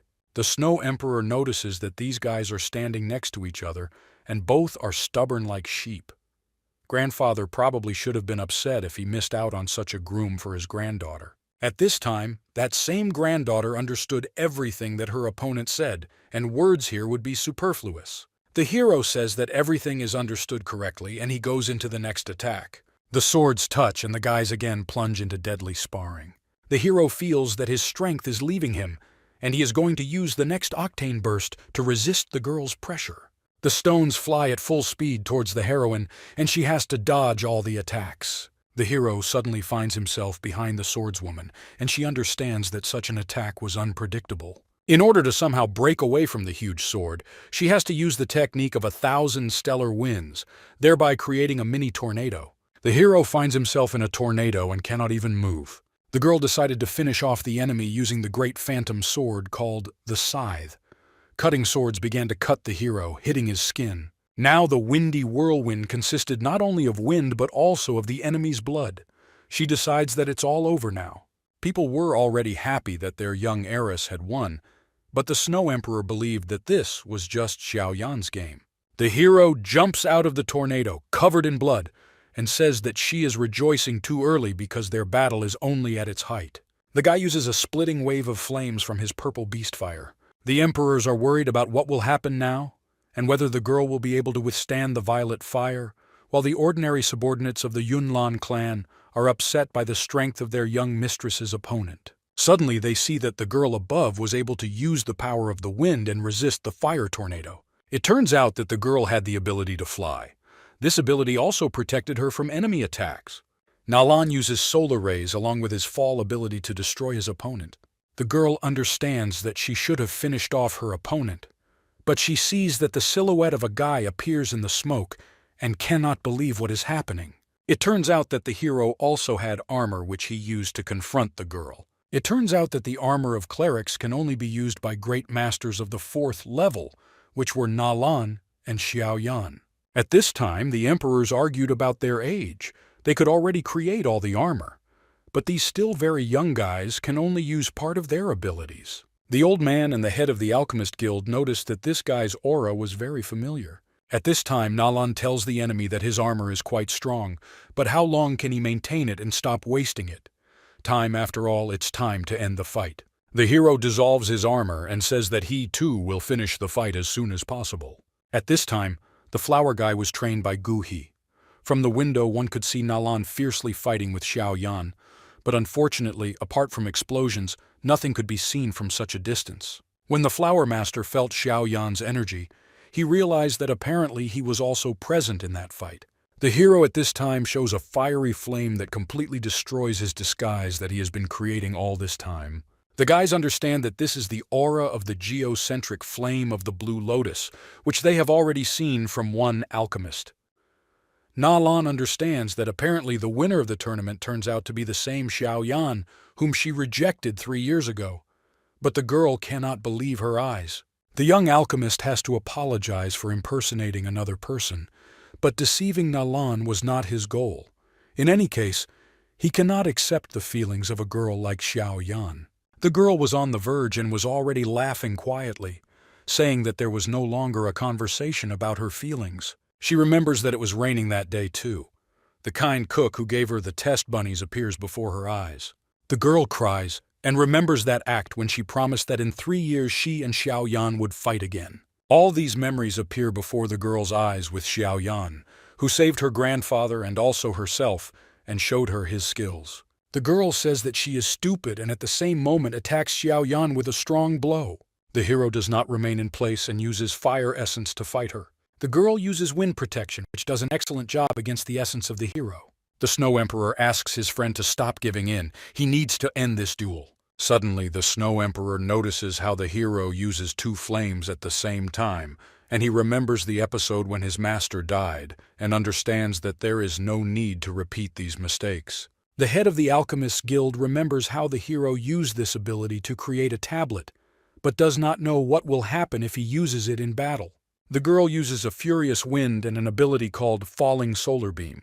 The main characters use the ability of a small, raging flame called Awakened Lotus. The hero understands that with this technique, he will put an end to their battle, and the wind collides with raging fire. The entire space is torn into pieces and the poor girl flies to the side. Nalan feels like she has lost the sword that fell from her hands and she continues to fly away to the side. She sees before her eyes the Xiao Yan, whom she fell in love with, and realized that she was really wrong in her decision. It turns out that the explosion of the lotus was visible from all sides of the capital. People were amazed at what happened. When Nalan opened her eyes, she saw in front of her the same Xiao Yan who was holding her in his arms. She cannot understand why the hero saved her, but he explains that he only wanted to win and not kill, and also he did not save the girl, but just came up to help. It turns out that the main blow of the spell was taken by the grandfather who stood next to him, bloodied. Nalan says that she deserves to die and does not understand why she needs to be saved. Grandfather slaps his granddaughter and asks, did she really want to die just to escape from reality? Because that's not what he taught all this time. Grandfather cries and says that all this happened because of his stupidity, and if something had happened to his granddaughter, he would not have been able to stand it. Nalan apologizes to him. Grandfather also says that their family was defeated in this dispute, and they apologized to the Xiao Yan family for breaking off the engagement. At this time, the head of the guild said that not only was Xiao Yan an excellent alchemist, and a great fighter too, old man Ji Xingtian could not understand who taught this young man. Looking back, the man saw nearby, where should Po Dong stand, an incomprehensible monster? It turns out that Po Dong got scared and protected himself inside the snow. The boy had just shown his real spiritual energy armor, which was very childish. At this time in the arena, the girl creates in front of Xiao Yan a piece of bloody cloth that she has been holding all this time. After 3 years, the girl still kept the bloody piece of Xiao Yan's cloak when she pierced his chest with a sword. Grandfather asks, did the granddaughter really decide not to go back on her words? And she says that from early childhood, grandfather taught that a strong person will never run away from reality. She kneels in front of Xiao Yan and says that she is the former daughter-in-law of the Xiao Yan family, and according to the 3-year promise, she must fulfill her role. Nalan cried and said that she would follow Xiao Yan until she died as a maid. The hero uses his fiery flame and burns a piece of bloody cloth, explaining that he does not agree with this agreement. The guy tries to help the girl get up and explain what she did. Then it's correct. But I chose the wrong way. The hero only wanted an apology, and that would be enough. The guy replies that besides, he himself wanted to cancel their engagement. After all, he has already found his true love, and his Dai heir appears before the guy's eyes. The girl now realized. Why did the alchemist reject her when she confessed her feelings? She addresses the alchemist, sincerely wishes him happiness in his future exploits. The guy in turn sincerely smiles in front of the girl and says that one day she too will meet the love of her life. Nalan smiled, looking at the alchemist, while the hero thought that if he took the girl with him on a trip, Dai would definitely be offended by him. The alchemist also gives away a tablet that he created himself, and it will help the girl recover after the battle. To prove that the pill was not poisonous, he ate the same pill himself. When the hero felt the restoration of spiritual energy, he decides to set off on his further journey. Nalan is surprised that the guy had such rare pills all this time. After all, if he used them during a duel, he would definitely win with ease. The hero replies that it would be dishonest to use these pills during a duel, but he is interrupted by the Ice Emperor saying that his friend should look back. Looking behind his back, the guy discovers a dark hand that reaches out to him, and a strange silhouette appears behind the hand. A huge dark hand created from darkness tried to swat the guy. It turns out that Nalan's grandfather saved the hero from this attack, and Xiao Yan was attacked by the great elder Yunleng. Nalan's grandfather says that all differences between the families have been settled, and there is no need for the Yunlan clan to interfere in the confrontation. Nalan tells the Grand Elder that she will personally apologize to the head for today's incident, so she asks to release Xiao Yan. The elder replies that this is not why he is detaining Xiao Yan. Yunling asks the alchemist to turn his attention to the man in the crowd. Clan members bring forward a wounded soldier who suffered at the hands of Xiao Yan and his friends. Yunling says that a year ago, they sent many people to the Tagir desert in order to discover the essence of the flame, but Xiao Yan, along with his friends, was able to destroy them. Yunlan later sent a detachment to search for the missing warriors and found only one survivor. The surviving commander of that squad says that the demonic blue lotus burned all his friends and he died slowly from the blue fire. Yunling says that they also found out that Xiao Yan most likely took the essence of the flame. He also killed all the clan's followers so that no one would talk about it. People could not believe the accusations made because they did not expect such revelations. The hero smiled and said that the Yunlan clan knows how to turn everything upside down, and now he has truly seen the light after seeing how they distorted all the events in the desert. The king of elixirs, Gu He, appears nearby and says that all the followers of the alchemists in the desert were dead, and he hopes that Xiao Yan will provide an explanation for the events that happened. At this time, Ji Xingtian understood that if Xiao Yan has such great abilities and destroys their own imperial allies, then in the future he will become a great danger to all residents. Yunling explains to the general and Nalan's grandfather that they are detaining Xiao Yan not because of their own claims, but to prevent a catastrophe in the future.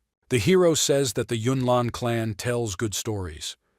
He admits that he received the essence of flame in the village of snake people and is also associated with the destruction of their followers.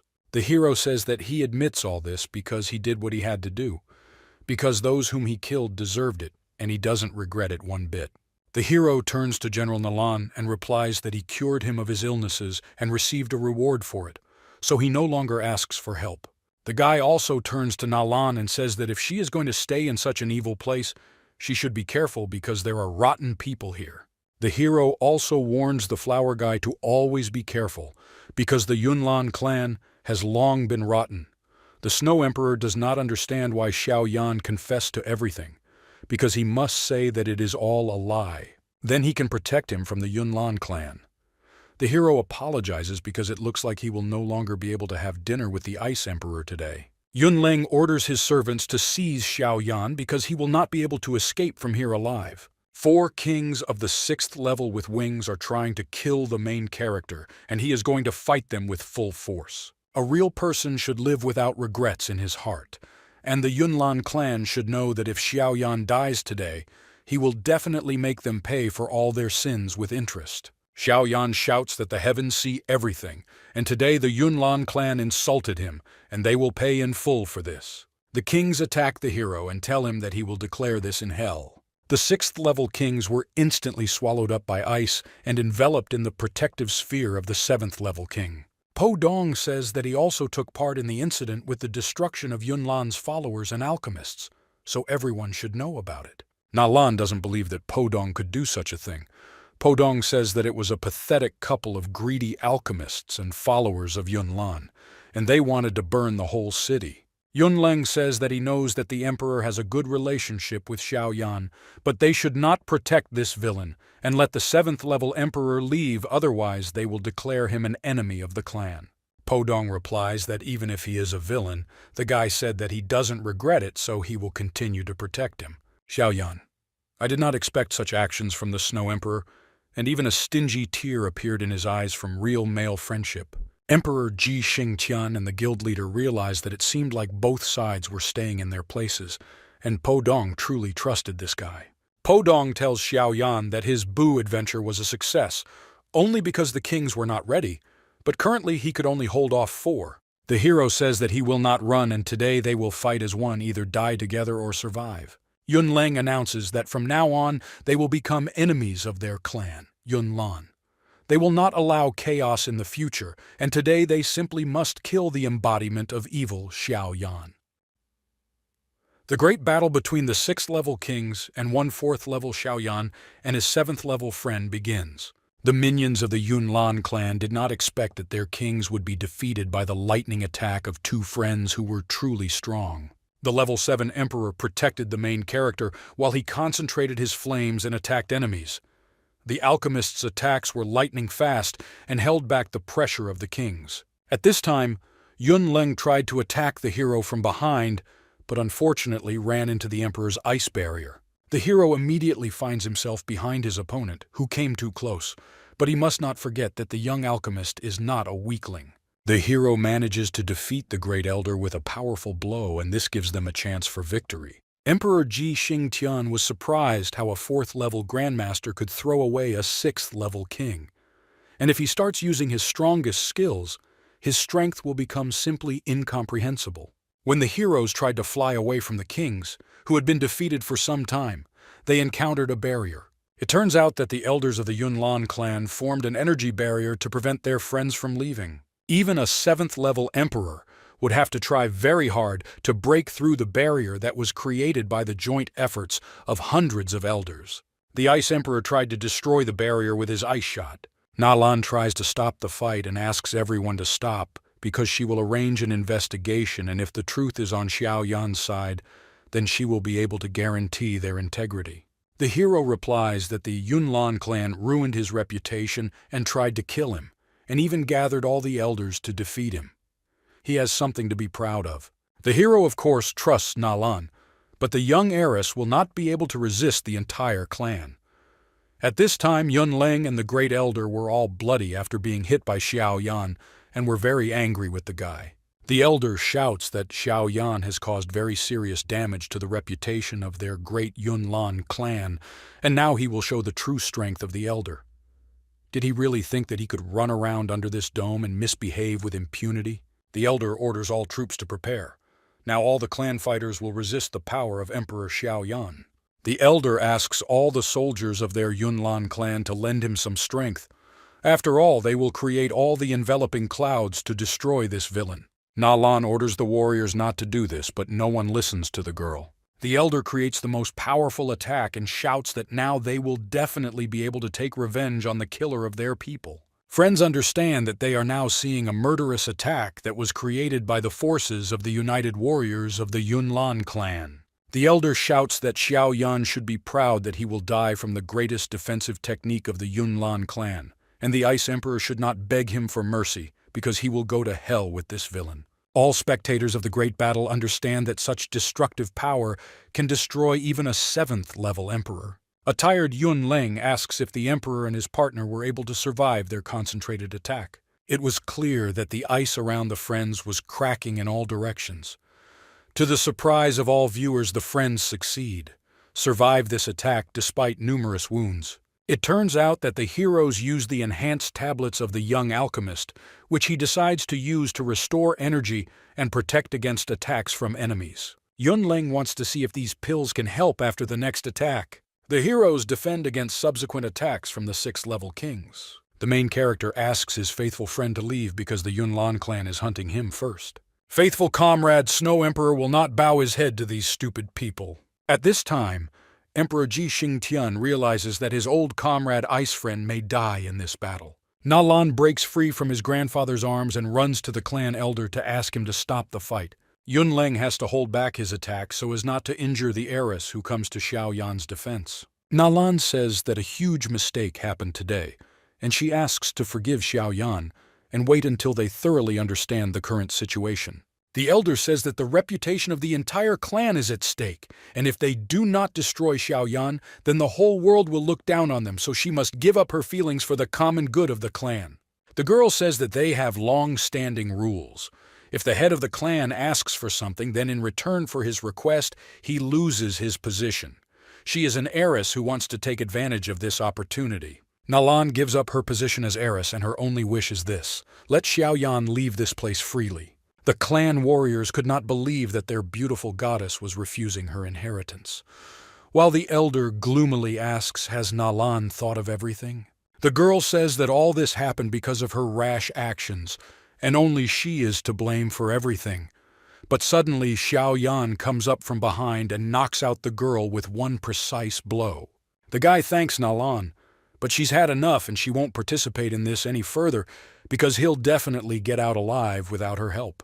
Yunleng tells Xiao Yan that he was given a chance from above, but he did not take advantage of it, and now he should not blame them for this. The clan elder's bloodthirsty attack heads towards Nalan and Xiao Yan. The heiress's grandfather bursts into action and asks, "Does the elder really not care about the life of the heiress?" Emperor Ji Xingtian saw that the elder's priority was killing Xiao Yan and not preserving the life of the heiress, and he acted somehow suspiciously. The man replies that any sacrifice is justified if it is for the good of the Yunlan clan. A level 11 great snake, which was Xiao Yan's pet, appears from the ice and attacks the clan elder. The man cannot understand who is opposing him, but still uses his great attack to attack the snake. People cannot understand how such a great beast could end up in this battle and whether it is really Xiao Yan's pet. The main character silently carries Nalan in his arms, that she lost consciousness. The grandfather runs to his granddaughter, and the alchemist replies that she is simply unconscious, and now he owes it to her. The hero orders the snake to cover them, and he and the Ice Emperor leave while there is a chance to escape. The boy cannot believe that this snake managed to grow so quickly. The clan elder cannot believe that this magical beast can resist the all-encompassing cloud. The man asks everyone to watch as he now smashes this stupid animal to pieces. At this time, the Snow Emperor and Xiao Yan were making their way through the barrier, to quickly destroy it and get away from here. All this time, the main characters raised their snake, and during their travels they became good friends. The snake remembers how Xiao Yan fed it with various lights many times, and also entertained it when it was bored. Now that same snake was wounded defending its owner, because he always helped her, and she wants to repay the same. The hero saw how difficult it was for his pet, so he tried to quickly destroy the barrier in order to escape as quickly as possible. Ji Xingtian notices that this barrier was created by a large group of elders, and each of them was at least the rank of a king. The Snow Emperor realizes that normal attacks do not work against the barrier, so he decides to use his strongest skill. The heroes discover the weak points of the barrier and decide to attack it with their combined forces. By identifying a weak point and a destructive attack, the friends managed to destroy the barrier, and the priests of the Yunlan clan felt their forces leave their bodies. Surprisingly, the barrier miraculously remained in place, and they could not understand whether the attack had not worked. The clan elder says that resistance is useless. Even if their students had half the energy left, the guys still won't be able to withstand the power of 1,000 people. That they created a barrier. Suddenly the guys succeed, still break through the barrier, and no one expected that they would still do it despite their initial defeat. The clan elder does not want to just let the fugitives go and sends a powerful attack after them. The snake and Ji Xingtian are worried about the guys while a strange man is covering for them. A strange guy protects the guys from a strong attack and tells them not to be so self-confident because it was he who destroyed the barrier. The princess's grandfather felt that the new person who appeared on the battlefield had an aura definitely at the level of a 7th-level emperor. The man who appears says that the Yunlan clan went downhill after Yang's death. He also doesn't order the guys to leave, for now he will cover them. The elder demands that this strange man not look down on the Yunlan clan, or that he decide that he can come and go as he pleases. The man says that the elder does not know when to shut up, and after all, if his plan is to stop them, then He Ling Ying will destroy their entire clan. The Snow Emperor counted that this was said in vain, because a portal appears and its power struck Xiao Yan, who could not restrain himself and grabbed his head in pain. One of the strongest warriors of the Yunlan clan appears from the portal and wants to see the one who wanted to destroy his native clan. The clan elder saw the great ancestor who appeared to protect the clan. This is the previous head of the Yunlan clan, and he has reached the level of the 8th-level ancestor. This old ancestor is not only alive but also has not lost his strength. The Snow Emperor saw with his own eyes an ancestor who blocked his path, and it turns out that Yunshang is very short. The older he gets and the higher the level, the younger he looks. Yunshang replies that the old man was much younger than him, although he did not have much strength. Podong replies that he became like this because of one charlatan who slipped him the wrong strength pill. I didn't add it because I was poisoned by an ancient jellyfish, and all this time I worked as a cartographer. On top of everything else, It's good that the ancestor came because he can teach a lesson to his students. After all, they distorted the truth and discredited the name of a good man. Yun Shang asks the elder, "Did he really use the all-encompassing cloud?"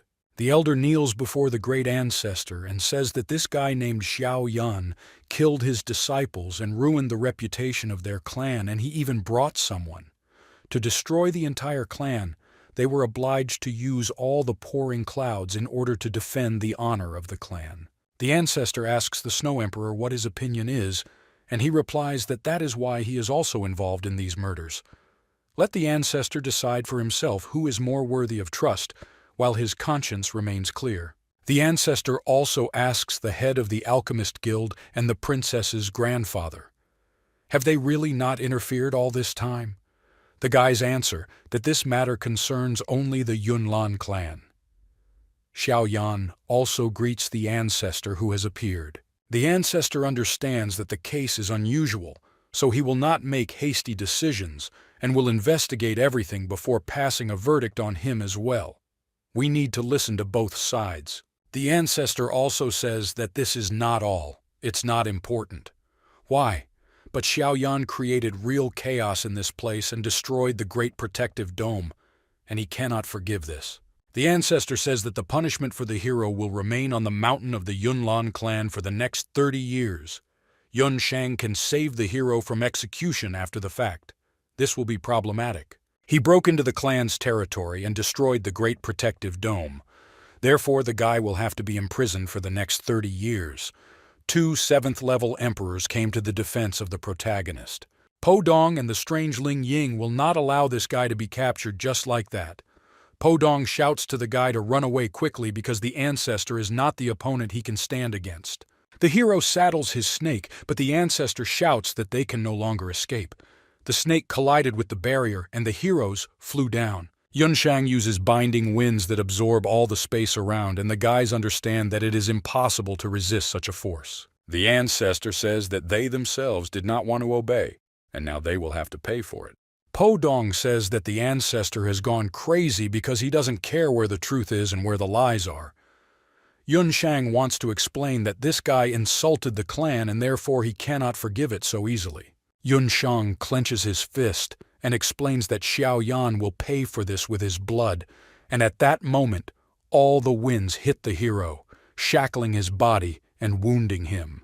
In addition to the fact that the winds injured Xiao Yan, they also caught a snake, which turned into a terrifying desert jellyfish. Crucian Carp saw the transformation of a magical beast and realized that this could be the same jellyfish they were hunting for. The Snow Emperor understands that apparently this is the same jellyfish that poisoned him for many years. The ancestor realized that this was the daughter of the jellyfish queen named Yun Shan, and at that moment the girl decided to protect her alchemist. The daughter of the jellyfish queen explains that she is not going to listen to Yun Shang's nonsense, and she is taking Xiao Yan with her. If he tries to stop her, he will beat her thoroughly. From the current strength of the jellyfish queen, she has not yet reached the human 8th ancestor level, and the woman says that she can declare war on the entire human race, and then the snakes will attack their stupid clan first. The ancestor says that they have not seen each other for many years, but her character has not changed at all, so this time he will spare the guys and let them go.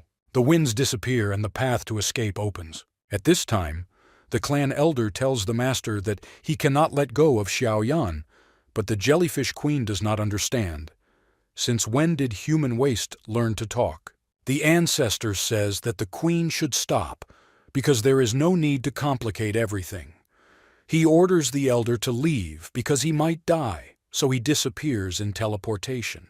The ancestor also tells Xiao Yan that he is letting him in because of the jellyfish queen and the Snow Emperor. But if he comes here again, he will pay with his life. The hero answers the previous clan ruler that it was clear to him from the first time that he will not return to this place again because the people here are rotten. The flower guy asks the princess's grandfather, why was Xiao Yan released so easily, and Ji Xingtian says that once upon a time Yun Shang fell in love with the daughter of the jellyfish queen after their battle together. The jellyfish queen orders her allies to leave. Xiao Yan takes one last look at the hated elders of the Yunlan clan. The 3-year promise was finally over. All this time, the guy hated Nalan. But after getting to know her better, he realized that this girl was truly good and he was grateful to her for everything she did for him. If this girl had not broken off the engagement, then he would have remained a waste and would not have become himself. So Xiaoyan thanks his fiancée for the life lessons. At this time, the grandfather notices that his granddaughter has finally woken up.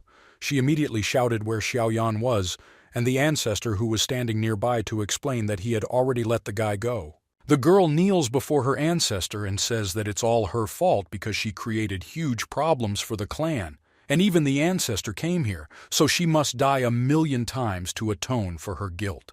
The ancestor asks the girl to forget about this, because many make mistakes in their youth, and even if all these feelings are senseless, anyone will be ready to die in a fit of passion.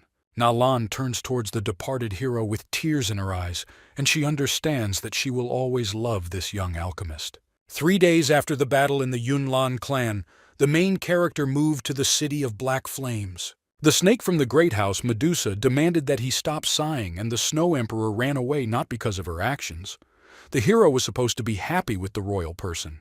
But why is he so upset? The hero admits that the Snow Emperor left due to his fault, because the next day after the battle, Podong said that a change of power had begun in the Yunlan clan, and there was some deep reason for everything that was happening. The Snow Emperor wanted to stay in the Midder's stockhouse, and with their information network, they would definitely be able to unravel the mystery of the Yunlan clan.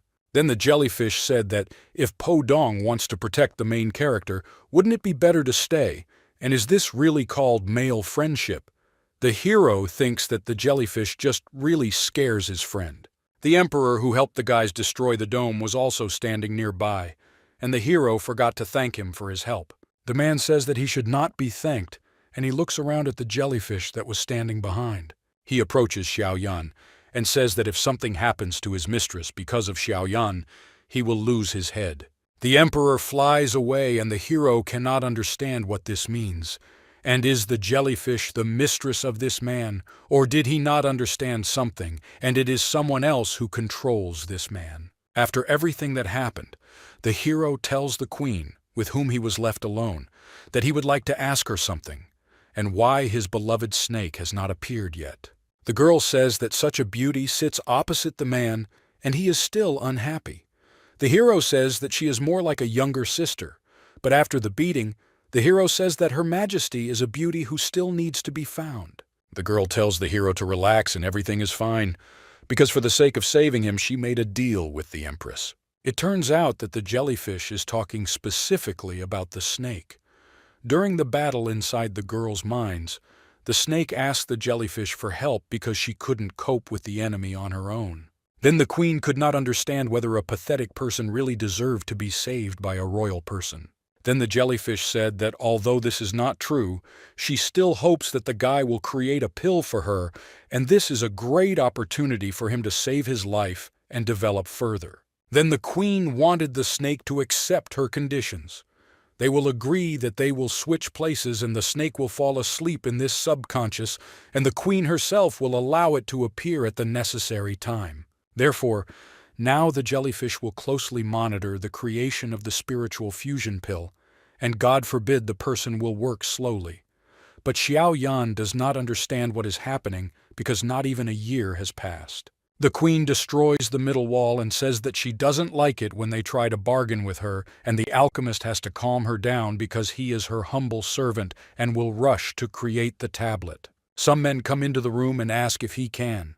This boy will pay for the ruined estate. The hero suggested that they discuss the amount a little later, and the bandits no longer paid attention to him because they saw a beauty next to the guy.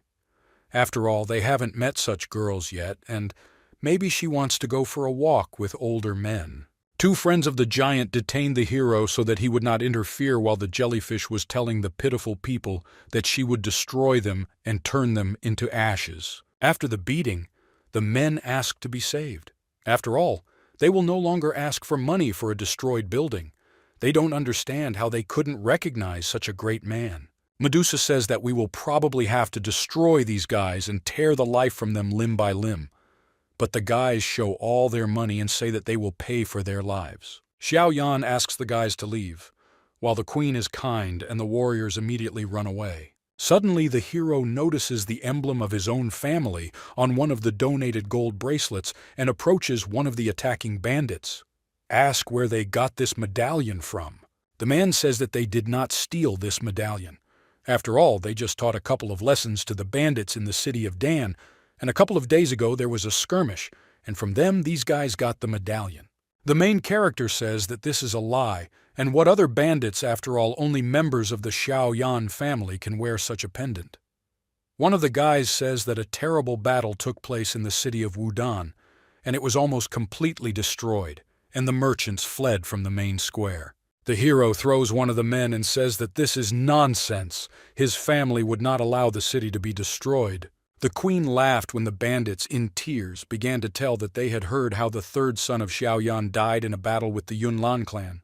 Then the family gathered all their forces and went against the Yunlan clan. However, at night, they were attacked by a group of unknown people. A couple of days ago, even the head of the family went missing.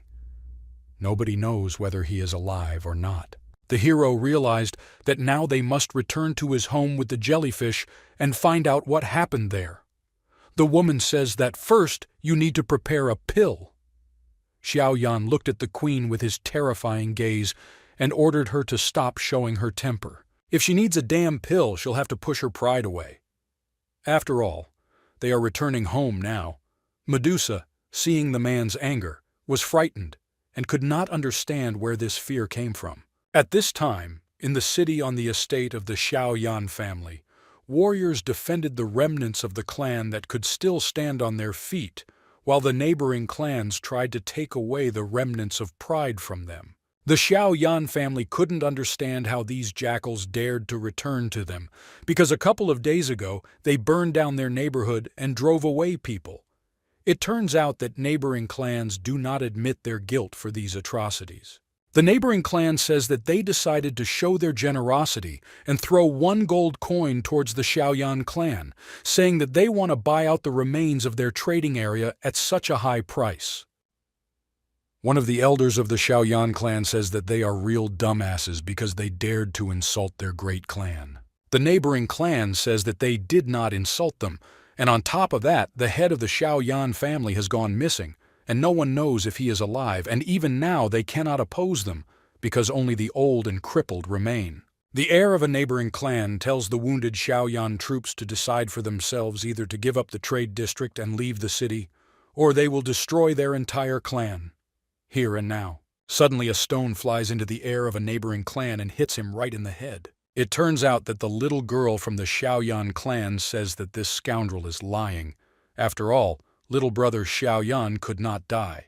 The heir of a neighboring clan understands that this girl wants to die, and he extends his hands to destroy the poor child. The man's hands rush towards the little girl, but the wounded warrior protects her, covering her with his back. Suddenly, a terrible fight breaks out as the remnants of the Xiaoyan clan bravely fight against the neighboring clan. One of the magicians of a neighboring clan decides to destroy the girl who dared to injure his son. The girl is covered with her body by one of the elders of the clan who, apart from her own pride, has no more opportunities to help her people. The head of a neighboring clan is blocked by a fallen majestic sword that stops him. The enemy is thrown aside by a powerful blow of violet fire, and the main character ends up behind the scoundrel. The heir Xiaoyan came to save his clan, and he understands that now he can destroy the entire neighboring clan that attacked his people. The purple fire affects all the warriors of the neighboring clan, and even the heir of the neighbors was mortally wounded in the battle. Xiaoyan is going to destroy all of them even if he is 1 level behind the head of the neighboring clan.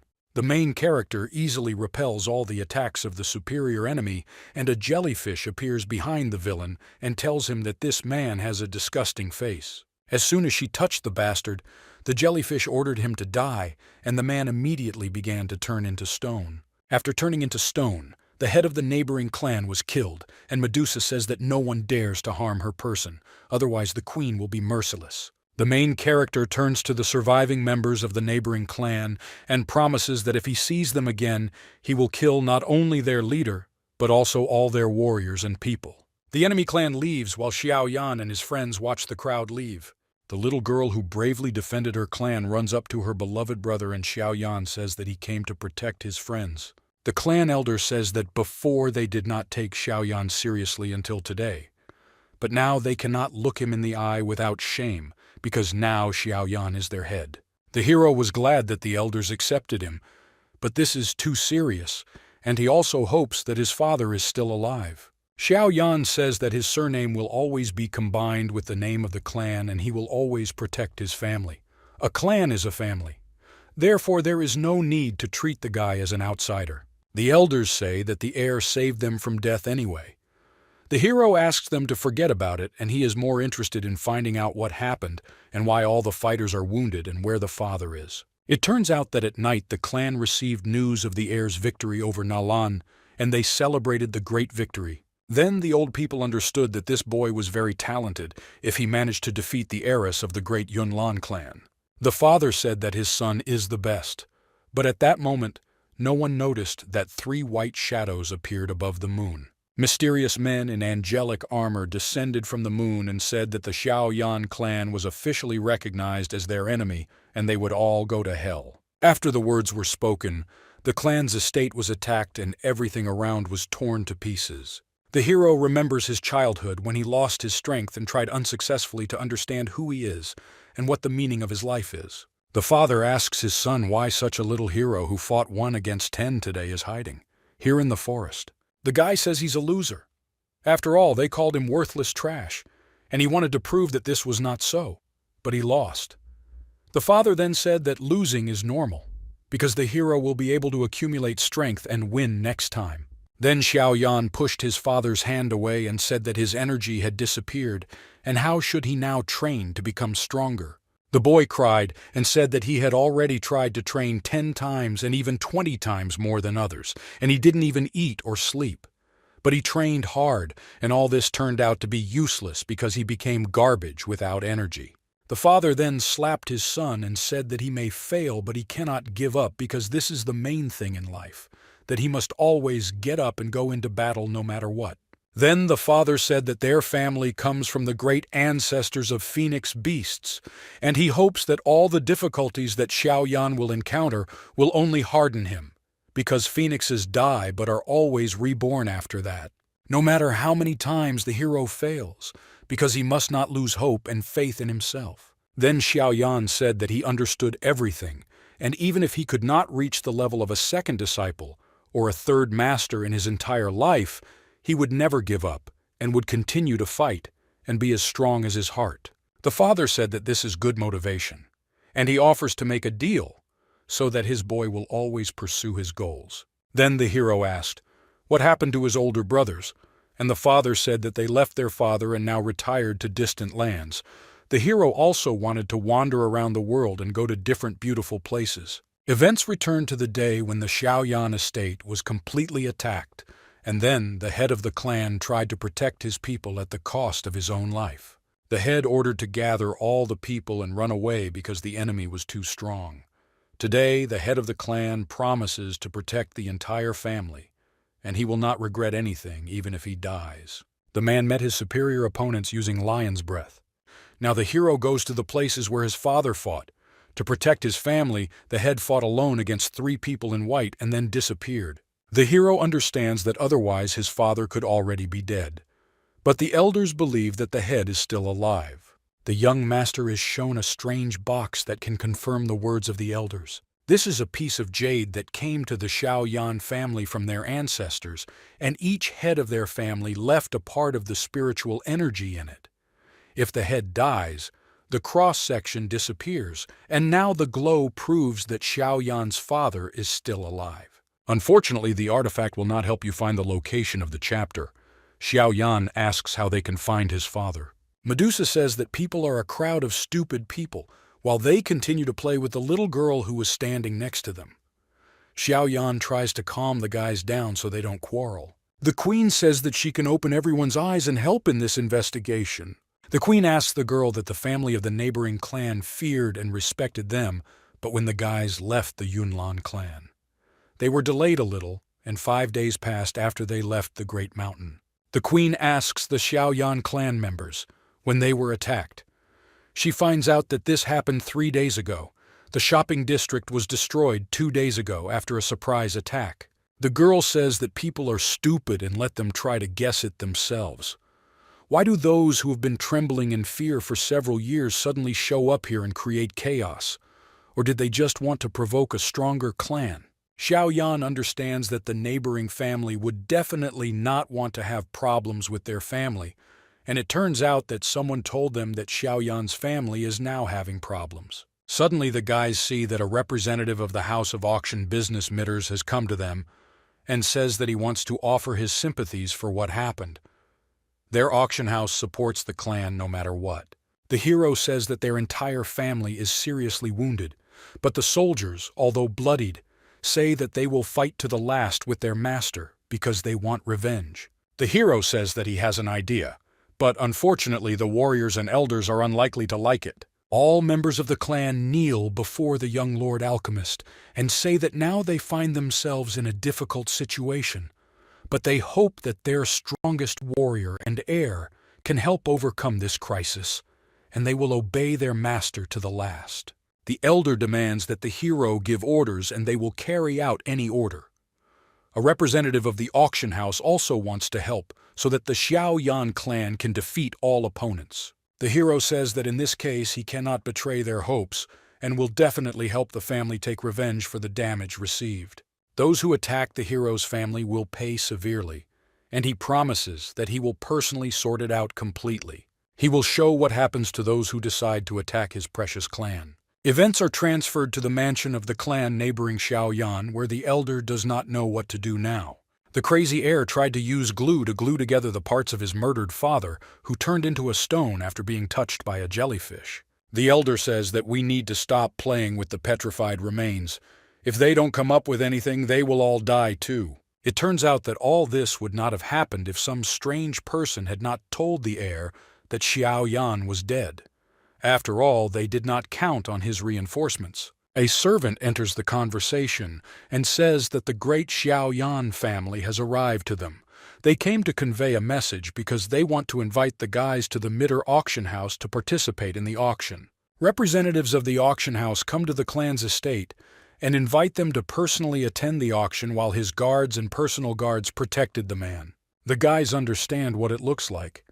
They must come to this auction because otherwise they may face unpleasant punishments. Xiao Yan thanks everyone who came to the auction, and he is glad to welcome the guys. The elder of the neighboring clan says that we need to end this circus. After all, if he wants battles, then go ahead. But Xiao Yan says that there is no need to think about fights. After all, they are now in the auction house. Today, the old estate of the Xiao Yan family and the contract for the trading area of his family are being put up for auction, and whoever wins the auction will become the owner of the city. The neighboring clan could not believe what was happening, but the hero says that they should not worry because he is not finished yet, and the starting price is 1 gold. The heir asks, does Xiao Yan really think that he can play them off? But the elder says that he is betting 1 gold because 2 clans cannot get along together, and he wants to make his family the most influential in the city. A conflict broke out between the heir and the elder because their clan was divided into 2 branches that were fighting among themselves for power even now. They tried to set the price as high as possible to become the strongest clan in the city. The price from 1 gold rose to 8 million, and the hero was glad that he was able to separate the 2 allied clans. The heir paid 10 million, but the elder could no longer stand it and decided to pay 16 million. Unfortunately, the heir could not pay more, and apparently the elder would take over the position in the city. Xiao Yan approaches the guy and tries to help him, saying that if he has valuable information, he can accept it as a bet. The guy says that this happened a couple of days ago, and it was the day of the attack on the Xiao Yan family, and at that moment he was returning home to his father. The guy then got very drunk and saw a fire from the side of the neighboring family's shopping area. Suddenly, someone's body destroyed the adjacent wall and the heir fell to the floor. It turns out that this body was the fighting head of the Xiao Yan family, who was covered in blood. Then the man asked who these people were and where this hatred towards his family came from. The elder of the Yunlan clan threw back his hood and said that let the father in hell talk to his late son. Then the man used a black hand to destroy the Lion Master. The hero destroyed the table over which he stood because after hearing the story, he realized that it was an elder from the Yunlan clan with whom he had fought before. The heir of a neighboring clan says that then the man in the white hood began to look around, but the Lion King had disappeared and could not be found. Xiao Yan doesn't understand how his father could disappear.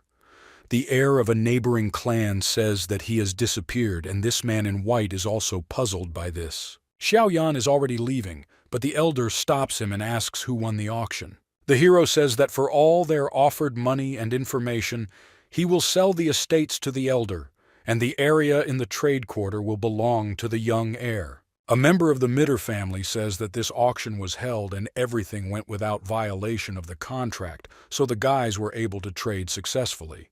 The hero, when leaving, told the representative of the Mitter family that he would like to ask for a favor, but the auctioneer replies that they have received orders to help the hero by all means. In the evening outside the city, all representatives of the Xiaoyan clan thanked the Mitter family who were able to help return the necessary assets and ruin the neighboring families. The representative of the Mitter clan says that everything is thanks to the great idea of their young master. The elder of the Xiaoyan clan says that now their family will be able to find a new home.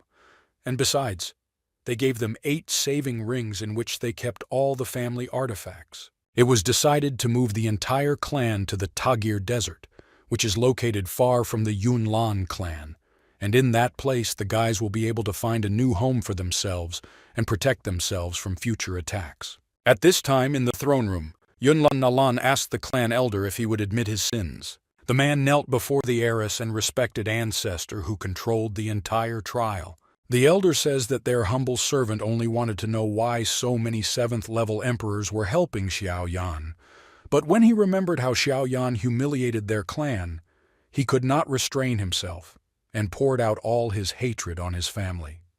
Nalan says that the Yunlan clan has always been noble, and this elder dared to do such a vile act. The elder says that the heiress has the right to punish him. The ancestor stops their conversation and says that the two of them should stop. All this is not important, because the elder acted for the benefit of their clan. If everything just happened as he said, then it's good that the Xiao Yan family got away with a couple of destroyed houses. The elder says that most likely Xiao Yan will not just leave everything that happened, but the ancestor replies that he has already scared this boy, and if he comes here, he will personally deal with him.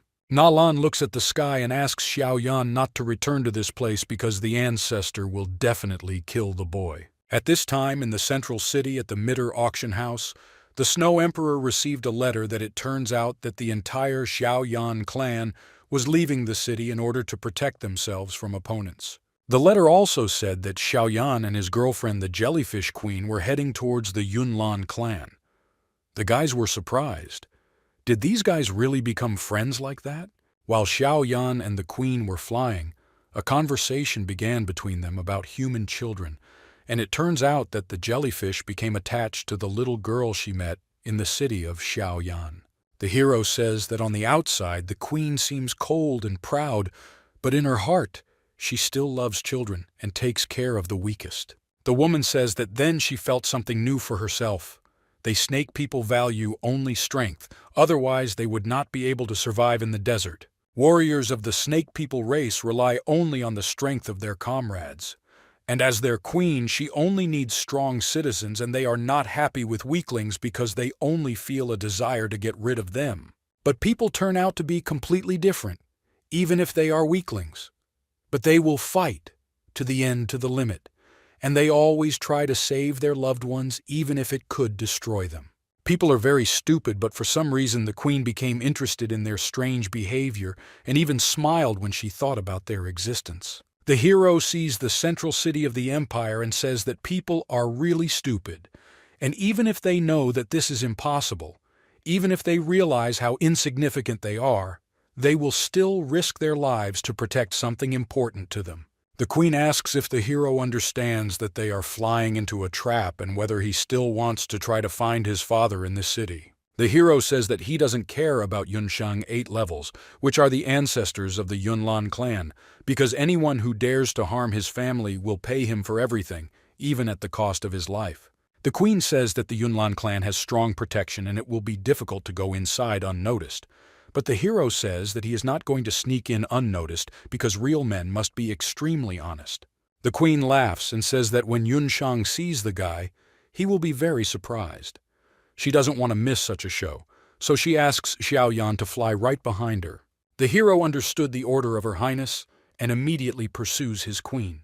The entire city felt the aura of the approaching Xiao Yan, who shouted that he had destroyed their house.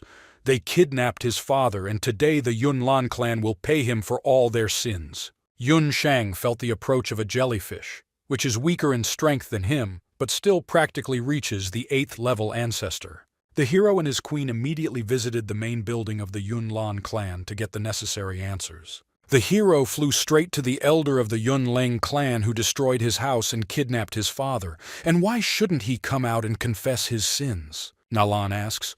Did Elder Yunlang kidnap Father Xiaoyan? But the man says that let the young lady not listen to this guy because he is talking real nonsense. Yun Shang comes into play and asks the queen to leave because this is the business of their clans, and there is no need for outside forces to interfere. The queen says that today she came here to protect Xiaoyan while he settles scores with the Yunlan clan. Yun Shang warned the guy that if he returns, he will die.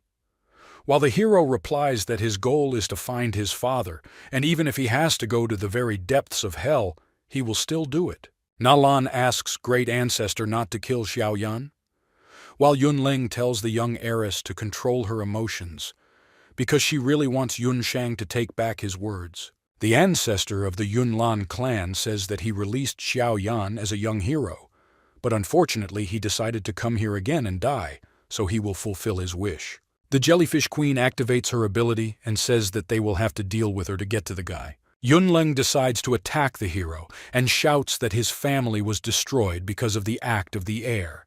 If he kneels and begs, then perhaps the Yunlan clan will help him with his search. The hero activates his fire ability to make Yunleng shut his filthy mouth. Yunleng tells the Great Ancestor not to waste his time on this boy because he will deal with him on his own. At this time, the jellyfish activates its abilities to protect its friend from the influence of the Great Ancestor. The hero shouts that even if he has to turn the entire Yunlan clan upside down, he will definitely find the father and nothing will stop him. The alchemist attacks Yunleng and says that if he does not return his father to him, he will destroy every last one until he can get to him. At this time, the Snow Emperor realizes that this young guy is making him worry. If it continues, it will be difficult for Queen Jellyfish to protect him because she is weaker than her ancestor. The Snow Emperor orders his heir Mitter to convene a Shadow Corps and they should move towards the Yunlan clan while the Emperor himself goes to the alchemist. At this time, the main character was defending himself from the attacks of the elder of the Yunlan clan and was already completely wounded. The elder says that this guy challenged him, and now with this hand he will take his life. The jellyfish queen notices that the king of the 6th level is in a hurry to kill the Grand Master of the 4th to hide his crimes. The girl asks Yun Shang, is he really proud of such a student who creates a real crime? Yun Shang replies that Xiao Yan only has himself to blame.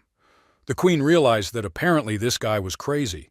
After all, he has no logic at all. At the moment of the battle, the Great Ancestor finds himself behind the Queen Jellyfish, and she clearly did not expect this. The girl looks back, but the guy doesn't attack her. He just enjoys the smell of Jellyfish's hair and says that he wants to return to those times when they met for the first time. Several years ago, in the castle of the Snake People, the young master Yun Shang decided to fight against the jellyfish. The heads of the great villages could not do anything to oppose the man who attacked them. The jellyfish queen realized that apparently this was the same person who surprised the entire continent and became the youngest emperor of the 7th level. Yun Shang then said that the 8 leaders of the Snake People created real terror in the empire. They say snakes have enormous power and he decided to check it out. But they were all only 6th level kings, and it was impossible to fight against his emperor rank. The man was easily able to defeat all the heads of the great snake clans. The man pointed his sword at the queen and said that he wanted to see the strength of the strongest 7th level emperor. Moreover, according to rumors, the queen is so beautiful that people are speechless. Medusa said that this is a stupid man, therefore she pulls her hand in his direction and with one spell destroyed his protective barrier. Yunshang then saw the queen in her majesty and fell in love with her at first sight. The woman then grabbed the 7th-level young emperor and said that his stupidity would cost him his life. The queen approached the guy and told him to remember her great power, which he would not be able to approach even in his entire life. But Yunshang said that he would reach the 8th level of the ancestor in order to defeat her and also win her heart. Then the queen decided to let the stupid man go to see how he could defeat her in the future. Returning to real events, Yunshang says that now the queen looks much more beautiful than before. Yunshan cut off a lock of hair that the ancestor was holding onto and said that she shouldn't be insolent because she would show the real power of jellyfish. At this time, the hero's great battle continued against the terrifying elder of the Yunlan clan who was trying to kill him. Unfortunately, the attacks of the 6th-level king far exceeded the hero's strength, but he could not die because he promised the teacher that he would become stronger. The real strength of a teacher appears inside the guy, which he has accumulated within himself. He was so strong that even the king felt it was becoming difficult for him to breathe. A bloody tint appears in the alchemist's eyes, and he says that for the sake of his master, Yao Lao will remain alive. It turns out that at the moment when the main character felt that the strength was leaving his body, and he could die from the next attack of the enemy, he felt some kind of touch. His master touched the boy and said that he had done a good job and should leave him. It's all up to the master. It turns out that Xiaoyan's body was captured by the spirit of the teacher, who stated that almost all the energy in this body had ended. Medusa saw Xiaoyan kneel in front of the 6th-level king, but Yunshang did not allow her to get closer to the main character. Nalan extended her hand towards her lover, but could not do anything against the power of the king, who would immediately destroy the hero and kill him with the help of his power. Approaching the hero, the man says that the forces that wanted to kill Xiaoyan and his father are much stronger than the Yunlan clan, and the guy will meet his father in the next world. Ice rock blocks the king's access to the guy, and he fails to kill Xiaoyan. The disciples are afraid for their elder because they see how the sharp ice injured the man. 7th-level Emperor Po Dong says that if this bastard wants to harm the alchemist, he will have to go through him first. The king says that Mr. Ice Emperor should not become an enemy of the Yunlan clan, but the Ice Emperor says that he was never afraid of Drak. The guy turns to the alchemist and asks why he froze. Xiaoyan smiled and said that he was not going to run away because all this time he had been accumulating energy. It turns out that the hero's body had long been owned by a master who understood that his student was driven half to death by the Yunlan clan, and he was going to protect the guy. Everyone saw how the alchemist used 2 essences of flame and understand that the strength that appeared in the guy belongs to something divine because he has surpassed all his abilities. The hero says that he will now use his frantic flames and attacks the 6th-level king Yun Leng, who burns in flames along with half of the air island that belonged to the Yunlan family. Po Dong hides in his armor and asks, "Did the alchemist really decide to kill them all because his power is simply terrifying?" At this time, Medusa could not believe that this guy was the alchemist she knew. The ancestor has to protect his people from the protagonist's attack, and Nalan is amazed. Is the young alchemist really that strong? The ancestor asks the emerging entities who he is, but the master replies that it doesn't matter who he is because he has enormous power and is ready to avenge his student. A jellyfish flies up to the guy and says that now Yunshang will be really angry and even she won't be able to save the young boy, and the Snow Emperor has the same idea. Yunshang says that they will no longer be able to escape because he intends to destroy the enemy of his clan. Nalan began to cry because she understands that the ancestor will now be serious and will kill the young alchemist and no one will help the guy anymore. The master says that there is no need to worry, and if he wants to leave, even the ancestor will not be able to stop him.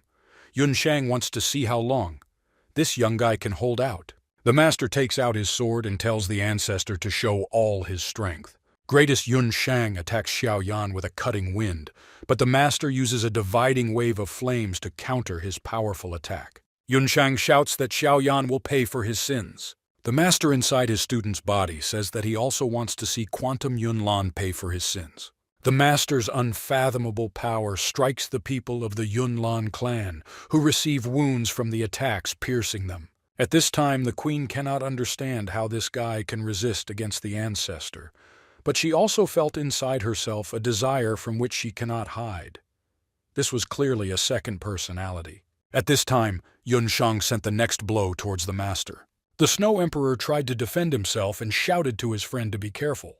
Taking a closer look, Podong notices that his comrade is pretending, and it is not difficult for him to fight against an entire 8th-level ancestor. The hero shouts that Yun Shang is not strong enough to be called an ancestor because he is losing the fight. Suddenly the master disappears, and even the ancestor could not find him using traces of his aura. Yun Shang shouted that today this alchemist was able to escape from his clan, but he would find him wherever he was hiding. Yun Shang shouts that Xiao Yan destroyed their home and killed the clan elder, and he uses his title as the 8th head of the clan to announce the next order because they must kill this guy, and all the military clans must focus on executing this order. At this time, the Snow Emperor and the hero were trying to catch their breath because clearly their speed exceeded any speed that living beings had previously shown. The master, through Xiao Yan's body, thanks the Ice Emperor for protecting his student, but the Emperor says that this dumbass always gets into trouble, and he has to worry about him forever. The Ice Emperor says that in any case there is no need to worry now because the hidden squads of shadow warriors of the Mitter clan will distract Yunlan's attention while the alchemist must hide. The guys said goodbye very warmly, and it was clear that the friendship between these two was very strong. After the Ice Emperor left, the hero was finally able to communicate with his teacher, and tears flowed from his eyes because he thought that he would no longer be able to see his mentor. The teacher strokes his student and says that he is stupid because he couldn't just leave his friend. The teacher truly returned when the hero used the blue spiritual elixir of ghosts. The alchemist could not believe the information he heard. Was the teacher really there all this time, but didn't tell him despite the tears the hero shed during all this time? The teacher says that he just wanted to sleep longer because of this stress, his skin became terrible. A sound was heard from inside the hero, and the girl said that these two were annoying her, after which a snake appeared and hit both men. The snake says that you need to address her politely and she is a majesty. It turns out that the jellyfish used a lot of power in a fight with its ancestor and turned back into a snake, but it remained with its consciousness even though the snake periodically gains power. After a while, the snake again regained control over its body, and the hero hugged his pet because he was very happy about its return. The master says that in any case, before fleeing the empire, you need to find a safe place and heal your wounds. We need to restore spiritual energy, and in these places there are many magical animals and medicinal herbs that will help with recovery. At this time, in the Yunlan clan, the warrior witch Yunji returns to the throne room and kneels before the ancestor, saying that she was too far away to help the clan. The warrior promised that Xiao Yan had humiliated their clan and she would personally bring his head to the hands of the great ancestor. At this time, strange events were happening throughout the empire. The main character was constantly pursued by many warriors of the Yunlan clan who tried to catch up with him. On one such day, the clan warriors managed to drive the young alchemist to the edge of a cliff. Xiao Yan realizes that he has nowhere else to run and stops. Warriors of the Yunlan clan attack the young guy, but he scatters and disappears. At this time, at the other end of the empire, the clan warriors also find the main character. They attack the young alchemist, but discover that there was only a doll there. Throughout the empire, many copies of the alchemist were discovered, which turned out to be fake and simply pulled the forces of the Yunlan clan away from the main location of the hero.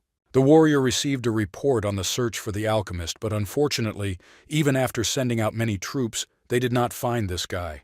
They discovered traces of the guy throughout the empire, but then they all suddenly disappeared, and the clan's resources are now going nowhere. It turns out that there is a group of people who helped the hero hide, and the interesting question is, where is the young alchemist himself now? At this time, in the Mitter auction house, the Snow Emperor discussed with his heir that they had already used almost all the forces of the Shadow Corps, which had been delaying the forces of the hostile clan for half a month. Unfortunately, now the news has come that the head of the clan, the great warrior, has gone to the magical mountains of beasts in person.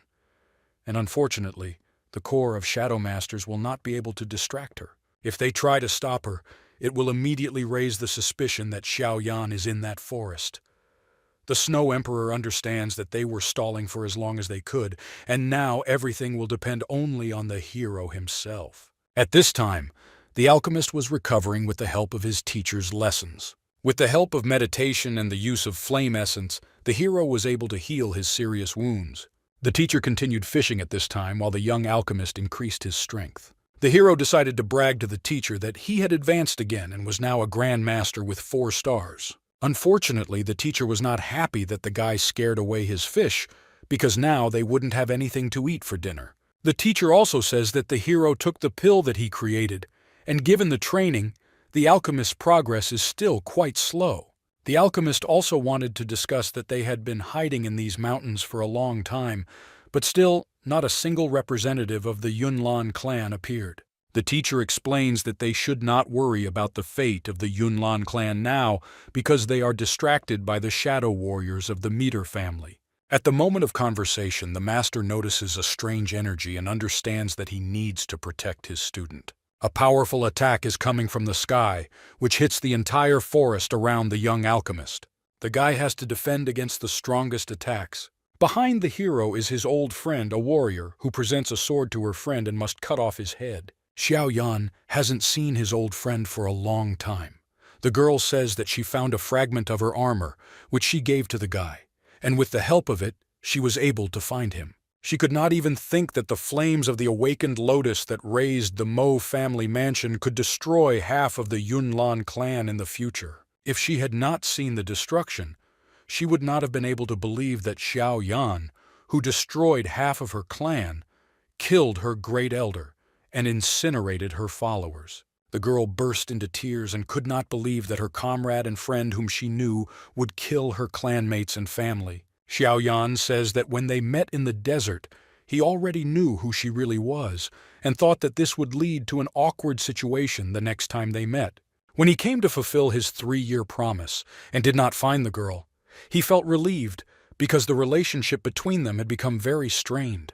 The head of the Yunlan clan says that he humiliated her, but she doesn't think about the fact that her clan destroyed the Xiaoyan family.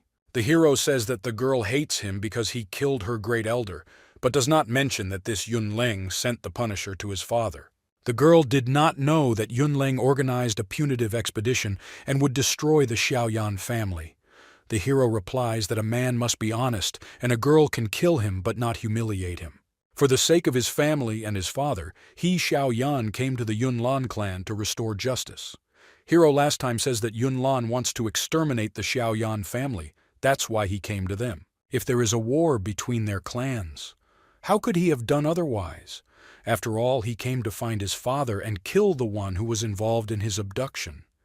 Yunji does not believe that her clan could do such a bad thing because it is simply impossible. The hero laughs and asks the girl if she knows where she got this fragment of ocean armor, because in a city called Salt, a tragedy occurred on the estate of the Mo family.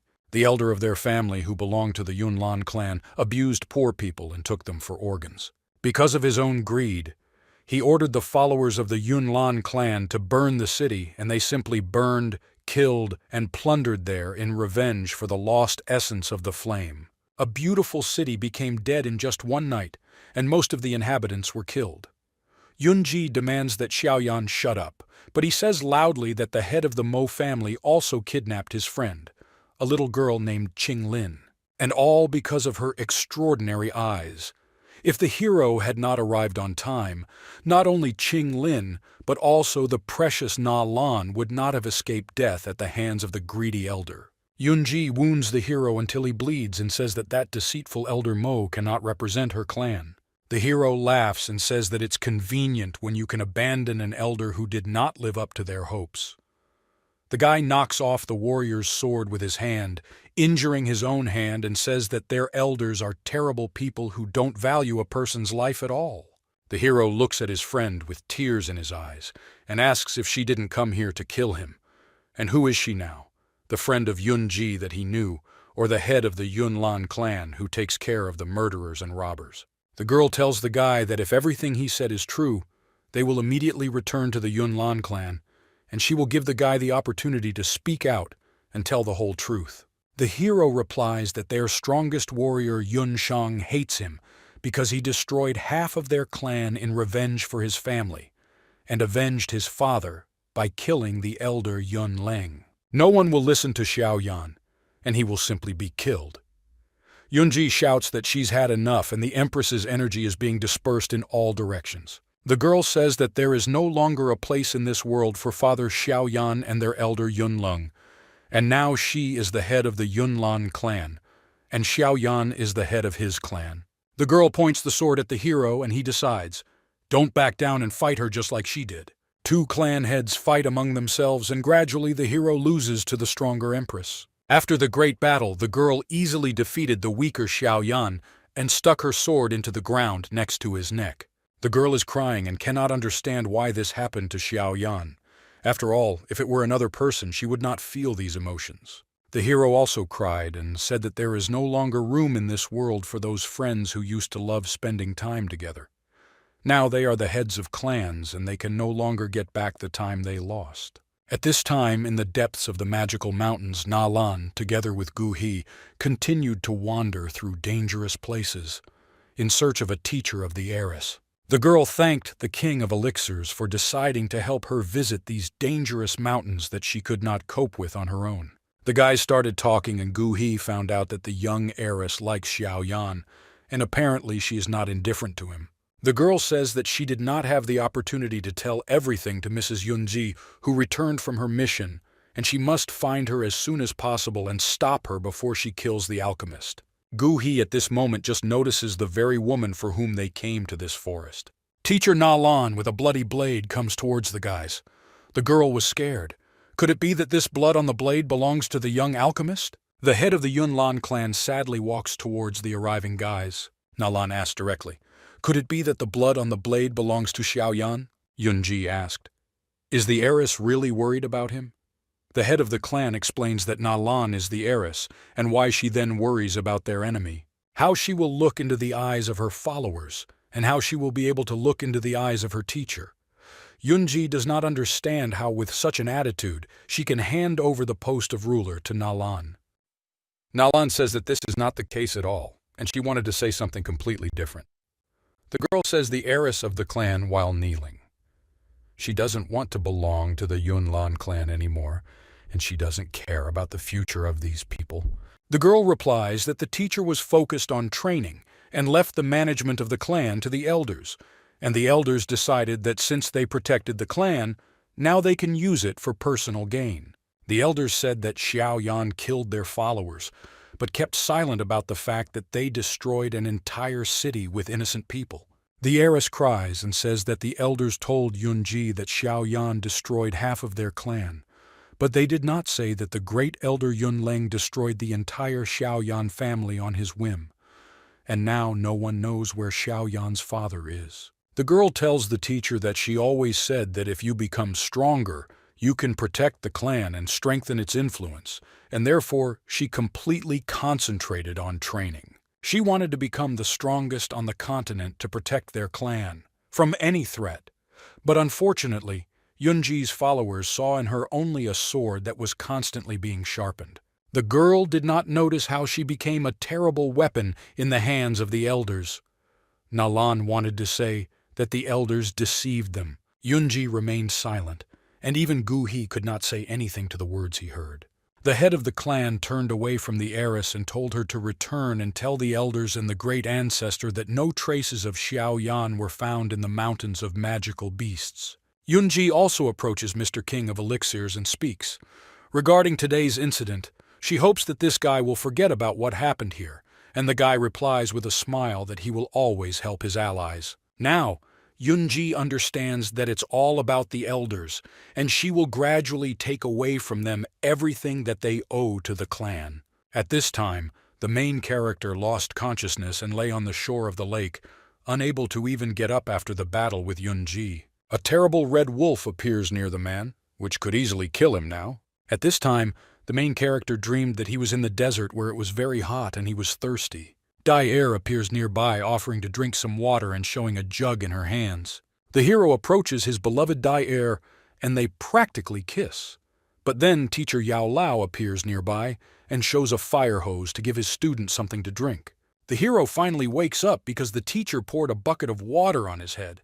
He says that finally the guy was able to wake up. The hero does not understand why he survived, because Yunji should have killed him. Was she really unable to kill him? The master says the words that Yunji conveyed, and she spared the alchemist, because this will be the payment for saving Nalan from the Mo family. The main character understands that Yunji still remained herself, and will be kind again. But in fact, she remained the same manager of the clan, and therefore, only thanks to her conscience, she left the hero alive. The guy understands that in any case they were now able to find a good shelter. Here the guy's conversation is interrupted by the appearance of the great red wolf, who has been nearby all this time. The terrible beast immediately runs towards the main character, opening its toothy mouth. When the wolf manages to catch up with the wounded alchemist, he immediately licks his faithful friend. The master laughs because Xiao Yan forgot that in these mountains he left his best friend who had managed to evolve during all this time.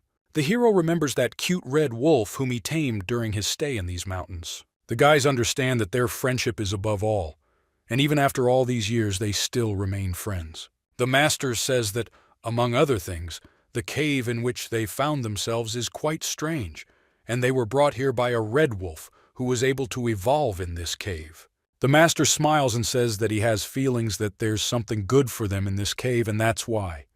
You definitely need to find this. The guys decide to explore a mysterious cave in which the master discovers something strange. The main character is surprised. Is there really an essence of flame in this cave because he feels the heat emanating from the walls? The teacher says that flame essences do not grow on trees and cannot be found in such simple places. In any case, it seems that the master had been in this strange cave before. The wolf is trying to show the place where that mysterious heat comes from. The wolf decides to pick up the guy and quickly go to the amazing place he discovered. The guys have already gone deep enough into the cave and it's getting hotter and hotter, so it's even difficult for the hero to breathe. The alchemist also inquired. At the master, was he really in this cave when he was alive?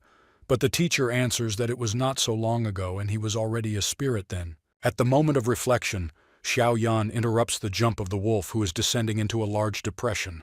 The master says that Xiao Yan has a violet flame to illuminate the dark path ahead, and the main character happily uses his ability, using the violet flame as a torch. They were able to observe the great monster that was hiding in the depths of the cave. The wolf touches the floor, and finally you can get a good look at the ancient magical beast that left its bones in this cave. When this beast was alive, its rank was approximately 7th degree, and some of the fiery energy was still preserved in its bones. In the same place, the wolf was able to get a lot of tasty bones. Unfortunately, these bones are useless for people and are only suitable as food for dogs, and probably thanks to these bones, the red wolf was able to reach the 4th rank. Suddenly the guys notice a strange obelisk and realize that the hero cannot contain the flame that is rushing to the center of the stone structure. After looking closely, they discovered that the obelisk glowed from the touch of violet fire. The hero was afraid that something terrible might start now, but the master shouts to him to calm down. This could be a chance to get good power, and the hero should not just lose it. To prevent knowledge from being lost, some clans use special devices in which they place knowledge of their techniques, and it seems that this stone is one of such devices of ancient clans. The hero understands that perhaps the legendary secret technique is stored in these stones, but the master does not know about it. Both a high-rank analog and a low-rank analog could be placed here, so here is a lottery ticket. In any case, this stone responded to Xiao Yan's touch, and it is possible that the knowledge of the Self-Immolation Valley is hidden here, and this is a famous clan specializing in fire techniques. The strength of self-immolation exceeds the strength of the Yunlan clan. The hero rejoices. After all, if he manages to acquire the skills of the Self-Immolation clan, then he will be able to defeat Yunlan faster. Now the hero is really grateful to Yunlan. After all, they encouraged him to leave the empire. This is a chance to get an unforgettable experience and also see a lot of new and incredible things. The day will come when he will return and wipe out the Yunlan clan from the face of the earth. The master is glad that his student has found strong motivation for development. The main character hits the obelisk with his fiery clots to try to activate it. The master says that apparently you need to use something stronger, and the hero I decide to use my blue flame. When it was possible to use the blue flames, the obelisk was activated and the hero was able to read information about the 3 mysterious appearances of the divine flame, because this is a secret technique of the self-immolation valley that has incredible power.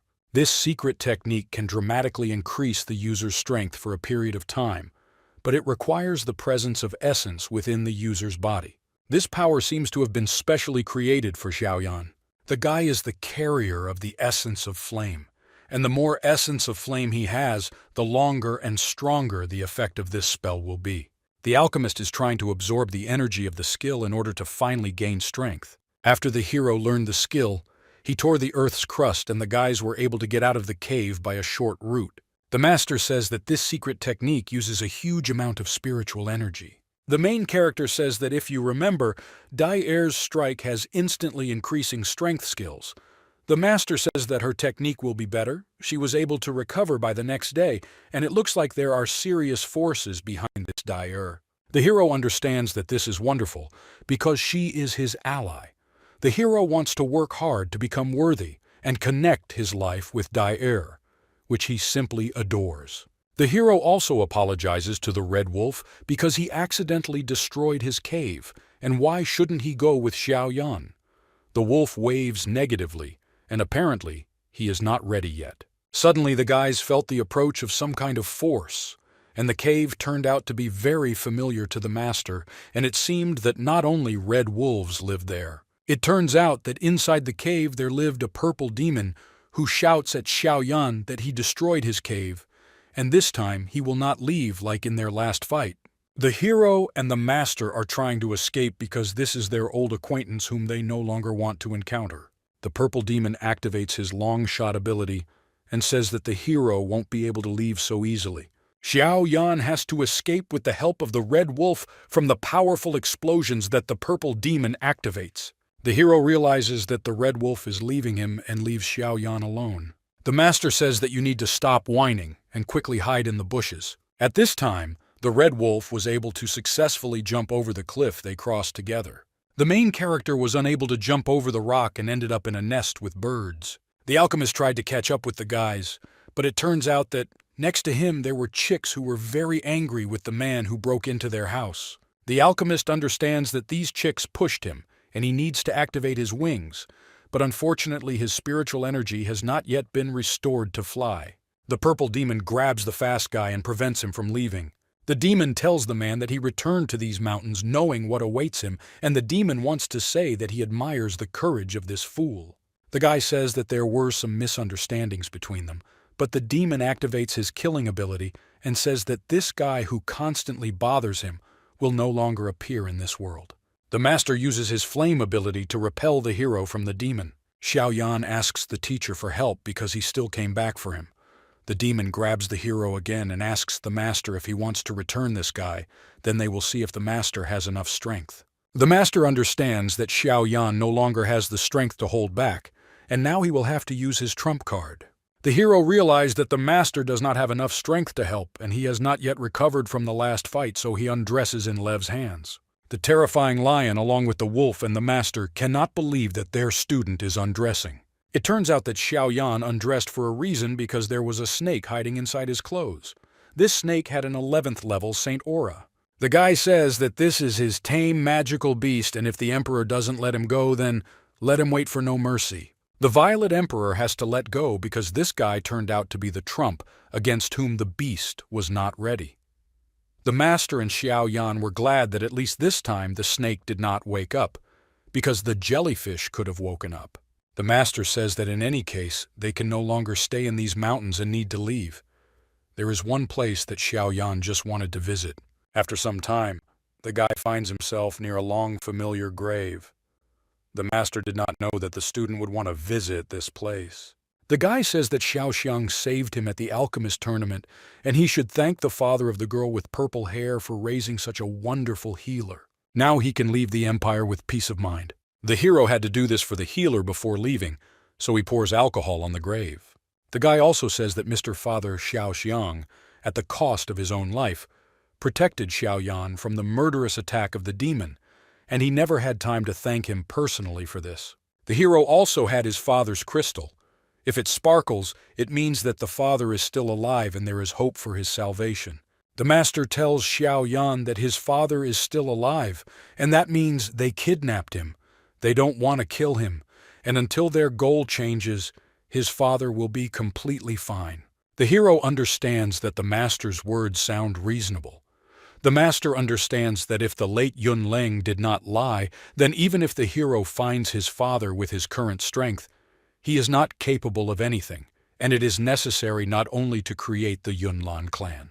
You still need to defeat a secret group that was much stronger than the clan. Even if everything is like this, the hero cannot accept it, because all he can do is work hard and become much stronger to bring back his father and deal with those people who attacked his clan. The hero understands that he will certainly rise above the entire continent in order to prove his strength, and so that all his opponents never dare to attack his loved ones. The main character understands that the border of the empire lies to the west of the mountains of magical beasts, and when he approaches its border, he tells his faithful assistant Red Wolf that he can leave the guy. The hero hugs his beast and says that they have to part again, but he hopes that the wolf will become stronger. The wolf bursts into tears, and the hero says that he will not abandon him forever.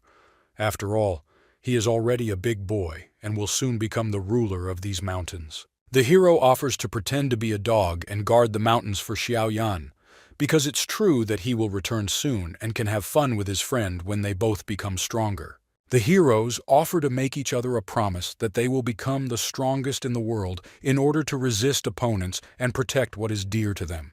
The alchemist approaches the border of the empire. Where is the fortress of spiritual suppression? It was very difficult for people to cross the border because the guards were looking for some kind of criminal, and for any information about him you can get Shuang class skills. The fortress is located on the very border of the empire, and the fortress is called spiritual suppression. If the hero manages to bypass this place, then they will definitely successfully escape from the empire. Unfortunately, the Yunlan clan sent out many leaflets indicating the reward for Xiaoyan and any information about him. The main character was very unhappy that the master was making fun of him because the leaflets showed a very ugly Xiaoyan. The guys also noticed that someone was helping the hero because on some sheets the guy's real face was not drawn. And apparently this was done by a friend who didn't like him very much because his face was ugly. It turns out that such leaflets were drawn by a flower guy who worked day after day for the benefit of the empire. The guy knew that Xiaoyan was definitely a kind person, and he wouldn't do much harm to society, so he distorted the drawings a little. Suddenly the knights notice a guy in a black cloak and ask him to come closer. The master tells Xiaoyan that being in a black cloak is very suspicious and causes a lot of misunderstandings. The hero was ready to reveal himself and shows his face, saying that he is not a criminal. The guard looked at the leaflet and realized that apparently it was true. The master thought that it would be strange if the knights recognized the hero from the leaflets, but suddenly, the second knight shouts that he has discovered the thief. The man points to the leaflet and says that his eyes are exactly the same as on the leaflet, and that's why they have to catch this guy. The hero understands that he will have to fight against the guards, and he uses his violet flame ability. He does not change his last name and first name and admits that he is the same Xiaoyan that everyone knew about.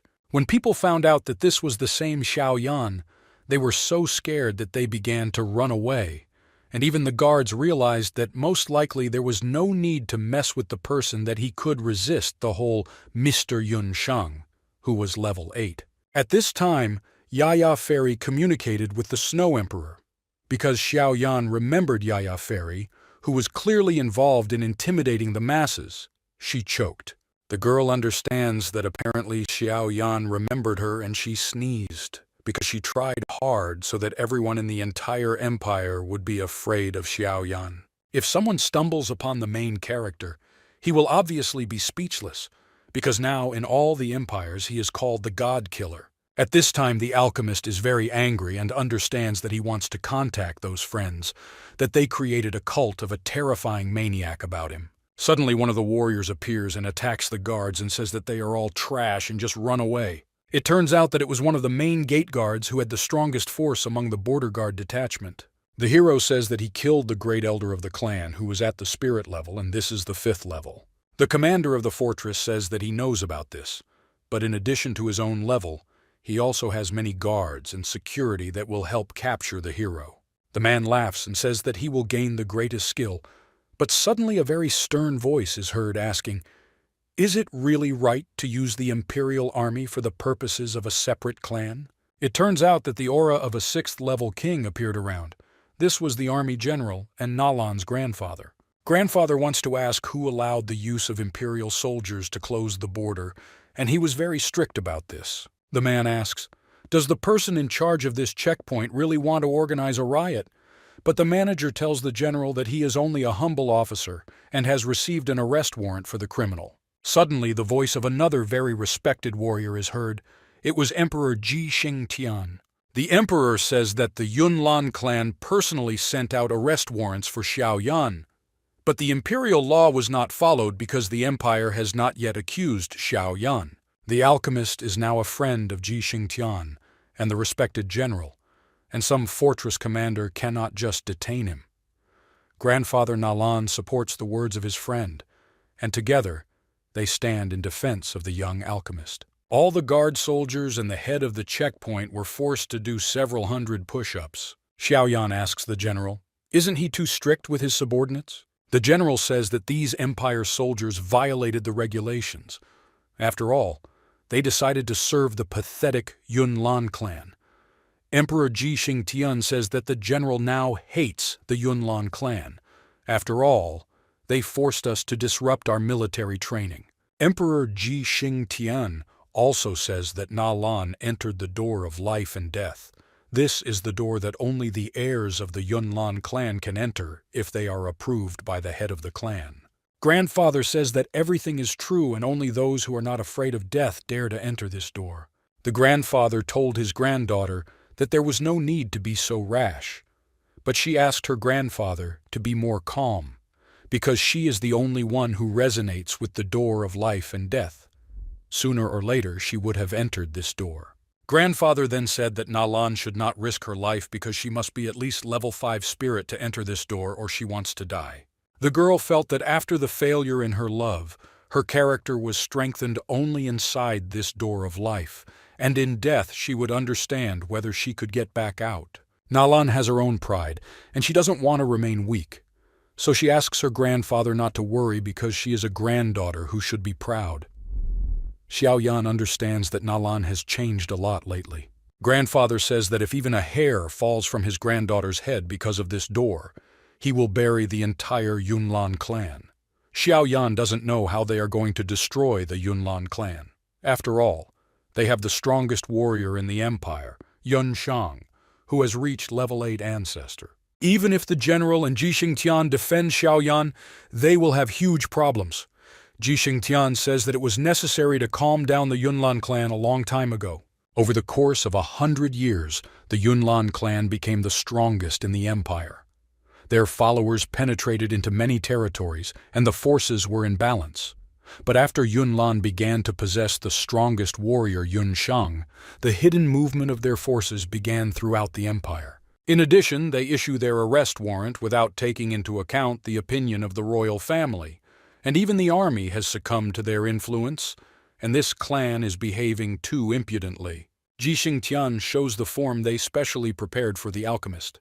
Suddenly, Ji Xingtian says that he accidentally took out the wrong uniform, and the guys say that this old lolicon is crazy about little girls.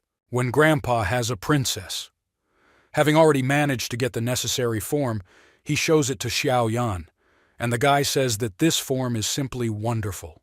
Grandfather cries and says that he would be an excellent heir to their family, but unfortunately, he did not marry his granddaughter. Ji Xingtian says that they decided to send the hero to a safe place. The man shows the alchemist a paper on which it was written that this document was followed by Ji Xingtian and the general because this is a letter of recommendation. The guys say that this is the holy land for all martial arts of the continent, and there the hands of the Yunlan clan will not reach Xiao Yan. The exam there is like hell, and it is very difficult. The hero tries to say something, but his friends don't listen to him. The guys say that the entrance exam there is very difficult, but they will try to help. This is the Holy Land, and this is the Jinan Academy, but the hero is trying to shout to the old people so that they will listen to him. The guy says that he was accepted into this academy a long time ago, and he is listed as a student there. The guys were surprised. How could this happen? It turns out that the beautiful teacher from this great school has already written a couple of times to ask him to come to school. And even now he was walking through the fortress of spiritual suppression to the academy. The next day, the guys decide to see off Xiao Yan. If the hero goes straight after leaving the empire, he goes there to the border where adventures will await him. Their continent is huge and dangers await the guy everywhere. After all, they prepared a map for him so that he would not get lost. They also give some treasures to make it easier for the hero on the road. Severe training awaits the hero, but let him not forget about his alchemist skills. The guy receives rings that remind him of all the friends he has been with. Each ring was a gift from one of the friends. The guys wave goodbye to their friend, and he leaves the fortress on the border of the empire where he will leave it further. The main character remembers everything that he experienced in the empire and understands that he will return to this country in order to help his father and save his clan. The alchemist goes into the desert and the master waves his hand at him to hurry up. At this time, Yunshang asks for a report. He is interested in what happened to Xiao Yan, and the great ancestor of level 8 was told that Xiao Yan had successfully left the empire. The ancestor was very angry and said that the Xiao Yan family is really still in this empire. If this is true, then he will definitely come to protect the remnants of his family. But when he returns, he will immediately give up his life, because Yun Shang promises that he will destroy this petty idiot. At this time, the same Dai Air agent named Ling Ying, who has the 7th level of the Emperor, and the one who helped Xiao Yan escape, decided to tell his mistress that the alchemist was leaving the empire. The girl understood that apparently he was going to go to the academy, and they would finally be able to meet.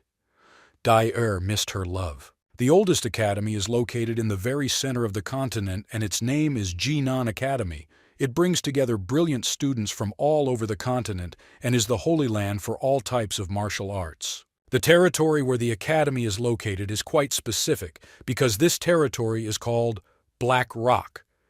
Here, weakness is crime, and only laughter survives honesty and politeness. The lands are filled with darkness and chaos, and the laws of the empire do not apply there. The Blackhorn territory is the center of a terrible desert where terrifying disasters have spread. One of the caravans that visited this desert understood that it was a black storm that attacked their people. The man shouts to his people to hold on because the storm should subside soon. Suddenly, the man's treasures fly away and he realizes that he will never be able to see them again. The guys see that the boss is flying away for his treasures. To understand the chest, he doesn't want to let them go. The merchant shouts for God to help him because he has seen so little in life. Unfortunately, the man didn't even know that in the dark hurricane there would be a black shadow of a strange man who approached this merchant with glowing eyes. The man grabs this guy who continues to not let go of the chest and uses his chained sword to get out of the storm. It turns out that it was the young alchemist Xiao Yan who, using his sword as an anchor, was able to escape from the black vortex and thereby saved the young man.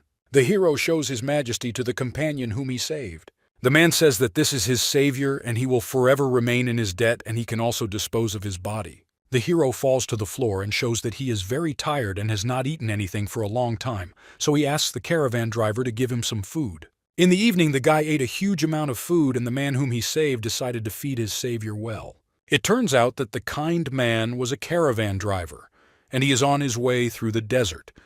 It turns out that the main character is now on his way to the center of the desert, to the academy. It turns out that the general, by chance, he gave the young alchemist not a real map, but a recipe for making meat pilaf. Also, the territory of the Black Horn turned out to be really treacherous because the hero helped one beautiful girl escape from robbers, but she stole all his donated rings. Unfortunately, the young alchemist was completely robbed and even had to sell his clothes to get some food. Then the master forgot to tell the hero that in this place all the people are arrogant, and here you need to be careful. But he told this to the hero only when he had already lost all his things. The young caravan driver says that it's nothing to worry about, because if the hero doesn't want to talk about what happened to him, that's normal, because these lands are truly cruel. The alchemist hopes that at least this caravan driver will not deceive him. The guys said that they were going to the closed Black City, and from there it was not far to get to Jinan Academy. The guys say that the Savior will go with them, and he will be able to protect them from danger because he is a strong bodyguard. The hero understands that apparently they definitely deceived him, but at least he will have food, and he will be able to drink water along the way. The hero also wants to talk to his teacher because the alchemist saw something strange inside the Black Storm. There was a strange man who called himself a fifth-level spirit. He complained. Why did the monster kidnap him? And the demon replied that he only needed the soul of a pathetic person. After all, he doesn't care how strong a person of the fifth level is. He became the prey of the Hall of Spirits, after which the man screamed in pain because hundreds of daggers crashed into his body. The demon said that even if Yao Lao couldn't escape, he was no exception. Then the hero realized that Yao Lao was his master, and it turns out that he was still able to escape from the trap of this monster. Now the hero tells his ring what happened then. From that moment on, the teacher completely hid his aura and hid inside the ring as if he had never existed. Considering the strength of the teacher and his reaction, Xiaoyan cannot even imagine how strong the spirit is and why he scared the teacher so much. 3 days passed after the caravan set off with its new bodyguard Xiaoyan, and they went to the closed Black City. And when they arrived, everyone was very happy. The hero had no idea that there was such a big city in the territory of the Blackhorn. And could it be that people there also live like dirty creatures that constantly fool people? The caravan master says that, of course, in this desert there is the largest city, and the head of the 8-Door clan controls this entire place and is in 10th place on the blacklist. It turns out that a closed black auction in this city is held once a year, and lawlessness reigns in this place. But it is also a paradise for the black market and smugglers. Here they will not ask how a person obtained treasures, but will simply buy or sell them. The hero also became interested in what a blacklist is, and it turns out that every empire has its own blacklist, and this place is no exception. The blacklist is a list of especially insidious and cruel people. Nothing is known about numbers 1 and 2 from these lists. But number 3 is a person who is at the peak of the power of a 7th-level emperor. In addition, he is a very talented alchemist, and he is the number 1 alchemist in the Black Horn territory. He is known as the Emperor of Medicine named Han Feng. The caravan driver says that they need to hurry up and they will talk inside the city, and it will be bad if they don't make it before dark. At this time, the hero felt that a teacher had appeared in his work. The master says that it's time to tell his student something because he can no longer hide it. A long time ago, when Master was a venerable 9th-level warrior and great alchemist, of which there were a small handful on the entire continent, he was known as Yang Zhu Ji. Many people wanted to study at the Master's. The main reason for the teacher's popularity was his incredible beauty, and one day he continued to lead the 4 most handsome men on the continent. At that time, the master was completely focused on creating tablets and did not want to take on anyone as a student until one interesting day. There was an episode when the teacher saved an interesting boy who was independently defending himself from many villains. He made this boy his disciple, and his name was Han Feng. This boy was very smart, and he grasped everything on the fly, especially making tablets and elixirs. Some people shouldn't even be compared with him because Xiaoyan is lagging behind this boy in mental development. But unfortunately, the teacher did not recognize the true essence of his student. Then he was incredibly glad that he had found such a little genius and wanted to pass on all his knowledge to him so that this boy would become the strongest and most outstanding alchemist. The teacher could not imagine that this guy would take an evil path and pursue insidious goals. He was a truly insidious guy, and when he managed to prevent the teacher from seeing, he killed the small animals. Everything continued for now. One day the teacher still did not find his student's secret room. In the secret room, the little genius mocked various animals and human creatures. Back then, Han Feng used various parts of beasts to make terrible creations. The teacher asked, "What is his student doing?" Han Feng happily said that he crossed a human and a monster to create a new creature. Then the teacher slapped his student. After all, they are innocent forms of life, and why did the boy acquire these creatures for eternal suffering? The boy made excuses that it was all because he was strong and the mountain bandits were stronger than his parents, which is why they killed them. The teacher was stronger than these bandits, and therefore killed them. The boy is stronger than these insects, so he uses them in his experiments because he must become stronger. The teacher asked, "Does the boy really think that since he is stronger, he can humiliate the weak and take over their lives?" Then Yao Lao said that he was disappointed in his student and no longer wanted to communicate with him. From that moment on, Han Feng calmed down and he asked the teacher for forgiveness, saying that he would change. But the master still doubted whether it was worth teaching this guy the fire mantra, because he would prefer a student with a little power of which he would live a long and happy life, than a genius on the path of evil. In any case, the master miscalculated, and his student tried to poison the 9th-level great alchemist. Then Han Feng said that this poison has no color or smell, and it feels like a million insects are gnawing at the teacher's heart. Then they affect other organs, and the pain is simply incredible. Han Feng then stepped on his teacher and said that his mistake was to stand in the way of grandiose development. Then Han Feng was able to get the fire mantra from his teacher by forcefully taking it away. Yao Lao said that this could kill this weakling, and even if he did not even hope to use the fire mantra on himself. The master said that Han Feng is a real villain, and he does not respect human lives and his inexhaustible sins, and now he will not see the fire mantra from his teacher. Han Feng only wanted to become stronger, and that is what he violated. The master then said that Han Feng was mistaken, but his teacher was more mistaken. So he regrets that he did not kill this guy then in his secret room and gave him a chance to improve. Then the terrifying monster took out his sword and headed towards the teacher. The student pierced his master with a sword and said that he would go to hell, and Han Feng only regretted that they had not done this earlier. The evil student laughed while his teacher bled and died on the floor. When the master died, he reappeared in the human world, because it turns out that an alchemist of the level of a venerable warrior 9 can return to the world in the form of a spirit after death, and then the master reappeared before his student. Han Feng said that if he practices the fire mantra, he will definitely become stronger than his teacher and will be able to defeat him. The alchemist said that he would not allow this to happen and let the student prepare for death. The student said that Sensei really thinks that he was not prepared. Restraining chains appear that grab the spirit and do not allow it to move. The evil student says that everything is thanks to the soul absorption pill that the spirit hall gave him. It turns out that the boy was able to bring down the terrible and all-consuming teacher of the 9th level.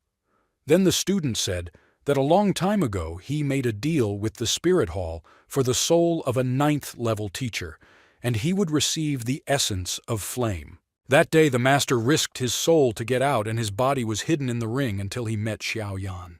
Turning to his student, the master asked why he was sleeping, and he revealed his whole soul to him. And the guy doesn't even appreciate it. The main character replies that he already realized that Han Feng is real garbage, and halfway through the story it was clear that he needed to be killed. The main character asks the teacher to relax, and even if he becomes much stronger, he will never disappoint the teacher. The hero says that he is already a student of the master, and he will definitely create a body for Yao Lao to return to this world.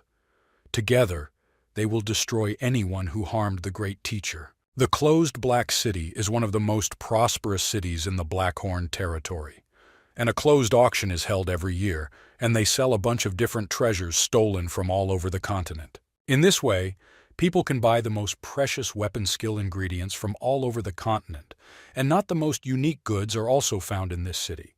The main character was amazed by the variety of goods because there were a huge number of expensive things. The master says that the situation here in this city is quite specific, and stop looking at all these jewels. Where are the hero's ambitions? But he had no ambitions because first he needed money. The hero misses his friend the Ice Emperor, who was incredibly rich due to the fact that his followers built the Great Trade Guild. Suddenly, The hero realized that he remembered that the teacher said that Han Feng had great influence in this territory, and why don't they kill this bastard and take all his things, because in addition to justice, this will also bring a large amount of money. The teacher says that now his past student is a 7th-level emperor, and given his influence on this territory, if the hero approaches him, he will only find his death. The guy already wanted to cry because with such poor ambitions, he cannot look into the eyes of his beloved Dai heir. The teacher says that he has never seen such a stupid alchemist, because his teacher will have to guide Xiaoyan on the right path. The master shows his personal savings, and the hero can spend them on ingredients. The hero understands that with so much money, he is unlikely to be able to buy good ingredients. The master says that then let the hero remember all the recipes he has learned, and which of them requires few ingredients. The chance of success and cost must be high in order to earn your first money. The hero realizes that he can use one of his favorite recipes to earn as much money as possible. 2 days later, the alchemist was running all over the streets of the great city. Then the guy asked the teacher, why didn't he wake up Xiaoyan when he needed to? The master says that he was also asleep, but the auction house should still be open and perhaps the hero will be able to make it in time.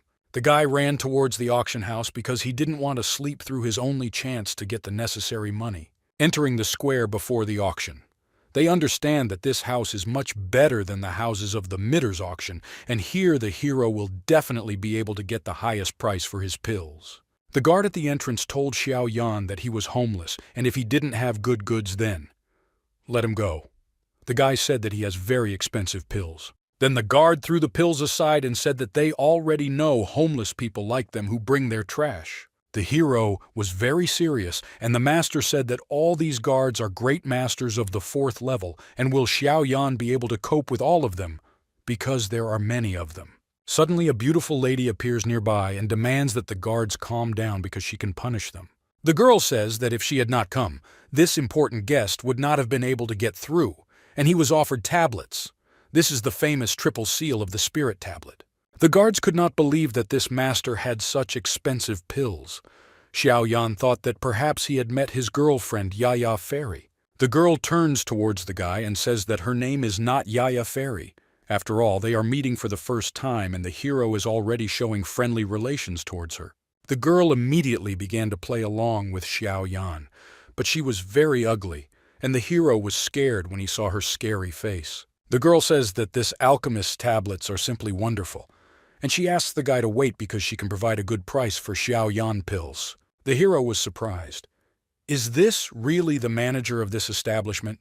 The master says that one should not underestimate this woman, because whoever was able to achieve such success in this place is clearly an extraordinary person.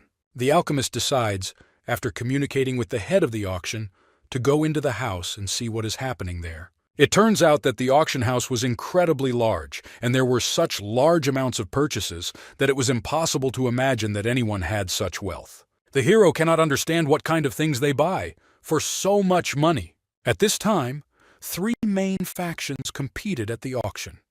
It was the representative of the Heavenly Snake Palace, Elder Quink, and the tomb of the Black Skull Protector, Mo Han. Also at this auction was the heir of the Blood Clan, who says that in any case he could not miss the glowing vampire wings that were sold at this auction and therefore bought them. The master understands that the Blood Clan, as well as the Black Skull Tomb and the Heavenly Snake Palace, these clans have significant influence in this place, and it seems that the last lot will be the real treasures in this auction. The alchemist understands that here the skill of flight costs 1,900,000 gold coins, and he was able to get such a rare skill for free, which amazes him. The next lot was the pills that Xiaoyan offered.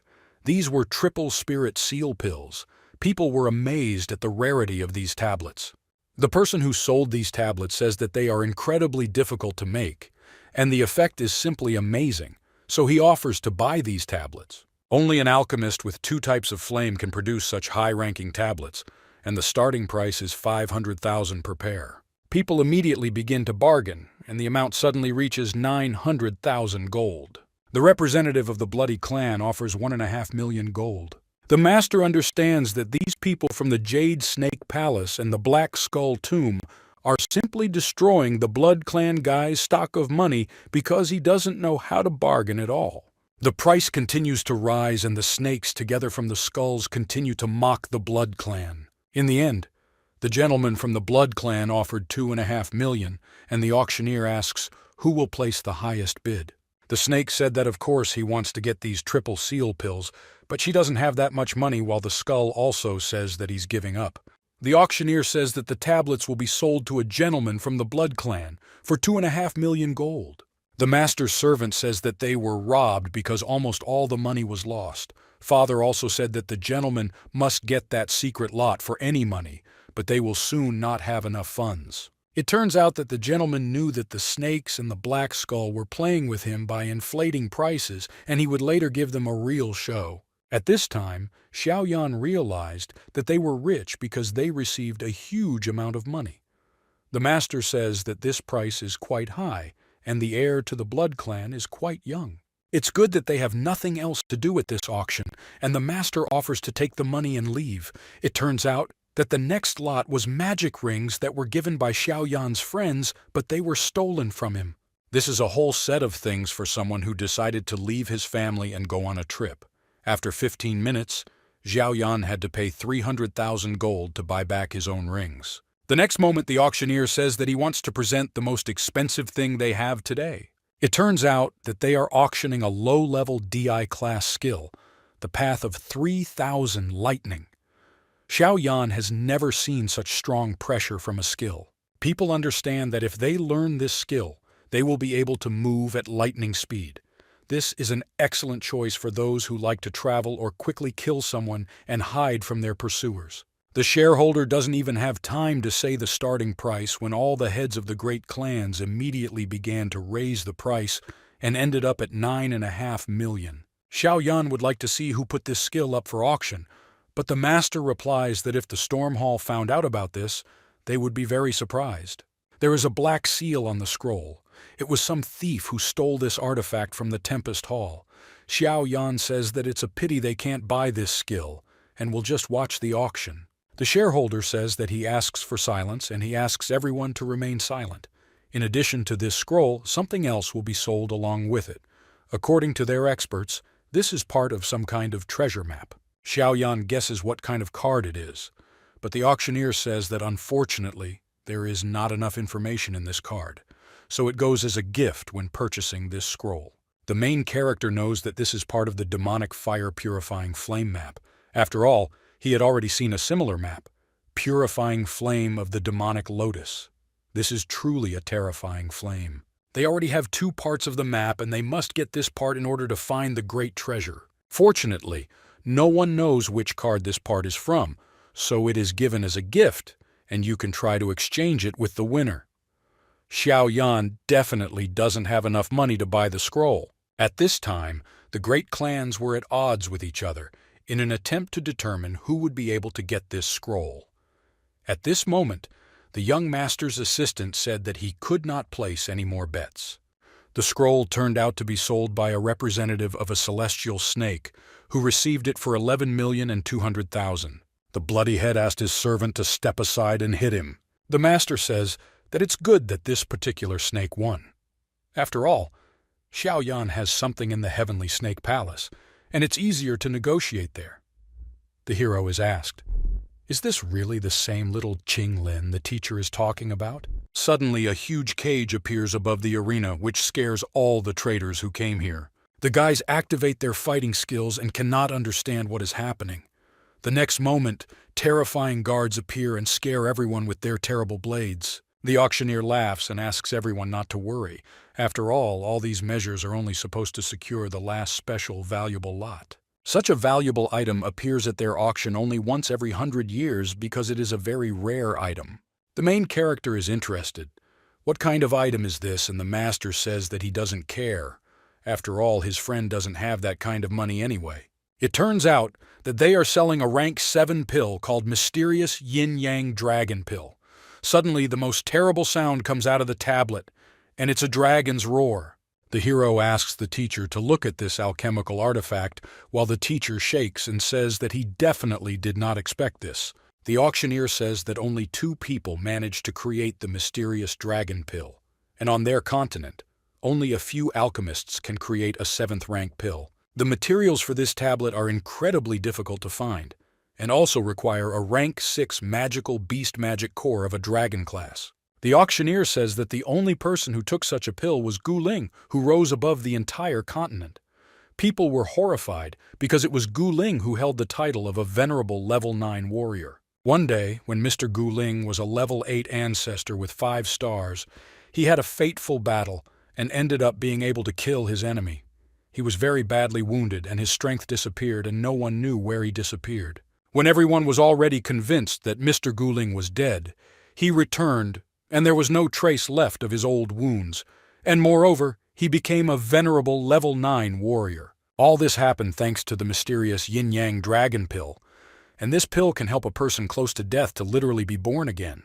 After taking this pill, if a person is mortally wounded, he will be able to be reborn and have a chance to become stronger. The master said that this is an ignorant crowd and invites the student to leave this place. At a time when all the clan heads were selling this pill at incredible prices, the master said that this did not concern them, and they needed to leave. Yao Lao says that the hero will not be able to buy this pill, and he won't want to use it. They didn't lie about the effects of this pill. However, rebirth is accompanied by hellish agony, and even Gu Ling could barely cope with it. The hero suspects that the great master and teacher was familiar with Gu Ling because he knows a lot about his life, but he is responsible, that you shouldn't ask about something you shouldn't know about. This place is just huge, and now they need to find where to get the money.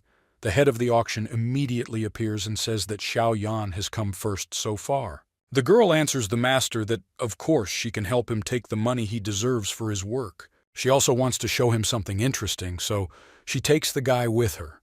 The guys find themselves in a storage facility for medical ingredients at a closed auction. A guy can get a 20% discount if he wants to create a good medicine for the future, then he will need to deal with this girl, so let him come in and be happy. The master in this place was able to find many useful ingredients, and there are even 7th-rank ingredients here.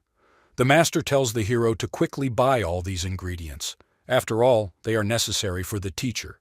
A little later, the hero got out of the auction house, but unfortunately he had almost no money because he bought rare ingredients for his teacher. The guy says that they bought a lot of materials for the purple spirit pill and for the flame essence pills, but he doesn't understand why they bought natural shampoo along with all these ingredients. The master says that his hair has begun to bother him and he needs to take better care of it.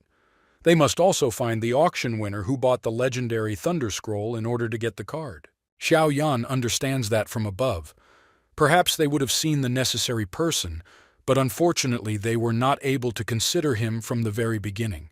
The master says that you can use spiritual energy to see that same winner. The hero remembers the aura of the Quinque elder who bought the scroll and received a card as a gift. The hero, using spiritual energy, flies around the city and tries to find that same queen. Outside the city, the guy felt that the girl was now losing a lot of blood, and it was strange why this was happening to her now. It turns out that Queen received a severe blow from which she could not easily recover. It turns out that a follower of the Blood Clan, a 2nd-level student with the help of blood poison, was able to weaken the Queen of the 6th level and can now kill her with the help of his knife. The main character appears nearby and saves the Queen from a worthless 2nd-level killer. The girl immediately realized that this was Xiao Yan, whom she already knew about. The guy asks, did she really recognize him? The girl says that these purple wings are their holy Quinque often talked about the guy. Xiao Yan is surprised. Is the girl really talking about Qing Lin and is she being treated well? The woman says that she promised them to the saint. If she meets Xiao Yan, she will convey the news to him. But her time is already running out. Looks like I'll have to take my word back. The guy wants to somehow rid her of the poison, but the master says that everything is useless because part of the map was also stolen, like the life of the snake. The snake says that Xiao Yan must be careful because the heirs of blood used a terrible poison. The blood heir also stole the scroll of 3,000 lightning bolts and also the mysterious yin-yang dragon pill, which was bought by the Black Skull Graves. It turns out that the heir's name was Fang Ling, and he was even more of a scoundrel. The main characters believe that the queen died from poison, and says that they will have to personally meet Fang Ling because he plays these games dishonestly. At this time, Fang Ling rejoices and asks the skull, where is his smile, because he was very cheerful at the auction. It turns out that the skull warriors with the king are level 6, but he couldn't even think that he would die from Fang Ling, who has the power of the spirit of the 5th level. The skull calls his opponent vile because he poisoned them, but the vampire says that they live in a world where the strong devour the weak and the fittest survive. Isn't that what the law of the Black Horn territory says? The skull says that this also applies to the vampire, or he thinks that no one will try to rob him too. Fang Ling says that after being infected with blood poison, the body literally turns into a pool of blood, and as a result, the person simply disappears from this world. The vampire's foot hits the skull's chest and a pool of blood spills from his mouth. The vampire says that he already warned the skulls to keep his hands away from the yin-yang dragon pill, or he will be a corpse, and gave it a chance. But he didn't want to take it and bought it anyway. The skull says that since he will die anyway, the vampire will leave with him, so he uses his most powerful technique. Dead hands appear from the ground.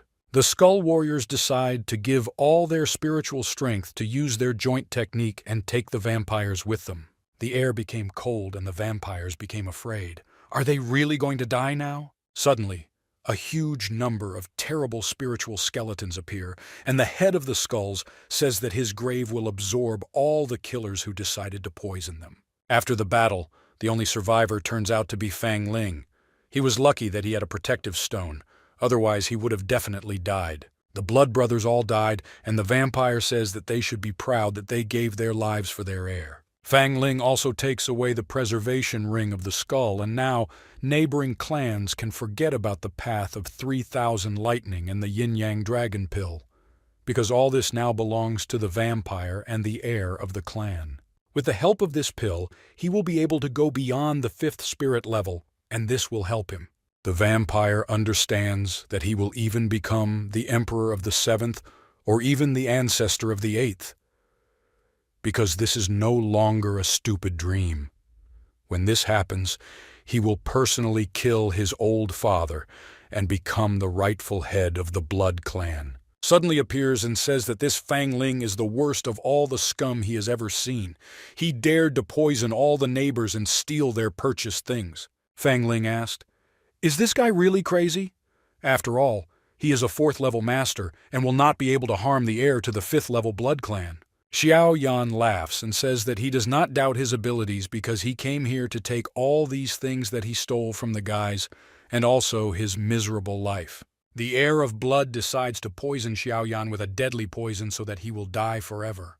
The main character tries to escape from the poison, but he is pursuing him, and one could expect a similar attack from an enemy of the 5th level. The heir of blood laughs, but the hero uses his speed and fiery aura to get closer to the enemy. And also the poison from the blood did not affect Xiao Yan, because the more serious poison of shame was able to create immunity for him from other similar poisons. The hero took poison pills and felt no effect.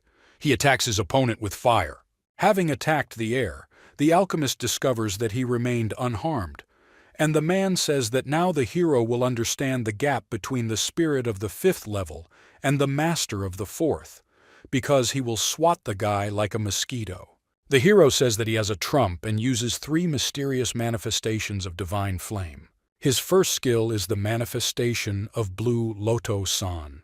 The hero recently, with the help of the obelisk, was able to obtain a magnificent skill that allows him to enhance attacks using his flame essence, and he decides to destroy the vampire. After the vampire was completely destroyed, the hero discovers the artifacts that remain. After him. The guy says that he avenged Elder Qing and hopes that their soul will protect Qing Lin, whom he loved so much and takes as his little sister. The master appears nearby and says that the master of the 4th level was able to kill the spirit of the 5th in a couple of seconds, and this amazes the alchemist. The hero thanks the teacher for the information, because the Blood Clan specializes in cold techniques, and he has the essence of flame, and it helped destroy the heir of the Blood Clan, Otherwise, it would not be easy to fight with this guy. The teacher says that they finally got another piece of the map, and they are also wondering what they will do with the rest of the things. It turns out that the main character has already begun to absorb the mysterious yin-yang dragon pill and says that he doesn't feel anything, but suddenly he has a feeling inside his stomach. Spiritual lights appear from the hero and turn into large snakes. The teacher shouts that the guy is stupid. After all, if he ate a tablet of yin-yang spiritual energy, then an incredible transformation awaits him.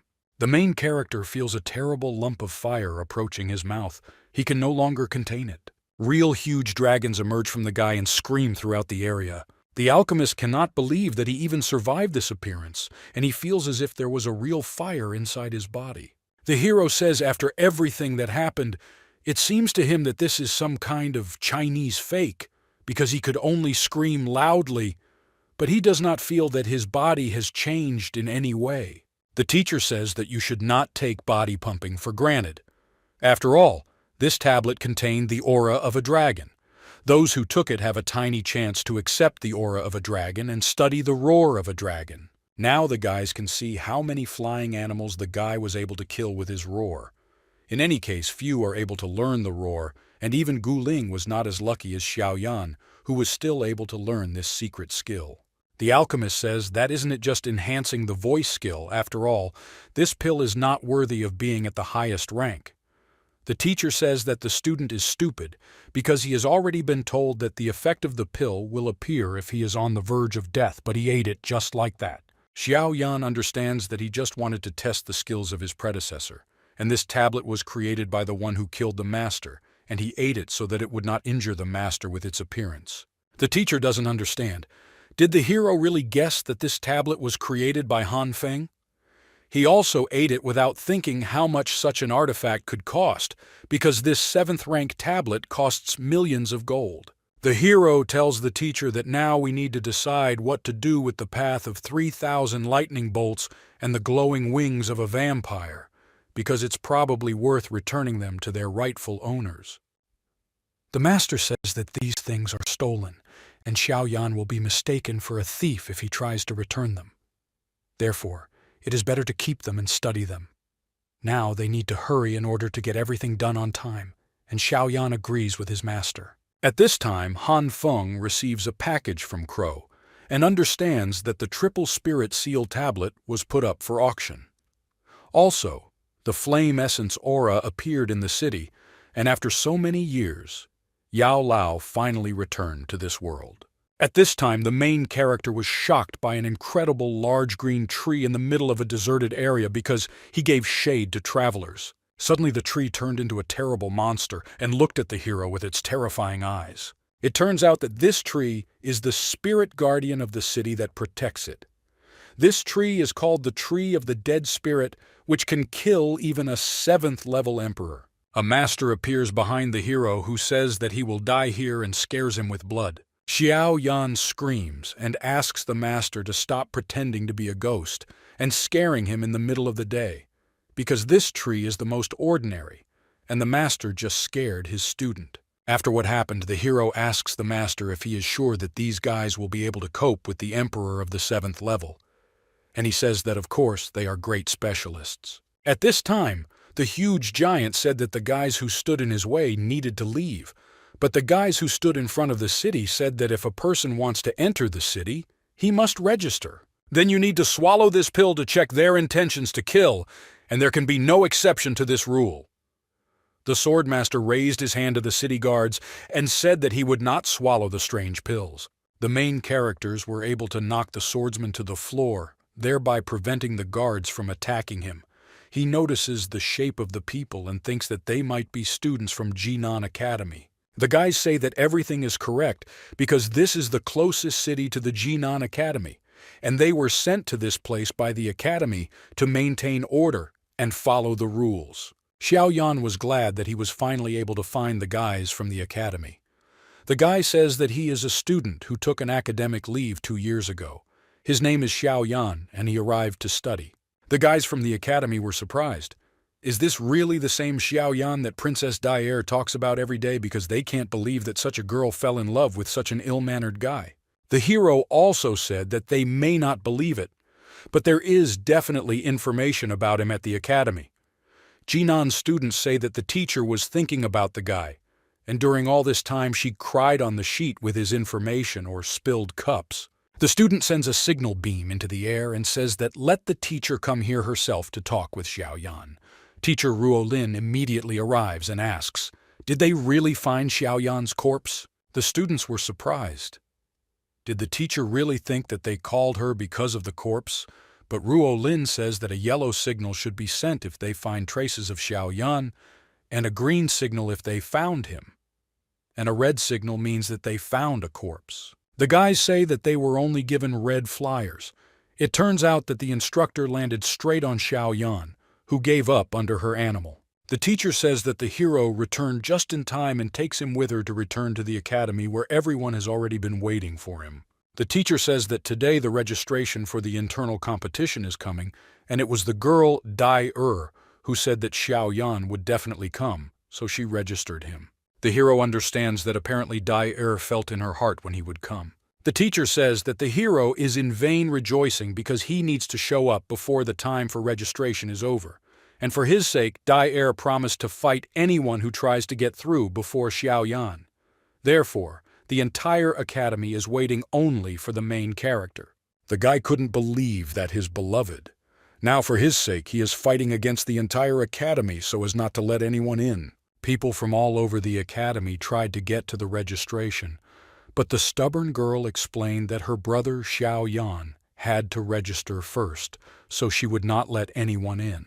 Earlier, Level 7 Ling Ying came to Dai-Er and said that young Master Xiaoyan would reach Jinan Academy by the evening if nothing happened on the way. The heroine said that this was good news, and she had been waiting for this day for a very long time when she could see her lover. The gentleman says that be that as it may, tomorrow is the day of registration for the internal competition, and Xiaoyan may not make it in time. Because of this little guy, Dai-Er has already delayed the domestic branch for a year.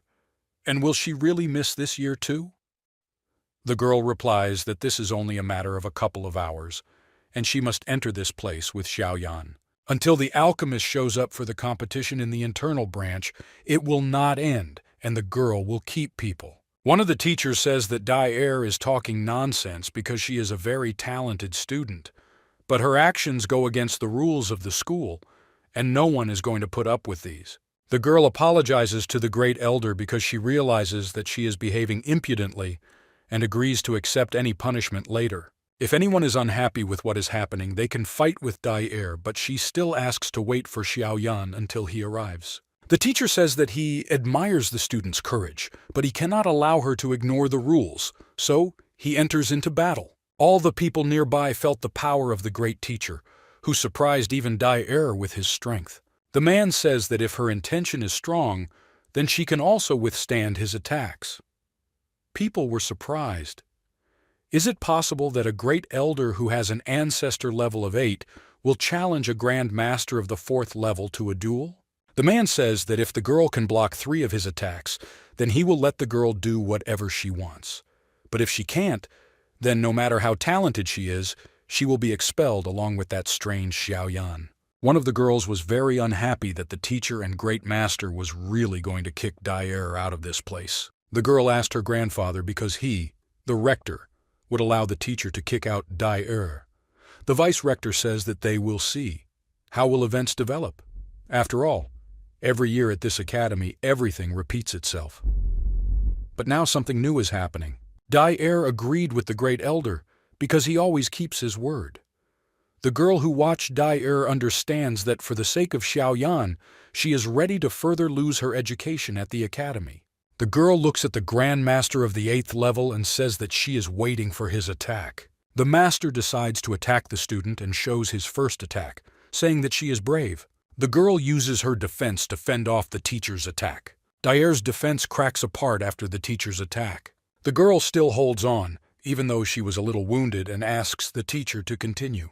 The men who were in love with the beauty of Dai-Er could not believe that their idol would now suffer from the greatest attack of an 8th level master. The teacher decides to use his strongest attack because no one has yet been able to withstand his ability. Dai got first blood and the girl was thrown back by the master's attack. Suddenly, red fire armor appears and hides the girl inside its insides, not letting her get hurt.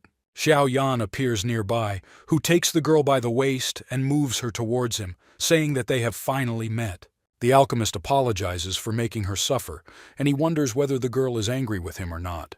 The guy wipes Dai's tears and she says that she will never be angry with Xiao Yan because he never disappointed her and she is grateful that he helped her. Xiao Yan also cried and hugged Dai. After all, they were finally reunited. An 8th level teacher appears nearby and tells Xiao Yan that he is a 4th level, but was able to block his greatest attack, which was expected from the person for whom Dai risked so much. The men from the academy were surprised. Was all the suffering of their pet really for the sake of this gray homeless man, who is not at all handsome? The teacher asked for silence at the academy. He says that Xiao Yan is very talented, but the school rules were invented for a reason, and based on them, Dai and Xiao Yan violated the rules and should be expelled from the academy. The main characters were waiting for a continuation from the Great Elder, while teacher Ruo Lin tried to protect these talented children of geniuses who were able to show their incredible strength. The Elder says that given the students' talent and feeling for each other, he will give them a chance to pass one test. In addition to these people, there are 49 students studying here who wanted to enter the internal branch. Tomorrow at noon they will fight against these 49 disciples, and if they win, then the chief elder will recognize the strength of these two and allow them to enter the branch first. But if one of them loses, they will both be expelled, so he asks if the guys agree to such a deal. Dai and Xiao Yan did not think for a long time and immediately agreed. After all, they could only dream of such an opportunity to show their strength. After some time, the master realizes that so many years have passed since his last visit to the Jinan Academy, and like before, he feels that the essence of the flame is somewhere within its walls. Although earlier it was not felt so strongly. But now he is 100% sure that the essence is in the academy, and therefore Xiao Yan has no right to defeat. The main character was relaxing in the bathhouse at that time, and said that he didn't care much about it now because he wanted to rest a little. The guy was also very glad that he was able to meet Dai because he always dreamed of spending a little time with her. She wasn't dating anyone. To wait for such a handsome Xiao Yan. The master tries to return the hero to reality and says that the internal branch is the center of the academy. Everyone who is allowed there by the elite and his future rivals are not treated as weak. The alchemist says that the master must believe in his student because for the sake of Dai he will never lose. The master smiles and says that now he is calm because for the sake of Dai this guy is ready to do anything. The man now shows off in front of the mirror and says that he has great muscles and all the girls will definitely look at him. Teacher Ruo Lin comes to the door of the room and says that she has come to give Xiao Yan something. The guy doesn't even listen to who is standing next to him and tells Dai that he is already on his way to her.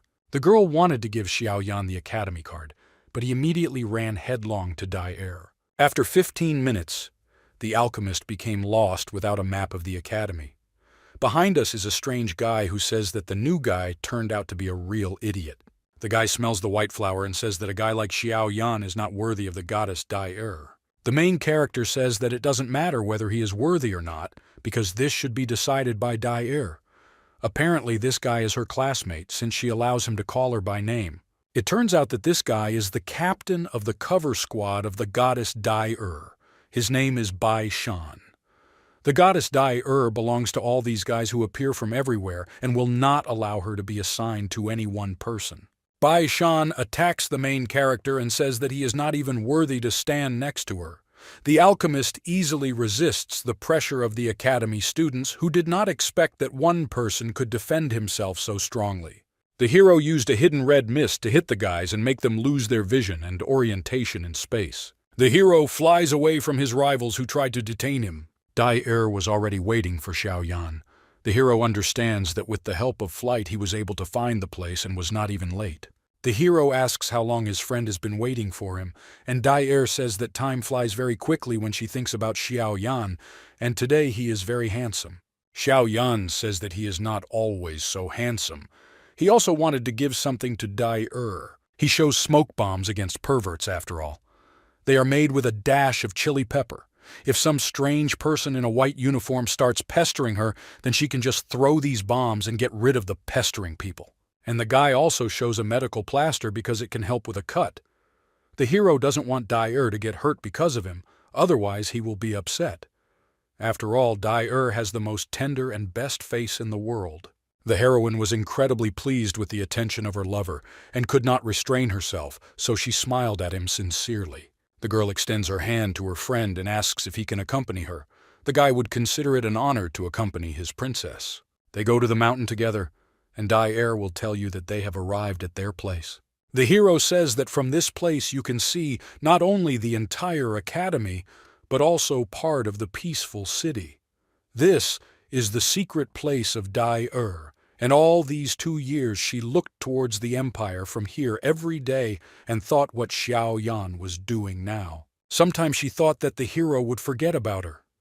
Xiao Yan says that she is stupid because all this time he did not forget her and kept the same precious bracelet that she gave on the day they said goodbye. Dai-Er left. This bracelet and the hero kept it close all these years. This is the purple crystal that Xiao Yan obtained from the royal lion cave. The fiery seed born in the geocentric flame of the blue lotus is also now inside the bracelet. These 2 years the hero went through many dangerous trials, and when it became unbearable, he thought about Dai-Er. He thought that she was waiting for him, so only with the help of these thoughts he was able to overcome all the troubles. The guys burst into tears and hugged each other. The morning has come and the guys finally go out onto the battlefield where they will fight against 49 participants. The heroes joined hands and the entire university crowd greeted their goddess Dai-Er and wished her good luck. The girls said that they are supported, but Xiao Yan says that it seems that only Dai-Er is supported because no one really loves him. It turns out that from the Xiao Yan family, there were 3 disciples here who were the children of the elders whom Xiao Yan had recently saved, and they supported their young heir because their heir is the best. The hero understands that despite the fact that no one supports him, these Troys will always take care of him, because now he is a real hero for them. An elder of the 8th level appears in sight and says that the great duel will begin today. Truly the talent of Dai-Er and Xiao Yan is enormous. It will be a pity to lose such students. However, if they give up now, they will be suspended for a year, and they will be able to recover and continue their studies next year. The guys thanked the elder for the opportunity, but they had already lost too much time, so they were not going to waste any more of it and wanted to start learning as quickly as possible. Ruolin asks the director, "Are these 2 really going to be able to resist 49 students?" But the director says that everything will be fine, and he is sure that these 2 will cope. The Red Warrior appears in the arena with a large sword, and the hero realizes that this bloodthirsty aura belongs to one of their strongest opponents. Dai-Er says that this is the captain of the Academy Security Squad, and he has already killed many villains in the territory of the Black Horn, and he is known as Bloody Asura. Bloody Guy asks, "Is this brat really going to be able to resist him? He even missed 2 years of training at the academy." The same girl who is worried about Dai-Er appears nearby. She is apparently in love with the heroine and is going to take revenge on Xiao Yan for taking her away. Dai-Er says that this is the director's granddaughter, and she is clearly delighted with her, but also does not want to let anyone near her. Tired guys from the squad of Dai-Er fans appear nearby and are going to take revenge for their night loss. People in the arena understand that this is the captain's squad who apparently suffered at night, because something terrible happened to their eyes. The hero says that apparently these perverts attacked him at night, and he had to use pepper gas. The squad of perverts says that Xiao Yan is to blame. After all, yesterday was just a warm-up and today he will pay for all his actions. Ruolin with Dai-Er and the director laughed at these perverts who are just right for losers. The hero says that his goal is to quickly destroy everyone and escort Dai-Er to the inner branch, and he is in a hurry, so he asks the guys to start the battle as soon as possible. The guys surround Dai-Er and Xiao Yan. A guy asks his girlfriend if she remembers what he told her at night. The hero winked at Dai-Er and his opponents told him not to do this because Dai-Er belongs only to them. The hero counted to 3 and decided to use the learned skill of 3,000 thunder steps. By using your ability together with Dai-Er's ability, they were able to create incredible hurricane forces. The director recognized in Xiao Yan's skill the path of 3,000 lightning bolts that were recently sold at auction. The hero understands that he and Dai were able to destroy most of the enemies. The alchemist was able to deal with most opponents so easily that he managed to run for an umbrella and a throne for his mistress, and people throughout the academy could not watch how the guy was caring for their adored goddess. The hero says that there are only 3 students left, and Dai shouldn't get involved in this because he can handle these himself. Let the girl enjoy the spectacle. The hero says that let her just stay in this place, and he will be inspired by her support and her beauty. Dai remembers the period when Xiaoyan protected her in childhood from formidable predators when they themselves found themselves in the forest. The girl understands that even now the grown Xiaoyan protects her no matter what. The girl shed tears and said that she would await the victory of her hero. The alchemist looks at the standing survivors of his attack and plans to deal with them alone. The guys realize that they now have much less support because the girls of their academy were shocked by the elegance of Xiaoyan and fell in love with him at first sight. In addition to the girls, Xiaoyan even fell in love with one of the guys who looked 30 years old. But this no longer surprised anyone. Many of Xiaoyan's opponents decided to deal with him because he was very arrogant. The hero saw that 2 opponents opposed him, but he forgot and lost sight of the third. It turns out that all this time behind, the bloody Asura was preparing his hidden attack in order to hit the hero. The alchemist was able to deflect Asura's blow. Blood? Asura asks. Does Xiaoyan really have such a good reaction? And he says that this was expected from the captain of the Academy security squad. His strength and speed are truly outstanding.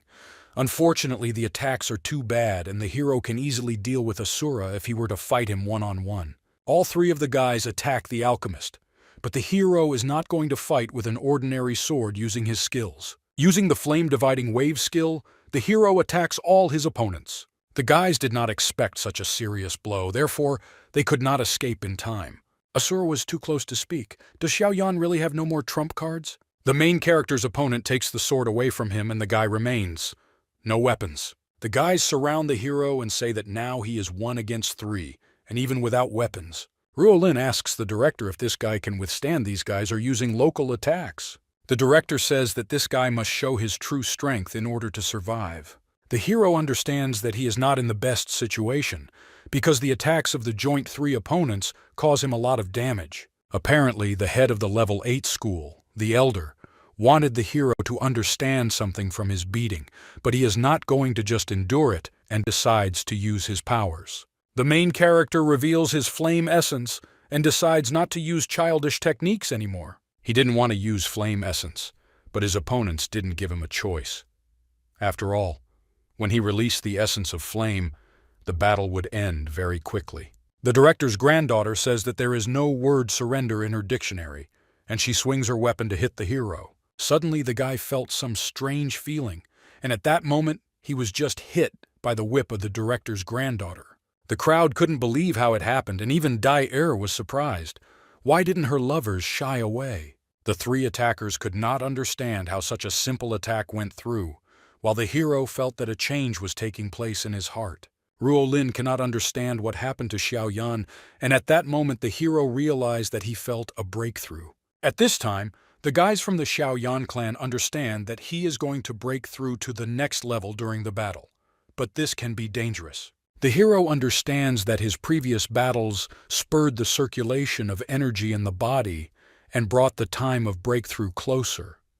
But at this point, it might be hurting his battle too much. The alchemist's 3 opponents understand that the hero has no control over the time of the breakthrough.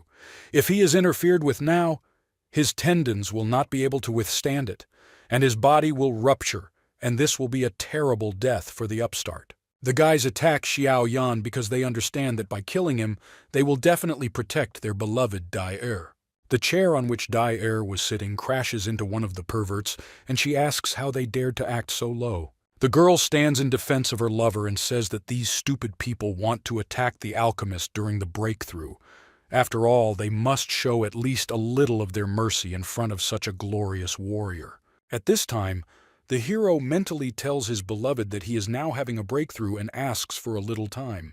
The director's granddaughter asks Dai why she fell in love with this guy because she wanted to be with her.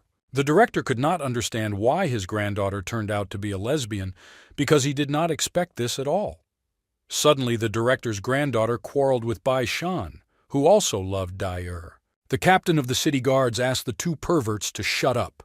After all, if Xiao Yan can break through, they definitely won't have a chance. First, they must somehow defeat this alchemist, and only then will they have a way to still gain Dai's favor. An alliance appears between the enemies, and together they must delay Dai and destroy the alchemist. The main character is not going to allow this scoundrel to approach her Xiao Yan.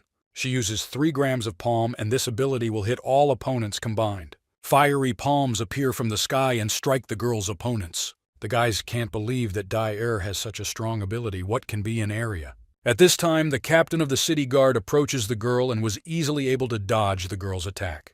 Dai uses defense against the captain, and a serious duel ensues between them. The girl is not going to stop and uses her next ability. A huge hand with all its might falls on the captain and tries to strangle the strength in him. The man cannot understand how she dares to be distracted in the battle with him, because he noticed that the girl was protecting Xiao Yan from the attack of 2 perverts. The heroine has to fight with the captain for a long time and does not have time to protect the hero from the next attack. As the pressure eased, Bai Shan felt that he had a chance to attack the alchemist.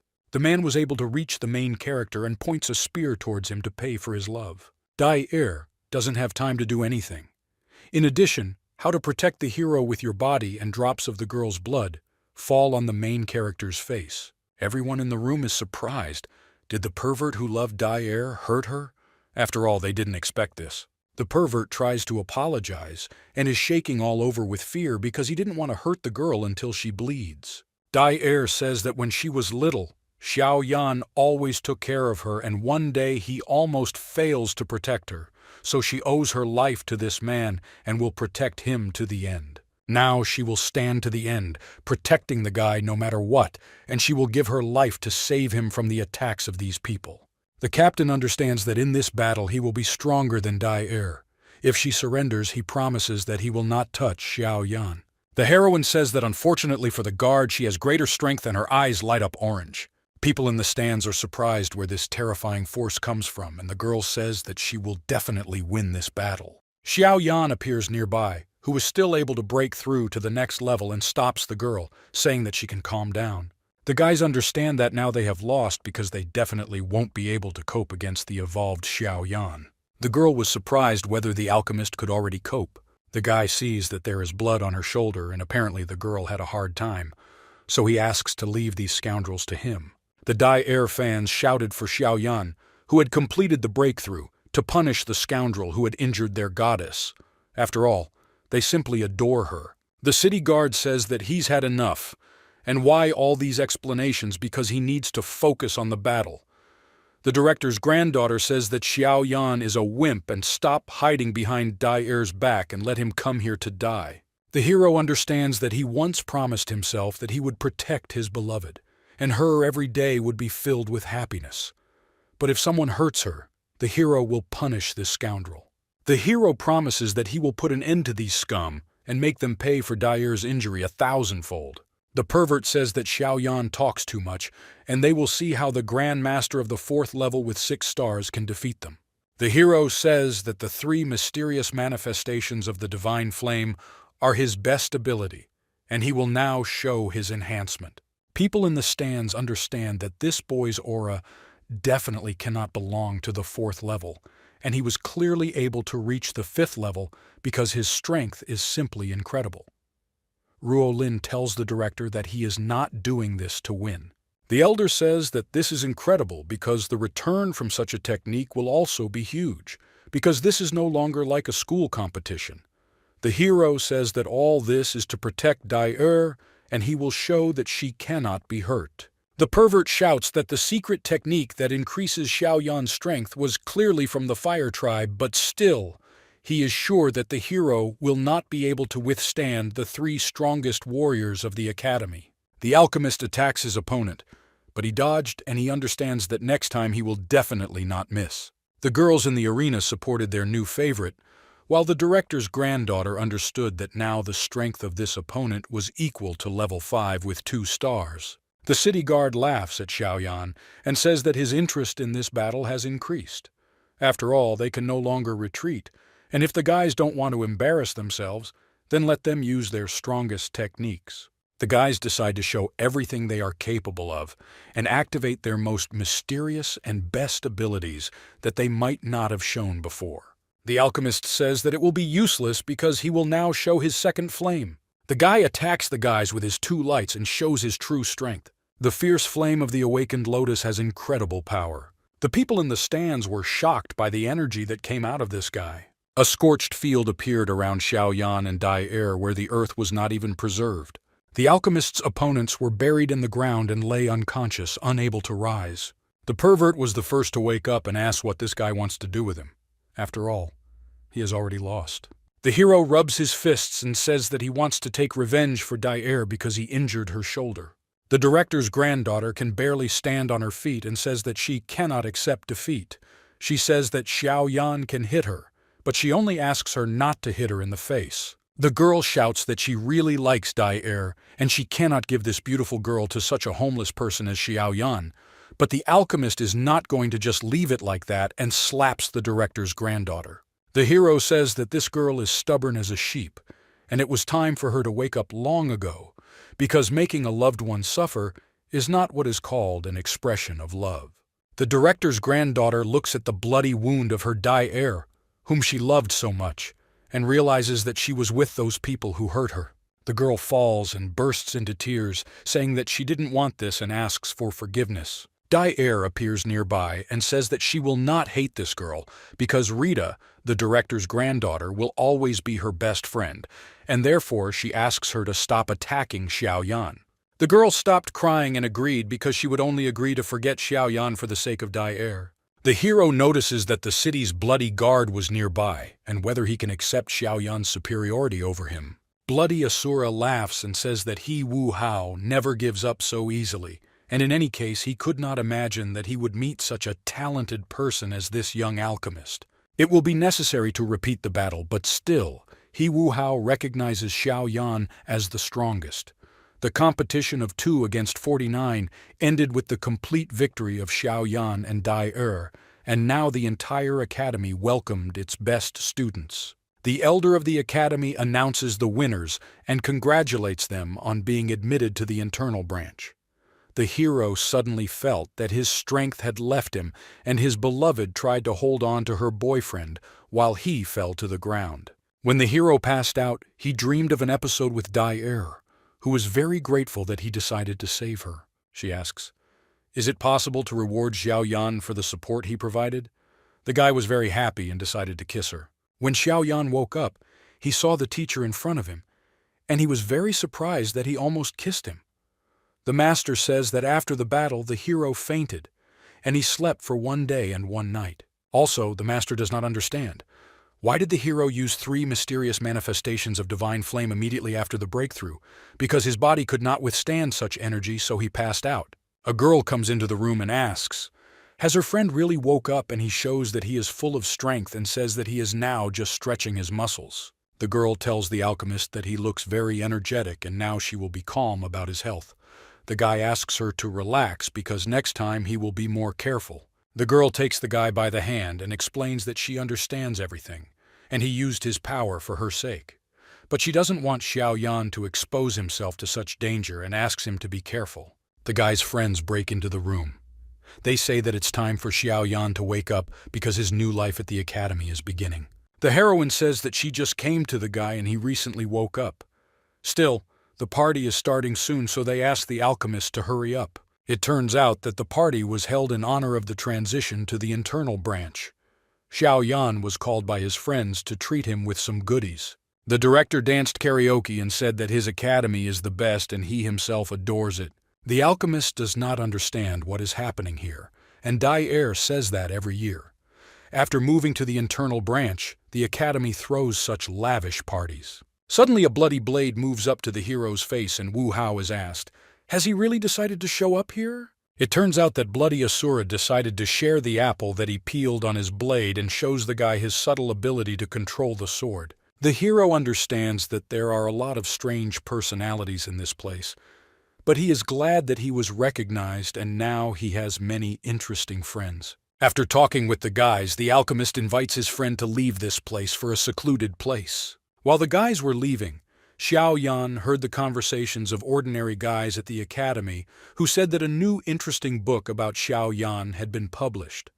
The hero was surprised what kind of book it was and who wrote it. It turns out that the book was written about the secret of the birth of the main character, about his blood type and zodiac sign.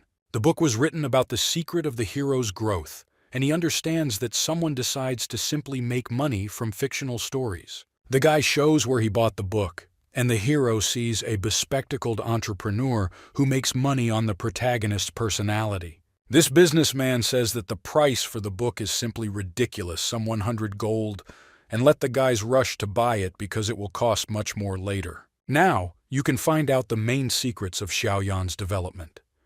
The main character approaches this bespectacled guy and asks, why does he sell other people's records for his own profit? Using the violet flame, the hero attacks an enterprising guy who immediately escapes his lightning attack.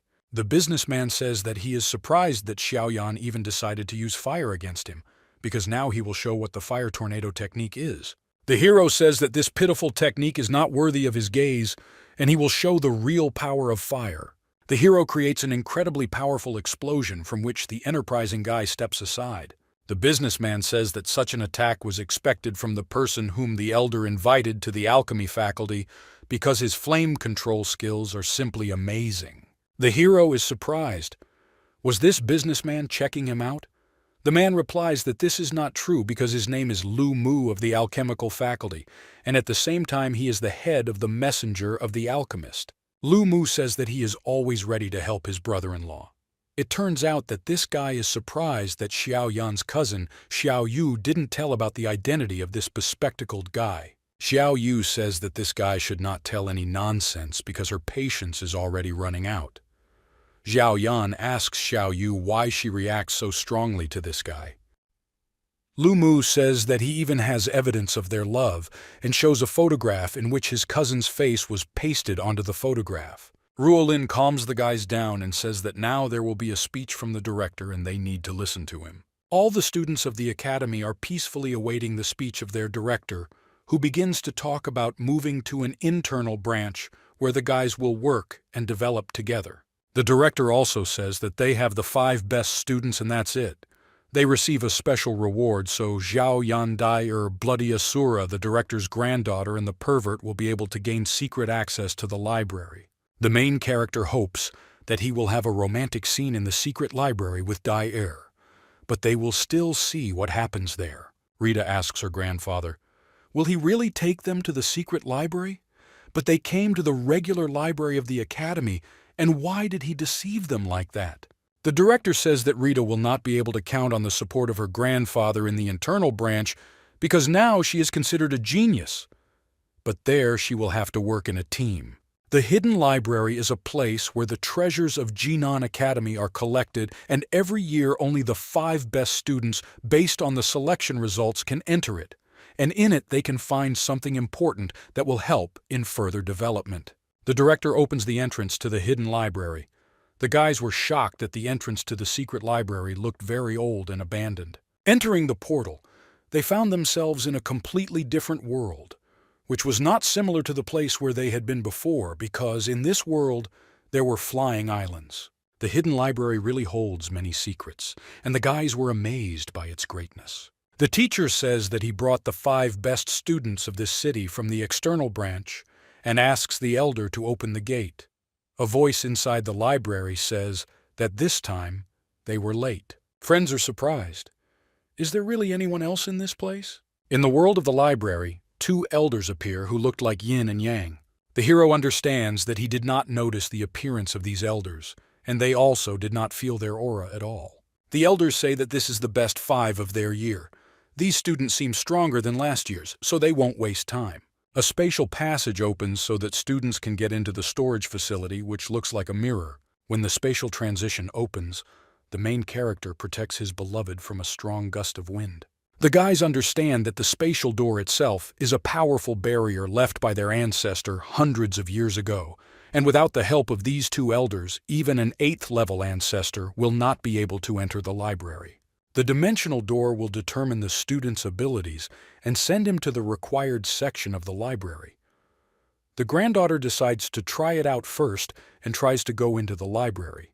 Having touched the window, Rita receives a description that says that she is a talented child and her specialty is speed, and only by becoming calm as a mountain will she become stronger.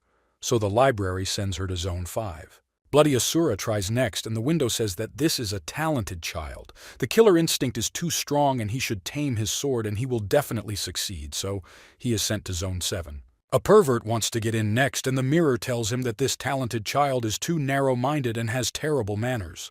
Therefore, he will be sent to Zone 12. Air touches next, and the mirror says that a wonderful future awaits her and she will definitely rise to the top of the continent, so the mirror sends her to Zone 2. The main character understands that if a great future awaits her, then he can only be happy for his friend. The elders approach the remaining student and say that this boy has the essence of flame at such an early age, and the color of the flame is slightly stronger, and it resembles mountains. It appears to be the geocentric blue lotus flame. One of the elders says that we need to stop stalling and hurry up. The mirror says that people with such talent rarely appear in this world, and his future is limitless, and even the entire Genon Academy will fall to this guy. The director heard what the mirror said and was surprised at the strength of this newcomer. The main character finds himself in Section 1 of the hidden library and realizes that it is pitch dark and nothing can be seen. Tablets appear and voices are heard saying that students have only 1 hour, and this energy clock contains the entire collection of the library, and to open these balls you need to use enough energy. The more valuable the value, the more difficult the discovery. The voice speaks that it doesn't matter what the guys get in the secret library, but they can only take one item with them, so the voice asks them to be careful. If you can take only one thing, then the guys understand that they need to choose the necessary artifacts well. The alchemist realizes that he doesn't particularly need medical ingredients, so he doesn't need anything in this place. Suddenly the guy saw the sound wave skill and said that this was a good skill. When the guy tried to get closer to the sound skill, it immediately disappeared from him. The hero understands that the situation becomes even more interesting because the skill is running away from him. But the guy definitely won't leave here empty-handed. A little later, the director's granddaughter is the first to leave the portal and says that she is tired. And although 1 hour flew by quickly, she had to run. Next up is Bloody Asura, who looked much better and was warming up after a serious hunt. The guy says that he is happy with the choice because he got a core that will improve his weapon. The girl said that she couldn't decide what to choose, and in the end, decided to take 3 magical thorny seeds. Next up is Air and Baishan Cover Captain. It turns out that the heroine received a low-level DI rank skill, 9-layer Phoenix Flame. When the guys asked the pervert what he got, he said that it was his personal secret. The main character thinks what Xiaoyan got and he hasn't come out yet. At this time, the strongest of the strongest in the academy could not reveal the skill that he wanted to obtain, so he was very worried because time was coming to an end. The guys are waiting for the alchemist to appear, because he was the last to enter and is about to appear. The hero is already playing out in earnest and uses enough abilities to open the ball. A voice appears in the library and tells the boy that he must know his limit. If he doesn't hurry up, he will leave with nothing and time is up. Therefore, you will have to leave the library. Xiaoyan says that he never gives up and goes to the end, so he activates his flame and understands that he will have to break through with a fight. Using 3 mysterious manifestations of divine flame, the hero concentrates his blue lotus near the artifact to obtain the artifact. A huge bright light bursts out from inside the portal, and blue flames show their terrible power. Air is worried along with the director that the spatial door may be damaged, but one of the elders says that everything will be fine with the door. It turns out that it was the young alchemist who created a serious flash of light, which turned out to be the problem of the strange behavior of the spatial door. It turns out that the young alchemist, although exhausted and bloody, was able to cope and acquire the necessary skill. The elders saw the guy lose consciousness and say that he was able to acquire a top-level Tian rank skill called Destructive Leaguer Roar. The director's granddaughter understands that it seems that nothing is impossible for this amazing guy. The director says that now the guys can rest for 3 days, and what they received in this place will help in the future. But let the guys remember that the real test awaits them in the internal branch. The elders open a portal and say it's time to leave. The director tells the elders that he is very grateful and wishes to meet the next students in the future. 2 days passed, and inside the city walls one of the students said that there were ghosts in the mountains. The second friend heard that an evil spirit lives in the mountains and has possessed a stray cat. The guys who stood nearby said that there was probably some kind of dog there that was tortured to death, because from the direction of the mountains, a terrible howl was heard. An entrepreneur appears nearby who says that science will reveal the whole truth of the secret terrible sounds coming from the mountain. The guy says that students can find the whole truth in the Academy's newsletter and offers to buy their books. At this time, the young alchemist was trampling the messenger who was selling Lu Mu, and understood that he would not allow this pervert to marry his cousin Xiao Yu. The hero could not understand why he could not learn the skill, and the master says that the destructive roar of the liger uses energy when the hero releases the air. The sound produced is something between the roar of a lion and a tiger. This roar has crushing power and forces many animals to obey. The hero tries to concentrate his spiritual energy in the lungs and activate the dragon aura, and when everything unites in the throat, he prepares for his great scream. When a guy uses his ability, he just meows like a cat. The teacher laughs at his student and says that he can help speed up the learning of the roar. The alchemist asks what advice he will receive. The master gives his student a cat's tail and paws, but still he guesses. Why does he have such a problem learning this skill? This is because the hero had not heard the roar of a tiger before, and if he had heard it, it would have been much easier to imitate this sound. The hero must learn the power of the roar and the cruelty of the tiger, and only then will he be able to learn the destructive roar of the liger. In difficult times, the hero can find help in the collection of his teacher's things. In order to copy the mysterious attack of the 7th-rank snake, the teacher himself showed a lot of strength and lived for 6 months in the snake's den. Sensei shows his animals, which he brought to this place so that the guy can have fun with them for several days. Terrifying monsters jump out of the bushes and attack the young alchemist. The master tells what to the hero. There is no need to worry, because Leo pushes his child from a high mountain so that he finally matures, so nothing bad awaits the guy in the future. The main character screamed in fear, and these screams were heard from the mountain for the next 2 days, and they became more and more creepy, and a creepy legend was born at Jinan Academy. A few days later, the alchemist met with Dai-Er, and she asked why the guy had so many scratches on his face. It turns out that today they are moving to the internal branch, and the guys are very worried, while the red Asura was very impatient because he wanted to quickly get to the internal branch. A squad of griffins appears in the sky, and the inner branch of Jinan Academy opens. The main character understands that in that place, he can find the essence of flame and become stronger if he manages to find the 3rd fire in his collection. The griffins are picking up guys from the academy to go with them to the branch. Dai-Er understands that the internal branch is not located in the academy itself, and its location is classified, and without griffins, it is impossible to find the way to this place. The hero understands that they are accompanied by 6th-level kings and even a couple of emperors, and whether too many guards were sent to accompany the students. Master Elder says that getting to the inner branch is very difficult, and the path to it is not so close. Yes, and difficult to detect. A strange sound was heard, and the legendary elder tells all instructors to listen to his command because they need to activate the protection of spiritual energy. A terrifying black body monster appears in front of the Griffin squad, spewing flames from its mouth. The elder will put an end to the existence of the pathetic demon and attack him with his amazing power. The monster falls on its back and lets the griffins through, which move unhindered towards their target. The guys understand that it was a 4th-rank magical beast, and the path to the academy is terribly dangerous. This forest is not as simple as it seems at first glance. It turns out that it was. Only a check and all the high-ranking magical beasts gathered in the path of the squad to prevent it from getting to the branch.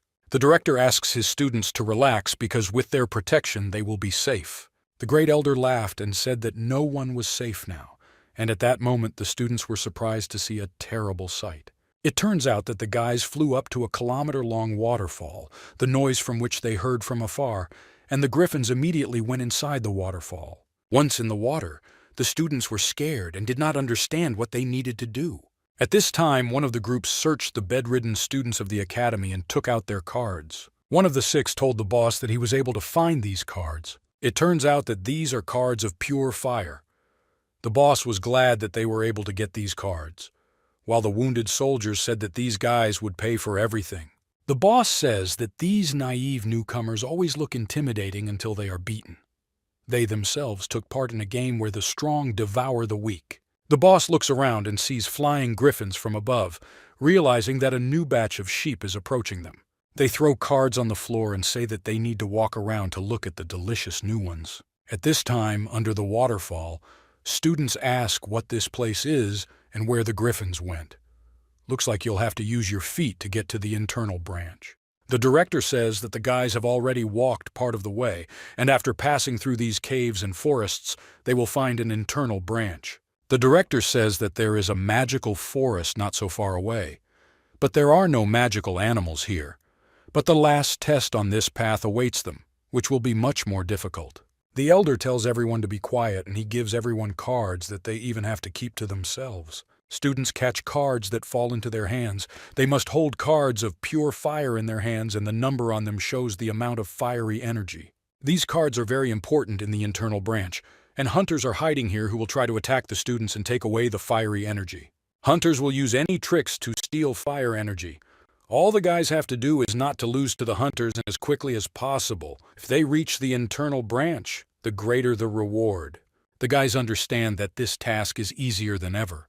But the director laughs, saying that the students are self-confident because hunters will not play with the students. The students joyfully go into battle and tell the director that they will soon be in the branch, and not to be afraid of anything.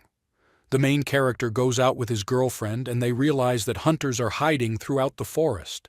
The elder said that this year's fiery energy hunting competition is beginning, and it will be interesting to see who will be the winner. Already in the evening, the first students were caught by hunters who were able to easily deal with them. The guys were very angry, but the hunters were easily able to take the cards from them. The hunters tell the students to forget who they were in the outer branch. Here at the domestic branch, they are nobody, so let them go from here. Still, time is running out, and we need to find the rest of the new ones. The hunters are trying to find the students using various tracks, and it looks like they will be able to find a new target. After listening, the guys heard young girls saying that their clothes were wet through, and they needed to take them off to dry them, because no one could see them anyway. The hunters understand that these are their chances, and they excitedly run to their beauties, who urgently need help with dry clothes. It turns out that in the bushes there was Dai and the director's granddaughter, who screamed when they saw the greedy hunters in front of them. Surprisingly, all the hunters were caught in the net and simply hunted. Xiao Yan appears and says that they were able to catch another batch of scoundrels and thanks the girls for such a good game. A pervert appears nearby and says that the girls' acting skills are amazing and he is proud of them. At this time, the hunters shout that they were fooled by some newcomers. Do they really think that this net will hold them back? But the grid turned out to be difficult. It was the strongest grid that Rita could create, because she made it with the help of magic seeds obtained in a hidden library. The hunters realize that they are not attacking ordinary newcomers. After all, if these guys were in a hidden library, then these are the best 5 students of the year. The bloody Asura appears nearby and understands that these guys must tell everything they know about this place so as not to get beaten. After a while, the 5 best students fried food on the fire and realized that they only scared them a little, and these stupid people told them everything they knew. The hunters were all beaten and understood that these new ones turned out to be real animals. The main character says that in any case they need to be more careful, and if they had not made this trap, it would have been a tough battle, and they also have a map of this forest, and they know all the hidden places better than beginners. It turns out that students of the internal branch participate in this competition as hunters, and there are 5 people in each group and a total of 10 groups. Most of the students are approximately equal in strength. However, There are two groups that are significantly stronger than the others, and they are known as the black and white spirits of the gorge. At this time, student Rita just gave the card a little energy, and the number 39 appeared on it, which means days. In the inner branch there is a tower called the Divine Sensation Tower, and in it the cultivation speed of a spiritual master increases. Also, the number on the card corresponds to the number of days a person can stay in the tower. In addition, every month a person is credited with 7 days of additional fiery energy, which can be obtained by cleaning the tower and copying scrolls. You can earn energy by winning various competitions, and it turns out that these competitions are the easiest way to get fiery energy. It turns out that hunters consider newcomers to be fresh meat in order to get energy for their cards. Based on the rules, they are new prey, and in order not to be robbed, they must get to the internal branch as quickly as possible and receive a reward. But this is a competition and no one wants to be a victim all the time, so the guy offers to become hunters. Bloody Asura says that besides, this will be good training for all of them. Bloody Astra also made one more promise, and he remembers the day when this happened. The director asked that the granddaughter be able to protect herself inside the branch. Then the director approached the Bloody Asura and asked him to protect his granddaughter. Rita is very stupid and also impulsive, but in any case, Bloody Asura cannot ignore the elder's request. The cover captain asks the guys to stop shouting. In the internal branch, many strong students or guys think that all hunters are the same as these stupid people they caught in the morning. They now find themselves in a competition where the strongest defeat the weak. If the guys plan to survive here and get as many bonuses as possible, they must be united. The pervert says that he is not going to seek death with these guys and girls because he wants to quickly get to the branch and does not want to hunt hunters because it is dangerous. Bai Shan invites Dai to go with him so as not to accidentally attack stronger opponents. Of course, Dai refuses, but the director's granddaughter asks that Bai Shan not leave because it will be dangerous alone. The main character understands that he decides his own fate for himself, and everything will come to this stupid person when he steps on his own rake. At this time, the cover captain was thinking that he would receive a lot of fiery energy when he got to the inner branch, and why he was even wasting time on this strange group. The most important thing is to hurry to the center of the branch. Suddenly the guy is interrupted by a voice that asks what kind of person this is. A lonely man is walking through the forest. It is rare to meet newcomers one at a time. Also, this guy has a card, and they suggest that the guy give the card and then maybe he won't be beaten so much, and they will beat him. The hero replies that he would like to know the names of these people, but he already realized that this is one of the groups of hunters. Bai Shan tried to gain trust from these hunters, but they said that newcomers always try to fix everything with words. There must always be battles between them, otherwise the hunters will lose. The guy manages to block the attack of one of the hunters, and the hunters understand that this is one of the 5 strongest. Unfortunately, teamwork is important in this competition, and here Bai Shan realizes his mistake because he alone cannot cope against this strongest group. The rest of the guys appear nearby, along with Xiao Yan, who say that since this is a team competition, they cannot stand aside, so they decide to protect their comrade. Bai Shan is surprised. Did the guys really come to his aid? But he left them so brazenly. The director's granddaughter, along with the Bloody Asura, say that they would not let him go just like that and also would not miss such a good battle. Led by Xiao Yan, the guys fight for all their comrades and will be together no matter what. Bai Shan smiled and said that they simply could not come to terms with the fact that he is such a great one because you can't just lose such a serious ally. Now the hunters will know the power of their best 5, and they will be able to cope with them with ease. When the battle was over, Rita was able to tie up all their captives with her very strong rope. Bai Shan happily shows off their trophies. After all, they were able to obtain very good spiritual energy cards. Rita says that Bai Shan said that he would be waiting for their company in the internal branch, so why is he getting into the sharing of fiery energy? At this time, Dai and the main character happily watched as Bai Shan tried to get his cards back. At the end of the day, the guys realized that out of 10 teams they had already defeated 2. But 7 more teams remained before complete victory. After all, before that, their opponents destroyed one of their teams, so there were 3 fewer of them. If they continue to defeat one team after another, then it would be better to deal with the remaining ones quickly before they run into the black and white evil spirits of the gorge, who are considered the most powerful hunters. The main character asks Rita not to worry because this is a team competition and they must strengthen their team as much as possible. At this time, the girls in the forest with one of the teams of newcomers accused each other of being too noisy, and the students of the internal branch were able to find them. Rita bursts into an argument between her classmates and says that they should stop whining because these villains are happy and they will be robbed more than once. Rita tries to motivate the girls and asks them to quickly defeat these arrogant students of the inner branch and bring back their fiery energy. The students got scared and said that they were too weak for such battles and therefore ran away while Rita called them names. At the same time, in another part of the forest, the pervert Bai-shan found his friends and the guys realized that the captain was the only chance for victory. Then Bai-shan told the guys to follow.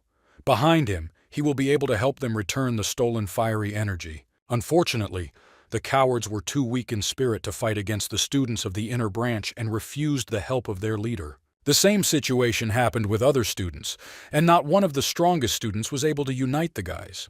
2 days later, Xiaoyan asks the guys if they were able to catch all the opponents. Rita says that the last one left is the one who must catch Asura.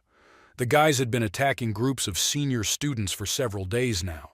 They have already collected enough energy, and perhaps it is time for them to go to the internal branch.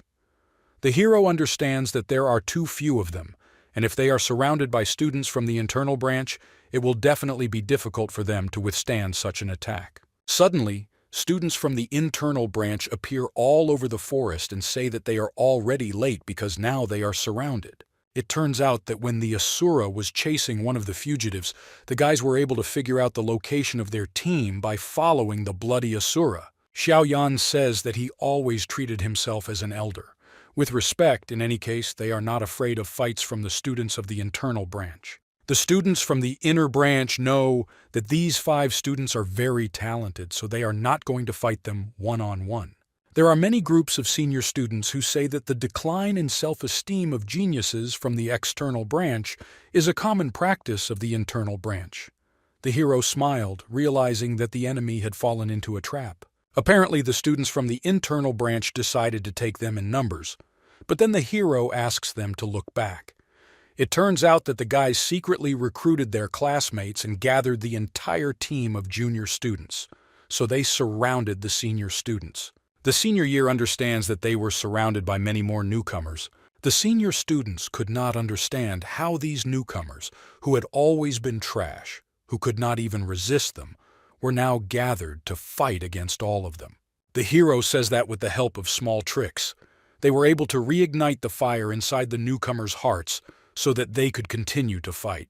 Rita and the bloody Asura look at each other and remember how they scared the students that they would soon be fed to Yunlan if they did not fight. At this time, the pervert showed racy photographs of the goddess Dai and said that if his followers want to get them, then they must fight against the senior students. The Red Warrior and Dai used their popularity to recruit followers. The main character also had some abilities.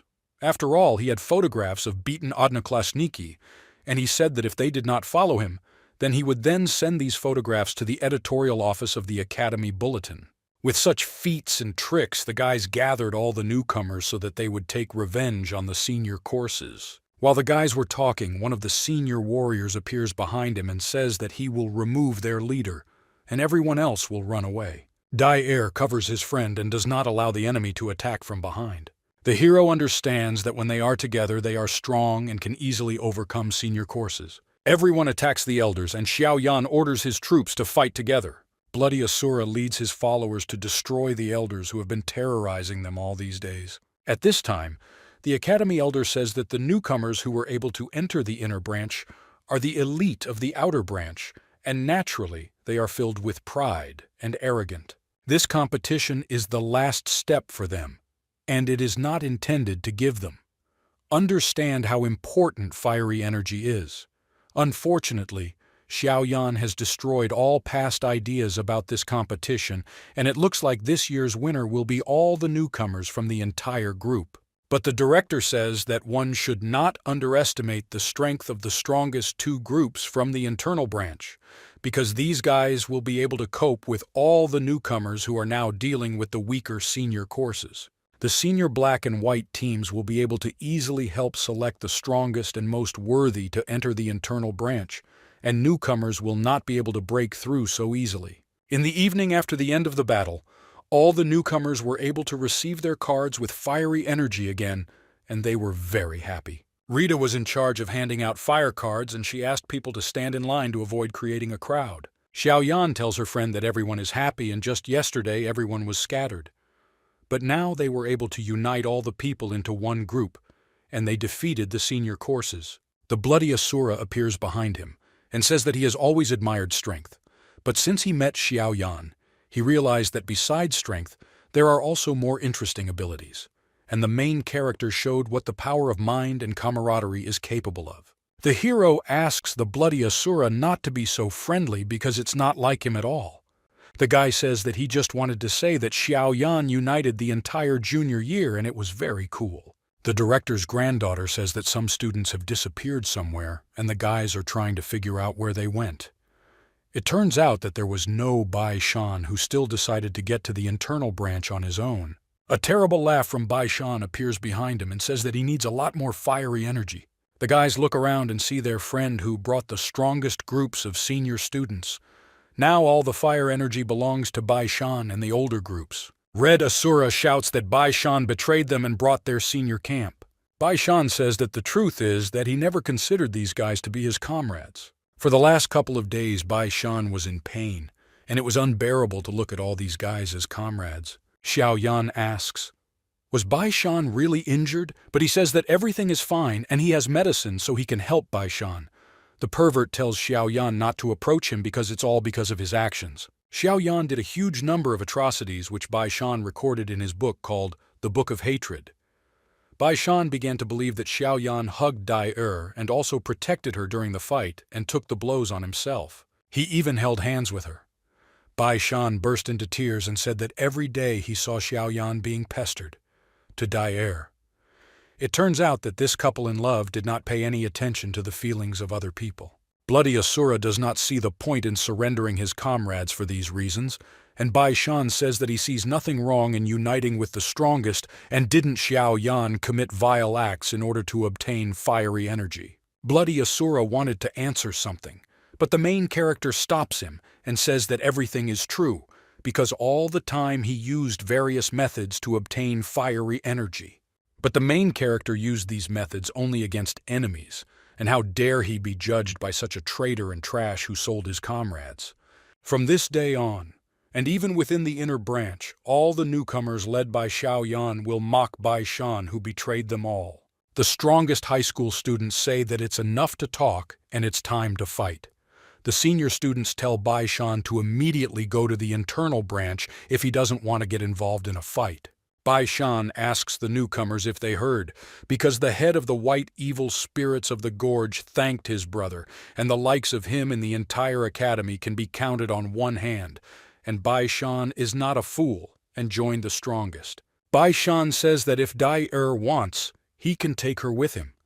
But the girl says that she will always be with brother Xiaoyan, so she refuses his cowardly company. When the traitor ran away, only beginners remained along with the strongest groups of high school students. Now the main battle will begin. The hero saw the amazing strength of a squad of high school students. After all, they are definitely on a different level compared to the seniors they fought with before. The hero shouts to his followers not to feel panic and to organize links and exchange with others.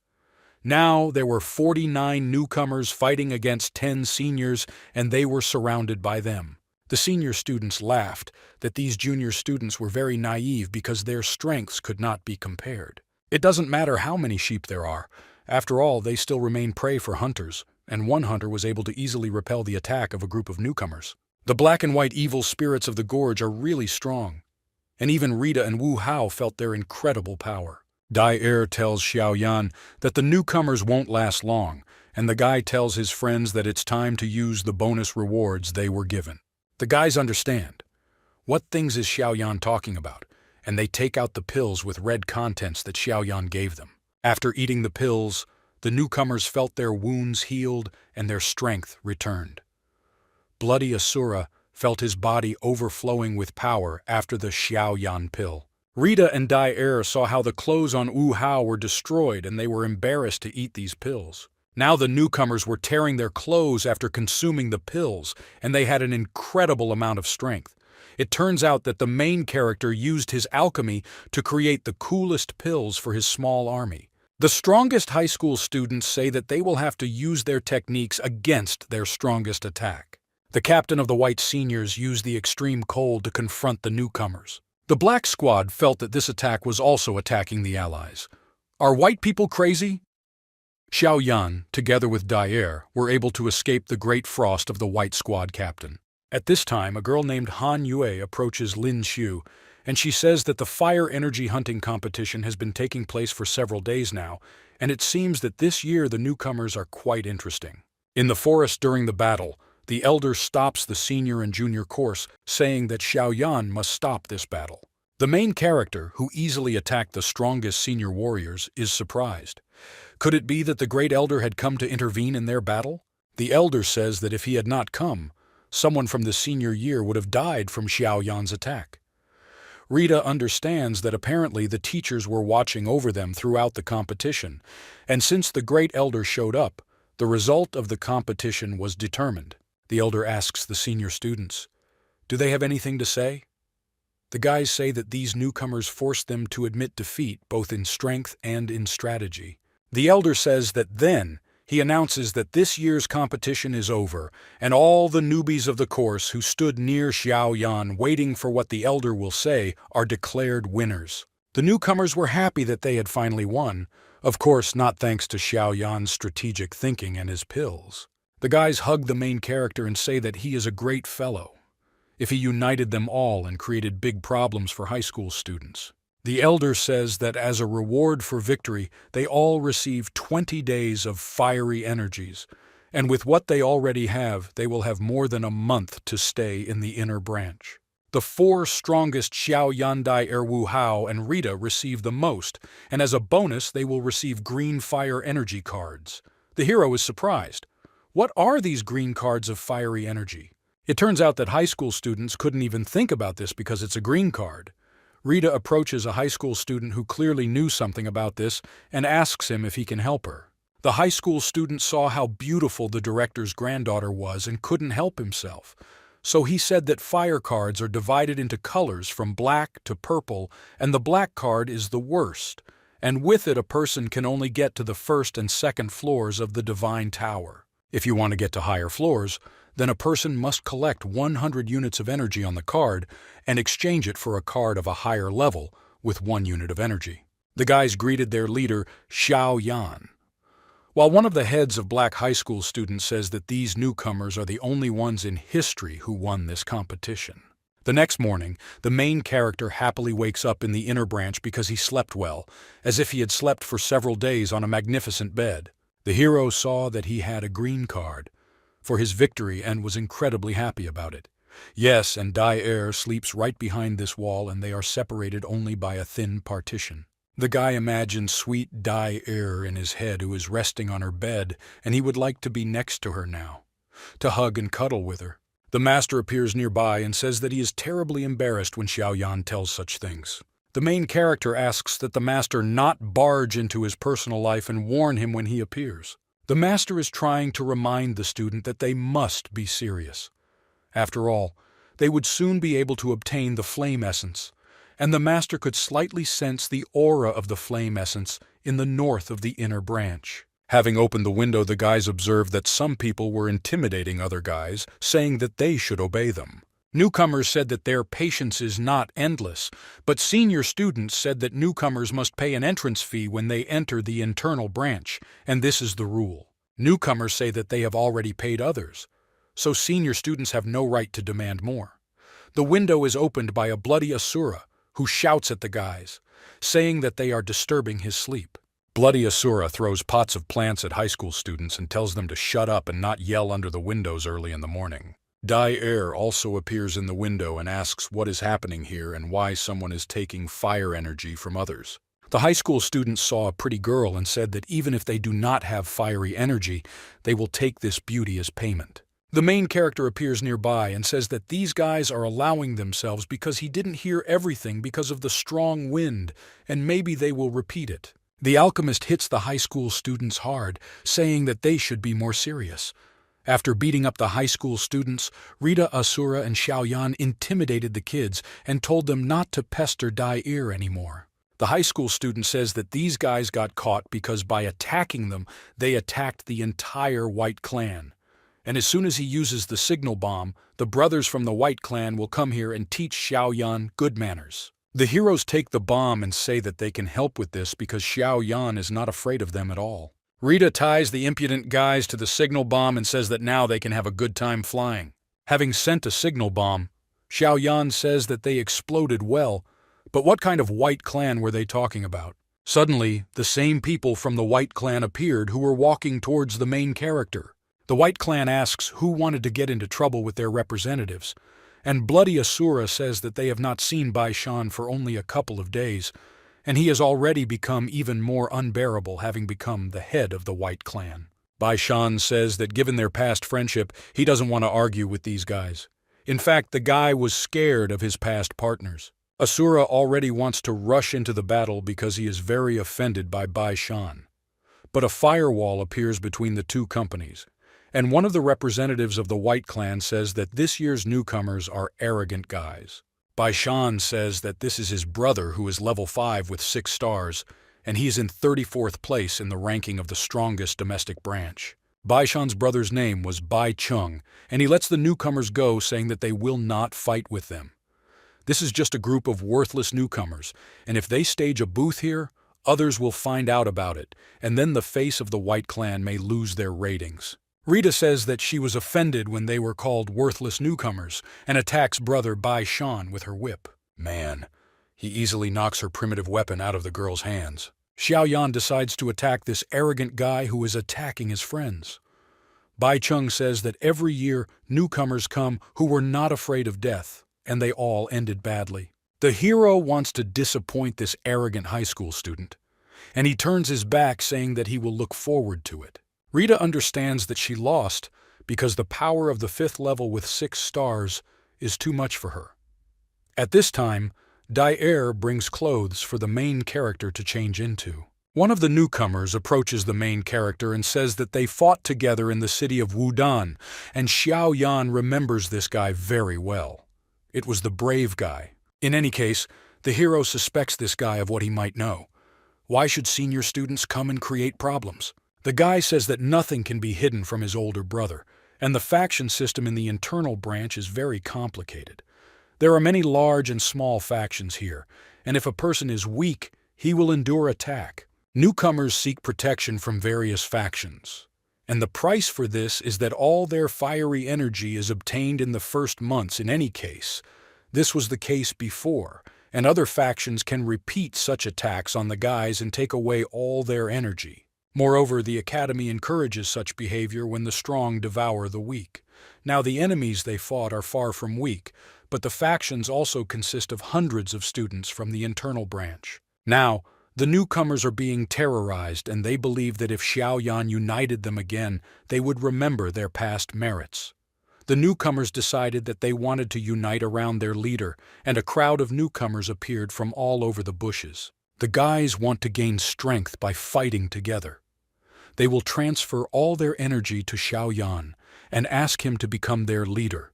And when Xiaoyan gathers all the newcomers and unites him, he will become the leader forever in their hearts. They ask Xiaoyan to organize a faction that would include only newcomers, and this faction would show the senior courses what the newcomers are capable of. The main character did not think for a long time and agrees with his subordinates, saying that if everyone believes in him so much, then he will lead them and they will organize a new faction because together they will become stronger and no one will dare to bully them anymore.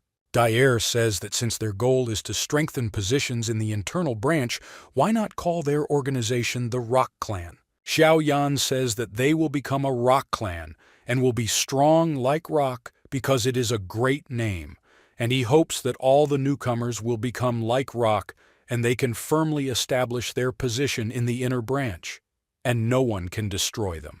The hero also says that he has some more details because he is not going to accept their cards with fiery energy, and the first rule of their clan will be not to steal the energy of the weak.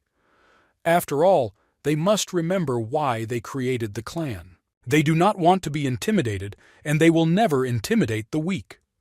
A bell is heard ringing, and it seems that this sound is coming from the server. The hero asks Dyer and his other friends to keep everyone together, and he will return soon.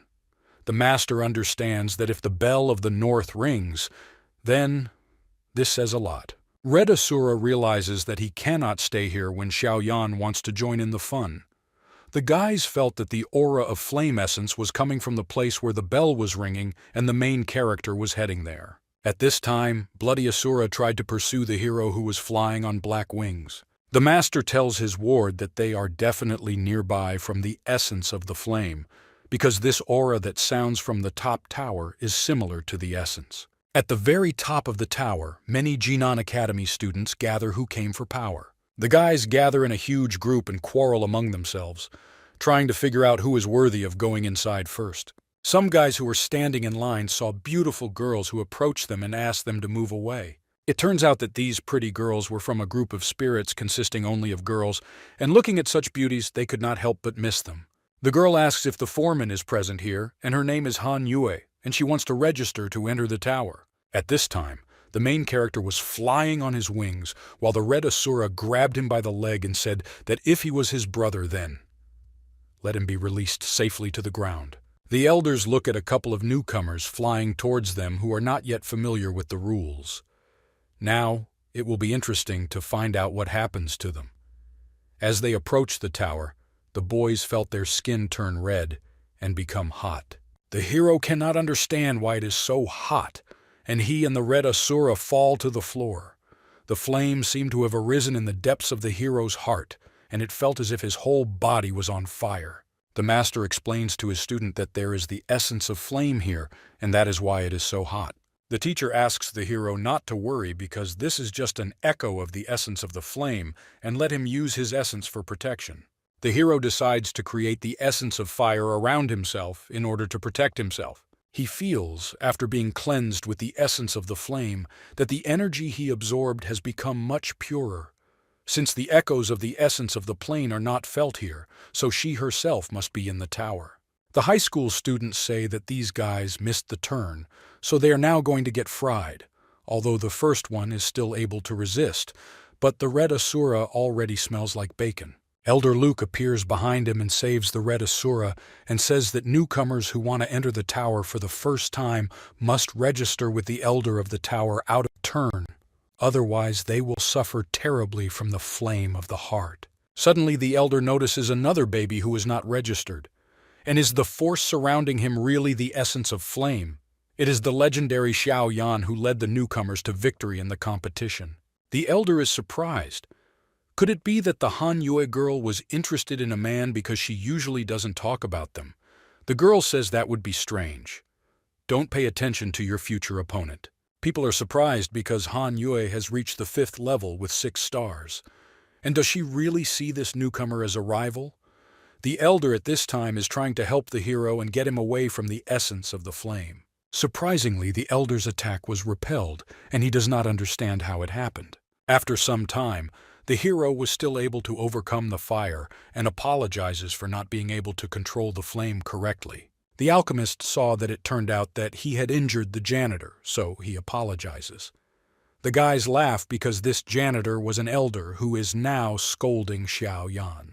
It turns out that this is the grandfather of the elder of the tower named Liu. The man explains that he is dressed this way because he is very picky in terms of cleanliness, and he will not tolerate even a speck of dust on his territory. The alchemist can't even imagine how difficult it is to keep this tower clean. The hero also helps his friend who was also affected by the flame. It turns out that this is the place. This is the divine tower of Kai purification, and there is an increased rate of increase in spiritual energy. The old man says that he forgives the alchemist this time only because he is a newcomer, and let him go with the elder, who will show the most important place in Jinan Academy. The main character goes to the center of the tower and is amazed. Is this really what he thinks? The master says that Xiao Yan should quickly concentrate the flame essence energy in his eyes and take a better look. Taking a closer look, the hero saw a red, fiery serpent spinning inside the tower. The alchemist, taking a closer look at the fiery snake, understands that this creature is breaking out. It seems that this barrier does not allow the fire snake to break out, and the hero. There was no need to worry. The spirit of flame is the spirit of real flame. They found it in the heart of the fallen prophet's flame. Is it really the essence of flame? But it looks truly alive. The flame essence forms slowly, and over time undergoes transformations into a unique form, such as how the geocentric flame of the blue lotus looked like a lotus. Moreover, in rare cases, the essence of the flame is born with its own mind and emotions. A flame with intelligence is called the spirit of flame. Its intelligence is comparable to high-level magical beasts. The master says that this spiritual cell was created by the venerable warriors of the 9th level who put all their strength into it, and they decided to train their students next to the spirit of the flame, because this academy is just a bunch of madmen. The elder comes up behind and asks, "Did the guy really see all this?" The elder wants to find out what exactly the alchemist saw. The master understands that he cannot tell the old man about what he saw in this flame. If they find out that the hero knows about the essence of the flame, then they can ban him from entering here because he might steal it. The hero says that of course he is sure that all the air was distorted and it seems so hot. Maybe it was some kind of illusion. The elder calmed down and said that this is an illusion and let the hero follow him because he will show places for training. The old man is really thinking that maybe he is becoming paranoid, but this guy has the essence of flame. Even the elder can't see the real form of the flame. And this guy looked at the magical spirit for a very long time. Each floor of this academy is divided into 3 absorption zones from low to high, and visiting them costs the same, but the effectiveness is different. Natural. The lower one goes, the greater the rate of accumulation of spiritual energy. Therefore, different factions are constantly fighting for rooms with high efficiency. The hero understood the elder, but as soon as they approached one of the rooms, one of the students flew past them. The hero saw how the White Clan was stealing their middle-level room from the students of the academy. A member of the White Clan says that he just likes to train in that room. Anyone who tries to steal a room will end up like these people. The girl says that this guy's name is not written here, so don't let him dare to go to that room. 2 guys immediately appear and put up a sign with the names of this robber. The white man explains that trash should stay away from his dream girl. The guy says that even if he dies, he won't let this guy from the White Owl clan touch his girlfriend. The girl also did not want to meet with this guy. Then the White Owl robber said that the 2 of them would die from his strong attack. A sword appears and gets in the way of the arrogant idiot's attack. The hero says that no one asked this robber to invest so much in the blow. The hero belongs to the Rock clan and his name is Xiao Yan. The robber says that this is the same arrogant Xiao Yan who created the faction of newcomers. It turns out that this rogue is level 5 and he believes that Xiao Yan will not be able to defeat him. The hero asks Elder Liu if dueling is allowed in the inner branch or if it does not violate any rules. The elder says that personal duels are not prohibited, although usually fights are a very boring topic. The guys exchange glances between each other, and the great battle will begin soon. The hero explains that he will protect the newcomers no matter what, because this is his goal. A member of the White Clan says that he will show his real ability, and a huge shark appears from the water and jumps towards the hero. The guy decides to meet the shark with his lightning strike of fire essence. The fire lotus immediately left the alchemist's sword and headed into the mouth of a huge shark, tearing it apart from the inside. Unfortunately, the shark managed to swallow the fire master. The old man understands that there is no need to be as pessimistic as other guys who already thought that Xiao Yan had died. The shark opens its mouth and an essence of flame appears from inside its belly, tearing it apart. The hero climbs out of the shark and says that forming objects with energy costs a lot, but if the enemy has other techniques, it would be better for him to try to use them. The man was very offended by Xiao Yan, who decides to use his Liger Roar technique. After the Liger's scream, the alchemist's opponent fell to the floor. The hero shows him his sword and asks him not to forget this battle because the White Clan should not bother the Scala clan. The Rock Clan doesn't want to hurt anyone, but if someone tries to harm them, they will take revenge, and in order to better scare the alchemist, he hits the stone on which his opponent was just sitting with his sword. The old man says that this is all great, but now the main character must pay for the destruction of the Academy's property. Destruction of the floor takes 50 days, and destruction of the wall will still cost a lot. The guys who were saved by Xiao Yan say that they are very grateful for their protection. If the elder needs compensation for fiery energy, then they will take on this responsibility. The hero says that there is no need to be so polite because he just helped them a little. It turns out that all this time behind the enemy, Xiao Yan did not want to give up and decides to attack from behind. The same Han Yue appears behind, who takes the spear from the enemy and says that attacking on the sly when the enemy cannot win honestly is the style of the White Clan, and they are just disgusting people. The guys understand that this is Han Yue from the Spirit Clan, and she is the goddess of the inner branch. The girl destroys the spear and says that if this guy touches one of the spirits again, he will end up like this trident, because she doesn't want him to touch any of her members anymore, because one of the girls who was attacked was a member of the Spirit Clan. The guy retreats and says that the Rock Clan and the Spirit Clan will still know the revenge of the White Clan. The hero thanked Han Yue for his help.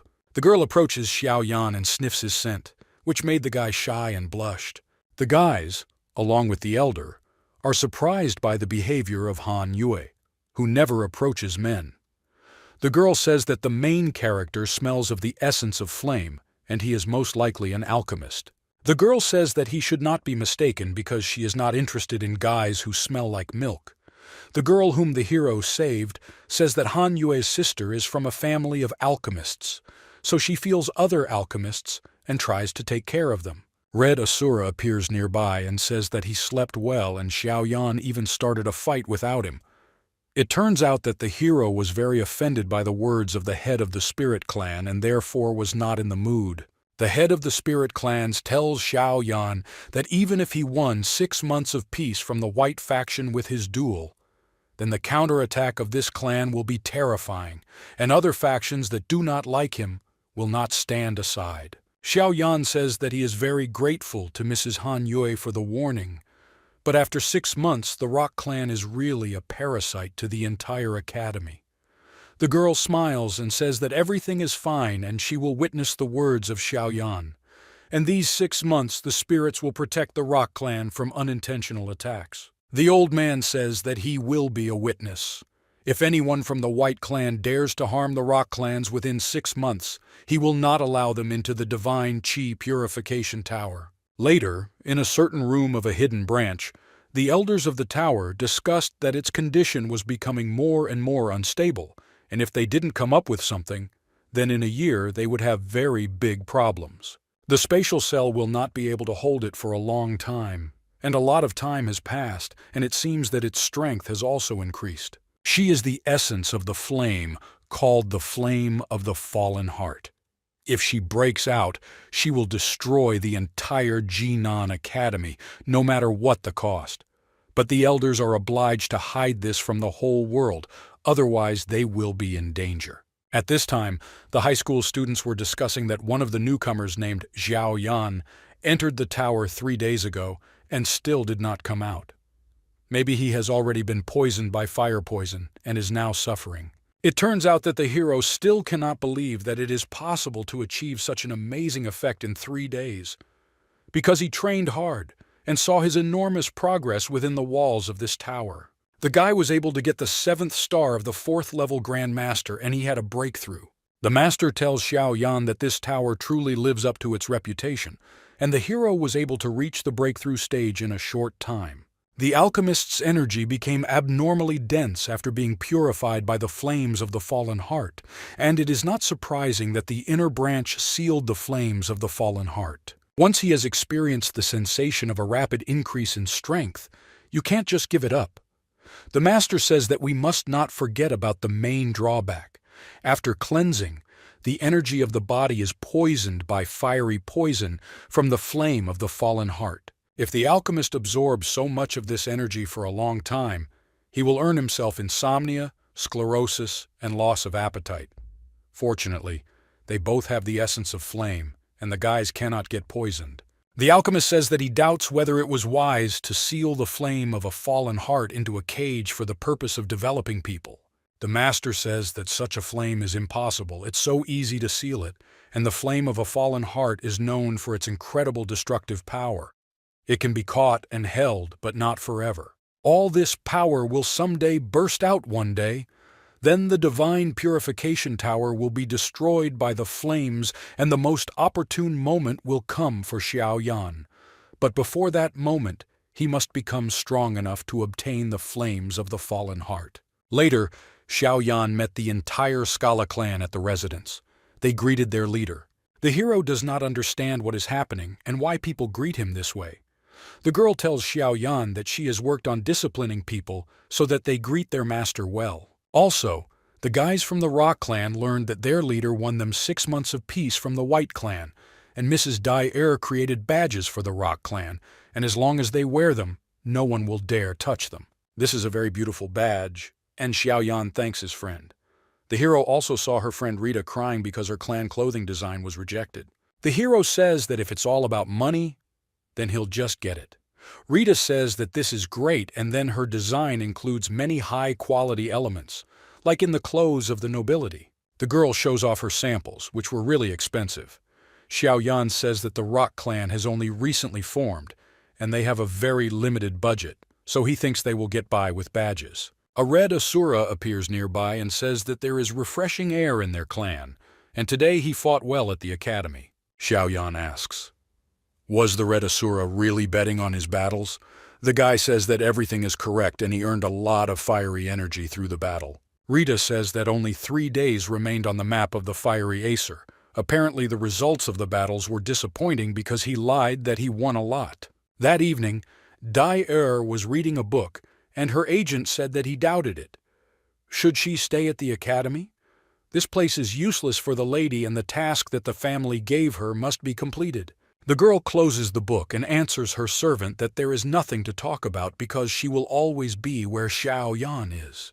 That about the investigation entrusted to her, she is more worried about the fate of her friend. The agent tells what he discovered. How the Yunlan clan has secret connections with the Hall of Spirits and the disappearance of the head of the Xiao Yan family is probably connected with this. They are targeting the key of the Xiao Yan family, and that is why they should hurry up. Dai says she's had enough. Even despite their goal, the most important thing for her now is something else, because now she wants to help brother Xiao Yan. At this time, the main character was training in energy conversion. He wanted to try to create a spirit from energy, but so far he had not succeeded. Dai appears nearby and asks Xiao Yan what he is doing. The alchemist says that today he was able to make a breakthrough to the next star. So now it's easier to manage the energy, and he wants to show his girlfriend something. When the girl approached, the hero shows the created copy of Dai using his spiritual energy. Suddenly the spiritual energy disappears, and he realizes that he needs to quickly reach level 5 in order to better control the spiritual energy. Dai understands that if this alchemist knew her real goal, he would most likely like her less. The Dai family wants her to find the key in the Xiao Yan family and then leave, but she doesn't know if she can do it. The hero sees that his friend is behaving strangely and wonders if he upset her. The girl smiles and says that the portrait is very beautiful. She's just worried about Uncle Xiao Zhan. The girl talks about Father Xiao Yan, and he takes out a crystal that shows a glow. The girl should relax because his father is still alive and he will never forgive those who almost killed him, and the Yunlan clan will be destroyed. At that moment, the girl saw a family artifact in Xiao Yan's hands and realized that this was the same key. Once upon a time, a great meeting of the Gu clan gathered and discussed the future of Dai as well as their intentions. She is the only owner of divine blood in the last 1,000 years. And do the guys really want to send her as a spy? Father said that this is a very important matter. Although her father still wants an ordinary happy childhood for the girl, so Dai must decide for herself. The girl is responsible for the future of the family, so she decided to agree. Her father then asked if she was sure. As the heiress of the Gu clan, she put the interests of her clan above her own desires. She tells Xiaoyan that in his hands is a jade artifact left from the 12th level god Tuo Shi. The hero is surprised about what key the girl is telling, and she says that she would like to know where the hero got this key. Did anyone else see him besides him? The hero says that this thing passes from chapter to the next chapter in their family, and to help in the search for his father, the Great Elder gave this artifact to Xiaoyan because the whole Xiaoyan family knows about this artifact. The girl understands that she searched all the secluded places in the Xiaoyan estate, and it turns out that they did not hide this key at all. The girl then wanted Xiaoyan to promise her something. She asks not to show it to anyone, this jade even to your closest people. She can't explain everything now, but the secret that this jade keeps is too great, and she doesn't want anyone to want to harm Xiaoyan. So she asks him to promise that he won't show this to anyone. The hero said with a smile that he understood everything and was sure to keep this secret. The girl said that the hero really isn't going to ask her about this artifact. The alchemist says that she is stupid, and why should he do this? Because in any case, Dai would not want him to be harmed. The heroine agrees because the alchemist is the most dear person in her life. Dai flies away and Xiaoyan realizes that this girl has fallen into his soul. The master appears nearby and says that his teacher is so sad because since he came to Jinan Academy, he always puts his love on display, but at least once he thought about the feelings of his teacher. Apparently, the forgotten teacher will have to remain a ghost forever. The hero says that he will always remain a student who thinks about his great teacher who gave him strength. But why didn't his father tell him about the importance of this artifact, which belongs to a level 12 god? The master says that he doesn't understand anything. Not to mention the father, in any case, this thing is clearly connected with the 12th level god who lived 1,000 years before their time. On their continent, it is very rare to find people who have reached level 11, but the path to becoming the 12th level of God is even more amazing than previous advancements. If we discard ancient times, only one is known to have reached God level 12, and this person lived thousands of years ago, and he is the ancient god Tuo Shi. Nephritis. What the hero holds in his hands must be a relic that belonged to this god. If someone finds out about it, the entire continent will hunt for this artifact. The hero could not even imagine that an ordinary thing handed down by inheritance could be so important. The hero learns from the teacher that Dai recognized this artifact at first sight, and there must be terrifying forces behind her. But she warned the hero. She's definitely worried about his safety first and foremost. The hero understands that this is why he must become stronger in order to protect Dai forever. The next morning, the alchemist woke up because the girls wanted to quickly go shopping. Rita says that the main character is a demon obsessed with development, who always hangs out in the tower. Naturally, he does not know that today there is a fair of the internal branch, and this happens only once a month. Xiaoyan understands that this is the same feminine nature in order to go buy something. But when the hero found out that various plants and high-level crystals were sold there, he asked his teacher to go to this place and buy something for potions. The fair was a truly lively place, and all members of the university and the branch attended the fair. The classic dish of the domestic branch fair is fried squid, which was sold in all parts of the fair. There was a huge variety of goods here. The hero understands that it will be difficult for him to restrain himself from buying various goodies because Yao Lao loves everything tasty. The conversation between the master and the teacher is interrupted by the cry of one of the White Clan members who hits one of the students, saying that he hates those who bargain. The guys can't understand. Did this guy really not hit his other student just because he was bargaining at the fair? The main character noticed that this guy's eyes are very red, and apparently this is because of the fiery poison that is deeply embedded in his heart and clouds his mind. He makes incredible efforts to control himself so as not to accidentally kill someone. The hero also noticed that this berserker was selling a holy green stem, which the teacher needed for potions. This is one of the most important ingredients for creating an earth spirit pill. The hero asked the giant how much this stem costs, and he replies that it is 400 fiery energy. The hero realizes that he does not have enough funds, and the berserker replies that then he can exchange this product for a Class D skill. The people standing nearby asked, "Is this really nonsense because a die class skill costs much more?" The alchemist says that he does not have 400 units of fire energy or a Class D skill, so he does not know what to do. The merchant replies that then he shouldn't have come here if he doesn't have anything. Let him leave quickly before he kills him. Before the merchant's fist makes contact with the hero's face, he replies that he can help remove the fire poison from his body. The man, who was clearly poisoned by a fiery poison, and it was clear from him that his entire skin was red, was surprised at such a proposal and stopped his fist. Unfortunately, the force of inertia was much faster, and Berserker hits the student, who flies to the side. The hero accuses the merchant because he was interested in the offer, but still hit him. It turns out that the merchant wanted to restrain himself, but was no longer able to control himself, so he apologizes for the outburst of aggression. In any case, the merchant was wondering if this alchemist could help him expel the poison. The guy says that he can do it easily, but he will take the stem for the service. The students laugh that in the case of fire poison, even the elder is powerless, and how is this newcomer going to heal the berserker because he is probably a liar? The merchant heard the words of the students and says that the guy is definitely lying. The hero is not going to just stay in place, so a battle breaks out between the guys in which Xiao Yan shows his mastery of the fire essence. The hero was able to withstand the blow of the great berserker, who was of the 5th level, and the students are surprised at the strength of the newcomer. The heroes say that he is from the Rock Clan and his name is Xiao Yan. The berserker agrees and turns away, after which he goes to all his goods and begins to put them in a bag. The hero is surprised. Doesn't Berserker really want to try to cure him using the method of curing poison? Because he doesn't mind helping. The berserker replies that he believes the alchemist, but then the hero does not understand. Why is he storing all his goods? The berserker picks up the guy and puts him on his back, saying that he will go with him. The students could not understand what was happening.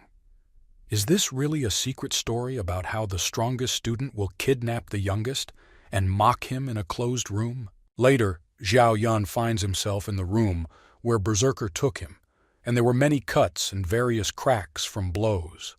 Apparently, in this room, the Berserker tried to calm down his anger. The Berserker says that if Xiao Yan completely rids him of the poison, then not only that stem, but also everything that is in this chest will belong to the alchemist.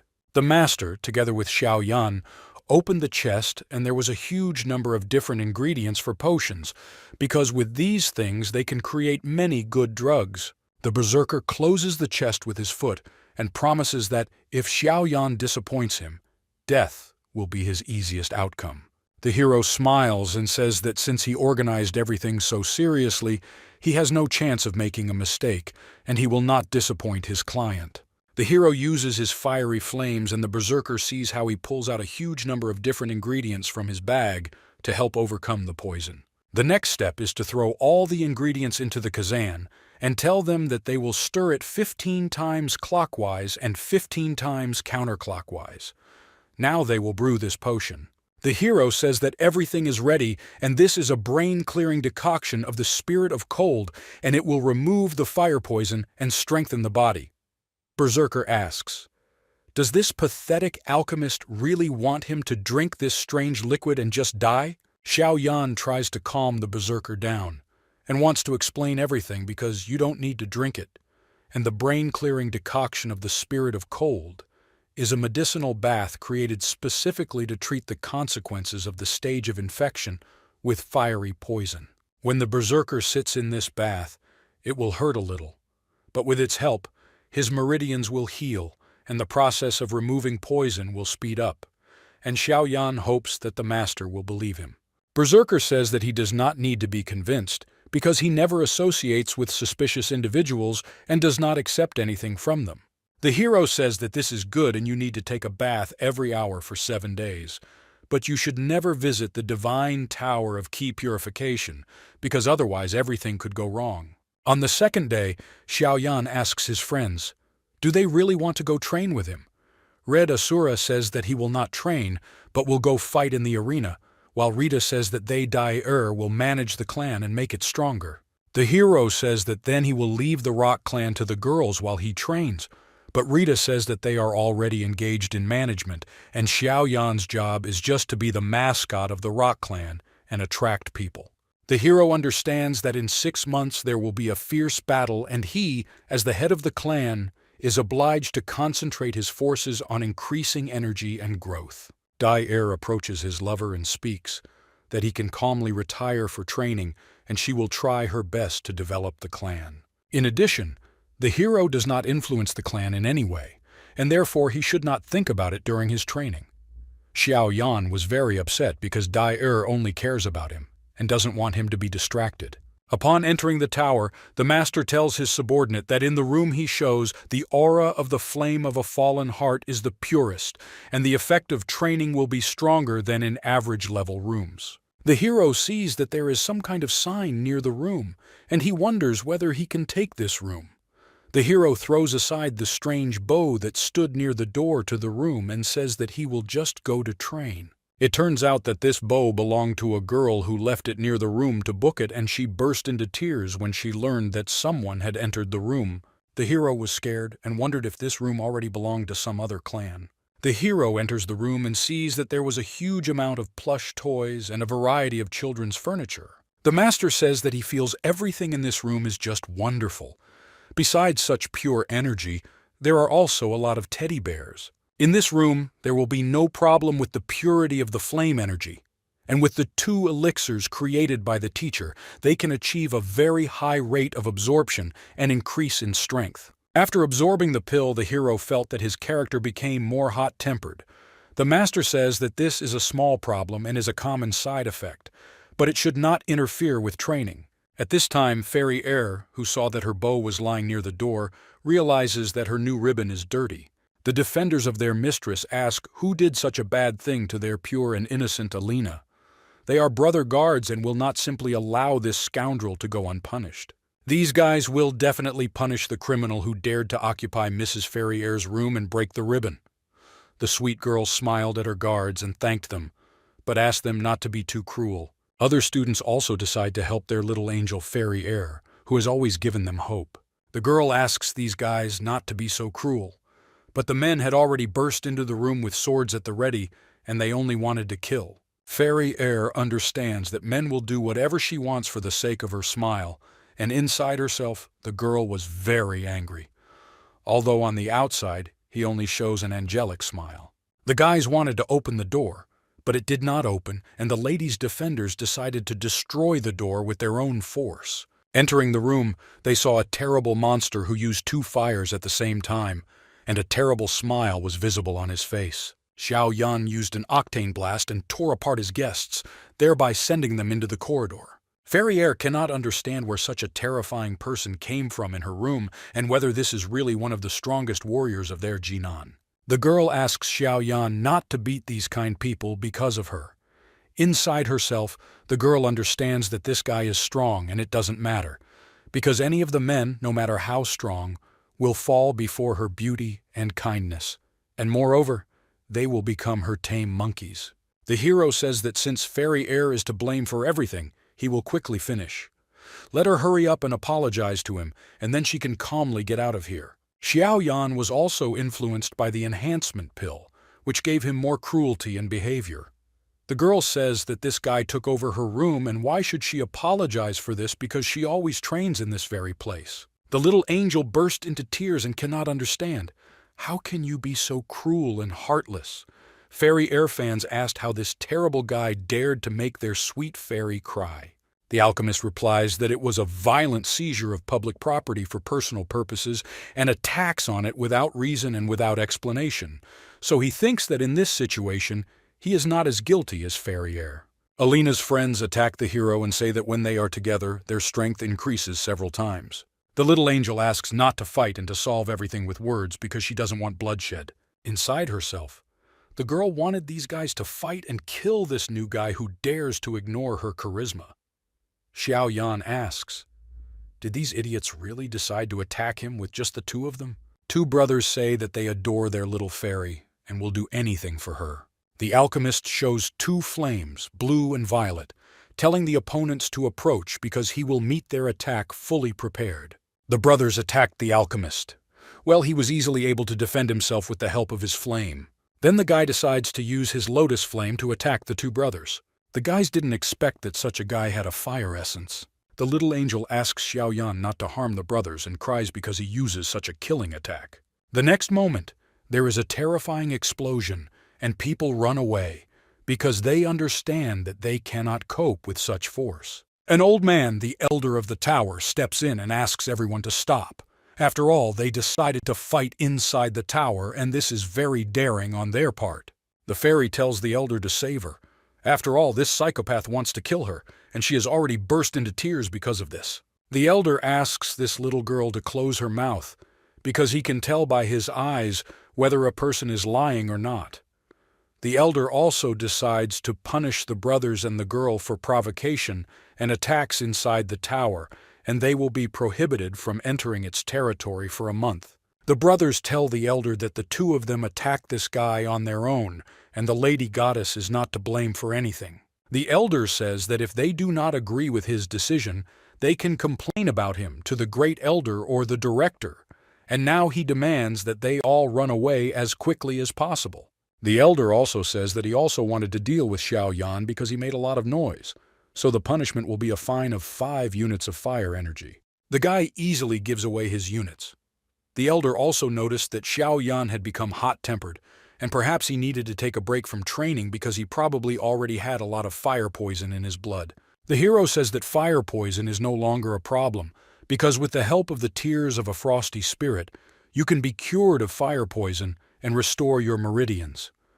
In addition, fire poison will no longer affect humans in the future. But Xiaoyan's aggression was not because of the poison, but because he took the wrong pill. The hero says that he is an excellent alchemist and has developed an amazing remedy. The students are surprised. Is this liquid really that effective? The hero says that he swears by his second cousins that if anything happens, he will return the money for the funds, and people immediately run up to the guy asking him to buy at least 1 bottle. The main character asks the guys not to push each other because he still has a lot of bottles. But it turns out it's just unpurified water from the berserker's bath, and Xiaoyan is just a genius, if he can make money from it. At this time, Fairy Air told her 2 servant brothers that they were a complete nonentity, and she was disgraced because of them. The brothers could not believe that their beautiful mistress would abandon them so easily. The girl asked that these 2 nonentities no longer follow her. Fairy Air also thought that she had a cousin who had the number 3 power in the entire academy, and he would definitely help deal with this arrogant upstart Xiaoyan. 3 days later, the main character broke through again and experienced great pleasure from the increase in strength. The master tells his student that he is so calm, but a breakthrough is something significant. The alchemist says that all his opponents are quite strong, so he doesn't know why he should be happy because until he reached level 5, the stars he received don't help him that much. The master says that Xiaoyan should relax because given his development speed, becoming the 5th level is only a matter of time. The hero is also worried about his snake because she hasn't woken up for a long time, and even the jellyfish hasn't appeared. He is worried that something might have happened to these guys. The master thinks that probably the soul of the jellyfish awakens in critical situations, and the soul of the snake is suppressed. More likely, the next time she awakens her powers, Queen Jellyfish's body and soul will completely merge, and then she will be able to use the full power of a level 8 ancestor. Xiaoyan understands that at that very moment the hero will be the first victim. The alchemist understands that then he has little time and needs to send this snake away because it is like a deadly poison, but the master says that until he creates a tablet to connect 2 souls, the jellyfish will not kill him. He should calm down because the jellyfish won't kill the hero just yet because she still needs this spiritual fusion pill. 5 days later, the alchemist walks through the city. The master says that it is not so easy to break through the wall separating the 9th star of the 4th level Grand Master and the 5th level spirit. The master says that even 10 days have not passed, and the hero has already made 2 breakthroughs, and it's a sin to complain about such a speed of development. And they also got the holy green stem, and are again 1 step closer to their goal. Berserker gave Xiao Yan the stem ahead of time. Although Berserker seems cruel, Xiao Yan still managed to make friends with him. Also, the guy hasn't been home for a long time and hopes that Dai Er and everyone else missed him, so he opens the door to see what's going on there. Having opened the doors, Xiao Yan saw his friends who all had gloomy faces, and he could not understand why everyone was so upset. Dai Er says that she failed her friend and tears well up in her eyes. The guys say that all their funds simply evaporated and they cannot understand. How it happened, the hero asks. Did these idiots from the White Clan provoke them, or some other faction decided to create problems for them? Red Asura says that if everything could be solved by brute force, then they would not fall into such despair. After all, they ran out of money. The hero is surprised. Did they really just lose all the money? But how did that happen? Dyer says that more precisely, they have run out of fire energy. To maintain the growth of their strength, a huge amount of fiery energy was required. Any work should be rewarded, and they should also reward clan members who contributed to development. Previously, they always used their own fire energy as a reward, but now everything has changed.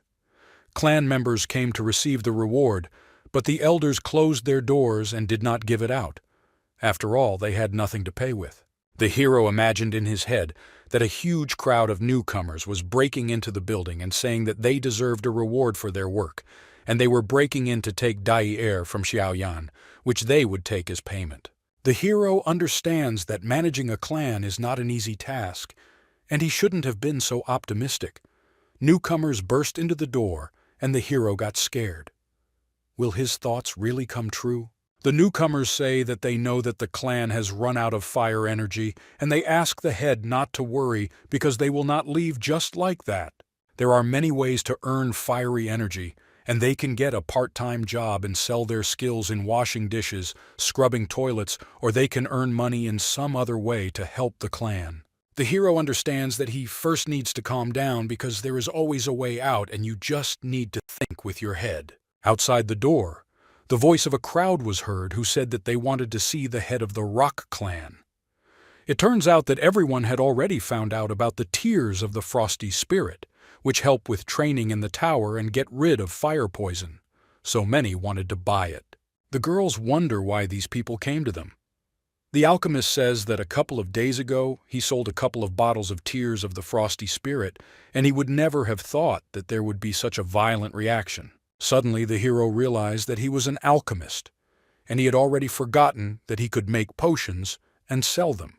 The hero says that everyone knows that fighting and killing are prohibited in the inner branch, and you can also get a large dose of fiery poison by doing purification in the divine tower. With a couple of Xiaoyan tablets, the negative effects can be avoided or greatly reduced. The Restoration Tablet plus the Tears of the Frost Spirit plus the Body Protection Tablet are those tablets that are extremely useful in absorbing fiery energy. If this plan works, then the Rock Clan will very quickly be able to get rich and become #1 in the entire Jinan Academy, and soon Xiaoyan will have many fans, and then he will marry Dai Er. And from that moment, his path to the top of the world will begin. The hero imagined all this in his head and realized that a lot of emotions came over him. The guys clapped their leader and said that he was still strange. Xiaoyan asked, "Is everyone willing to start working, and we need to split up and look for medical ingredients, and at night they will start manufacturing?" Dai Er says they have little money left to buy ingredients. The hero says that there is no problem because he earned a lot by selling the elixir in the tower. But it turns out that he had a total 0 on his card, and he spent everything he earned. People from the clan simply approached the hero and said that he could take their energy for the development of the clan. The head has always protected them from bullies, and now it's the newcomers' turn to make their contribution to the clan. Xiaoyan tells his guys that he will definitely not disappoint them, and will help them. The guys asked the head of the clan to quickly start producing potions. After all, they won't keep the hungry students who are eager to buy potions from him for long. The next day, the main character gathered a huge crowd near the Tower of Progress, and even the elder was dissatisfied with the behavior of one of the clans. the Rock Clan sold a variety of elixirs and tablets to help combat the poison of fire and increase the time spent in the tower, thereby helping students increase their progress. People immediately run to buy pills and potions to upgrade themselves. Dai said that people should not forget that they also have Tears of the Frosty Spirit, because this is the most important elixir that will help them in the divine tower of purification from poison.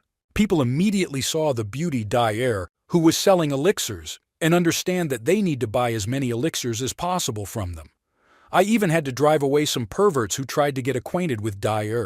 The main character watched as people bought his elixirs, and it was clear that he did not sleep all night but was making pills, so he hoped that in this way he could help the clan. At this time, neighboring clans realized that the Rock Clan is now selling amazing potions that are more effective and cheaper than their competitors. One of the clans understands that apparently Xiao Yan has decided to compete with the medic clans, and the Rock Clan will now be their enemy. As a result, 50 bottles of restoration pills, 35 bottles of body restoration pills, and 46 bottles of Frost Spirit Tears, and in 3 days of sales, the team received 348 units of fire energy, and the net profit was 245 units of fire energy. The hero shouts joyfully that they have finally overcome poverty. This means that their tablets are popular. Therefore, you need to think about purchasing the necessary ingredients. Red Asura says that for the sake of the future of their clan, Xiao Yan must continue producing these elixirs. The hero throws the bloody Asura away from him and says that he is ungrateful, because he personally made as many pills as the medic clan combined, and Asura still demands something from him. The master says that without his help, he would have died a long time ago from fatigue. Xiao Yan says that after they earn a lot of fiery energy, they will be able to eat every day and eat what the master wants, and thus he tried to motivate his teacher. Dai asks his friend to relax a little because he must have been very tired these past few days. A newcomer bursts into the room and asks his boss to pay attention.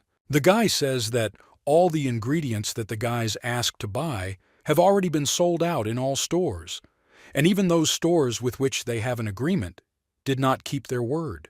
Rita doesn't understand how this can be possible because there are only enough ingredients left in their storage for a week, but Xiao Yan asks them to put aside the panic and need to walk around the market and assess the situation. Rita went into the store where they agreed with the merchant to supply ingredients, but he apologizes and says that he is very sorry for not being able to keep his word. Rita says that they gave an advance in money, and how could this happen? The merchant says that he is still a small businessman, and there are people whom it is better not to anger, but he will return the guys their deposit in double size as compensation and hopes for their generosity. Xiao Yan heard from strangers on the street that the medic clan was involved in everything, and Asura threatened with a sword that he would kill all those who decided to go against their clan. The hero asks his friend not to be angry. This was most likely done by the medic clan, but you need to work with them more subtly. The hero should have immediately thought that they were competing with the medic clan, who control the market for low-level pills. The doctors recognized and bought all the ingredients Xiao Yan needed, and now the medic clan is far superior to them in terms of financial resources. If things continue like this, they will have big problems. At this time, the head of the medics was calmly resting on his royal bed playing with cards. Each card had 100 points on it, and he was having fun with his money. A servant enters the room and tells his master that the ingredients that the Rock Clan bought have completely changed, and now he doesn't know what to do with them. The head of the medics was very angry. The man says that he had to think with his head and just let the guy buy all the ingredients that the clan switched to, unless they once had problems with money. A couple of days later, the Rock Clan changed their ingredients again, and it seems that Xiao Yan is trying to resist the doctors by constantly changing the recipes, so the boss orders his servants to continue buying everything that these people do because the price does not matter. After another 10 days, Dai hand-fed Xiao Yan and asked if this dish was tasty, and the guy replied that when a girl feeds him personally, the taste becomes even better. The heroine wonders where Xiao Yan learned to speak so well, but then some people block their way. The girl apologizes to the man and says that she accidentally tripped, But the guy takes the girl by the face and says that how could such a beauty hide in such a place? Xiao Yan says that the guy should remove his hands because he will regret it. The guy also grabs Xiao Yan by the face, saying that his appearance is 80 points and his character is 40 points and he can hardly lay claim to this beauty. The girl demands that this man remove his hands from Xiao Yan. It turns out that the head of the clan of doctors approached him. The head of doctors is interested in how Xiao Yan lives. After all, they are now buying all the ingredients that the Rock is trying to purchase. The domestic branch's pill market has always belonged to the medic clan. If Xiao Yan understood everything then, let him bring his recipes and join their clan. And if he proves himself well, then perhaps the guy will even appoint him as the head of one of their branches. The hero says that if he heard everything correctly, then buy a large number of ingredients for them. This is not a money issue at all. Berserker appears nearby and laughs, saying that the head of the doctors should continue to support their ingredients business.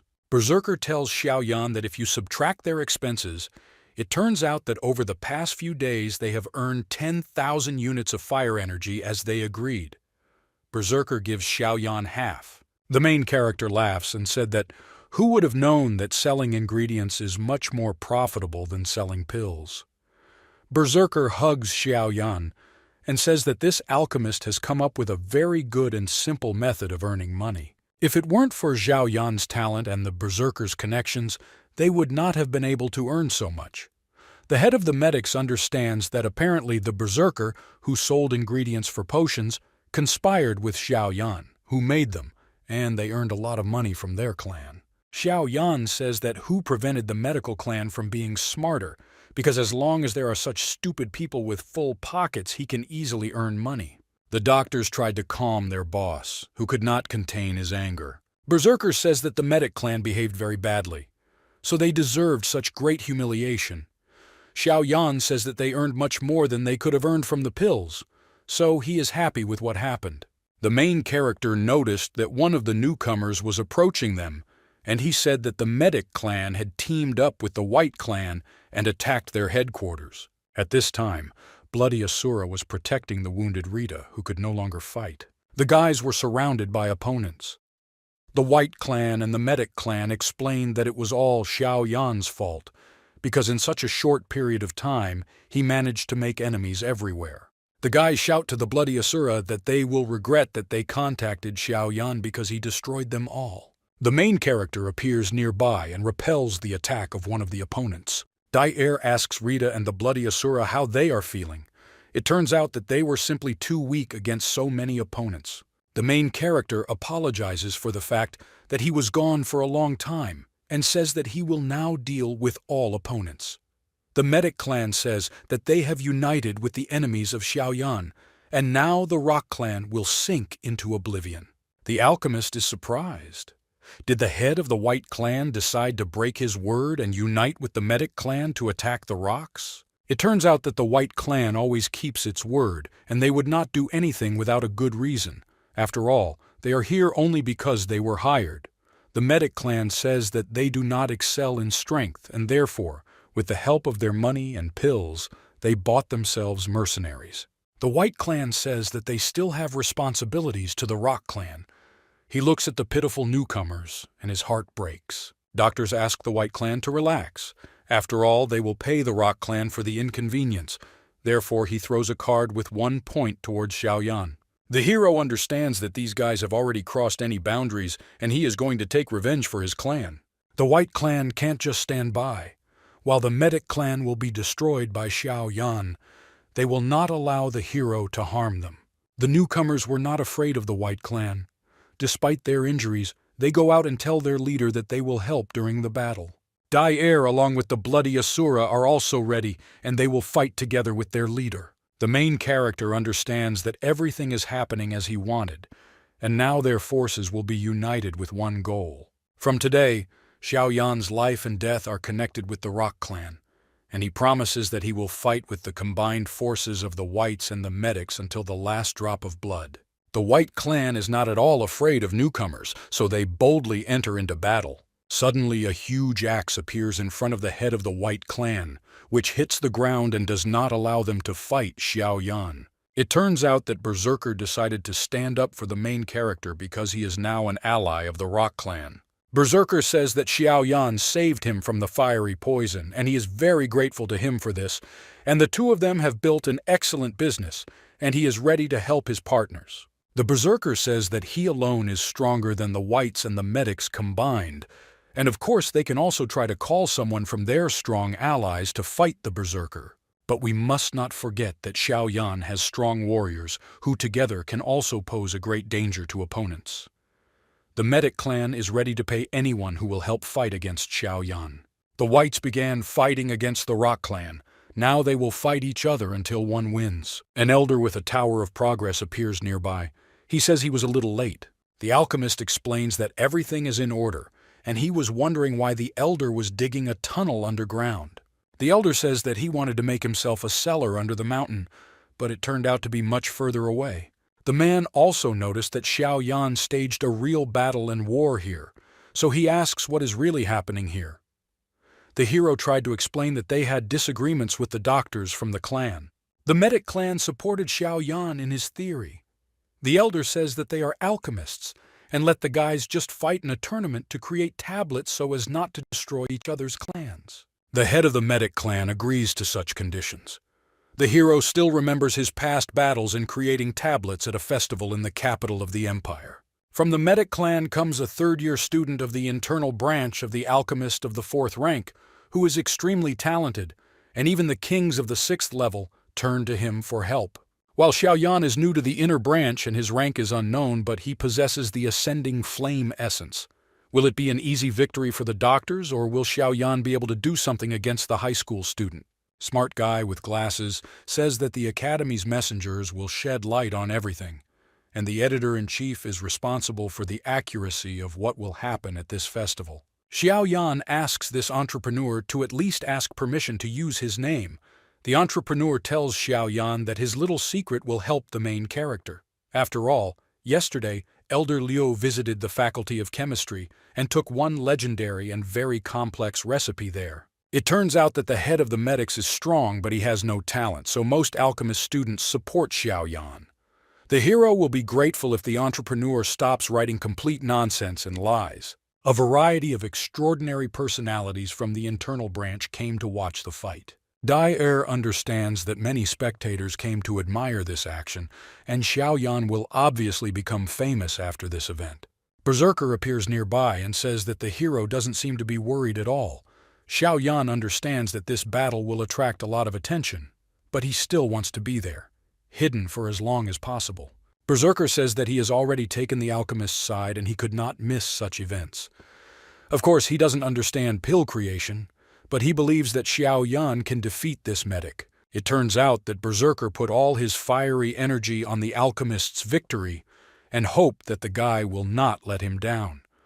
Red Asura asks you to remember the most important thing, because Xiao Yan must take revenge for him and Rita, who were very badly beaten by these guys. The alchemist understands that these doctors destroyed their home, and therefore he has no choice. In addition, how to show today why the Rock Clan deserves its place in the branch. The pill battle begins, and the competitors enter the ring to be greeted by the crowd. The doctor says that if Xiao Yan wants to show his pride, then now is the time, but after the defeat. Let him not cry. The hero smiled and realized that this doctor was simply trying to provoke him. An old man from the tower appears next to the guys and asks them not to ignore the judge.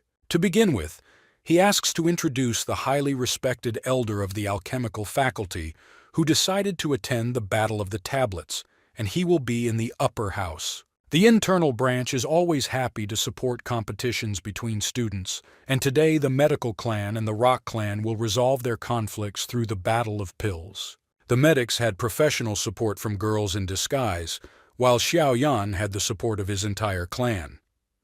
The judge asks the audience to place their bets and watch the show carefully. The hero asks if he wins whether the medic will be able to stop the oppression of the Rock Clan. The doctor agrees, and if Xiao Yan wins, he will give him the 5 best shops.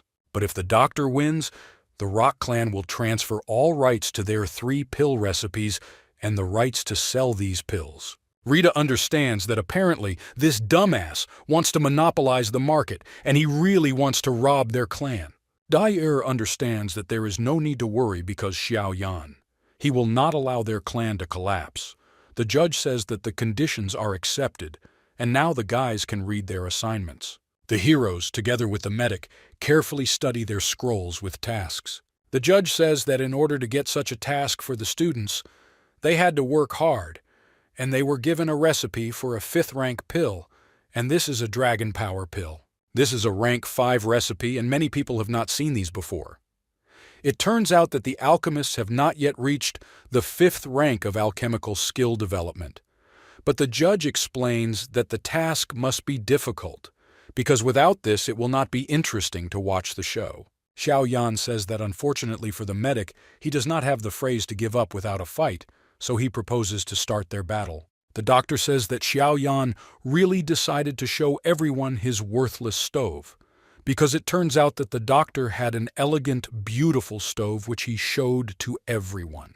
It turns out that the medic has the fiery energy of a precious alchemical furnace and an illusory golden flame. Xiao Yan will definitely lose today, but the hero says that they will know the winner at the end of this battle. The medic says that the enemy is right and his stove is 1,000 times better than Xiao Yan.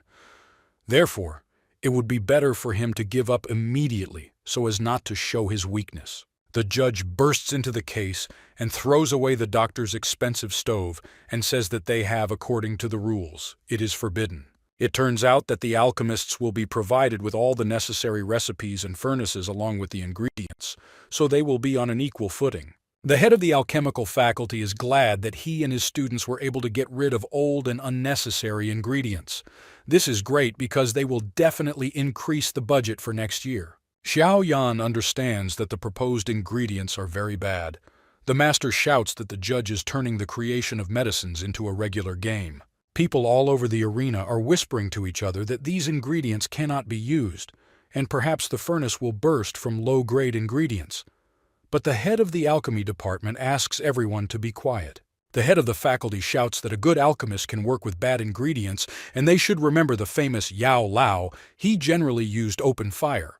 How to bake and easily create various tablets in terrible conditions. And it is precisely this master that all modern alchemists should follow. The same Yao Lao says that everything is exactly like this, and this elder clearly knows what he is talking about. The main character understands that they need to start a fight, because otherwise they won't succeed. The guys have 3 sets of ingredients, which means only 3 tries. The winner will be determined after comparing the quality of the manufactured tablet. If one of them fails all 3 times, then the second one. To win, you will simply need to create a tablet, regardless of its quality, so the fight officially begins. The head of the doctors understands that if this furnace explodes now, his handsome face will be ruined. At the same moment, the alchemist had an accident and his furnace burst. The head of the faculty says that the doctor is talented, but all his problems are due to fear, because he cannot accept the rules of the game, so he is skeptical about the conditions of the task. Looking at Xiao Yan, the guys discovered that he had not even started creating yet. The doctor laughs that the guy probably forgot the prescription, while the head of the alchemist faculty understands that the newcomer is calm, as befits a master. Later, the guys wonder why the hero puts all the ingredients in the oven because this is an irrational waste of resources. The doctor laughs at the main character because he just disgraced himself. The hero says that he simply creates a tablet and shows a blue flame on the tip of his finger. The guys realize that Xiao Yan is going to use the essence of flame. While the head of the alchemist faculty had long wanted to see how strong this owner of the flame was. Immediately the elder saw that he was using a strange method. Apparently Xiao Yan wants to clean and prepare all the ingredients at the same time, speeding up the process. This will require very serious concentration. The doctor does not believe that this is possible, because each ingredient requires a certain temperature for purification. And even if Xiao Yan has the essence of flame, such control of the entire manufacturing process is impossible. The hero says that the hundreds of tablets that the Rock Clan created for sale every day, every single one, were created by him personally. And he was able to independently create such a number of tablets that doctors for all their clans could not do before. The hero is already accustomed to purifying many ingredients at the same time in order to speed up the process of preparing tablets. When everything was ready after purifying all the ingredients with the essence of the flame, he places them in the oven and begins to combine them into a tablet. People are happy because the head of the Rock Clan is an amazing person. At this time, the head of the faculty realizes that this newcomer is very impatient. The main character, as expected by the head of the faculty, had an accident, and his ingredients glowed brightly. Why did everyone think that he was about to fail? Head asked, does Xiaoyan really think that creating a 5th rank pill can be so simple, and combining is the most difficult stage of creating this pill, so this little guy must find the key to solving this problem in just 3 attempts? The doctor laughs and says that Xiaoyan didn't succeed either. And what if he has the essence of flame? After all, trash is trash, and he won't be able to curb the power of the essence. Doctors are happy that their leader is much better at creating a tablet than last time. Rita asks Dyer if they should start worrying because the enemy has already started the second creation, but the girl says that they need to trust their leader. Rita sees that their leader is doing everything the same as before, and will he really just repeat his unsuccessful attempt? The hero asks everyone who is rooting for him to relax because he knows what he is doing. 2 master alchemists use their most powerful abilities to figure out how to win this round. In addition to glory, the winner will also receive a huge bonus for defeating the enemy. Despite their failure in the first attempt, these guys intend to win and no one is going to back down. The second round and whether anyone will be able to create a level 5 tablet. It is impossible to create this tablet of good quality. But if the medic simply creates it, he will definitely win, because Xiaoyan is unlikely to be able to create it at all. At this time, the head of the faculty says that creating a 5th rank tablet requires a non-standard approach, and he has not yet seen success in the medic. At this time, people had just seen Medica showing the pill from his jug and couldn't believe what he had done. The medic shouts that he has finally created a pill, but the judge tells the medic that he has failed and shows 0 points. The guys from the medic clan don't understand. How is this possible? But Rita is glad that nothing worked out for the medic. The doctor says that even if he failed in creating a high-quality pill, this failure will help him win. After all, at least he created a tablet. The head of the faculty asks if the doctor is sure that Xiaoyan will definitely fail. The medic tells the elder that there is no need to hide everything. After all the ingredients are expired. So it is impossible to create a dragon power pill, even using flame essence, so Xiaoyan would definitely not be able to cope. And if so, then his tablet of this quality will be able to win. The elder says that a true alchemist is always looking for a way to create a great tablet, and the medic disappoints him. The doctor says that there is no reason for him to create the best because he will win and be able to dominate the academy. At this time, the alchemist thought through everything about how to find the key to creating a tablet. 1 portion of such ingredients is definitely not enough to create a good pill for dragon power. And in any case, victory will be for Xiaoyan because he most likely unraveled the secret that the head of the faculty hid. It turns out that the hero had just used all the spare ingredients, and did he really decide to give up? But the head of the faculty understands that Xiaoyan was very cunning and figured out how to create a pill. 1 serving of ingredients is really not enough. But if you use 2, you can still overcome the threshold and create a high-quality tablet. The eyes of the faculty rejoice that an alchemist has been found who, even in the face of difficulties, does not give up and is looking for an original approach to solving the problem. The judge notices that Xiaoyan's creation of the pill is happening in an incredible way.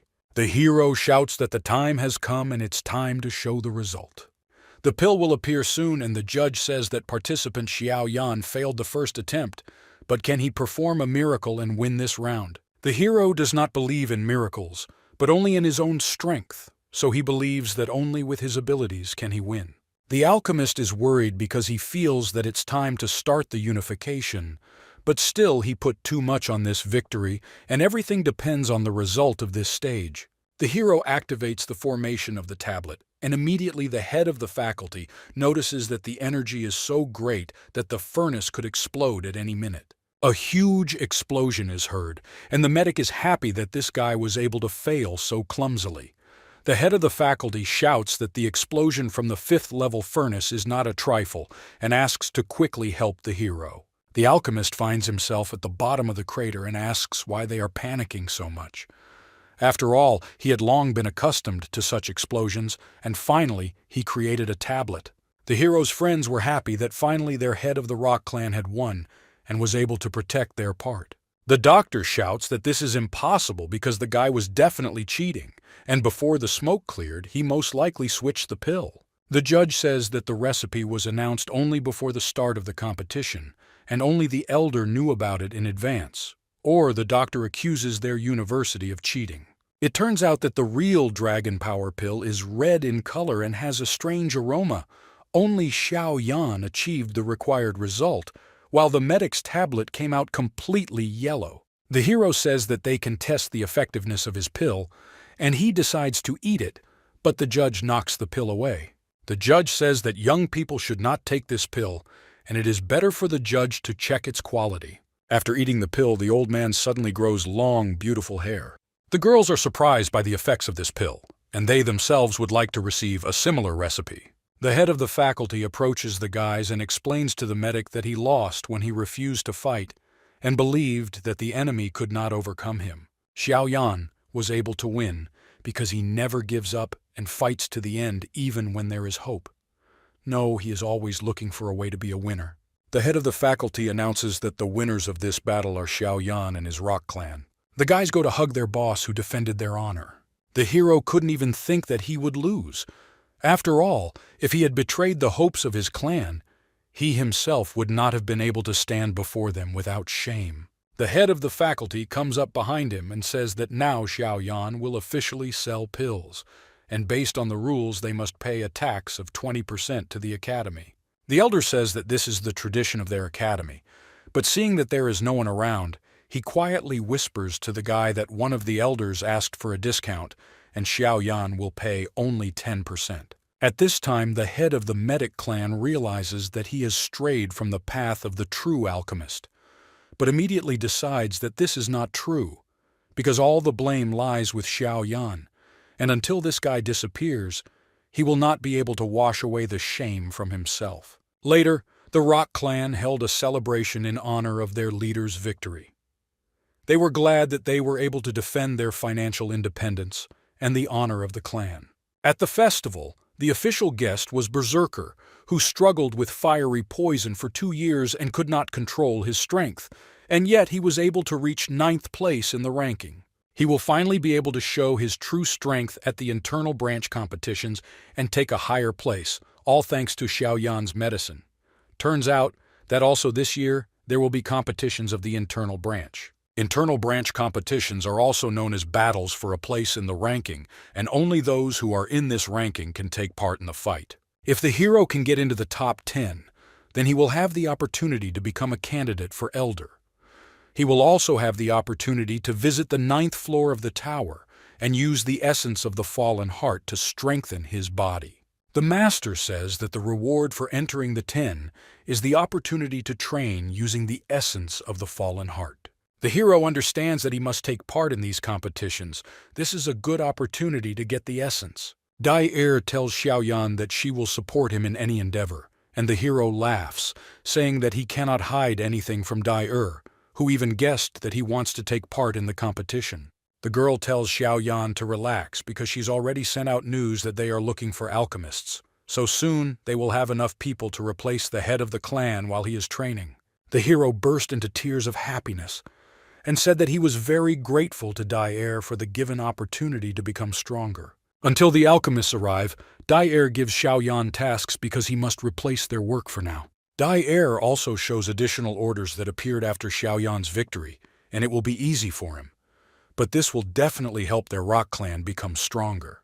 The hero understands that being the head of a clan also means taking on great responsibility, and he cannot refuse to help his clanmates. Later, students came who submitted a request for medicine from Xiao Yan, but the members of the Rock Clan tried to calm them down so that they would wait in line. The guys are trying to understand what is happening. After all these people want to get medicines that they did not sell, and they find a leaflet with a drawn Xiao Yan that can cure all diseases. Rita saw that one of the leaflets told the girls that they could enlarge their breasts with the help of Xiao Yan medicine. The guys understand that apparently there is one scoundrel who made these leaflets in order to lure clients to their clan. Apparently this guy's name was Lu Mu, and he was in love with the main character's cousin. Dai mysteriously looks out the window and thinks about his Xiao Yan. He's probably training hard in the mountains of the inner branch right now. At this time, the master told his student that if he wants to wear the crown, he must be ready for responsibility. The guy was tied to a tree with metal wire, and he couldn't understand why it was done. After all, he has already studied the path of 3,000 lightning bolts. The master says that the path of 3,000 lightning has 3 levels from basic to more advanced. If the hero wants to absorb the flames of a fallen heart, then this will be a challenge for him. They cannot relax until the hero perfects his escape technique, because otherwise someone from the academy might catch him. Because after absorbing the flame, any teacher will try to kill him. The master acts only for the benefit of the hero and wants to give him a chance. Survive after being absorbed. Suddenly the master felt fluctuations in spiritual energy and realized that something interesting was happening. The hero was already wounded by lightning, but the master takes him and says that he needs to see who is fighting there. It turns out that at the cave, Han Yue is fighting with the enemy using a moonlight strike called an illusory spirit. The hero recognized Mrs. Han Yue. Next to the girl was a guy who was third on the list of the strongest, and his name was Yang Hao. The hero that along with them was the second strongest on the list, named Lin Shu, who covered them. The master asks how Xiao Yan learned about the strongest internal branch, but it turns out that the main character bought a book about the scandals and intrigues of the internal branch, where he was able to reveal many secrets of the university. It turns out that the students fought with a guardian beast that lived in the cave. The beast tells the pitiful people that they have come to his land and want to steal his precious treasure. The demon from inside the cave says that he will tear everyone into small pieces. Han Yue understands that the guardian beast is about to come out, and he needs to be careful. A cute white monkey appears in front of people waving its tail. People cannot understand how such a cute little animal can be such a formidable opponent. The white monkey shouts at his opponents, and a frosty crystal appears and attacks people. The students have to dodge, and one of the strongest warriors decides to attack the monkey. A duel begins between the 2 strongest opponents. The student tries to defeat the white monkey using one of the strongest attacks. The ranged attack was supposed to hit the white monkey. The man lands after the victory and decides that he was able to deal with the beast. The guys run up to their friend and realize that he is the strongest student of their generation and was able to break through the barrier of the 5th level if he could use such a strong technique. The guy says that he simply used his strongest technique and is still far from becoming level 6. Han Yue is confident that after they obtain the geocentric cleansing milk, he will be able to reach this level. The master says that this is the purest energy of the earth, which is created under the influence of enormous pressure over thousands of years. This energy is converted into concentric cleansing milk. Xiao Yan understands that apparently this rare thing can help them in their development. The master smiles and says that they will just wait, and the real show will just begin. The snow demon monkey has the blood of a berserker. A white monkey appears behind the students. It turns out that she can transform into her powerful form equal to the 5th star of the 6th level of the king. Students, of course, cannot cope alone against such a monster.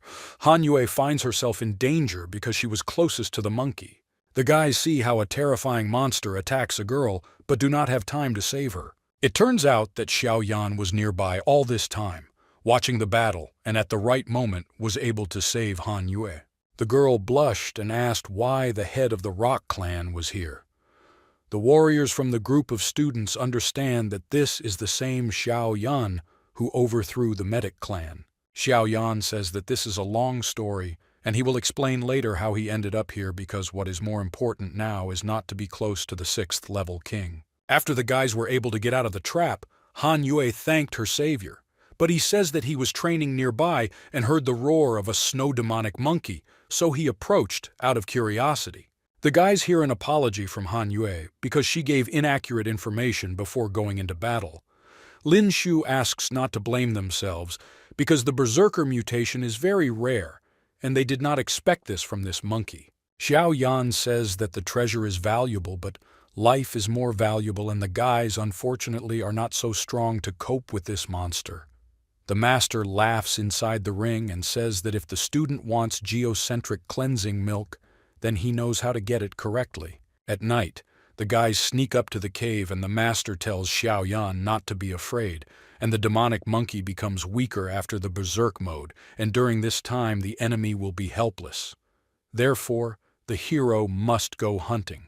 The main character tried to enter the cave, but it turns out that the snow monkey was still ready to fight, and therefore did not allow the hero to approach his cave. The master realizes that he has miscalculated, and the snake goes into battle and still wakes up. The monkey feels the snake's aura and understands that it is an amazing beast. The monkey managed to kick the snake with his finger, and it fell lifeless on the floor after being wounded. The master explains that the snake has not yet fully awakened from hibernation, so it is quite lethargic. The monkey laughs that the snake has an ancient pedigree but acts too arrogantly when it is so cute. The snake felt threatened by the monkey, so it awakens its true form. After the battle, Xiao Yan understands that it will not be possible to defame a woman with impunity, and the monkey received it from the snake in retaliation. While the great two creatures were fighting, the master takes Xiao Yan to quickly go to the cave and steal the necessary artifact. Yao Lao says that he was not idle all this time because he really is a ghost and can understand. Where are the treasures? The guys enter the large hall where the snow demon monkey's lair was. There were bones of animals that wanted to capture the geocentric cleansing milk. Xiao Yan cannot understand where this spring is located. After all, they would like to get it. When the guys finally find the spring, the master explains that it takes a whole year to create a drop for this spring, so this liquid is priceless. Xiao Yan is surprised by the beauty of geocentric cleansing milk. The master says that this is the essence of the earth that accumulates drop by drop per year. The master says that this product slows down aging and accelerates cellular regeneration and also refreshes the skin, and therefore its effects are amazing. You can't leave such a precious resource to a monkey. The world's treasures protect themselves in a variety of ways, and milk visible from the outside is only a fake, and only the stupidest beginners will be deceived by the appearance and consider a fake to be a treasure. The master says that they will have to go further where the reason they came to this cave is hidden. The guys fly up to the stalactite that was on the roof. The master says that there is an essence inside it. Now the hero needs to use his spiritual energy and feel what is hidden inside the breed. The hero touched the stone and felt pure energy that amazes all senses. After all, it gives strength. The master explains that the cleansing geocentric milk is formed by the spiritual aura of the earth and is so desired by people. Only a few of them know what is hidden inside the base of a 10,000-year-old stalactite. In addition, it is incredibly fragile and sensitive.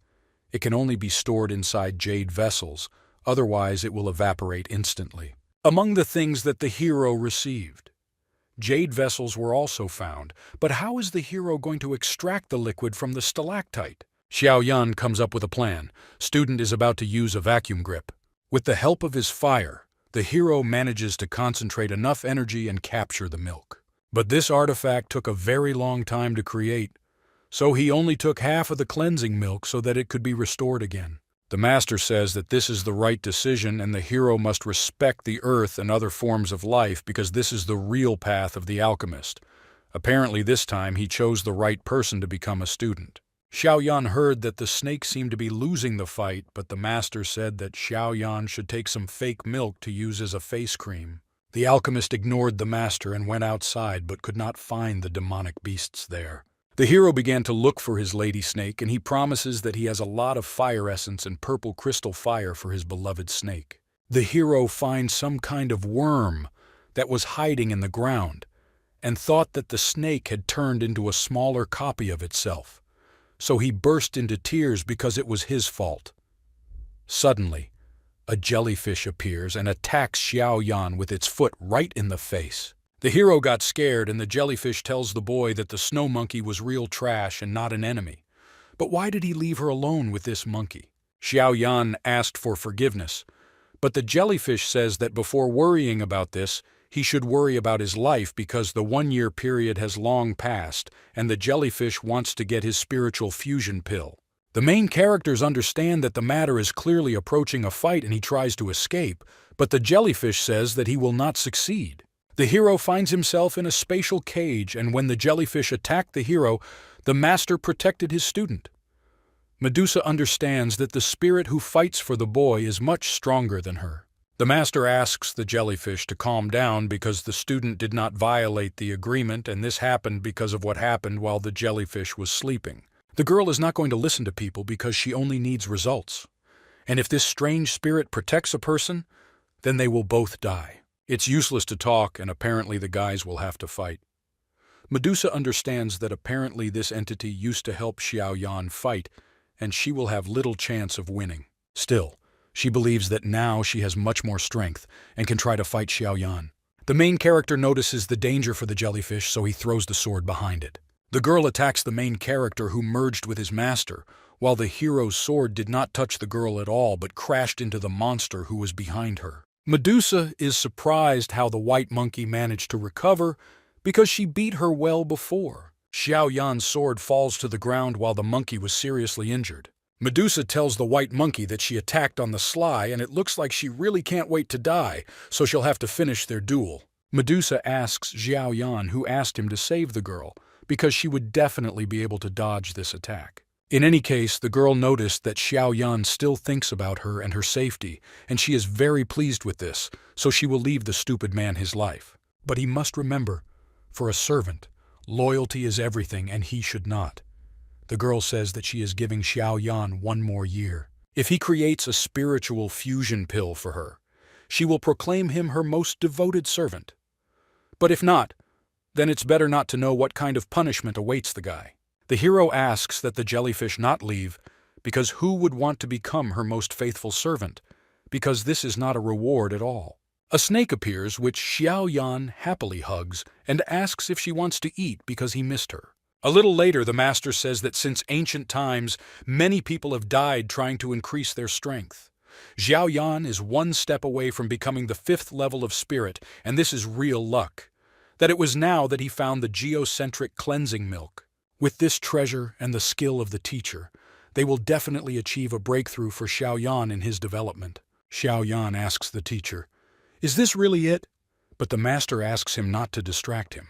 It turns out that the master is actually preparing some kind of soup because he uses ordinary plants as ingredients. Next, the master suspended his student over boiling water. The master says that most people are real stupid. After all, they think that they can achieve the best effect by drinking geocentric cleansing milk. However, the best effect is achieved by absorbing it. The hero does not want to try this method and asks if there is another way to increase his strength. The master says that there is a way, but it is very cruel and the master did not want to use it. The alchemist said that he is not afraid of anything, and the master cuts the rope, after which the guy falls straight into the cauldron. A student tries to get out of boiling water. The master says that this method guarantees his breakthrough within 30 days, and he wishes the student good luck. If you plunge into a medicinal decoction, the effect will be best. A month later, events shift to the Colosseum inside Jinan Academy, where Bloody Asura defeated one opponent after another. It was said in the arena that Wu Hao is already a 4th-level Grand Master with 9 stars, and it is only a matter of time before he reaches the 5th level. The brother of the pervert, whose name is Bai Chung, arrives at the arena. He wants to try the powers of the Red Asura. The guy remembers that the period of peace between their clans has not passed, and does he really want to break it? The head of the White Clan says that he is not trying to harm the clan because it is just a duel. The Colosseum is a place where anyone can challenge anyone to personal battle without any mass wars. Bai Chung says that today he will teach a lesson to all the members of the Rock Clan personally, and if any of them can defeat him, then he will pay 30,000 units of fire energy as a gift from their clan. Asura tried to defeat his opponent, but unfortunately he failed. The newcomers say that they urgently need to inform Dai about what is happening here. Bloody Asura, after the first defeat, says that the Rock Clan will not allow itself to be insulted, and they will repeat the fight. At this time, Lin Xiu tells Rita that Bai Chung is quite treacherous, and he is trying to provoke the Rock Clan to fight him. In the Colosseum, they cannot interfere in this case either. Liu Jing appears nearby, and Han Yue suggests that perhaps Bai Chung's plan must somehow interact with Liu Jing, and he wants to lure him into a trap. After another attack, Bloody Asura and his opponent disperse to the edges of the arena. The head of the Whites asks where all the arrogance of Asura went, because the Rock Clan is a real bunch of clowns, and stop disgracing yourself and let him leave the arena. Asura says that the winner has not yet been revealed and there is no need to brag ahead of time because no one is allowed to provoke their clan. A shadow of madness appears around the Bloody Asura, and he fills his body with bloody energy to unleash a powerful attack. Asura manages to use a fire avalanche attack and turns the entire arena over. Bai Chung says that such attacks are meaningless. Even if he puts all his strength into one blow, it cannot harm him because Bai Chung has long surpassed the 5th level. Appears nearby and says that the Rock Clan never seeks conflicts. But this does not mean that they will be afraid to enter into them, because she will be the enemy of the one who decided to offend their friends. Dai asks the guys, "Give a chance to take care of this impudent Bai Chung." Bai Chung says she is a stupid girl. Does she really think she can win? Dai uses her attack and the man meets it with a spear. After exchanging blows, Bai Chung found a cut on his face and was extremely angry that his beautiful face was damaged. The man decides to use his purple snake attack and points his spear towards his opponent. Xiao Yan appears nearby and apologizes to Dai because her defender was a little late. The girl says that Xiao Yan showed up on time and the guy asks to leave this opponent to him. The alchemist says to the clown who calls himself Bai Cheng, does he really think that he is worthy of fighting Dai because a dirty guy like him shouldn't touch a beautiful girl? Dai says that he is leaving this clown to his brother, while Bai Chung asks, does Xiao Yan really think that he can put up against the 5th level? The students laugh and say that the number of level 5 students among their academy is very small. Bai Chung demands that Xiao Yan get out of the arena because he will not be able to resist him. The hero says that he did not expect such a coincidence, and he ejects great power from himself, saying that he is now also the 5th level. The head of the Whites is surprised how this guy managed to become level 5 in such a short time. The guys understand that only 1 month has passed, and the newcomer was able to create such a great power. A battle begins between the two guys, and Bai Chung believes that he will still defeat the newcomer with less experience. The spear of the head of the White Clan crashes into the alchemist's sword. The alchemist's sword flies off to the side, and the newcomers run away from the piercing weapon. Bai Chung shouts to the alchemist that his sword has flown away, and he will die easily without a weapon. The hero decides to dodge the enemy's attacks and uses the 3000 Lightning Path ability to dodge all the spears. When the hero manages to escape from all the dangers, he sighs, saying that he was even scared from the speed he showed. The guys understand that even though Xiao Yan is very fast, he still remains. No weapons. The spearman says that he will show his poisonous snakes that can destroy anything. High-density spiritual energy appears around Xiao Yan, and the alchemist responds by saying that these snakes were not even close to his pet. Using the path of 3000 lightning, the hero was able to quickly escape from all the attacks. At some point, the White Warrior manages to pierce the guy with his spear. It turns out that this was just an after-image after the speed that the hero showed. Apparently, the alchemist decided to split into several clones and appears behind the White Master saying that the head of the Rock Clan has been absent for a whole month. Therefore, Bai Chung probably decided to humiliate the Rock Clan in the arena. Today, Xiao Yan will put an end to the relationship between their clans and use an octane blast and demonstrate his strength to the enemy. Xiao Yan says that now he is taking away their rank in the list of the strongest, because now the Rock Clan will become the leader in the academy. The Spearmaster says that although he is wounded, his honor is still with him. Xiao Yan rejoices early because victory will be with the spear, and he eats a strange pill. An after-image of a spiritual monster appears around the Snake Master and quickly walks towards the hero. Using his spear, the Master of the White Clan attacks the main character. The guy attacks to the death, and he may agree. Xiao Yan was an alchemist with many medicines, and he also eats many of his pills in order to gain more power. The hero also had an amazing red pill that increases the fighter's strength, and the hero's clothes are torn from the increased muscles. Girls from all over the academy say that this guy has amazing looks. He demonstrates his muscles, saying that if the guys want the same muscles, then let them join the Rock Clan or buy pills from them. It turns out that the hero advertised his pill, and the clan now had a lot of guys who wanted to buy this unique pill. Approaching his opponent, the main character grabs his spear. Using his energy, the hero twists the enemy's weapon in order to snatch it from the palm of his hand. The White Master threw the alchemist away, but he was able to tear off the sharp part of the spear, thereby rendering the weapon useless. The master of the White Clan tears his clothes and says that even if he has to sacrifice his life alive today, Xiao Yan will definitely not leave this arena because he is a disgrace to the White Owl Clan. Bai Chung decides to use divine demonic transformation and reveals his spiritual energy armor. The guys understand that this spear master is truly insane. The master of the White Clan says that he and the alchemist will go to hell. A divine demonic explosion appears at the top of the arena and is directed towards the main character. The guy understands that since this crazy person wants to die, he can only organize a single session for him, so use his octane burst. With the help of an octane explosion, the alchemist is able to destroy the enemy's attack and his armor. After the battle, the hero alone remains in the arena unharmed while his opponent flew away. The hero says that their clan is small, but they cannot be intimidated. If someone wants to provoke their clan, then just let them remember that Xiao Yan is always behind them. The guys ran up to their savior and said that their head was simply incredible. Dai Er sees that the hero is feeling bad, and he explains that these are the consequences after several pills. So he asks to quickly return to headquarters and have a good celebration. Mr. Liu Jing appears nearby and explains that this boy was not allowed to leave. Xiao Yan knows that Liu Jing is always training, behind closed doors and not showing your true strength. Liu Jing tells Xiao Yan that there is no need for this to be a show of politeness because he is not here to give advice and wants to say something. The younger sister tells her cousin not to talk to this guy because he was the one who hurt her then. Xiao Yan remembers this fairy air girl. Apparently she forgot that she even received penalties for her behavior in the tower. Fairy Air says that you shouldn't be as self-confident as Xiao Yan and let him quickly kneel down and ask for forgiveness. Dai Air appears nearby and hits the girl in the face. Fairy Air says that she can't.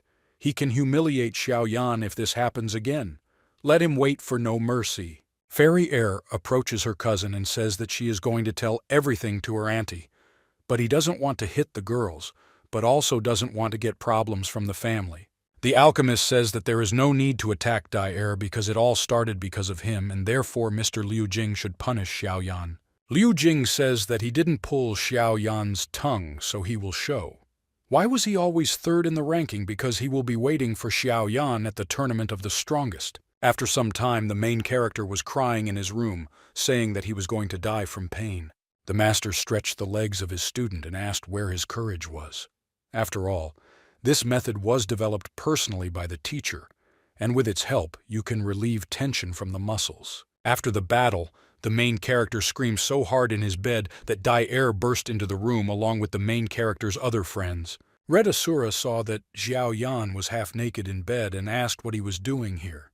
The hero tries to justify himself by saying that he was just learning yoga and doesn't understand why they broke in here. Even the girls are his personal room. Later, piles of sheets are dumped in front of the clan head.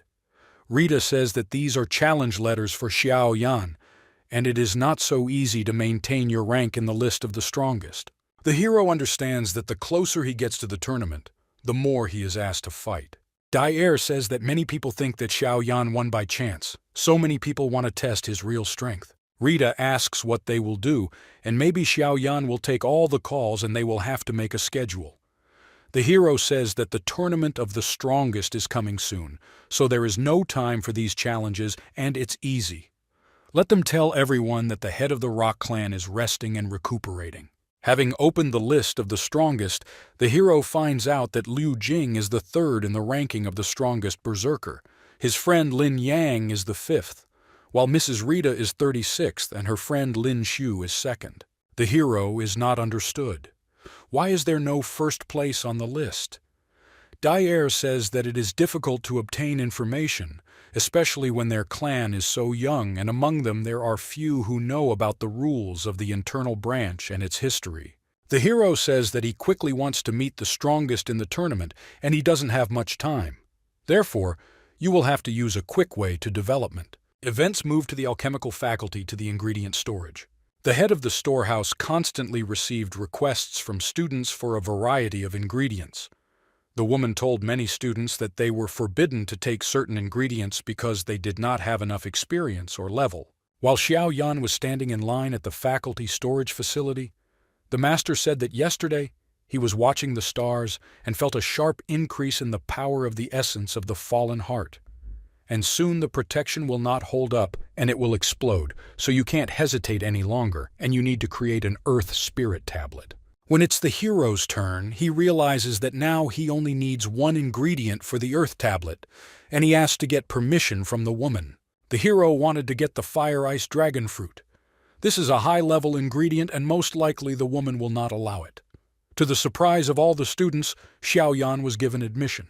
The alchemist asked, "Who is this guy who is allowed to obtain such high-level ingredients?" But the woman asks everyone to remain silent. After all, this guy created a rank 5 tablet, which is why he has such large bonuses. The hero is glad that he has connections with the alchemical faculty, because there is a lot of useful things for him here. Having climbed into the storage room, they found themselves among many shelves with a wide variety of ingredients. All ingredients are protected by powerful barriers, and only a person who has received permission can touch them. But if you try to destroy them, the alarm will go off. When the guys got to the required ingredient, they saw that it was not on the shelves and it simply disappeared. Xiao Yan imagines in his head that he could face trial for simply stealing ingredients and becoming a thief. The hero understands that the ingredients that have disappeared are not what they need and looks at the master's collection. They were able to discover the necessary ingredients. Taking a closer look, the hero saw that after putting the ingredients there, they disappeared again. The master says that he does not feel anyone nearby. Approaching the shelf, where the ingredient was supposed to be necessary for Xiao Yan, he also did not find it. Looking up, the hero saw a girl with purple hair sitting on the cabinet. The master was afraid of the ghost, but Xiao Yan tried to remind him that he himself was a ghost. The girl asked what game this guy was playing. Xiao Yan sees that the girl wants to eat the fruit and asks her not to eat the fruit. When the hero abruptly moved closer to the girl, she was offended because the guy stole her fruit. The master explains that this girl broke through his spiritual energy and she is truly unusual. The girl screamed, thereby creating a sound wave and sending the guy into a long flight. After the incident, the spirit finds the lost fruit and says that if the boy does not stop pestering her, she will eat it as punishment. The hero tries to explain that this fruit is not tasty at all. The girl says that she knows it. It turns out that she wants to grow up, so she has to eat whatever she can get her hands on. The hero says that he has a way to create something tasty and has a lot of energy, and he can make delicacies for the girl because he's a professional alchemist. She replies that if he is an alchemist, he can turn this ingredient into something delicious. If he really makes something delicious, then she will protect Xiao Yan, and her name is Qi Yan, and she is #1 in the ranking of the strongest. But if Xiao Yan lied to her, then she will simply eat him. The alchemist is surprised. Is it really a magical beast? And Qi Yan replies that it is true. No wonder she eats the ingredients raw. Only magical beasts with strong bodies can withstand such strong energy from medicinal ingredients. But the hero knows this. The magical beast can only take the form of a human at the 7th Emperor level. The master says that this girl is level 6, so Xiao Yan shouldn't worry. She was too greedy and ate the flower of reincarnation. That's why she has such a terrible appearance. Before that, the girl was a dragon. After the conversation, she said that she would find Xiao Yan to make even more lollipops for her if anyone dared to raise a hand against him. Let him just say it. The hero was glad that he found support in the person of the 6th level king. The next day, the main character was shocked that he would have to pay for a lot. The head of the faculty said that he could still regard the fire ice dragon fruit as something owed, but as for the diamond grapes, the liver-cleansing purple fragrant grass sprout, all of this must be paid for. Also, the magic core of the 6th level has disappeared, and the hero realizes that it may be the hands of Qi Yan. The main characters thank you for the warning from the elder, and yet realize that you will have to pay for everything. After all this work, he was left without the slightest savings in his pocket. The teacher tells Xiao Yan to cheer up, because if they don't have money, they can always earn money again and look better into the future. After all, they have collected all the ingredients for the Earth Spirit Pill, and the plans of the fallen heart are practically in their hands. The hero tries to reassure himself that they can truly become stronger. The teacher tells his student that he is doing well. In the depths of the forest on the mountain behind the internal branch, the main character and the master walked in the direction of the mountain. The master says that to create a 6th-rank tablet, unusual energy is required, and when it is created, divine light appears. Therefore, he needs to find a secluded place. The next step is the key one in the formation of the tablet. Xiao Yan felt a powerful energy nearby. The master tells his alchemist that they will see who is faster. It turns out there was an elder nearby who I felt the powerful energy of an incredibly powerful teacher. Also nearby was Han Feng, who immediately recognized the energy of teacher Yao Lao. The villain remembers that when the master was disappointed with him. On his path of becoming the strongest, even if it is a teacher, he will not receive mercy either. Han Feng shouted that this vile old man would pay for the student's helplessness, because he was always coming up with ridiculous excuses not to teach him the flame purification method. A black shadow appears behind him, laughs, and asks whether the student will come to terms with this. Han Feng showed the poison and said that in this bottle there is colorless and tasteless, formless poison that is difficult to detect even with a high level of knowledge of medicine, and just one drop is enough to kill even a very strong person. The master will die, and even a very high level will not help him. Now a grown man with such an aura. What makes him tremble is his teacher. Is he really alive? The Han Feng people say that a strong magical smell emanates from this place. The man says that there is a trace left here from the ashes of the fire that penetrates to the bones. If this is the same fire that penetrates to the bones, then the teacher is still alive and still remains strong. Although the guy couldn't get this flame before, but now he has hope. An elder from the academy appears nearby who tells Han Feng that he has violated their boundaries of the Jinan Academy and what his intentions are. The villain tells people from the academy not to get angry. He was just walking and, due to his carelessness, accidentally entered their territory. The teacher says that we need to stop pretending. It would be better for Han Feng not to mess with Academician Jinan. The alchemist acted rather secretively, and there was probably a reason for that, since he doesn't want to tell the truth. Let him not even think that he can leave this place with impunity. Han Feng tells his men to stop the old man who is attacking them. The elder tells Han Feng not to fight to the death because his people are simply useless, and let him surrender. Han Feng claps his hands, and a red light appears in the bodies of his servants. It turns out that the alchemist used self-destruction, and his servants explode. Han Feng, before leaving, tells the great elder that if it is so destined, they will meet again. The guys from the academy understand that they have to catch up with this criminal. Unfortunately, now the academy has a more serious problem in the form of the flame of a fallen heart, and they will have to retreat. But still, the aura that the guys discovered in the forest belonged to an alchemist who was much stronger than this Han Feng.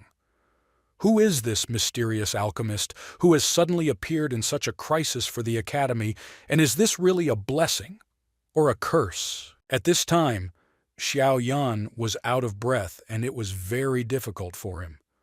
The master says that all this is for the sake of the guy's safety, because with the help of spiritual energy, he covered Xiao Yan from the eyes of the 8th-level ancestor. The hero understands that it was Han Feng, and he has hardly changed. This concerns his relationship with the servants.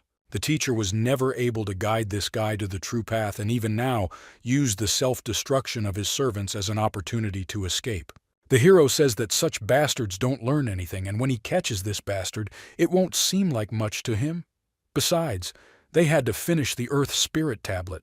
The master remembers that this is true, and they have already finished the tablet because the tablet is of the highest quality.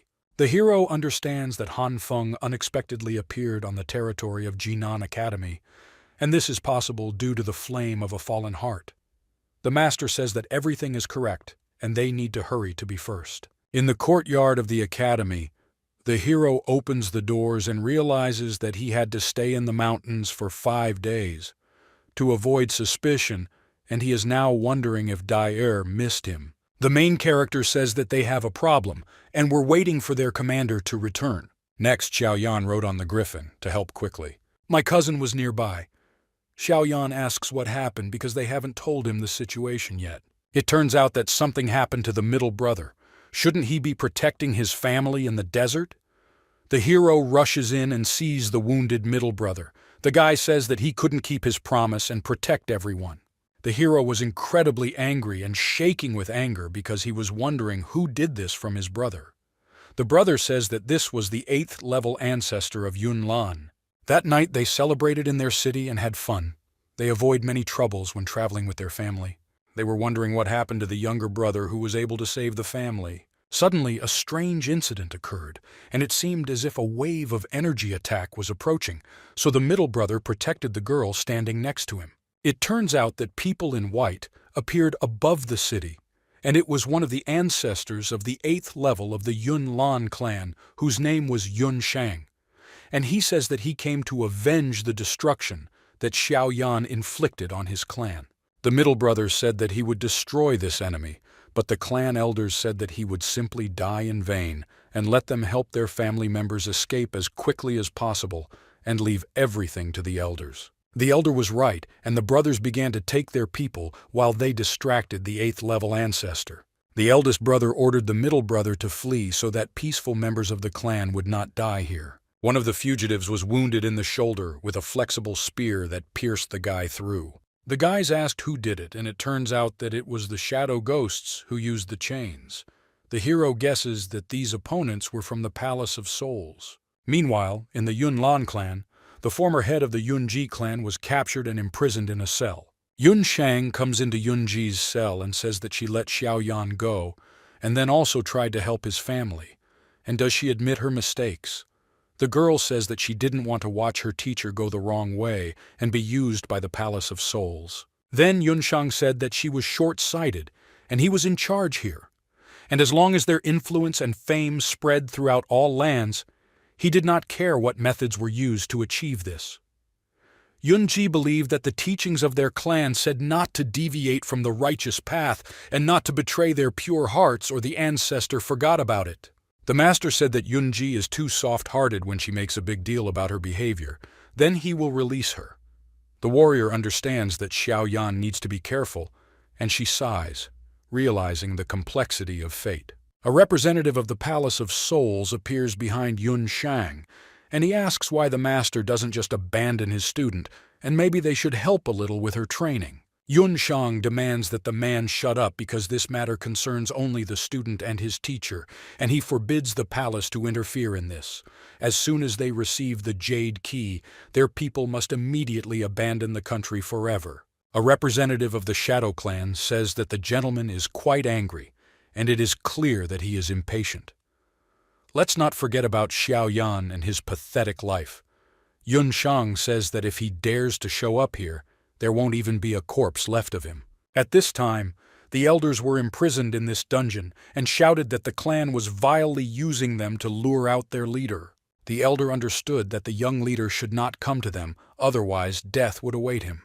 At this time, at Jinan Academy, events returned to the tournament arena. It turned out that a sensation is happening now because Xiaoyan challenged the first on the list of the strongest, and now he will lose 100%. The main character immediately flies into the man who just predicted his loss. His new girlfriend Qi Yan says that maybe he should stop fighting with her after all. Beating people is also hard work, but the hero understands that he is still too weak. The hero said goodbye to his middle brother, and they realize that they are still too weak to resist the 8th level ancestor. The Blackhorn territory is just right for the middle brother to train with Xiaoyan now. With the techniques that Daer gave to the middle brother, he will be fine, and he should too. Try your best, because sooner or later the day will come and the Yunlan clan will pay blood for blood. The hero understands that all this is not enough, and only by continuing to train he can become stronger. But every day is unbearable torture because his relatives are now in danger. The hero tells Chi-Yan that they continue to fight, and the girl attacks with a purple meteor hammer, saying that the next attack will hurt more. The hero shouts that he is using a level 8 octane burst and shows his abilities. Unfortunately, the strength of the 6th level king exceeded Xiaoyan's skills, and he was unable to repel it. Dai watched the fight and tells Xiaoyan that maybe she should stop fighting and take a break. The girl doesn't understand. Why do the heroes overload themselves so much? And he tries to explain that all this is because of his mistake, because he went against the Yunlan clan without enough strength, and now his whole family is suffering because of this. Dai understands that in reality everything is wrong but cannot explain it. Chi-Yan appears nearby and says that if Xiaoyan becomes stronger and solves his problems, then let him receive a gift from her. The guys saw that this was a pass to the 6th floor of the tower, which is also a pass to the 1st room. In this room, the effectiveness of training is 30 times higher than in ordinary ones, and he thanks Chi-Yan for such a generous gift. The girl says that she is grateful to Xiaoyan for the praise, but she also wants to count on something, and then the hero shows a lot of candies he made, which were very sweet and tasty. The girl says that Xiaoyan is under her protection, and if anyone dares to even lay a finger on him, they will get problems with her. Dai decides to tell the main character something and takes him away from the academy. The girl explains that she has to tell one important story. One day, the emperor of the continent left his palace, in which he left a lot of treasures for his people to become stronger, and no one knows where his palace is. What is known is that the key was divided among 8 ancient families. These families swore on blood that they would never interfere in each other's affairs. Over time, relations between the families worsened, and eventually, everyone forgot about this secret. But one clan's ambitions played a role, and they decided to collect all the parts of the key and find the emperor's palace. And to get the last part of the key, they sent a little girl to the Xiaoyan family, and the last part of the Tuoshi key is now in the hands of Xiaoyan, and this little girl was Dai. The girl didn't want to tell Xiaoyan this, because he might have problems, and even worse, he would avoid her. Dai apologizes, and must also apologize to his entire family. But the heroes respond that she is stupid, and there is no need to worry so much. He doesn't care. Why did the girl end up on his side? After all, they have been living together for more than 10 years, and their feelings for each other are real. Dai knew that he had the key and did not tell anyone, and she never tried to harm his family. It's tiring to bear such a difficult time alone. Now the hero invites them to join forces together. The next day, the hero tells the master that he could not imagine that his family was one of the 8 ancient families. The master says that the treasure of the ancient emperor Tuoshi is capable of driving the entire continent crazy, so it is not surprising. Why are they being hunted so seriously now? The master says that he has prepared a lot of body-strengthening pills, and then you need to try them. After all, they go to the best gym for training.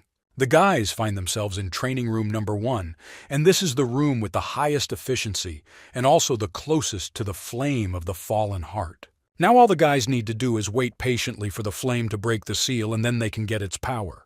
The main character says that he feels strange sensations inside his body, and he is trying to understand what is happening.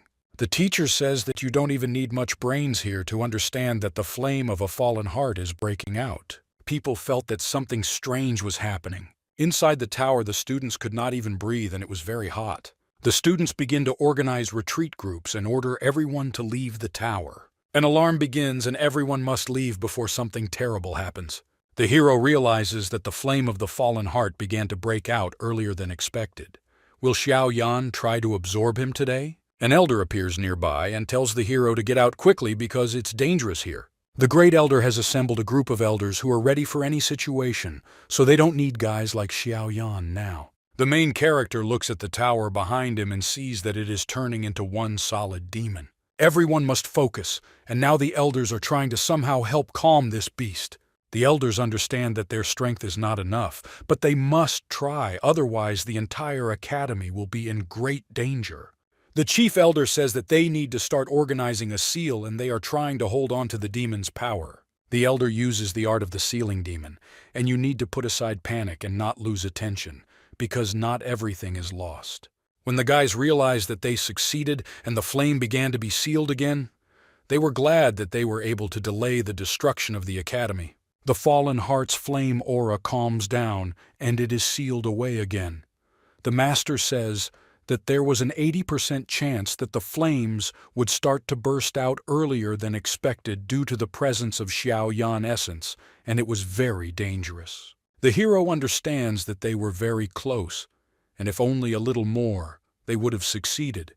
But the master says that with the current strength of Xiao Yan, the flames of the fallen heart would have eaten him, and there would have been nothing left of the person. They were lucky that this time they managed to suppress the flames, and now they have a little more time to prepare, and now the student needs to hurry up and increase his power in the shortest possible time. The hero understands that everything has been said correctly, and the tournament is approaching where he must enter the group of the strongest. Guys from all over the city greeted their favorites and wanted to see their heroes win. Dai and Xiaoyan discovered that there were a huge number of people at the tournament, and Xiaoyan came at the head of his rock clan. The Tournament of the Strongest is the most important competition of the internal branch. This time 2 people will participate from their rock clan. Rita says that Dai could easily enter the top 10. But the girl replies that she is not interested in such things because she would rather watch from the stands how Xiaoyan will show his strength together with his friend the Bloody Asura. The heroes are trying to convince their friend that she can count on them, and they will not let you down, and dedicates this victory to her. Berserker and Han Yue appear nearby, who also greet Xiaoyan and understand that he is their main opponent. Han Yue is standing nearby and wants to take Xiaoyan and talk a little together. Nearby is Yao Sheng, who was in 17th place, and he was considered handsome. Also present here was Liu Jing, who explains what if the guys have any problems. Then they must solve them in the arena. Xiaoyan sees Liu Jing and an understanding occurs between them. After all, they wanted to fight even earlier. The handsome guy notices Xiaoyan and says that if he has even a drop of courage, he won't dare to give up when they fight in the arena because the handsome guy wants to fight him to the death. The main character says that he will fight to the end and there is no need to worry. The hero is also interested in who this handsome guy is, and Berserker says that his name is Yao Sheng. He is the 17th in the ranking of the strongest, and he is one of the most loyal people of Liu Jing and also one of the suitors of Farriere, and apparently he wants to take revenge for her. When the time is up, all participants must enter the arena, and this year's Tournament of the Strongest is officially declared open. The time has come, and for the sake of the flame of a fallen heart, the hero simply must be in the top 10, otherwise he is not worthy to be called the head of his clan. The Tournament of the Strongest begins, and the fiercest battle for places in the ranking will begin. The hero says that he simply must overcome this step on his way. It turns out that number 1 Qi Yan also came to the tournament and was the strongest of all. Some people didn't know the strongest girl in the academy, so they were impressed that this girl could easily stand up for herself, and she doesn't like people who pester her. After the little girl destroyed the people who pestered her, the elder, seemingly not noticing her behavior, explains that one of the students who was 46 in the ranking of the strongest challenged number 1 in the Qi Yan ranking and suffered a crushing defeat. The girl rarely appears in public, so few people know her, and every time in the tournament there are enough idiots who fight with her. The elder says that the strongest tournament officially opens, and in the first round, each of the 49 participants draws lots, and those with the same numbers become opponents. The main character understands that if there are only 49 participants, then it seems that one will not have enough pairs, and the elders answer that luck is also one of the components of strength, and if the hero draws a lucky number, then you will immediately move on to the next round. If he gets another number, then he will not be lucky. The rule is that this tournament is absolutely honest and fair, and the audience can confirm. They are not interested in who exactly is participating in the fight because only strength is important. They don't care that, for example, Qi Yan is a magical beast. Even if she looks like a little fragile girl, she can leave her name in the ranking of the strongest, so the elder invites her to choose. The man handed the girl all the options, and she chose exactly one comb, different from all others, with a gold outline. The girl did not think for a long time, and took a specially marked number that automatically transfers her to the next round. The elder says that now others can draw the lot, and they must remember that their rules are honest and fair. The hero turns out to be number one, and Bai Chung appears behind him and says that their battle was inevitable. After all, he is also number one. All participants have finished drawing lots in the first battle of Xiaoyan versus Bai Chung, and he asks the others to immediately leave the arena. Last time Xiaoyan won because of the power of his pills. But today he will experience real horror. The head of the White Clan says that this time he will not leave Xiaoyan a single chance. The man shows fortitude with 8 stars, and they believe that Xiaoyan has lost. The hero realizes that this is some kind of secret technique for increasing strength. If this attack goes through, then Xiaoyan will undoubtedly die, but also the spearman has a limited amount of time. The hero must survive the deadly attack, after which it will be much easier to win. Han Yue says that this attack is very powerful, and Xiaoyan can try to dodge with his speed. The main character at this time feels such pressure that he cannot move, and apparently Bai Chung definitely decided to kill him. Han Yue can't understand why the guy doesn't dodge, and now everyone in the hall is worried whether Xiaoyan will be able to survive this attack. When Bai Chung lands, he laughs, saying that he won and is the strongest, and says that this is real strength, so Xiaoyan did not have a chance to survive. Looking around, Bai Chung is surprised because he saw nearby the same Xiaoyan who was able to dodge. The guys understand that the hero used the essence of flame as armor, and he is definitely the strongest in controlling flames. The hero says that he is really grateful to Mr. Bai Chung for putting everything into this attack. Otherwise, he would not have known that he had such potential. It will be disrespectful to Mr. Bai Chung if he does not reciprocate, and he always pays back debts, so they use an attack of approximately the same strength. Bai Chung received a strong blow from which he could not defend himself. The main character wins with 1 hit and moves on to the next round, which makes the Rock Clan incredibly happy. The hero asks to relax because he has excellent control of his powers, and the head of the White Clan is only wounded and unconscious. But he remained alive. Master Elder says that Xiaoyan can keep his friendliness to himself, and in the next matches, he should watch not to overdo it because other opponents may be much stronger. The master says it's an excellent job. Xiaoyan was able to learn something new. When no one saw the hero anymore, he showed his weakness and said that in any case, he could hardly control the essence of the flame, and now he is wildly dizzy. The elder announces that they are moving on, and the next students will fight in the next match. After the next battle, there is a new winner, and it was Liu Jing who wants to fight Xiaoyan in the next round to avenge his cousin. The main character looks at Liu Jing, who wants to fight him. The hero replies that he doesn't want to fight this guy, and according to the rules, they must draw lots. The guys call Xiaoyan a weakling, but he doesn't understand what's wrong with a guy following the rules. The elder says that he asks for silence. After all, everyone draws lots in turn based on their position in the ranking of the strongest. There is no place for personal duels. Liu Jing asks you to be calm. After all, he will definitely pull out Xiaoyan's number because his luck is always on top. The hero returns to Dai Air, but when he approaches the girl, he collapses and says that he was just a little weak and had to spend quite a lot of effort. The heroine says that in his current state, if he gets caught against Liu Jing, he will lose. The hero asks, can he really be so lucky? After all, out of 24 participants, he will pull out exactly his sign. At this time, Rita from Asura doubted that the hero would be lucky. The guy understands that he must recover quickly and must be ready for the next round. The next fights will be against stronger opponents.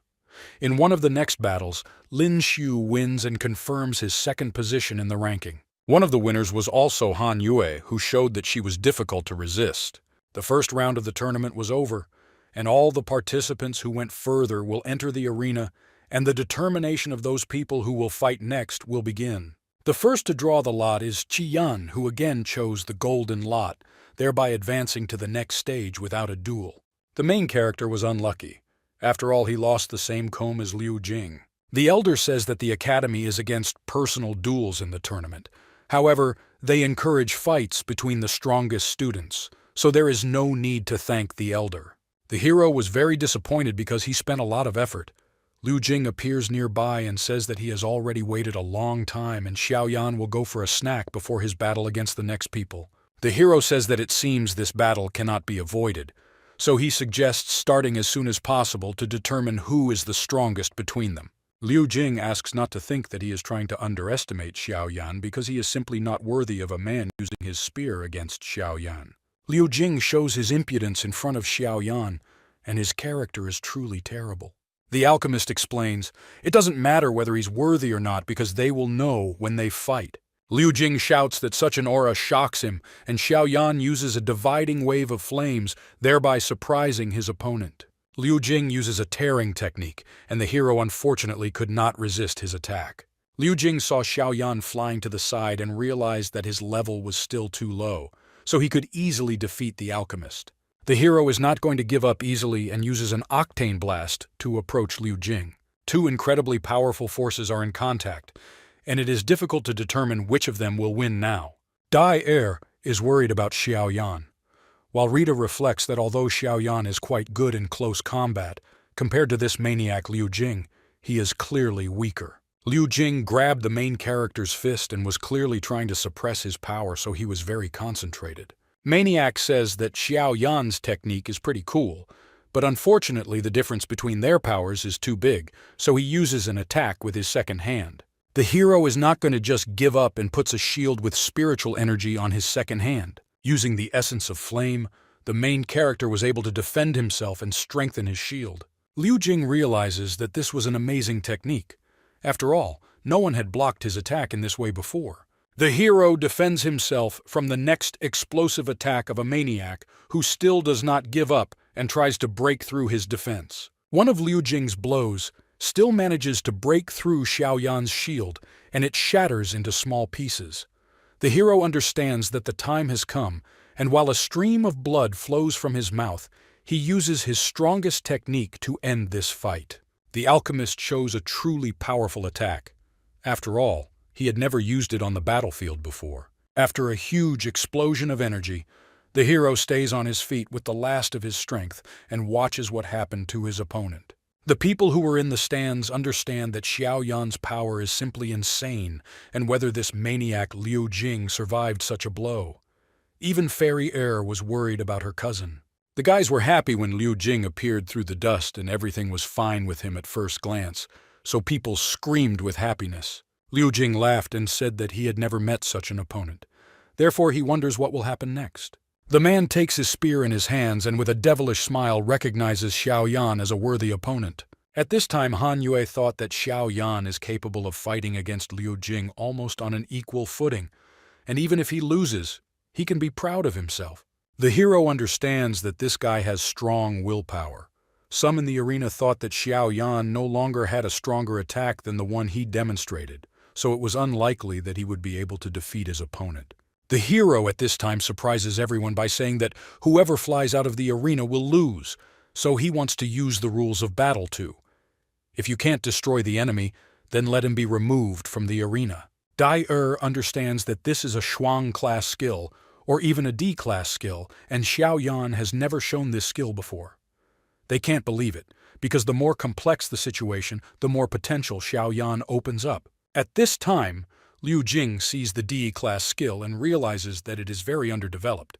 So he smiles, realizing that he can withstand this attack with ease. Liu Jing swings his spear to destroy Xiao Yan forever by showing his ability. The elder who is watching the fight says that these two are acting too recklessly, and the two forces of Xiao Yan and Liu Jing collide in the center of the arena. When the guys united their forces, a spatial nuclear explosion was formed, which was supposed to destroy a large area around the guys. The elder intervenes and uses a spatial lock and destruction to stabilize the situation. Unfortunately, even using the sealing technique, the elder cannot completely remove the force of the explosion caused by Liu Jing and Xiao Yan. The two guys are thrown to the side and hit the arena wall. Asura finds himself next to Rita, whom he must protect and say that the great elder forcibly ended the battle if he interfered in it. People see that two opponents simultaneously flew out of the arena, and can the battle really end this way? After all, such cases had never happened before. Master Elder asks who asked these two idiots to use their strongest techniques at the same time. If he had not used the spatial lock in time, no one would have survived in this place. The students shuddered, realizing that they had just witnessed an incredible force that could have just destroyed all of them together. The elder says that there are rules and both participants are passed out. But then, Xiao Yan gets up. It's clear that he is ready to continue the fight. The hero says that the tournament is still going on, not finished, and it must definitely enter the top 10. While Liu Jing also gets up and wants to continue their battle, the guys were moving but continued to meet each other halfway, saying that they would never lose. People begin to encourage their idols, telling them not to give up. This duel was amazing because both opponents were opening from all sides, and they show their incredible abilities. An elder appears nearby and lightly pushes the two rivals, causing them to easily fall to the ground. Everyone sees how Xiaoyan and Liu Jing fell and couldn't even resist the elder's touch. The students cannot understand how this happened while the elder explains that Xiaoyan and Liu Jing are unconscious, and based on the rules, the result of this battle is a draw. Dai Er and his friends run up to Xiaoyan, and even the newcomers from the Rock Clan decided to join them to help their master, while Fairy Er took care of her forge. The guys understand that both of them will most likely advance to the next round. After all, they both left the arena at the same time, and it turns out they both lost. In any case, it was an incredible duel, and everyone was shocked. The tournament continues, and the participants in the next battle are called to the arena. The guys fight, and new winners and new losers emerge. Lin Xiu, along with Berserker and Rita, defeats their opponents with ease. Yang Hao was also able to defeat his opponent and all the students. They were happy that they had gathered to watch the battle, because only the best remained. When the day was coming to an end, the elder said that the tournament of the strongest was over, and now they would announce the results in the rank of the list of the strongest. Number 1 remained Qi Yan, who was very happy about this because she loved defeating her stupid opponents who underestimated her abilities. Number 2 was Lin Xiu, who was considered incredibly handsome. The third was considered Yang Hao, and the fourth was Berserker, who were good athletes. Rita was 5th on the list, after which the next candidates were announced. The elder says that the other judges, after careful consideration and discussion, decided that the result of the fight between Xiaoyan and Liu Jing is a draw, and both of them will be included in the list of the strongest under the 10th rank. Dai Er was happy because it was great, and Brother Xiaoyan achieved his goal and entered the top 10. In the history of the academy, it has never happened that two students ended up in the same place on the list. At this time, Fairy Er cannot accept that her cousin has dropped to 10th place. After all, before that, he was 3rd on the list. The guys try to defend their idol Liu Jing by saying that Xiaoyan is an alchemist, and most likely cheated because his strength is not enough to defeat Fairy Er's cousin. Fairy Er also says that the entire Rock Clan is just deceivers, and they are all like Xiaoyan and only know how to use dirty methods. At this time, Rita, along with Asura, were very angry about what this girl said, but Dai Er was the most cruel of them all, and when she heard that Fairy Er was blaming the class, they said that only one Xiaoyan knows how to fight among them. She decides to enter the arena. A huge explosion echoes through the center of the arena, and Fairy Er falls, realizing that he cannot stand on his feet. Unfortunately, the enemy was much stronger, and pure spiritual energy was an advantage. Fairy Er tells the Great Elder that, according to the rules, students not participating in the tournament can challenge students from the list of the strongest to a fight. The Elder says that everything is correct, and he is wondering who Dai Er wants to call. She asks, "Does this girl really want to prove that the Rock Clan is not scum? Let her call Asura, with whom they are friends. Better let Dai Er fight number 2 Lin Xiu and prove that she is not a coward." Lin Xiu is surprised. Does such a beauty really want to challenge him to a fight, and he won't refuse it? Rita says that Dai Er has good talents and may even be able to resist the blows of second place for a while. Lin Xiu did not take Dai Er seriously and wanted to stop his blows before reaching the girl so as not to accidentally harm her. The main character uses her transformation and yellow appears in her eyes. Her pedigree allows her to destroy opponents using the abilities of the ancients who left the world thousands of years before the emergence of the empire. A girl with incredible power attacks the enemy, showing that she is strong enough. All she wants is to defeat the number 2 in the list of the strongest, fighting with all her might, and there is no point in holding back against her. This is the last warning. Lin Shu understands that this girl is really serious about the fight, so she takes out the sword and decides to show off her abilities. The guy uses his sword to organize spiritual energy and create a powerful attack. Dai Er counters the guy's attack using his yellow eyes. Approaching the guy, she extends her hand and a yellow spark pierces his shoulder and ends up near his neck. Lin Shu understands that he lost because the girl's blade was near his neck and he could die, so he gives his position to Dai Er. The heroine says that I am not interested in all these ranks and she did this only for the sake of brother Xiao Yan. Next, Dai Er approaches Fairy Air, who called their clan weaklings. The girl moved closer to Fairy Air and said that third place in the list of the strongest is really cool, but doesn't she think that Dai Er will be worse than her relative?